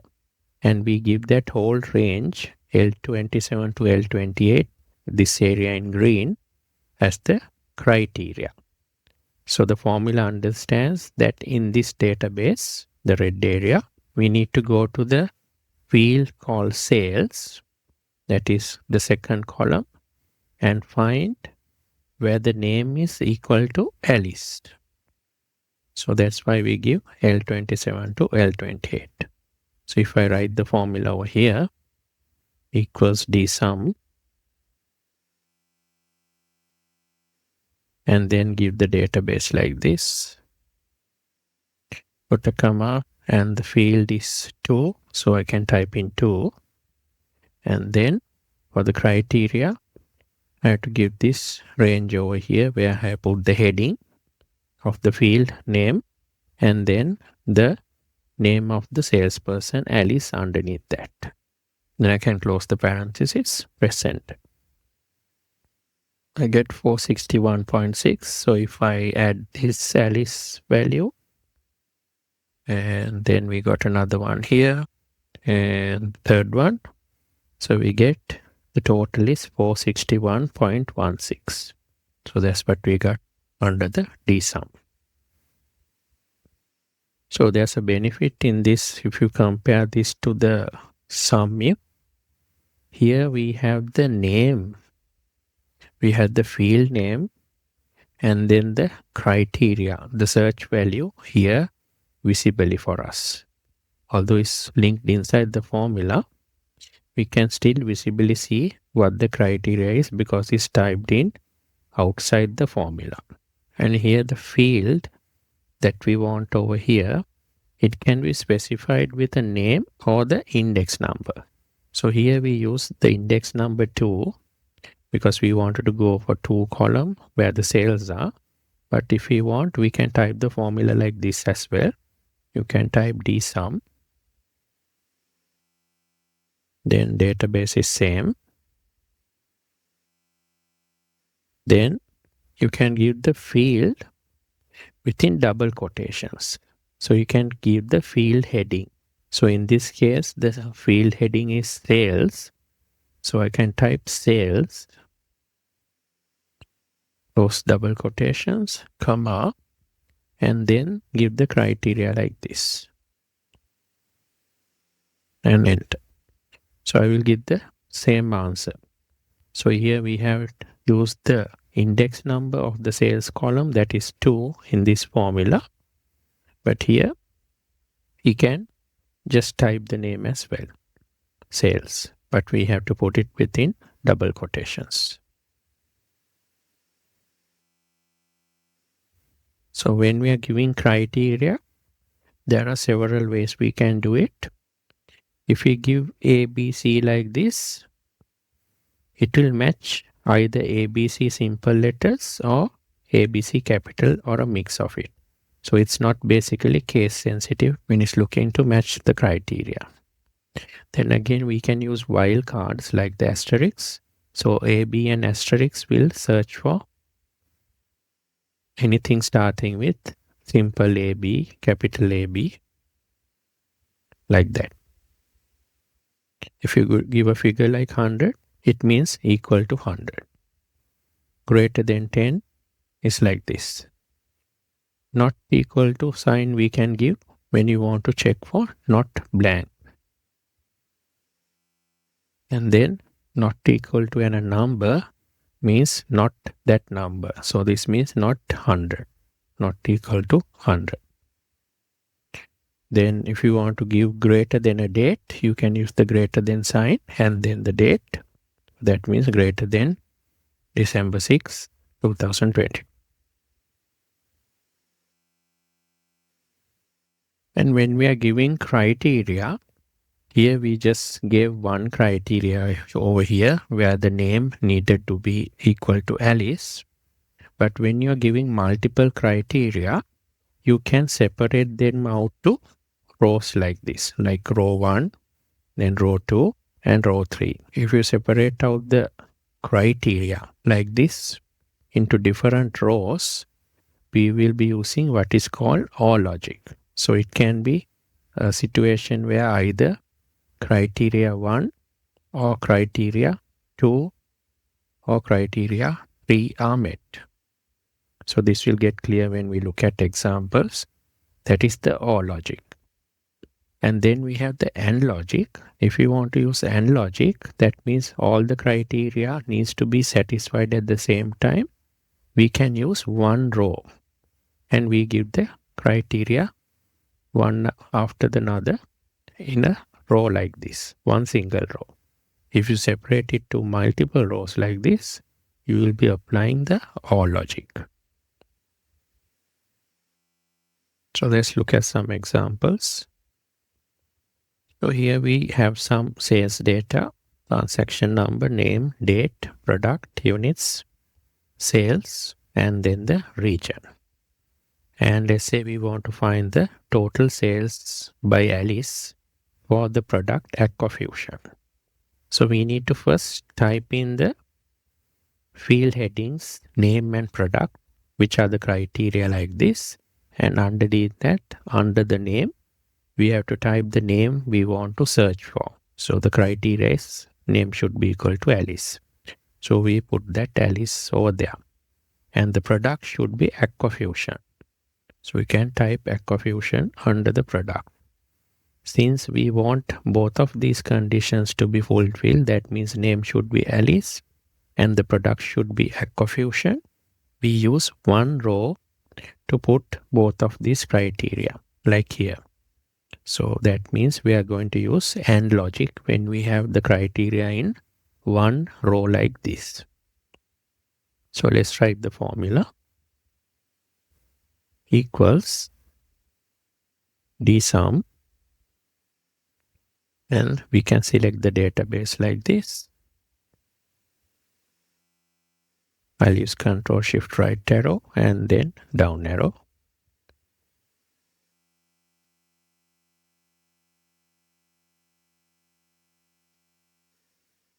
So I have named the total data set data, the database.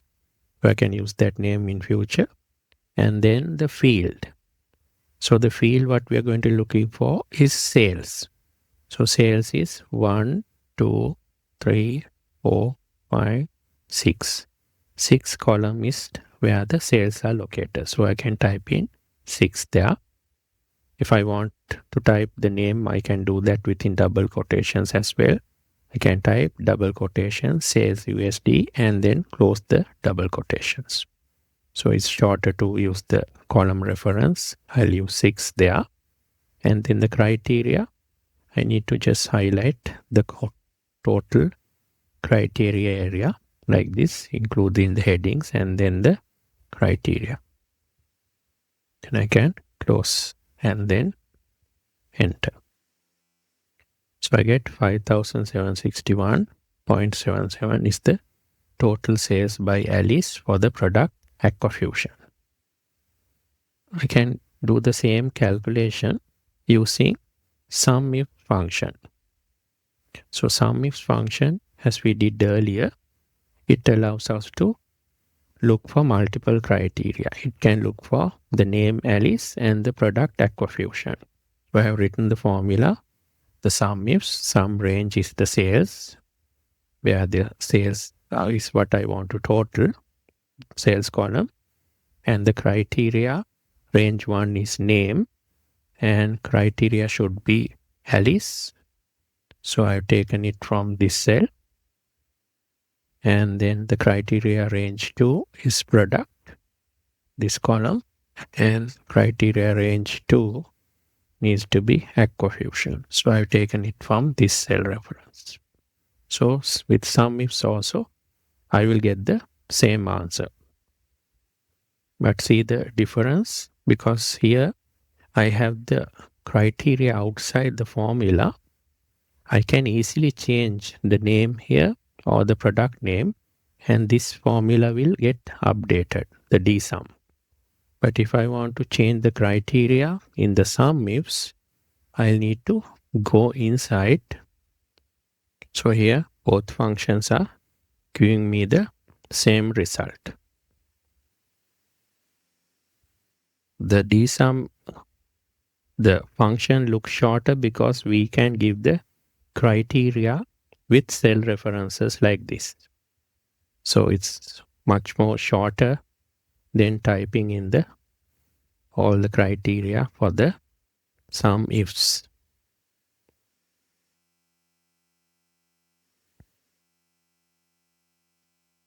Let's look at another example.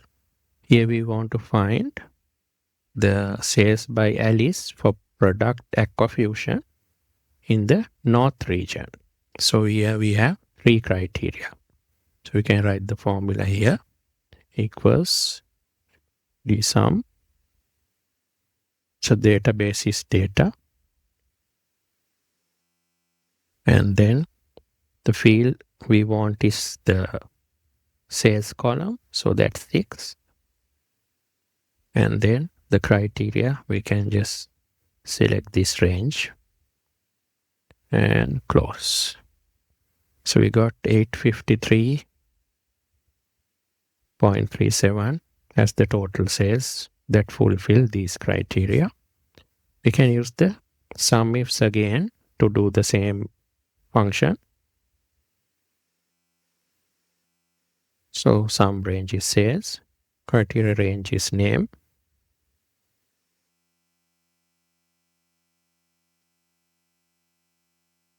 and the criteria is Alice, and the product range, the criteria is AquaFusion, and criteria for the region is North. So we still get the same result. And again, this formula looks very short because we have all the criteria outside in this range. And this looks longer because of the each of these ranges and the criteria had to be given inside the SUMIFS. Now we have a situation where we want to find the total sales of Alice or Emma for AquaFusion in the North. So there's again 2 names we want to look for, same product and the same region, but it's a or condition. So it can be either Alice sales or Emma sales. It doesn't have to be both of them. So in that case, we can use the criteria logic of the or situation. We can use or logic. So we can separate out the criteria into 2 rows. And then it will apply the or logic. We can type in one row Alice, AquaFusion and North. And on the second row, we can have Emma, AquaFusion and then North. So it will be either of these criteria, either this or this can be fulfilled, and we can calculate the total sales that fulfill both of these criteria in the or form.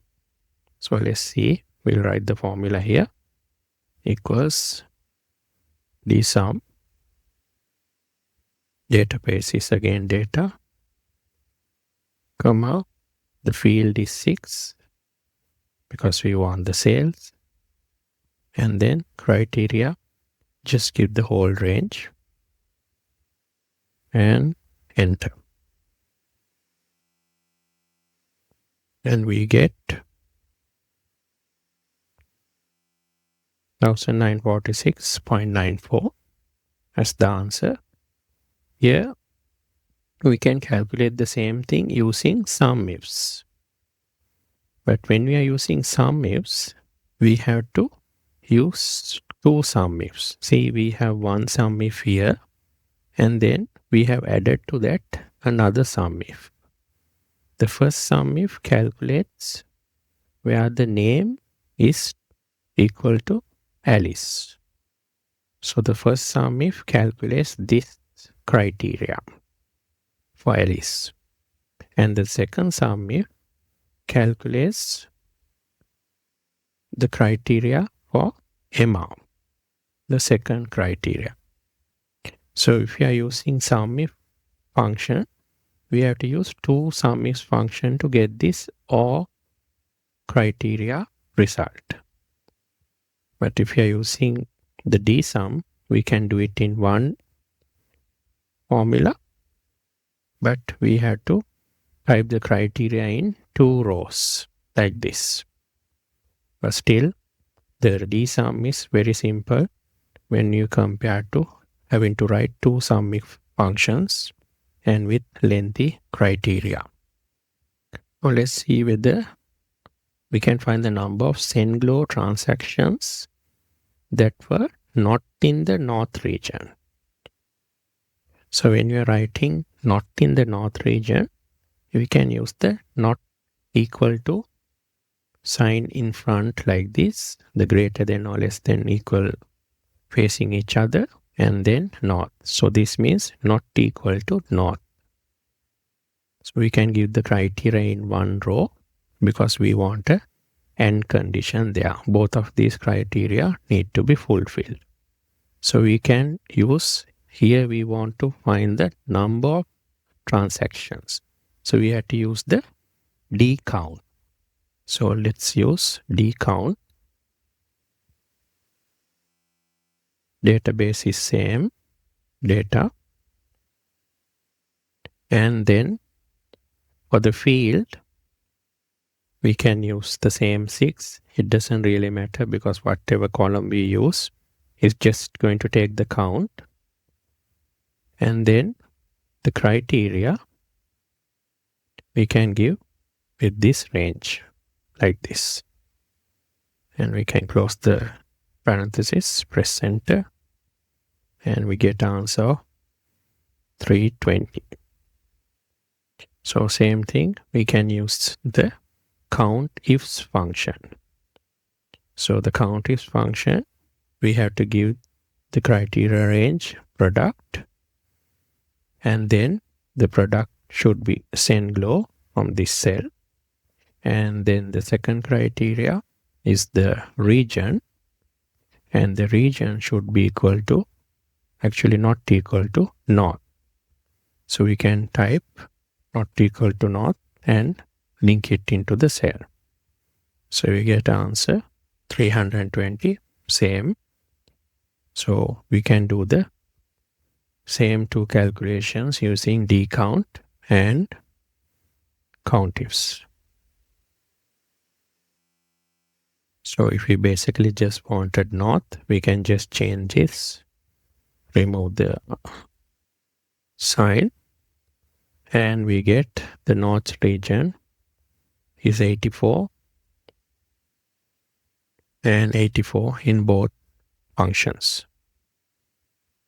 So here we'll do another calculation to find total sales for the Fusion product by MR in the year 2021. So name should be MR, product is AquaFusion. Now we need to get all the dates that fall in 2021. So for that we can give the criteria in two cells like this. One is greater than or equal to 1st of Jan 2021. So that will take all the days starting from 1st of Jan 2021. And then the other criteria is less than or equal to 31st December 2021. So that will take all the dates up to 31st December 2021. So basically these two criteria will take all the days in 2021 from January 1st to 31st December. And since we want all of these criteria to be fulfilled at once, it's an AND condition. We will use one row to put all the criteria in. So let's try the formula. Equals tsum. We can use data as the database. And for the field, we want total sales. So we'll use column number 6. And then for the criteria, we can highlight like this. And close and enter. So we get the answer of 1503.87. So again, we can use the SUMIFS to find this. So here we can use multiple criteria. Sum range is sales. Criteria range 1 is name column. And the name should be equal to Emma. And for the product column, the criteria should be Aquafusion. And then for the date, we have to, in the date column, we have to give greater than or equal to 1st of Jan. And then under the second date column, we give the criteria less than or equal to 31st December 2020. So we still get the same answer. So this formula looks very complex and long, but this is short and sweet always because we are giving the whole set of criteria just under one range. Here the difference between these two functions is that this is short and sweet because we are giving the whole criteria just in a simple range. But here it looks long and complex because we have to give the criteria ranges and then the criteria one by one. Thanks for watching. Hello. In this video, we will learn about the text functions in Excel. Now let's look at some text functions in Excel. These text functions basically helps us to clean data and then basically manipulate data. So there's a function called char or character function, which basically returns a character based on a code sequence. So each character has a code, and when we insert that code into the char function, it returns that character. So let's look at how we can do that. Just type char function, and we will give the number code here 33, and that returns a exclamation mark. So let's copy this down and see we have 35 for hash, @ sign is 64, and the pound sign is 163. The copyright sign is 169, 1/4 sign is 188, and so on.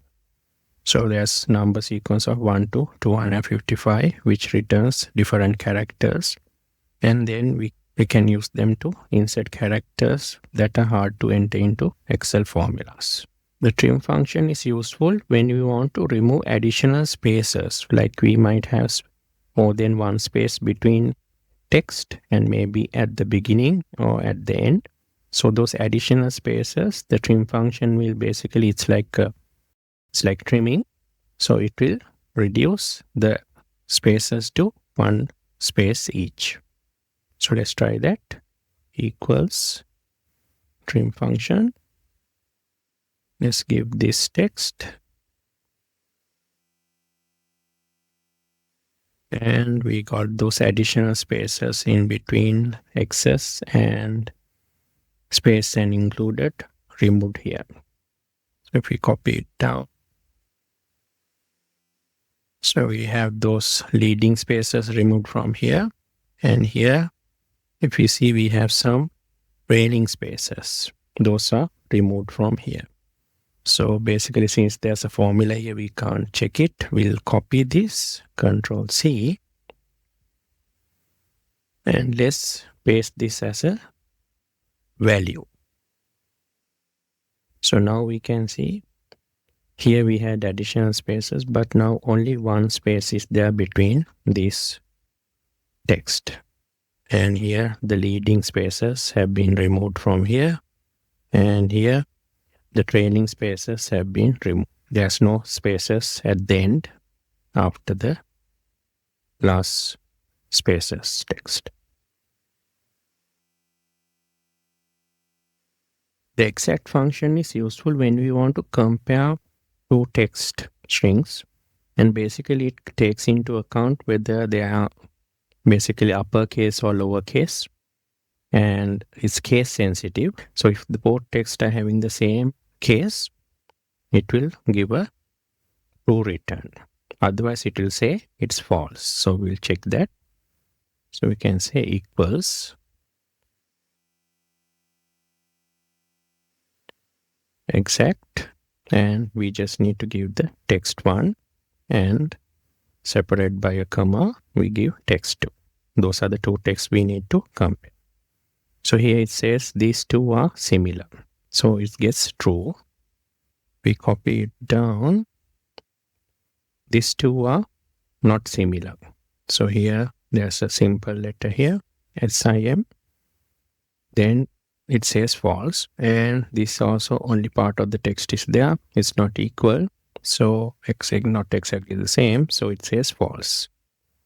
There's another easy way for you to compare text, that is by using the equal sign. For example, you can say equals, if you want to compare these two, we can put this equals this. So you get a true. So basically when you use the equal sign, it is not case sensitive. That's why we get a true return.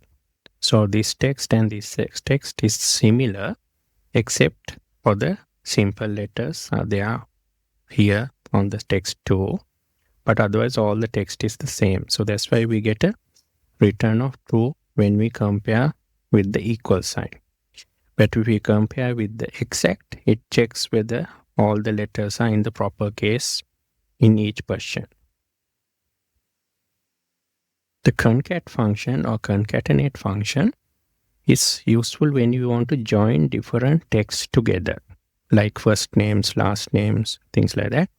So let's try an example here. We got a person with 3 names, first name, middle name, and last name.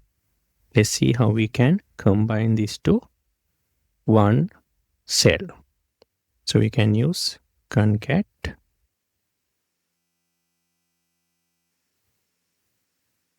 and then we have to give first text, comma, second text, comma, third, and then close the bracket. And you see it's been joined together, but now we see there is no space between the names. So it's kind of all stuck together. So we can remedy that by adding spaces in between. So we can use, again, same function, concat. And we give the first text, put a comma, and to add a space, we can put double quotation, space, and double quotation. So that will add a space. Then we add the second name, and then again we add a space by using the double quotations and space. And then we add the last name. So now we got spaces in between the names. We can also use concat in ranges. For example, we can type concat, and then if we select this column of letters like this, we get it all in one cell in one line like this. So it was earlier a column of data, now it has become a row of data in one cell. We can use it for a range as well. So here if we type equals concat, and then let's say we select this whole range. So there's 1, 2, 3 columns, and enter. We get everything in one cell, in one line. So it goes 1 is the first question we got A, and then it got 1, and then the simple A, and then it has gone to the second row. So it has started again from B to B. So it basically goes this way, and then goes again to the second row and goes to the right like this.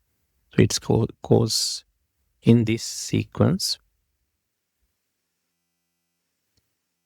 So it's from the top over here, it goes to the right, and then again from the beginning it goes to the right from the second row and third row and so on. So that's how these texts are combined into one cell in this situation.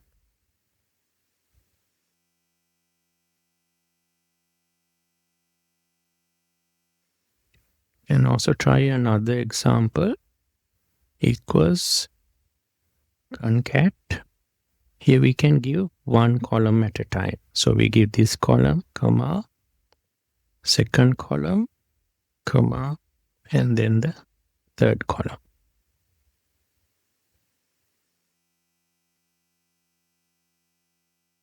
Now what has happened is we get the first column first, A, B, C, D, E, and then it goes to the second column, 1, 2, 3, 4, 5, and then at the end it goes to the last column, A, B, C, D, E. So depending on how your data is located and how you give the cell references, you can have different results for your concat function.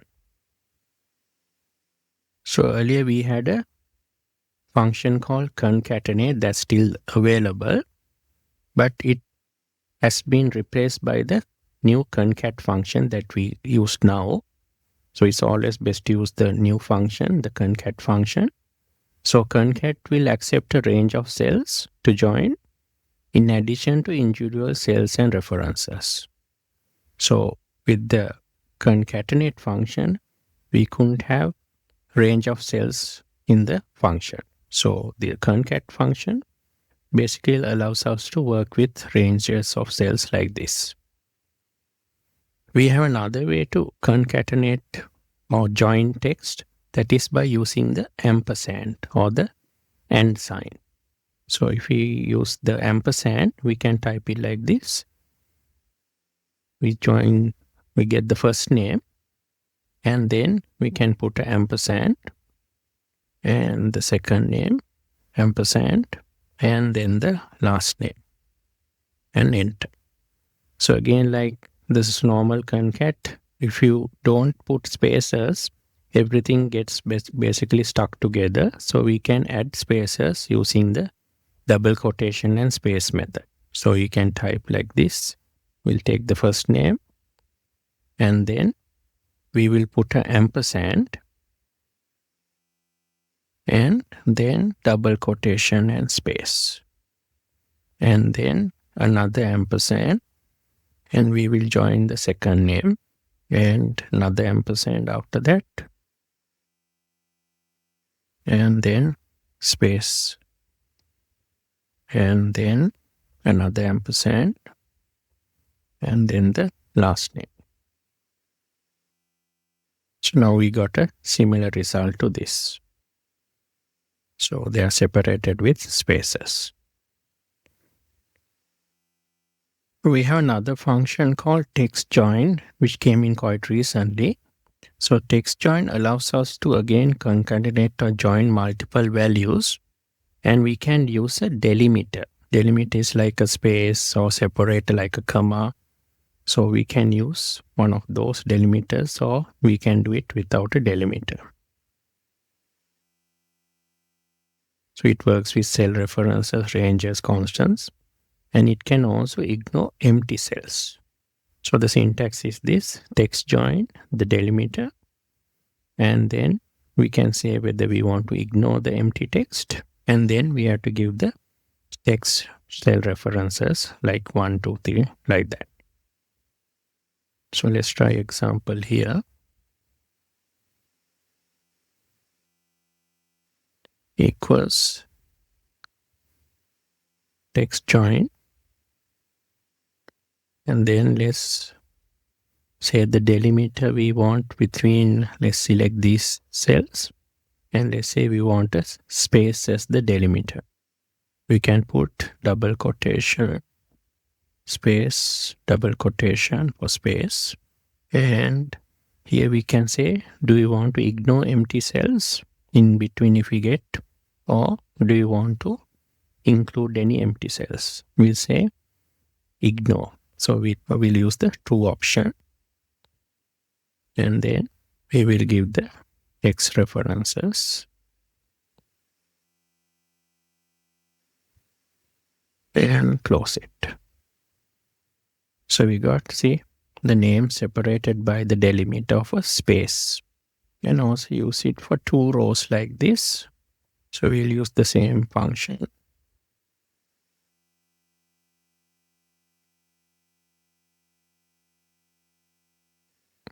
Text join, we'll use same delimiter space. And we'll say ignore spaces, ignore empty cells. And we'll give this whole range like this.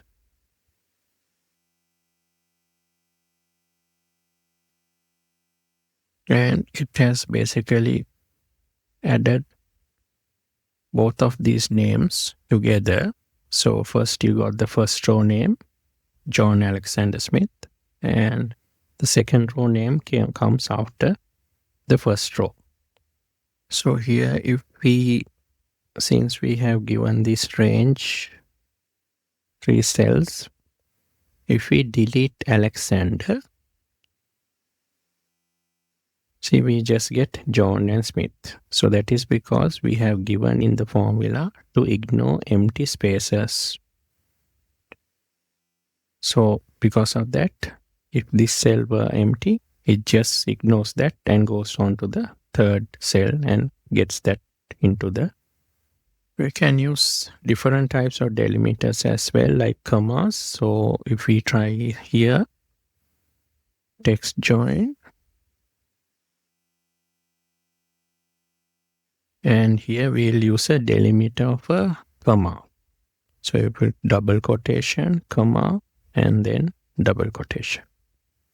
And again, we'll say ignore empty cells. And then we will give this range. And we got the whole list, ignoring spaces separated by commas in one cell. So here if we try copy this same formula and paste it here, and here let's say instead of true I'll use false.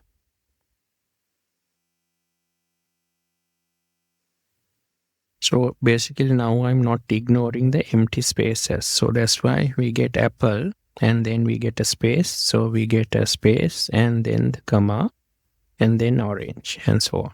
So after mango, then again there's a space, so that's why we get a comma, a space, and then a comma. The text function helps us to return a number formatted as a text. So then it's easy for us to format numbers. So let's look at some examples. We can basically use formatting on dates, time, currency, percentages, fractions.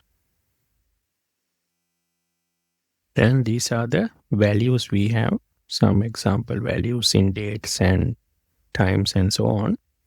And these are the formats we can apply.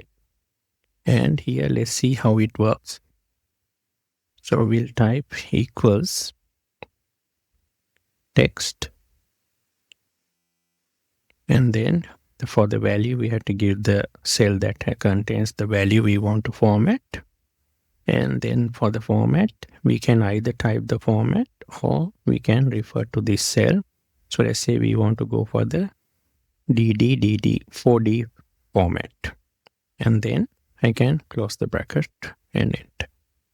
So basically when you use the 4Ds, you get the date. like Thursday or Monday, into the cell over here.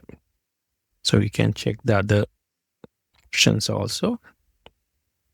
So when you put 3 Ds, you get the short form of the week, Thursday, THU like that.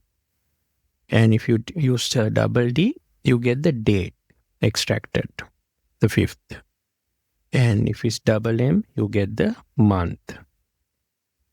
And again, if you use 3 M's, you get the month in short form, like Sep. And then if you use 4 Y's, you get the year. And actually, if you use now for 3 M's, you get the short form. If we insert a line over here, then let's say we'll be this. And if you use 4 M's like this, you can get the long form of the month. So 4 M's will give the long form, 3 M's will give the short form. And if you want the year, Y, 4 Y's. Year in short form, 2 Y's. If you want to get the DDMMM YY format, you can use that to get the date, step, and like that. Then the time, if you want in AM, PM format, you can use H, AM, PM to get 2 PM like that. And if you use a double H, you get basically the 24-hour time format for the hour. That is 2 is 1400 hours, so you get 14. And if you use HH:MM, you get the 24-hour format, 1400 hours 30. And if you just use AM, PM, you get whether it's AM or PM. And these are some number formats. If you want 1,000 separator, you can put hash, comma, 3 hashes, and you get the 1,000 separator into these numbers. And without any decimals, it's rounded up. And if you want decimals, you can put at the end, after the dot, 2 zeros. Then you get the decimals as well, and you get the 1,000 separator. Okay, in front you can put a currency like dollar, and you get that dollar sign as well. So these are basically ways for you to add formatting to text or numbers, basically. Then if you want to convert this phone number into this format, +1 and then the 3 digits in brackets, you can use that format. So you can use multiple formats to convert text to any form that you want, basically. And also here, if you want, here we have basically referred to this format over here into this cell. If you can't, you can also type that format in. Like here, if you want, you can type text, and then you take the value from here, put a comma, and then you can type in the format within double quotations, like hard coding it. And then you get the same answer. So you can basically use these formats within double quotation like this, or you can refer to a cell to get the format. Then these 3 functions, lower, upper, and proper, basically they convert text into lowercase or simple case,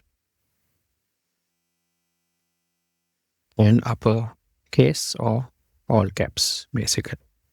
So its function is quite straightforward. You can say lower, and let's say we want to convert all of this into lowercase. We get John Smith in simple letters or lowercase. We can copy it down, and then here the capital letters have converted into lowercase. So the opposite is same. we can use upper function.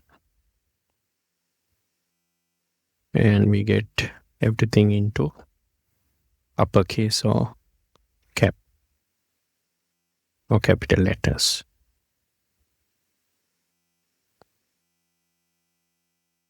Then the proper function or the proper case is very useful when you have a mix, like let's say you have something in all caps or maybe all simple, or then you might have a mix of this, and then you want to convert into the proper name form where we had the first letter capital and the others simple. We can use the proper function. So equals proper. We give this, and straight away it got converted to John Smith. And this is also in the proper form now. Even if you had maybe less part, maybe in caps like this, still it converts into the proper form. So we can have all caps, all simple, or all in a mix. Still the proper form works. The left function is useful when you want to grab some text from the left side of the text. So here let's try this. Let's type left. And let's say from this text over here, we want to take, let's say, the 3 characters from the text from the left side. So for number of characters, we can insert 3 over there. And then we got JOH, the first 3 letters we got captured over here. So again, if I just copy it down and let's say I want to get 5 characters, I'll get the first 5 characters from the left side, A, B, C, D, E. So the opposite of left is there, right is there, what we have here. So it works the same way.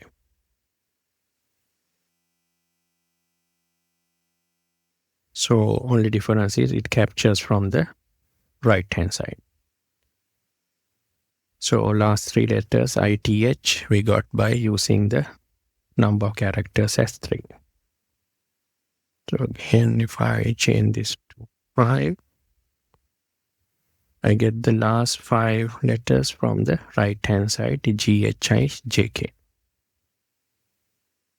The mid function is useful when we want to extract. Now here we did extraction from the left and the right. So what if we want to extract text from the middle of the text? Then we can use the mid function. So let's use it here, equals mid. Then you have to give the text.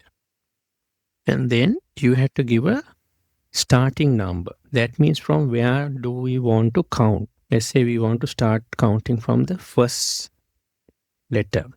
So we can use the starting number as 1. And then the number of characters means how many letters or characters do you need to extract from that portion. So here we'll say we want to extract 2 characters. So here we got JO. So we have started from the first portion, J, and we have taken out 2 characters. So JO has come here. So if I copy it down, so here we have said start from the third portion. So ABC, C is the third portion, and from there we want to take 4 characters. So C, D, E, F. So those are the 4 characters we have taken from the middle of the text. The len function is short for length, so it's easy for us to use it when we want to calculate the length of a text. So let's try it here, equals len, and let's refer to this cell, and we got 10. So this 10 includes spaces. So 1, 2, 3, 4. Fifth portion is a space, 5, 6, 7, 8, 9, 10. So we got 10. So here we got 11 over here. We copy it down for this number. It says 4. So it calculates characters, text, and things like exclamation marks and so on, special characters. So then we come here. Now it says 4. So although there's a $sign and then there's a comma, these are formatting. So if you check the number over here, it's just 1,000 in the formula bar. So this is formatting and it ignores the formatting. So length function ignores formatting. So number formatting is not included in the count. So it just goes for the number of real characters in the text or number or combination. The rep or repeat function is useful when you want to repeat a character or some text a couple of times. So let's try that. Equals rep. And let's take this one. And number of times we'll say is 5 times. And we get it repeated 5 times. So this high also we can get it repeated 3 times using number of times as 3. We can also type into the formula the text we want to basically repeat. So we can say, let's say I want to have A. So I had to put within double quotations A. And let's say I want 5 A's. So I can type like this and enter. So I have basically hard-coded. When you hard-code, you need to put double quotations on both sides of the text. So you can refer to a cell like this. So we also have a function called find, which helps us to find certain characters within some text. And it gives the version of that character. So let's try this with this first one. So find. And we want to find a capital R within text of Aaron over here. And the starting number, you see it's a square bracket. So it's optional. So if you don't enter anything there, it will assume the default value is 1. So it will start from the first character in the text. So I leave it blank now. And I will enter. So it says third person. So correct 1, 2, 3. Third person is where we find the R. So let's do it for different starting persons as well. Equals find, say same R within text. And here we'll have a starting person as 1. So we get the same answer. 3.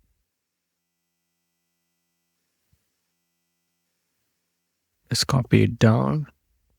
So now here we can't find a simple R in this text. So that's why we get a hash value. So the reason is find is case sensitive. So it can't find a simple R, so it gets a hash value error. And it can't find a X because there's no X in this text. So again, it gives a hash value error. So if the case is wrong or the character is not there, it returns a hash value. And then for this name over here, we want to start counting from the 4th person. So here we get an answer of 7 for the capital R. So we start counting from the beginning. It is in the 7th person. That's correct. But here we said to start counting from the 4th person. So still we got 7 because it always returns the value from the beginning of the text. Why we use the starting point is, let's say we want to, there are 2 A's in this name and we want to avoid the first letter and just go for the second letter. In that case, we can start counting from the position of the second letter. So let's make this clear. Let me insert a line over here.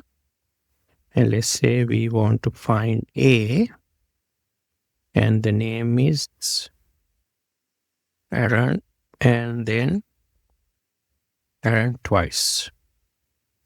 And let's say we want to find the second letter A portion, not the first one, the second letter A portion. So to skip the first A, let's say we want to start counting from the second portion, like this. And then if I copy down the formula, so I got 7. So 1, so it's going to start counting from the second portion, and it will ignore the first A, it will find the second A. And the second A is in the 7th portion from the beginning. So here 1, 2, 3, 4, 5, 6 and 7th portion, we got the second A. So if we want to capture the first A, we can say start counting from 1. Then we get 1 because it's then counting the first A letter, capital A. If we start counting from 2 or after that, it will capture the second capital A letter. So even if we start counting from the 5th, still it will capture the second letter A, capital A. So we can also find the first space as well. In this text, if you want to find the first space, we can type a formula like this. Equals find, and what we want to find is a space. So we can give double quotation and then space and double quotation. And then the within text, we will give this. And starting number, we'll leave it blank. And then we get a 6. So 1, 2, 3, 4, 5, 6 portion, we got a space. So that's how we can find a space.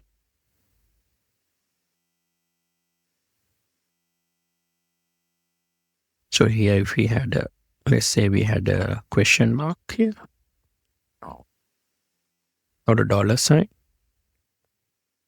so then we can put a dollar sign here. And it will find the dollar sign is in the 6th portion. And we have another function called search, which is quite similar to find function. The difference in search is that it is not case sensitive. So here the find function is case sensitive. It's case sensitive, but the search function is not case sensitive. So let's look at some examples. So if you want to find, basically search for R in this text, and we don't have a starting point, so then it will always default to the first portion as the starting point, like find.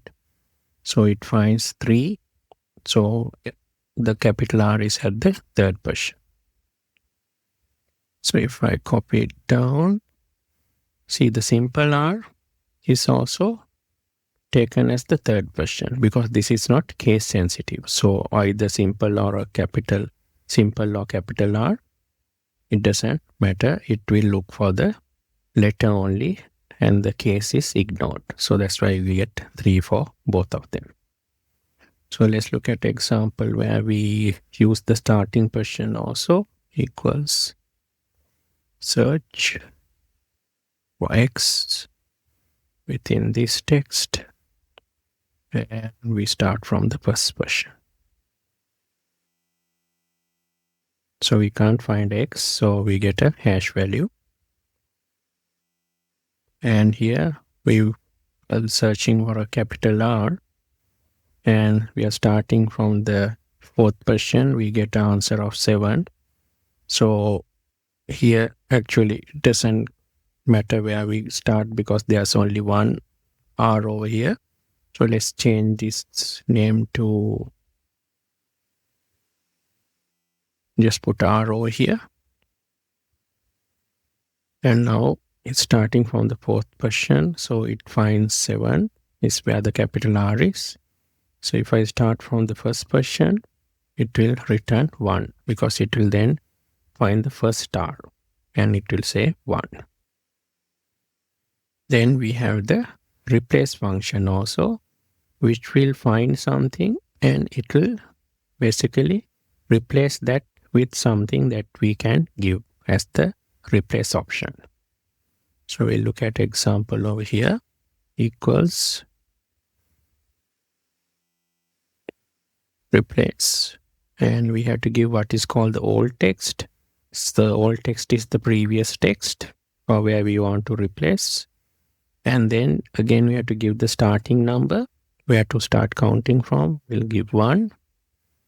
And the number of characters we want to replace is the, let's say 3. And then we'll say we want to replace the new text is XYZ. So we want to take the first 3 characters from this ABC incorporated and replace that with XYZ. We got XYZ limited. So again, if I copy it down, now in this question, I want to replace. So in this case, I want to replace this long text. Starting from the 4th question, I want to take 3 characters. So if I start 1, 2, 3, 4, 4th question is 1. And we got numbers 1, 2, 3. And the number we want to replace is 3. So it will start from the 4th question, the first one. And it will replace this 1, 2, and 3 with DEF. So that's what it has done. So it's taken the 1, 2, 3 and replaced that with DEF over here. So we have a final function called substitute. It's basically again a find and replace type of function where you can give what is the old text you want to replace and then the new text you want to replace that with. And then there's another optional argument called instance number. So instance number means, do you want to replace the first occurrence? Like here we have 2 occurrences of AAA. So if I want to only replace the first occurrence or the first instance, I can put 1. If I don't put anything there, it will replace every occurrence of the AAA. So the default value is, for instance, is to replace all the occurrences. But if I give a instance number, it will only replace the first, second, or whatever time it repeats the same text. So let's look at some examples. Here we can have substitute, and the old text is this. So the original text is this. And the old text we want to replace is the 3 letters ABC. And I want to replace that with XYZ. And here you see the instance number is in square brackets. So that's optional. So I leave it blank and enter. So ABC has become XYZ. So let's try with instance number equals substitute original text, old text, and then the new text, and finally instance number 1. So that means I only want to replace the first instance.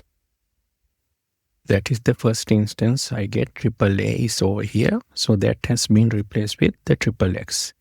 The second instance where I have AAA is ignored here. So again, if I copy this down and let's remove this instance number.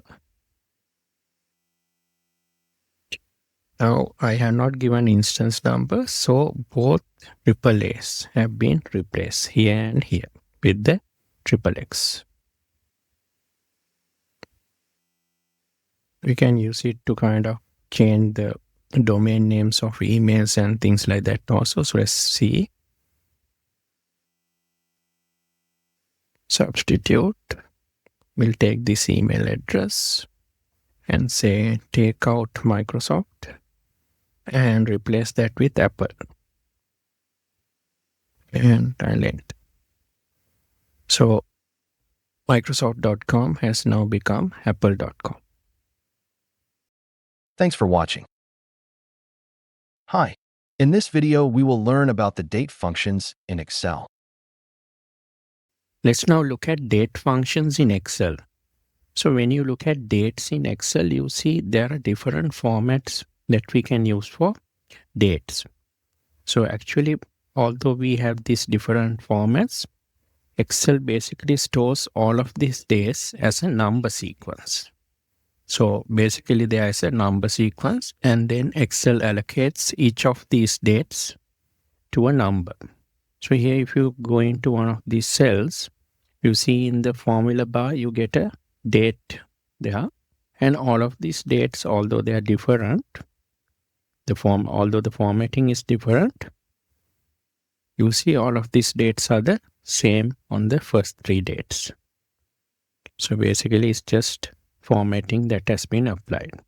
So if you want to see the underlying number behind this date, you can go to Home, and under the number group, if you can change the date to general format like this, you see 45,534 is the underlying number behind this date. So this is the number that Excel has allocated to this date. So you can change the others as well. Just change to general, and you see these are the numbers that are behind the dates. So this is how actually Excel stores the dates. So this number sequence starts from 1st of January 1900. So if I convert this to general format, you see that is 1. So basically this is how the number sequence runs from 1st of January 1900. So actually we can't basically work on dates earlier than 1st of January 1900 in Excel. But for all purposes this is fine, because we basically don't work on financial data or otherwise that is going beyond 1900. So here we looked at changing the date to the number format by changing the formatting to general. So there's another way to do this. We can use the date value function. So we look at the first date function called date value. So basically what date value does is it converts text that looks like a date into the corresponding number code like this. So for here, we actually in these 2 cells, although they look like dates, they're actually text. You see there's an apostrophe in front of the date, and the other clue is that it's aligned to the left-hand side, not like to the right-hand side like the standard alignment for dates. So these are actually 2 text, but they look like dates.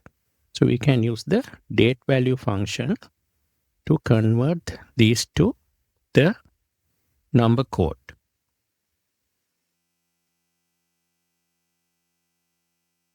So here we can give the cell like this and enter.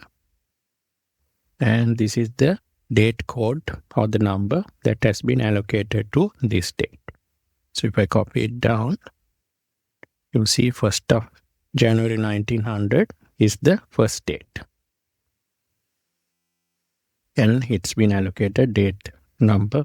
It's been allocated number 1. Now these are actually actual dates that are in cells. So if we try to use date value on those,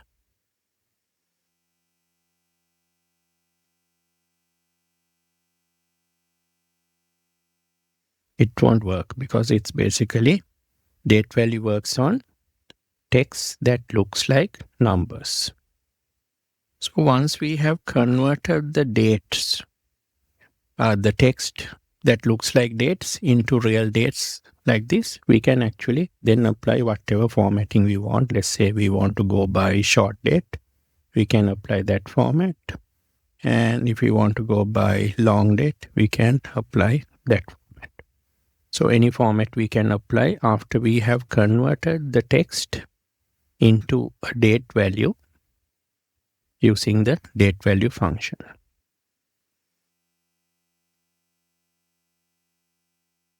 So let's look at some other useful functions. The day function basically extracts the day out of a date and returns that value into a cell. So we can use equals day and just give the cell reference and enter, and see the 30th, the date has been extracted using the day function. So let me copy it down. So this is 6th and this is the 3rd. So the day is extracted using the day function. We can also use the function text to extract the day name. So for here, let's say we type text and then give the value in the cell, and then we have to give the format. The format is what we want to use for the day name. So we have one format. We can use 3 Ds like this within double quotation, DDD format, and then let's enter, and we get the short form of the day, month for Monday. Then we can also use the long format. For that we can use 4 Ds. Let's see that. So again, we'll use the format. Instead of 3 Ds, here we will use 4 Ds. So that will give the full day of the, that will give the full day name, like Sunday. So let me just copy that down and we get Tuesday. So if you want the short format, you can use 3 Ds. And if you want the full name, you can use 4 Ds. So if you want to extract the month, like we extracted the day, we can use the month function. So month function works like this. So just give the cell reference and you get 8. So August 8th has been extracted. So let me copy it down. So this is March and this is December 12. Again, you can use the text function to extract the month name. So here we can type equals text. Then we can give the cell reference and the format we can use. If we want the short form of the month, we can use 3 M's. So MMM and then close the bracket. Then we get the short form August AUG. And if I copy it down, if you want the full month name, we can use 4 M's instead of 3. So I'll type in 4 M's and you get the full month name March. And copy it down and I get December, the full month name. And we can extract the, like we did the day, the month, we can extract the year as well using the year function. So equals year and just give the cell reference. And I can copy it down like this. And for these functions, day, month, and year, instead of giving the cell reference, we can give the date as well within double quotations like this. So if I type 30th August 2021 and then close with a double quotation, I still get the year. So here I have used the date within double quotations instead of the cell reference. So we can do the same for month and then the day functions. Then we have a function to extract the weekday. So whether it's like Monday, Tuesday, like that, it can give the weekday in a number sequence. So let's look at that. equals weekday, and then we just give the date, and then you will see there is an optional argument called return type. So that basically gives the weekday convention that we are going to use. So different countries might use different date conventions, like some countries will have Monday to Sunday as starting from 1 to 7, and some countries might have, let's say, Saturday as day number 1 and going through day number 7 to Friday. So it depends on where you're located and the date convention. So generally we can use the second. So generally we can use option 2, where we have Monday as date number 1 and Sunday as 7. So we'll use 2 over here. And press enter. So 1 means this is a Monday. So I copy it down. 7 is a Sunday. 2 is a Tuesday. So if you want, you can use different return types to give different weekday conventions. Then there's a week number function, week num, which will give the week in the year. Like this is the first week in the year, second year, whatever. So we can use equals week num, and then we give the cell reference, and then so here the return type, basically we can say whether we want to start counting from the Sunday or the Monday or whatever other date. So we can give whatever date we want to start counting from. So the default value is Sunday. So we can use 1 for Sunday, or we can use 2 for Monday. So it will return the week number out of the 54 weeks of the year. What week does this week date fall into? So here this is the 36th date. And we come up to 49. So if I make this 31st of December, I get 54 here. So it depends on the starting week convention. So if I take this and change this to 1, so here basically the year will have 54 weeks, but here we have started counting the week from Sunday. So that's why we have used 1 as the return type. But here this date falls on a Tuesday. This is a Tuesday. So if we change the return type from here and we go for the return type as Tuesday, so that will be 12. We select 12 and then we get 54. So this falls on the last week of the year. Then there may be situations where we got the year in one column, the month in another column, and the day in another column. And we want to combine all of this together into one cell and get the date into that cell. So for that, we can use the date function. So equals date, and then we just need to give the year cell. So this is the year cell, and the month cell, and then the day cell. So we got 30th August 2021 in one cell. So we can copy it down and it will create different dates into the different cells depending on the inputs we have given.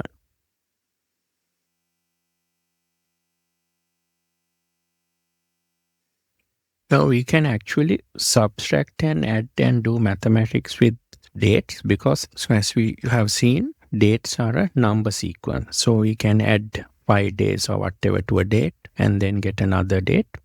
and we can deduct dates and then get the result. So it's very simple. Just you write equals, you take this date, and let's say you want to add to that 5 dates, you can add like this. And you get the 5 days date, later date from this date. We can also just add 5 here without cell reference, so it will give the same result. You can also subtract the same way. So here we have this date, and let's say we want to subtract minus 5 days. So we just add, because it's a minus, and we get 28th of November 2000, that is 5 days earlier. So I can even from here just do a minus and put 5, and I get the same result. So here we have added and subtracted days. We can do the same thing with months. But to do that, we need to use a function called eDate. So let's look at how we work that. So equals eDate. And then you have to give the starting month cell. So it will just take the month from the start date. And then we have to give how many months we want to add or subtract. So it can be positive or negative value. So here we will give 5 and enter. So after December, when you add 5 months from this date, you get 3rd of May. So I copy it down. So if I deduct 5 months from this December 3rd, I land on 3rd of July. So the day function, basically you need to give the starting date and then the number of months you want to add or minus. So this is useful basically when you are building financial models and you want to forecast, let's say, monthly turnover or whatever values for your P&L and so on. So then you can use this and eDate function to add different months from a starting date. So sometimes you need to add or subtract months and get the month end date, not just the date. For accounting, we might need the month end date. So for that, we can use the year month or end of month function. So here we can type year month and give the starting date. And let's say we want 5 months to be added. Just add that and enter. So we land from this date, 3rd December. When you add 5 months, actually we end up with 3rd of May. But we want the month end. So end of month stays. End of months gives us the month end date. So eDate just gives the additional date after counting the number of months. But end of month gives us a more useful month end. So eDate just gives the date after adding couple of months, but end of month gives the month end where that date falls into. So for accounting purposes, it's useful to know the end of month date. So we can use that year month in that situation. So if I copy it down, so here from here when I minus 5 months, I landed on 3rd of July. So it's taking the month end date of July, 31st of July. We can also add and subtract years from a date. So here we have to use several functions. So let's try to do that. We can basically use the date function to do this. We can use date like this. And then for the year, we can use the year function to extract the year. So here we can type year and type this and select the cell. And then to this, we want to add 5 years, right?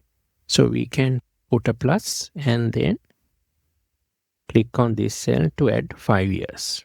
And then we put a comma and we go to the month input, month argument. And for that, we will use a month function to extract the month from this date. And then put a comma. And for the day, we will use the day function to extract the day from this.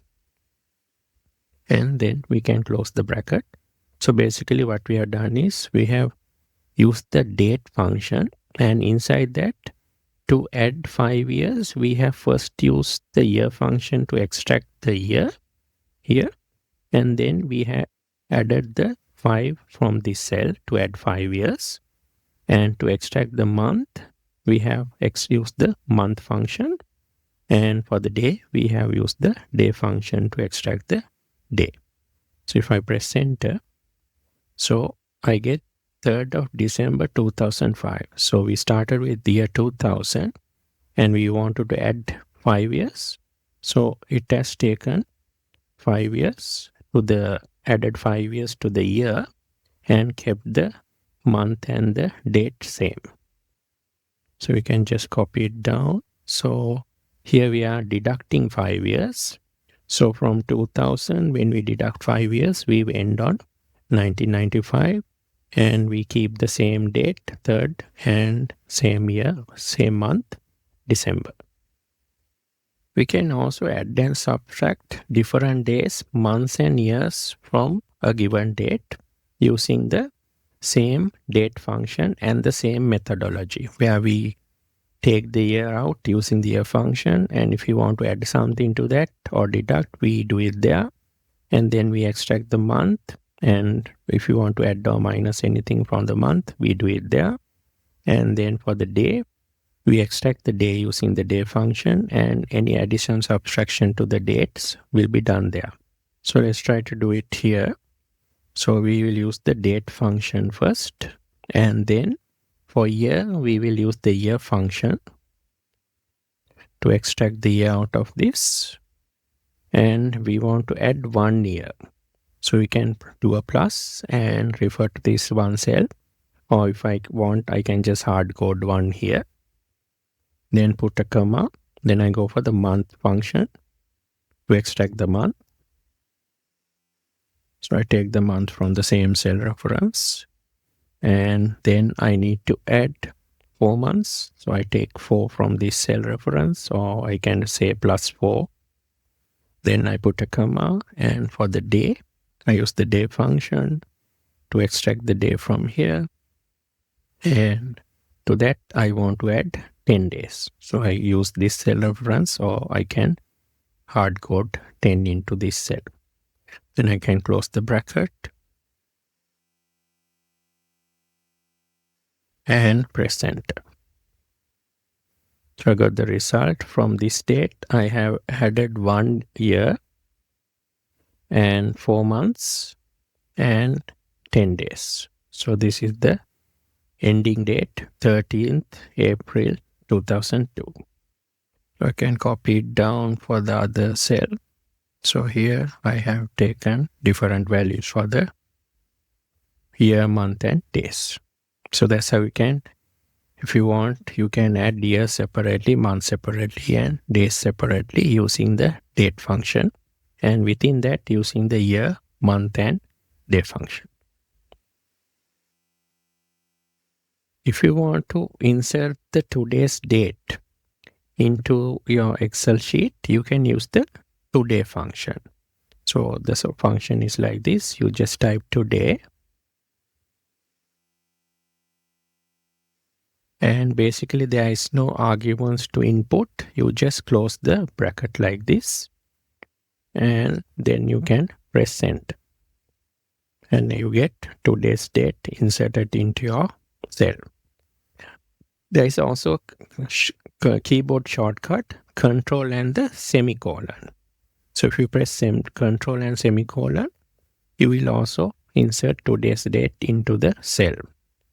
When you're using this today function, you need to be careful, because if you share this file with somebody and he opens that on a different date, it will take the system date from the PC or the machine and it will display here. So it might be misleading. So this is a dynamic function that updates based on the system date on your machine. So best thing, if you want to share this with somebody, to copy paste this as a value so it won't change on different dates when it's open. We can use the days function to calculate the number of days between two given dates. We can use equals days, and you have to just give the ending date here, the last date, and then the start date. And you get an answer of 365. So you can use subtraction for this as well. So we give the ending date minus the start date, and we still get the same result. So let me just copy this down, and I will copy this down as well. So it will give the same, subtraction will give the same results as the days function. Then we have the days 360 function, which works on a 360 days per year convention. So it will again calculate the difference between dates. So you can use it like this. Days 360, you give the start date and then the ending date. And then you have two methods. You can use the US method, where it says start and end days will be approximate to a 30-day month via US nest method. Or you can go for the other one, the European method, which says start and end days that occur on the 31st day of a month will equal to the 30th day of that month. So it's just two methods of convention that you can use. So let's say we use the European one here. So we get 89 days. And let me copy it down. So here we have used the European method. We will now use the US method, the false option. So we get 1 day difference, or 2 day difference actually. So this is 89 days because of the date convention we have used. And this is 90 days. The dative function gives us the difference between two date values in years, months, or days. So let's start using the function. Date. See, when you type date in your Excel's IntelliSense, you don't get the date function available. So this is because this is a compatibility function that came from Lotus 123, which was a old version of which was old spreadsheet version. So we can type date div, and then we can, once we open the bracket, so you see that function is supported. That's why you get that kind of notification. So the syntax is, first you need to give the start date separated by a comma, then you give the end date, and then you can give the unit format that you need to use. So here, let's say we want to use the Y for year format. So we'll type Y here and enter. So here we have gone by the unit of years. So we get from 1st of Jan 2022, 2021, 1st of Jan, number of years is 1. So that's why we get a 1 over there. We can also type, instead of giving the cell reference, you can type Y over here within double quotations like this, either capital or simple Y. And then still you will get the same result like this.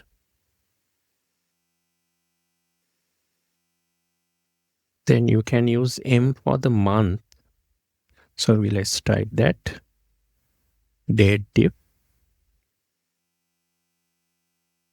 And the start date. The end date. And let's give M as the unit and press enter. So the number of months difference between these 2 days is 12 months, so we get 12 over here. If I copy it down in date terms, D, we have 366 day difference between these two dates. So let me just copy this down. So from here, we see from 7th of August 2021 to 15th October 2021, years, it says 0. It is because there's no full year between these 2 days. If you go for months, it says there's 2 months. So this is August and this is October. So 2 months difference.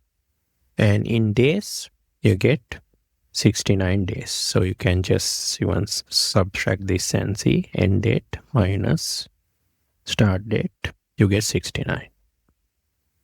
So date diff is another way we can use to calculate the difference between 2 dates in years, months, and then days. When we want to calculate the ending date for working, say, X number of days, we can use the workday function. So from this date, if you want to add 5 working days and then find out which date that ends in, we can use the workday function. So we can type equals workday, and you need to give the starting date and then holidays, then the days that you want to work for, and you see there's an optional argument, holidays. So holidays can be, these are not basically weekends, but these are other holidays like New Year, Christmas, and so on, that can be differing from company to company. So here, since this is an optional argument, let me not give a holidays. Let me not use holidays here, and I will just press enter. So from 30th June, when you work 5 days, you end up on 6th of July. So here the workday function takes the Saturday, Sunday, or the weekend as off days. So here, when you start from here, these 2 Saturday, Sundays, working days. So from here, we start counting 1, 2, 3, 4, 5. So we end up on 7th of July. So that's why we get this date. So if I copy this down, and then in this situation, let me give some holidays. So I will give these 2 days as holidays. So 4th and the 11th are holidays. So then we end up, after working 5 days, on 10th of July instead of 7th. So if we count from here, these 2 days are off, 1, this day is off, 2, 3, 4, and 5.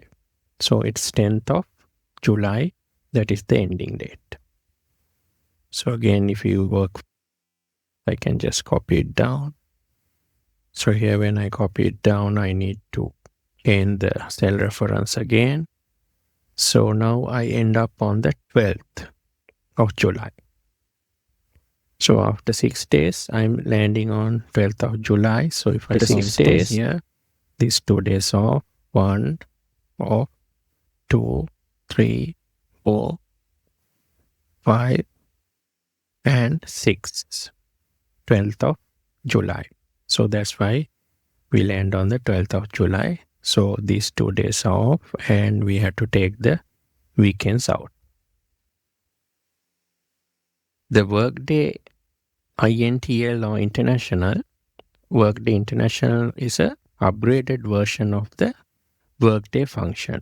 So this is basically similar to the Workday function, but here we can specify the weekend. Generally, it's taken as Saturday and Sunday, but if you want, we can change it to a different format, like maybe Sunday and Monday is the weekend. So different territories and companies might have different working conventions and weekends. So we can incorporate that using the Workday International Function.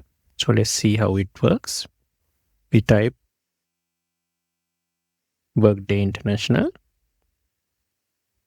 and then we have to give the starting date, and then the number of days we have to work for. And then you see we have two optional arguments in square brackets, the weekend and then the holidays.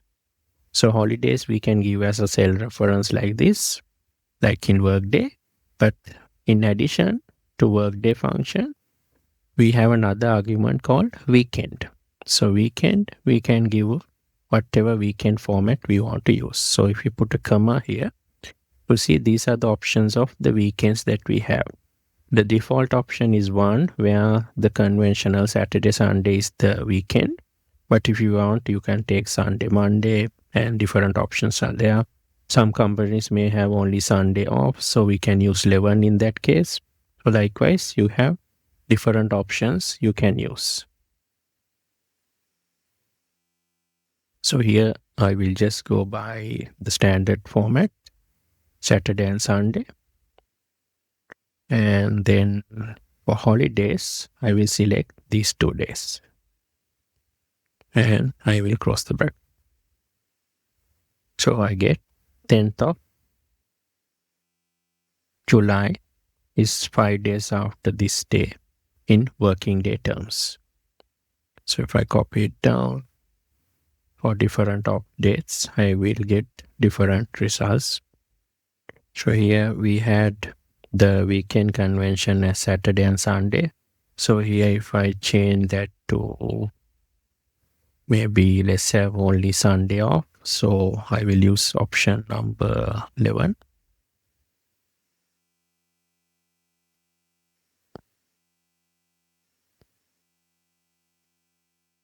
Then instead of 10th, we get 7th because they are working more additional Saturdays, which are off in this option. Saturday, Sunday was the weekend. Here only Sunday is the weekend. So we are finishing the project or the 5 days earlier when we go for that convention. The network days function basically calculates the working days between 2 dates, and it excludes weekends, that is Saturday and Sunday, as off days. And optionally we can give holidays. So let's see how that works. Equals network days, and I give the starting date and the ending date. And here let me not give any optional holidays. So let me just enter, and I get 7 days. So between 30th and 10th of July. So from here to 10th of July over here. So if we calculate from here, there's 1, 2, 3, 4, 5, 6, and 7. So 7 working days are there between these 2 dates, excluding only these weekends. So let me copy it down, and I will also, in this situation, I will add the holidays as these 2 days. I will add holidays as these 2 dates, and then I end up on the 6 days. So that is because if I start counting from here, 30th, 1, 2, 3, this is off day, 4, 5, and 6. So there are 6 working days when I had exclude the holidays as well, these 2 days. So if I copy this down, I'll change the cell reference. So this is between 14th of July and 6th of July. So it says minus 6 days. So it's basically counting from the other side. So if we start from 14th to 6th. So 14th is over here. We start counting 1, 2, 3, 4, 5, 6 until 6th of July. So it's giving us minus because we are calculating starting from the later date. So there are 6 days back, working days between. That's what it means.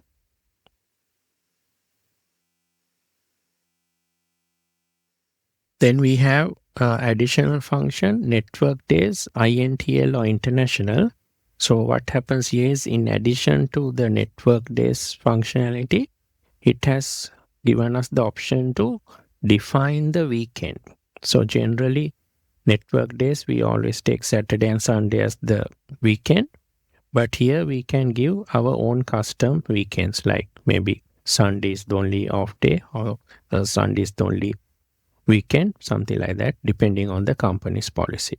So let's try that. Equals network days international. So you get the starting date and then the ending date. And see, now we got a weekend drop down option. So we can give any of these weekends. By default, Saturday and Sunday is the weekend. So we'll use that as the weekend. And in this situation, we will give optional holidays. These 2 days we'll give as optional holidays, and enter. See, from 30th to 10th, we have 6 working days. So 1, 2, 3, 4, 5, 6. So 6 days is what we have between these 2 days as working days, excluding these 2 holidays and the weekends. So let me just copy this down. And I need to change the cell reference to the holidays. And here I will change the weekend to Sunday only. So I'll use the option 11. So that means Sunday only is the weekend. So then we get 8 days until 10th of July. So let's count from here. 1, 2, Saturday we are working. 3, 4, 5, 6, 7. We are working on Saturday. 8. And that's what we got over here, 8 days. So when we change the weekend to Sunday only. So this is Saturday and Sunday as weekend, and this is Sunday only. So let's try the same function without giving any holidays. Network days international. Starting date this. Ending date this. And let's keep Saturday and Sunday as holidays. We'll keep Saturday and Sunday as weekend. And present. So now we get 7 days. Earlier we got 6 days when we gave the holidays. So if we count from here, 1, 2, 3, 4, 5, 6, 7. So 7. So 7 days we got between these 2 days when we go with this, only the weekend as off days. The year frac or the year fraction function basically can calculate the fraction of years between 2 dates. So let's use that and see. Equals year frac, and you get the starting date and the ending date, and then we have something optional argument called the basis. So we have 5 bases actually. The US NSD 30 or 360 convention, actual to actual, that means we are using actual dates. Actual to 360, that means we are using a 360 date tier. Then actual to 365, that means we are using 365. And then the European 30 to 360 convention.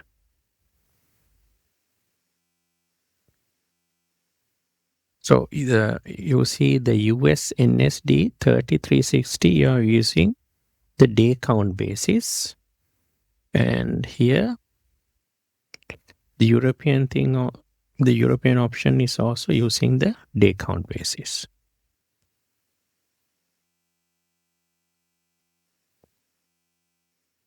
So here we'll go with actual to actual to get the real actual date calculation as the basis.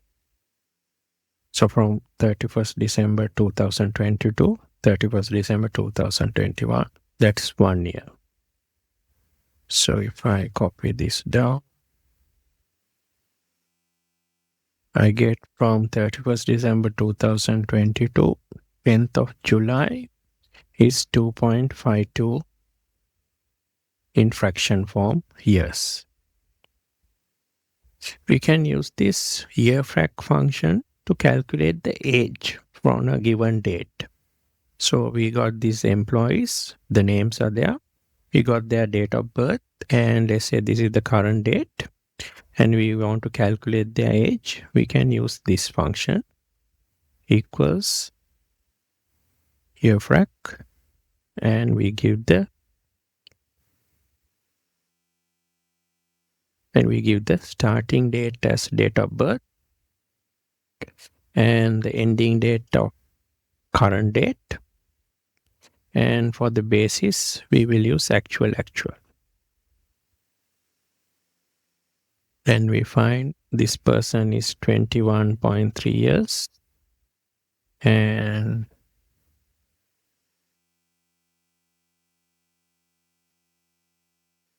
here I need to adjust the cell reference. So Aaron is 25.07 years. So yearFrac is useful when you want to calculate the age in years.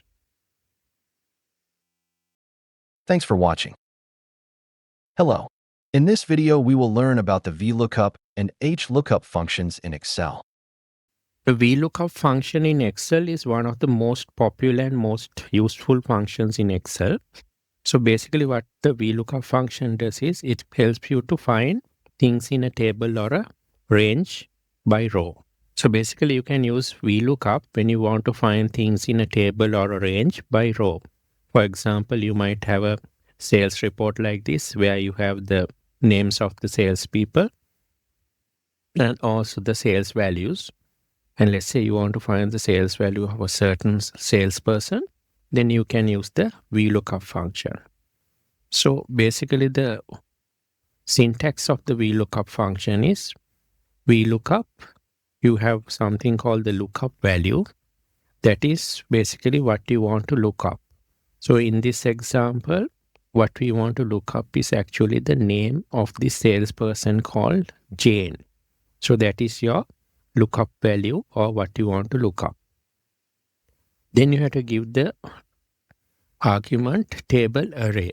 Table array means basically where you want to look for it or where the data is located. So in this range over here, which is highlighted in blue with the name column and the sales column.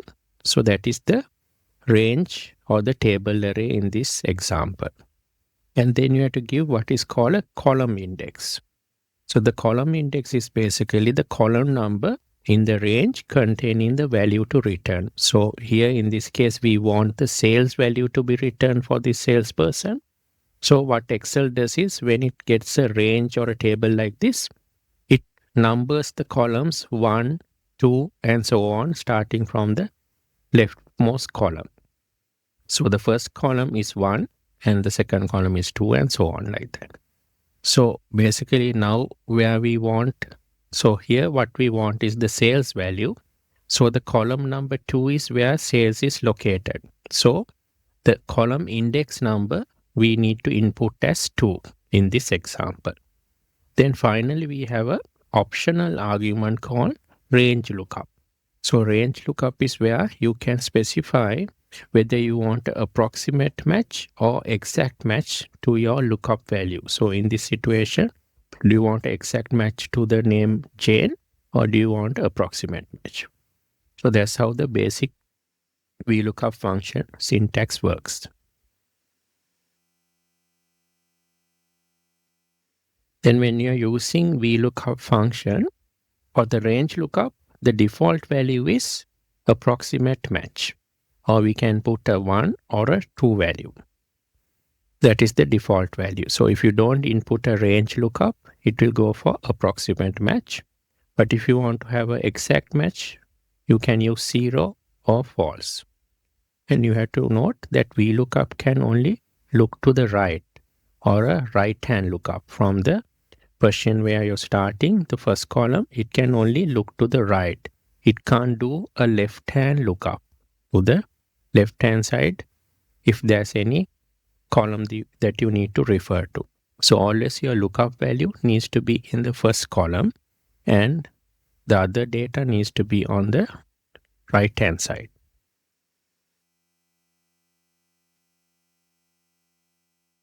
So let's look at a basic exact match example. So most commonly we use VLOOKUP to find an exact match to the lookup value. So here we got some data where we got the product code, the product name, and the sales value in USD. So here we want to write a function which can return the sales value for a given product code. So the product code we can basically select with a drop down like this, or we can input that, or we can hard code it into the function. So let's see how we can write the function. We type equal VLOOKUP, and then we have to give the lookup value. So lookup value is what we want to look for in the first column. So lookup value is this product code. And then we have to give the table array. So table array is where we have to give where is the data located. So we can give this whole range like this as the table array. So I have named this range data 1, so that's why that name appears there. And then for the column index, what we need to find is actually the sales. So sales is 1 to third column. So we can put 3 as the index number. Then we have to specify whether we want an approximate match or an exact match. So the default value is approximate match. You can either put true or leave it blank. Then it will go for approximate match. But here what we need is an exact match. We have to give false as the option for this. So when we enter, we find for IP001, which is this one, the sales value is 14,000.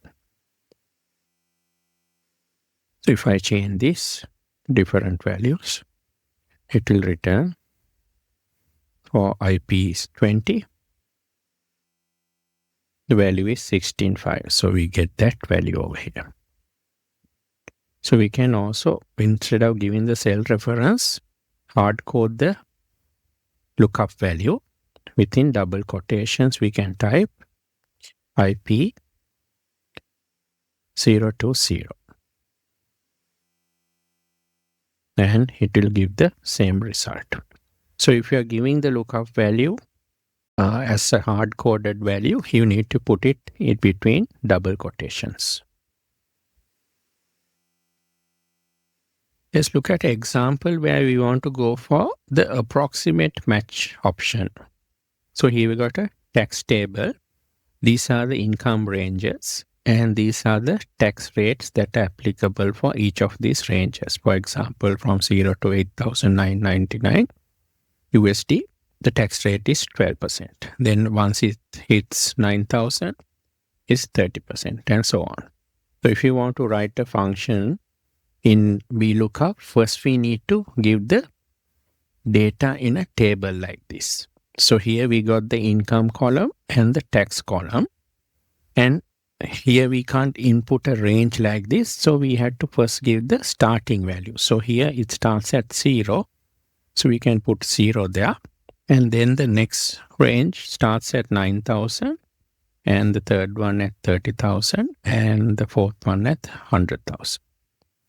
And then we can give the tax rates on the next column. So when we are going for an approximate match, we need to remember the lookup range must be sorted in ascending order for approximate match to work properly. So that means these values need to be in ascending order.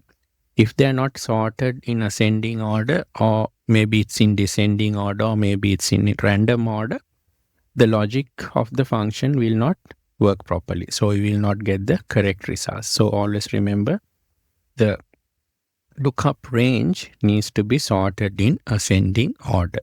So this may be numbers, dates, but they need to be sorted in ascending order. So here we are going to input the income values over here, and we'll write the function to do the lookup in this cell.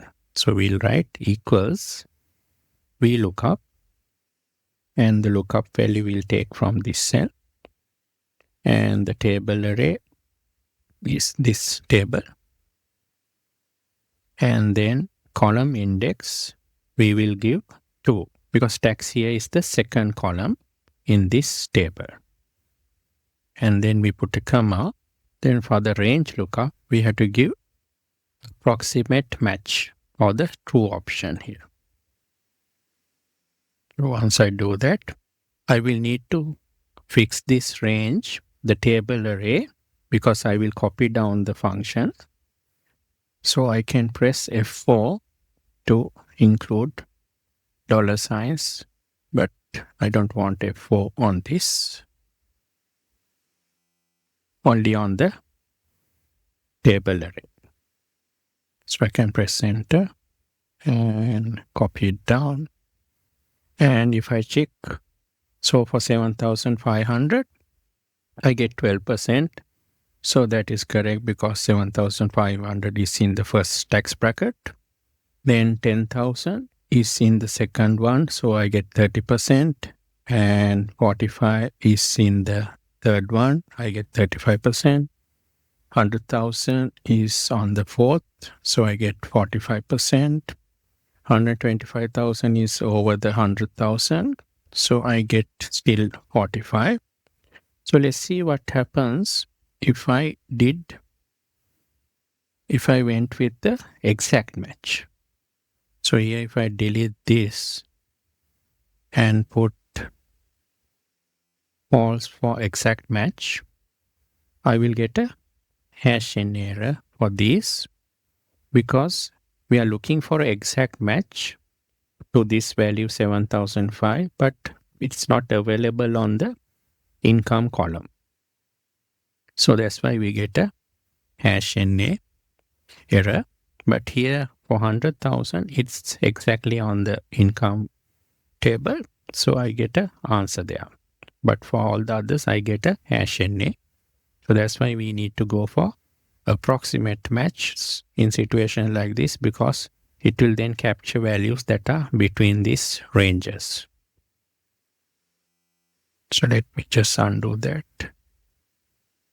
So this is how we work out a approximate match example, and remember to always solve the lookup range in ascending order. Now we'll look at an example where we want to look up basically multiple columns. So here we always looked at one column in these two examples. But let's say we want to return the multiple columns like this. We want the product code, the product name, category, subcategory, and sales.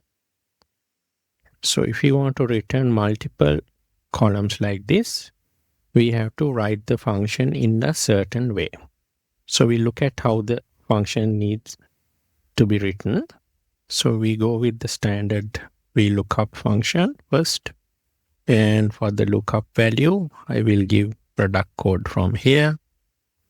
And the table array will be the this range data.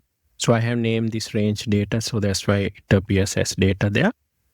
Then for the column index, so I want multiple columns. So I just don't need maybe the sales column, only one column.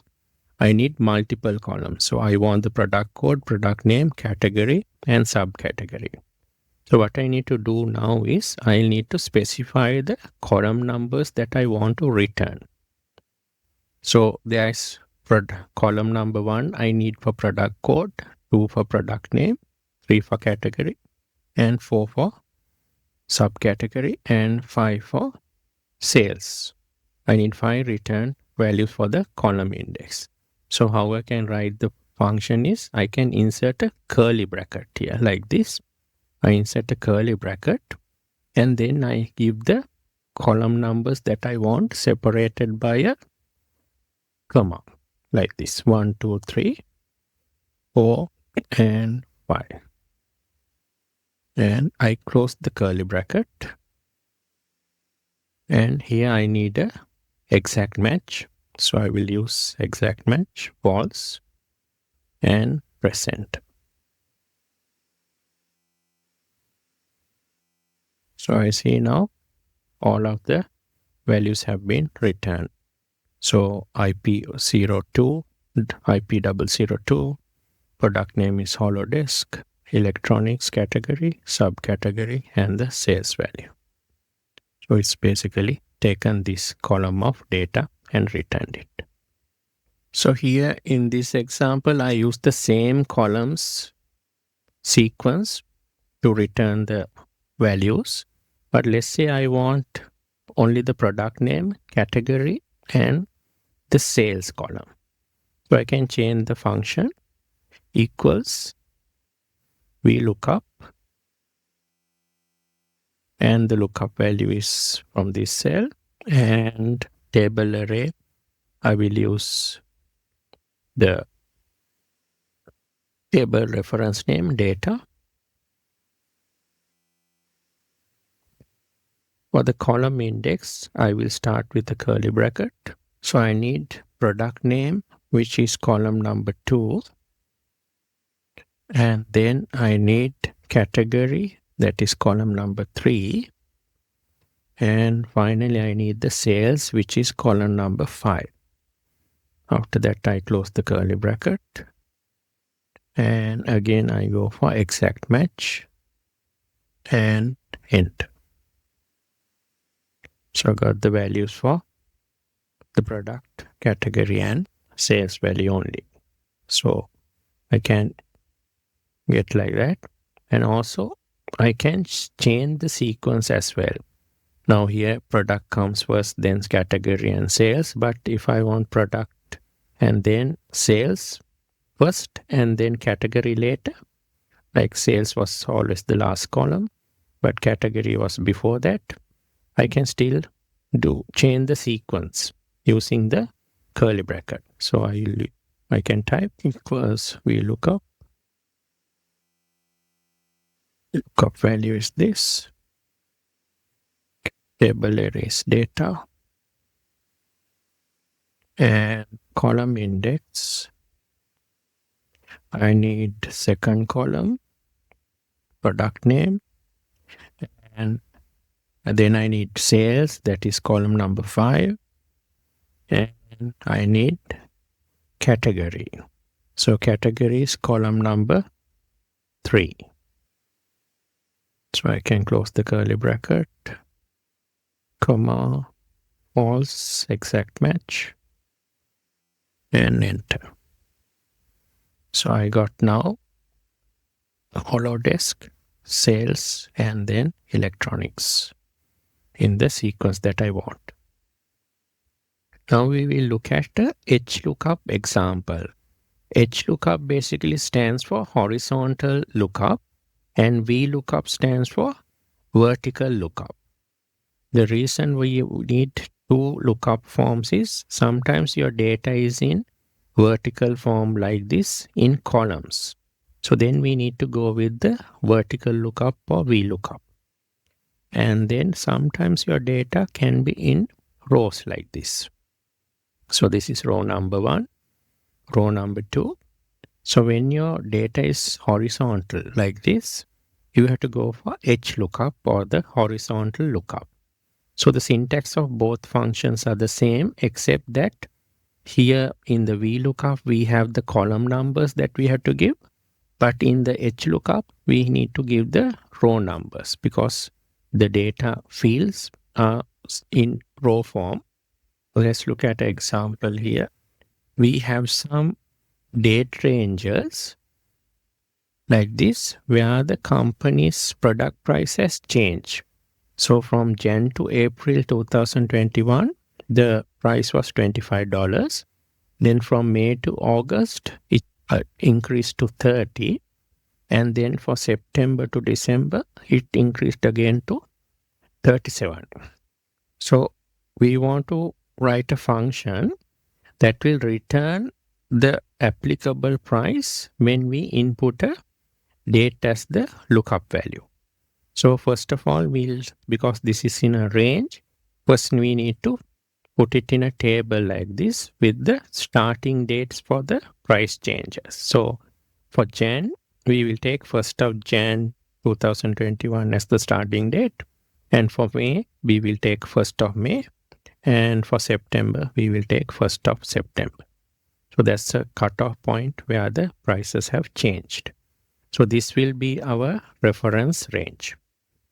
So we can write the function over here, equals. Now we go for HLOOKUP. And the lookup value, similar to VLOOKUP, we have to give the lookup value. And the table array, similar to VLOOKUP, but with here the data is in horizontal form. We select that range. And now the change is, instead of column number in VLOOKUP, we get a row index number. So we have to input the row where the return value is located. So what we want to return is the price. So this is row number 1 for date. Row number 2 is price. So that's how Excel numbers this. The top one is 1, then 2 like that. So we have to go for row number 2. So we input 2 as the row index. And then we want to go for an approximate match because it's a date range like in our tax table example. So if we use exact match, it will only match exactly and give a result. But if we want to check between the range of dates, we'll have to go for approximate match. So we'll go for true for approximate match and press enter. And the date is 5th of August. So 5th of August is actually in this range. So we got 30 and that is correct. And also when you're using the range in either VLOOKUP or HLOOKUP, the approximate match is the default value. So even if you leave this blank, it will calculate properly because Excel will assume you want to go for the approximate match. So if you want to use approximate match, you can either type in true or you can leave it blank like this. Still, you will get the same answer. Now we'll look at example where we can use a wildcard as the lookup value. So here, let's say we got some names, the number of units sold by each salesperson, and then the sales value in USD. So here we will input the name. So let's say we want to find somebody's whose name starts with LU. Let's say after that we are not sure of the name. So we can put an asterisk. So like the wildcard we have used in earlier functions. So asterisk denotes something, some number of characters, but we are not sure what those number of characters or what exactly the characters are. So we can say it starts with LU and then the rest of it we are not sure. So here we can write a function. Here we go for VLOOKUP. And the lookup value we can select from here. And the table array is this. And then the column index, we want to return sales. So sales is column index number 3. And here we want to find an exact match. So we'll use the false option and press enter. So you find 28.72. 28.72 is the value for Lucy. So you'll also notice that there's a Lucas, but his value was not shown here. The reason is VLOOKUP basically looks for the first occurrence of this search item. So it ignores any late occurrences. So it finds Lucy here. It starts looking from the top. It finds Lucy here, and then it stops and returns the corresponding value. Then if you want to find Lucas, so Lucy and Lucas starts with LUC. So we'll have to type in LUC and then A to find Lucas. So here we'll change that LUC and A and asterisk. Now it finds Lucas and then returns the 175.99 value for that. So that's how you can use the wildcard function. Instead of the asterisk wildcard, you can also use question marks. So when you use question marks as the wildcard, each question mark denotes one character. So for example, if you want to find somebody whose name has, let's say, 3 letters, we have to use 3 question marks. So here I can just type 1, 2, 3, and it finds 130.60. So that is because Eva is the only person actually who has 3 characters in the name. So her sales value is found and given over here. So if you want to go for Charlotte, that's 1, 2, 3, 4, 5, 6, 7, 8, 9. So we'll have to put 9 question marks here. 1, 2, 3, 4, 5, 6, 7, 8, 9. And then only person with 9 characters is basically Charlotte. So we find her value there. We can use both wildcards, the asterisk to denote basically something that is missing, but we don't know the number of characters. Or if we know the number of characters, we can use the question mark to denote each character. Sometimes when VLOOKUP can't find a value, it returns what is called a #NA error. So let's look at example. So I will type a regular VLOOKUP here. And the lookup value is Mary. And I'll give the table range. And column index, I want the sales value. So I use 3.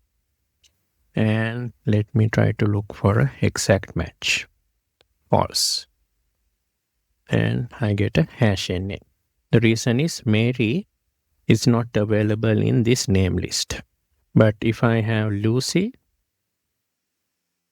it's available, so I find the answer there. So how do I handle this #NA errors? So there's several ways we can handle.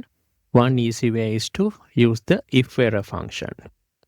So what we can do is we can start with a if error,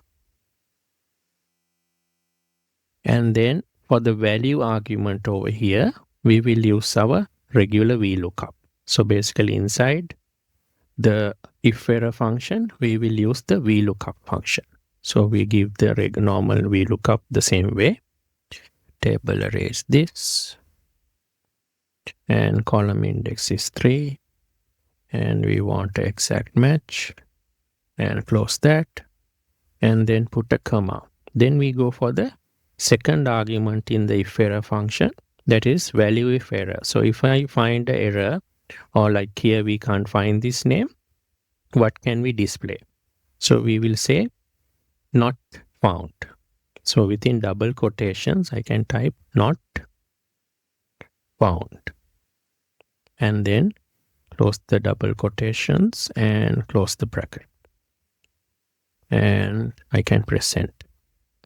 See, now Mary is not available. I get an error message instead of #NA, not found. And if I use Ava, for example, I get the correct result. So we can use the if error function as well. And we can also use this function, the IFNA function.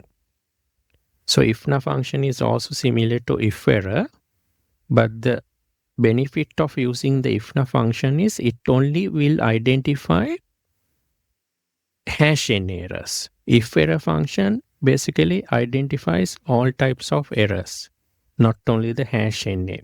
So it might give a wrong result. It might be some other issue, but we will think it's the #n error that is there. So we can use the IFNA function this way. Let me just delete this and type IFNA. And again, I just do the regular VLOOKUP.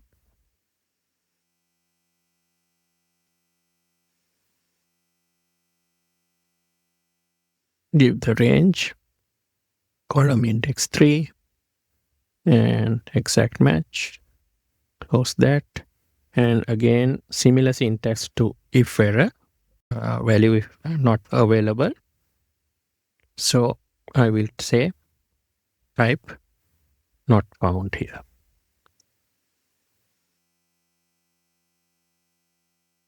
And close that. So Ava is there. So I will use Mary again. And I again get the not found. So best option is to use the IFNA function when you want to trap #n errors in the VLOOKUP. For HLOOKUP also, you can use the same two functions. Thanks for watching. Hi. In this video, we will learn about the XLOOKUP function in Excel. XLOOKUP function in Excel is the upgraded version for the VLOOKUP and HLOOKUP. So it replaces both VLOOKUP and HLOOKUP and is available in Excel 365. So it does the same thing as VLOOKUP or HLOOKUP. And when you want to find things in a table or a range by row or column, we can use the XLOOKUP. For example, you might have a list of salespeople's names, and then you want to find a certain salesperson's sales value. You can use the XLOOKUP for this purpose. Like VLOOKUP and HLOOKUP, XLOOKUP will return the first match it finds. So it will ignore subsequent matches. XLOOKUP can do exact matching, wildcards, and partial matches. XLOOKUP can also find values starting from the first value or the last value. But in VLOOKUP and HLOOKUP, you can only start from the first value and do the search, but last value search is not available. So this is the syntax of the XLOOKUP. You have the lookup value, and then lookup array, return array, and optional arguments of if not found, match mode, and search mode. So the lookup value is similar to VLOOKUP. It's basically the value you want to look up in the lookup range. So in this example, let's say we want to find the salesperson Jane's sales value. So Jane will be the lookup value. And then we have the lookup array. Lookup array is where we want to search for the lookup value. So that range will be this blue range, the name range. And then we have the return array. The return array is what we want to return. So here we want to return the sales value. So the green, this sales range will be the return array. So here there's a difference from VLOOKUP and HLOOKUP. In VLOOKUP and HLOOKUP, we had to give the whole range like this and then specify the row, specify the column or the row where the return value is located. But here we can separately give the lookup range or the lookup array and the return array. So you don't have to give the whole range at once like this and then specify row or column numbers. Then we have an inbuilt option if not found. So if we can't find without resorting to if NA or if error functions, we can say what to do if the value is not found. So that is an improvement from the regular VLOOKUP and HLOOKUP. And also we have several match modes. The default match mode is 0 or exact match. And you'll remember in VLOOKUP and HLOOKUP, the default value is approximate match. So most of the time what we need is an exact match when we are doing lookups. So it's easy to go with the XLOOKUP and you don't have to specify the mode if you are going with the default mode of exact match. And then we have a -1 option. This is the exact match as well. But if not found, it will return the next smallest item. So that is a difference from the VLOOKUP. And we have another 1 or +1 option, exact match again. And if not found, it will go for the large item. So -1 will go for the small item. 1 will go for the next large item.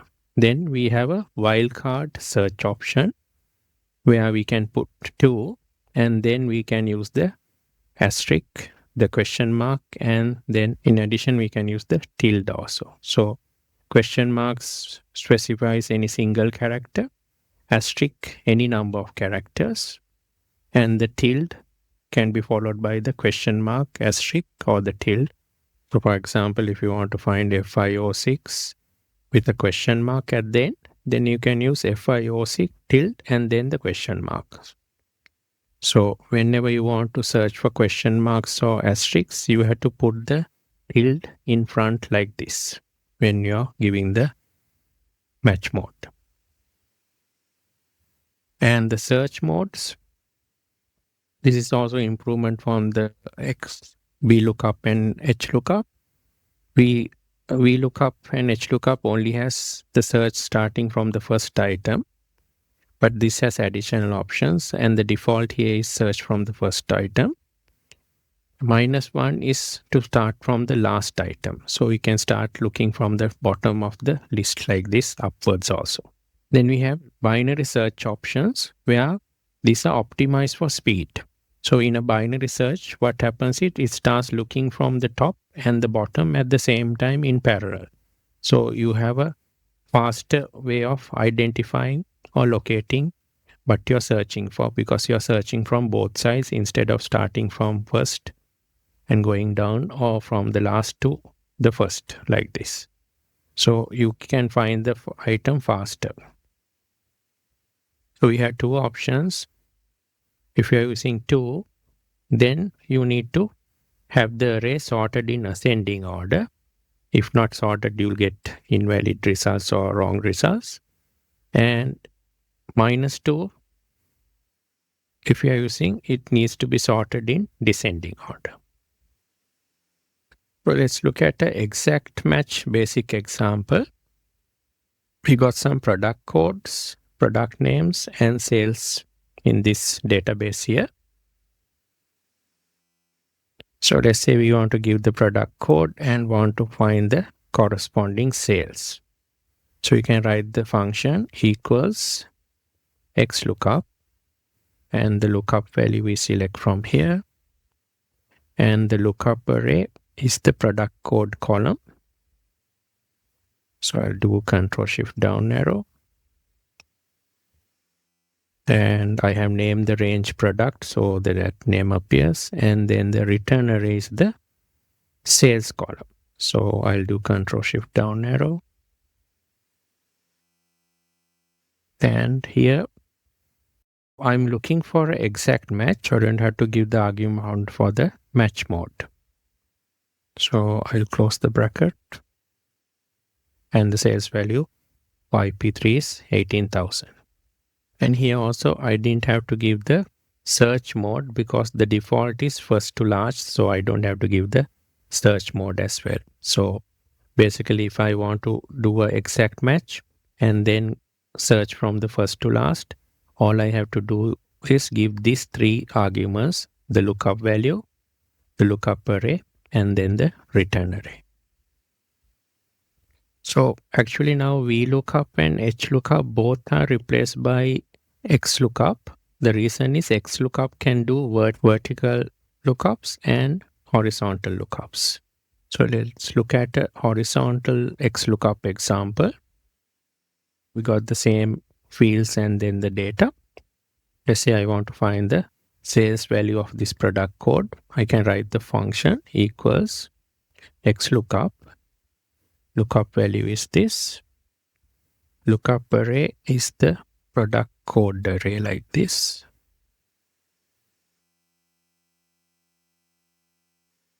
And then the return array is the sales range.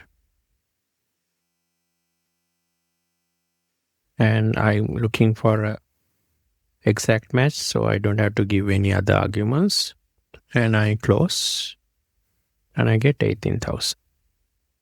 So which is correct. So basically it doesn't matter whether the data is vertical or horizontal. I can still use the same XLOOKUP for both vertical and horizontal lookups. So here we got another example we can use for approximate match. We got some sales quantities and then the corresponding bulk discounts we get. So for example, if we reach 1,000 quantity, we get a 5% discount. If it's 5,000, we get 15% discount. So these are the quantities and then the corresponding discounts that we get when we hit these numbers. So let's try to write a function here when we input the quantity to find the corresponding discount value. So we can type the function equals XLOOKUP. The lookup value is this quantity here. And the lookup array is the quantity column. And then the return array is the discount column. I have named it quantity and discount.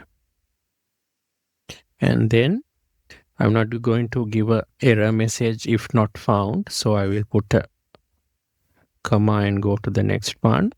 And I'm going to look for, in this situation, exact match or next small item. And that option is -1. So then what happens is if I can't find the exact match, it will go to the lower value next to that, the smaller value, and then it will go into the previous discount rate. So if something is lower than the given value, it will find the corresponding lower discount rate that needs to be applied. So I will go with -1. And I will not be doing anything for the search mode. It's first to last. And I get 0 here. So let me copy it down. And let's check for 1,000. I'm getting 5% correct.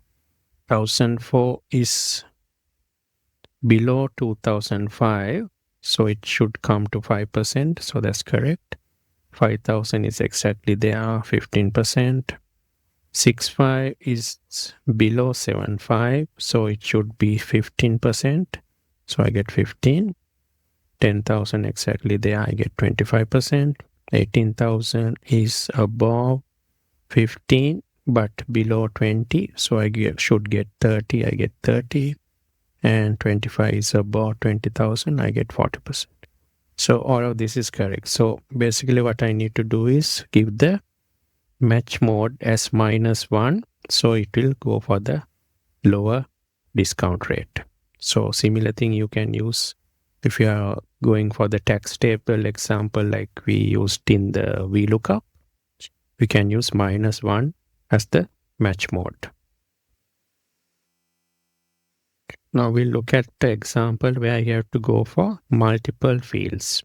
So we got several fields over here and we want to return different fields, not just one field. So we'll see how we can handle that. So here we want to return for this product code, the product code, product name, category, subcategory, and the USD sales. So all of these fields we want to return.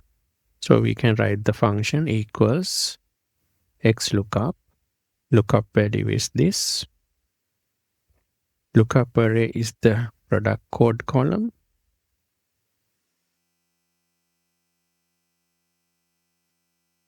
So I named it product code. So for return array, I need to return all of these columns of data. So I will select this whole range.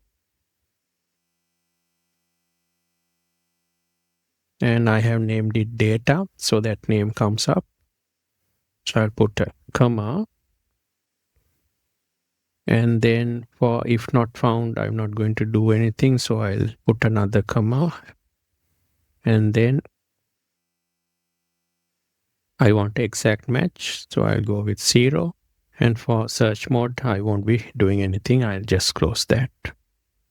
And I have got the product code IP002, Holodesk, Electronics, Office, and then finally the sales value. So all of the fields I got returned because I give the whole range as the return range. Now in this next example, I need to find the product name, the sales, and then the category columns only. And they are not in the same order that is there on the table over here. So here we'll have to actually write P different functions to get these values. So I'll do the first one, XLOOKUP. Lookup array is this. And the lookup array is the product code. So I'll just type the product code. And for the return array, I need product name. So I type in the product name since I have named the range. And I get Holodesk there. Then for sales, I write another XLOOKUP. And again, I need same product code. And the lookup array is the product code. And here I need sales.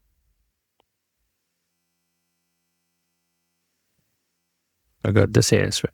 So I can do the same thing for category equals XLOOKUP.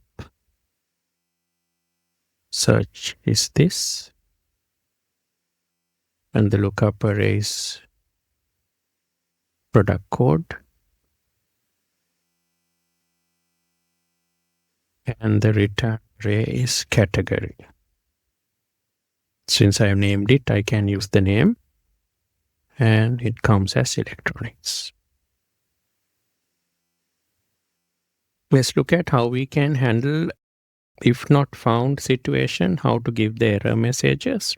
So here we got some social security numbers and then the names. We want to search by the SSN and return the corresponding name. So we can write a formula XLOOKUP and lookup value is this.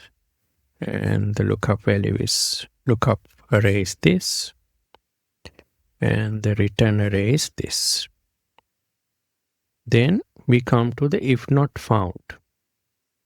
So if not found, like we use the if error or if not function to give an error message, we can type in the error message we want to use here.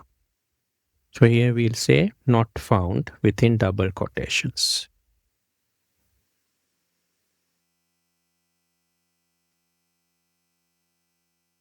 And I can close and enter. So this code is available.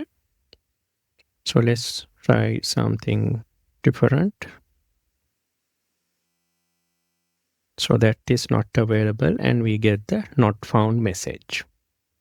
So basically we don't have to use the if now or if error function because error notification is inbuilt on XLOOKUP. So that is convenient. So basically you know that VLOOKUP can't do a left-hand lookup. It can only do a right-hand lookup. But XLOOKUP doesn't have a problem of left-hand lookups. So let's see how that happens. So we can write XLOOKUP. We want to find this product code, and this is the product code range.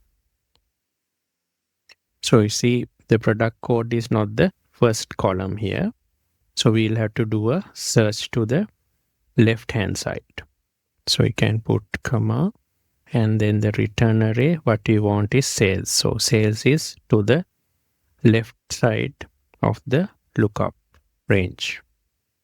And I can press enter. So for IP003, the sales value is 18,000, and no problem, it has found it.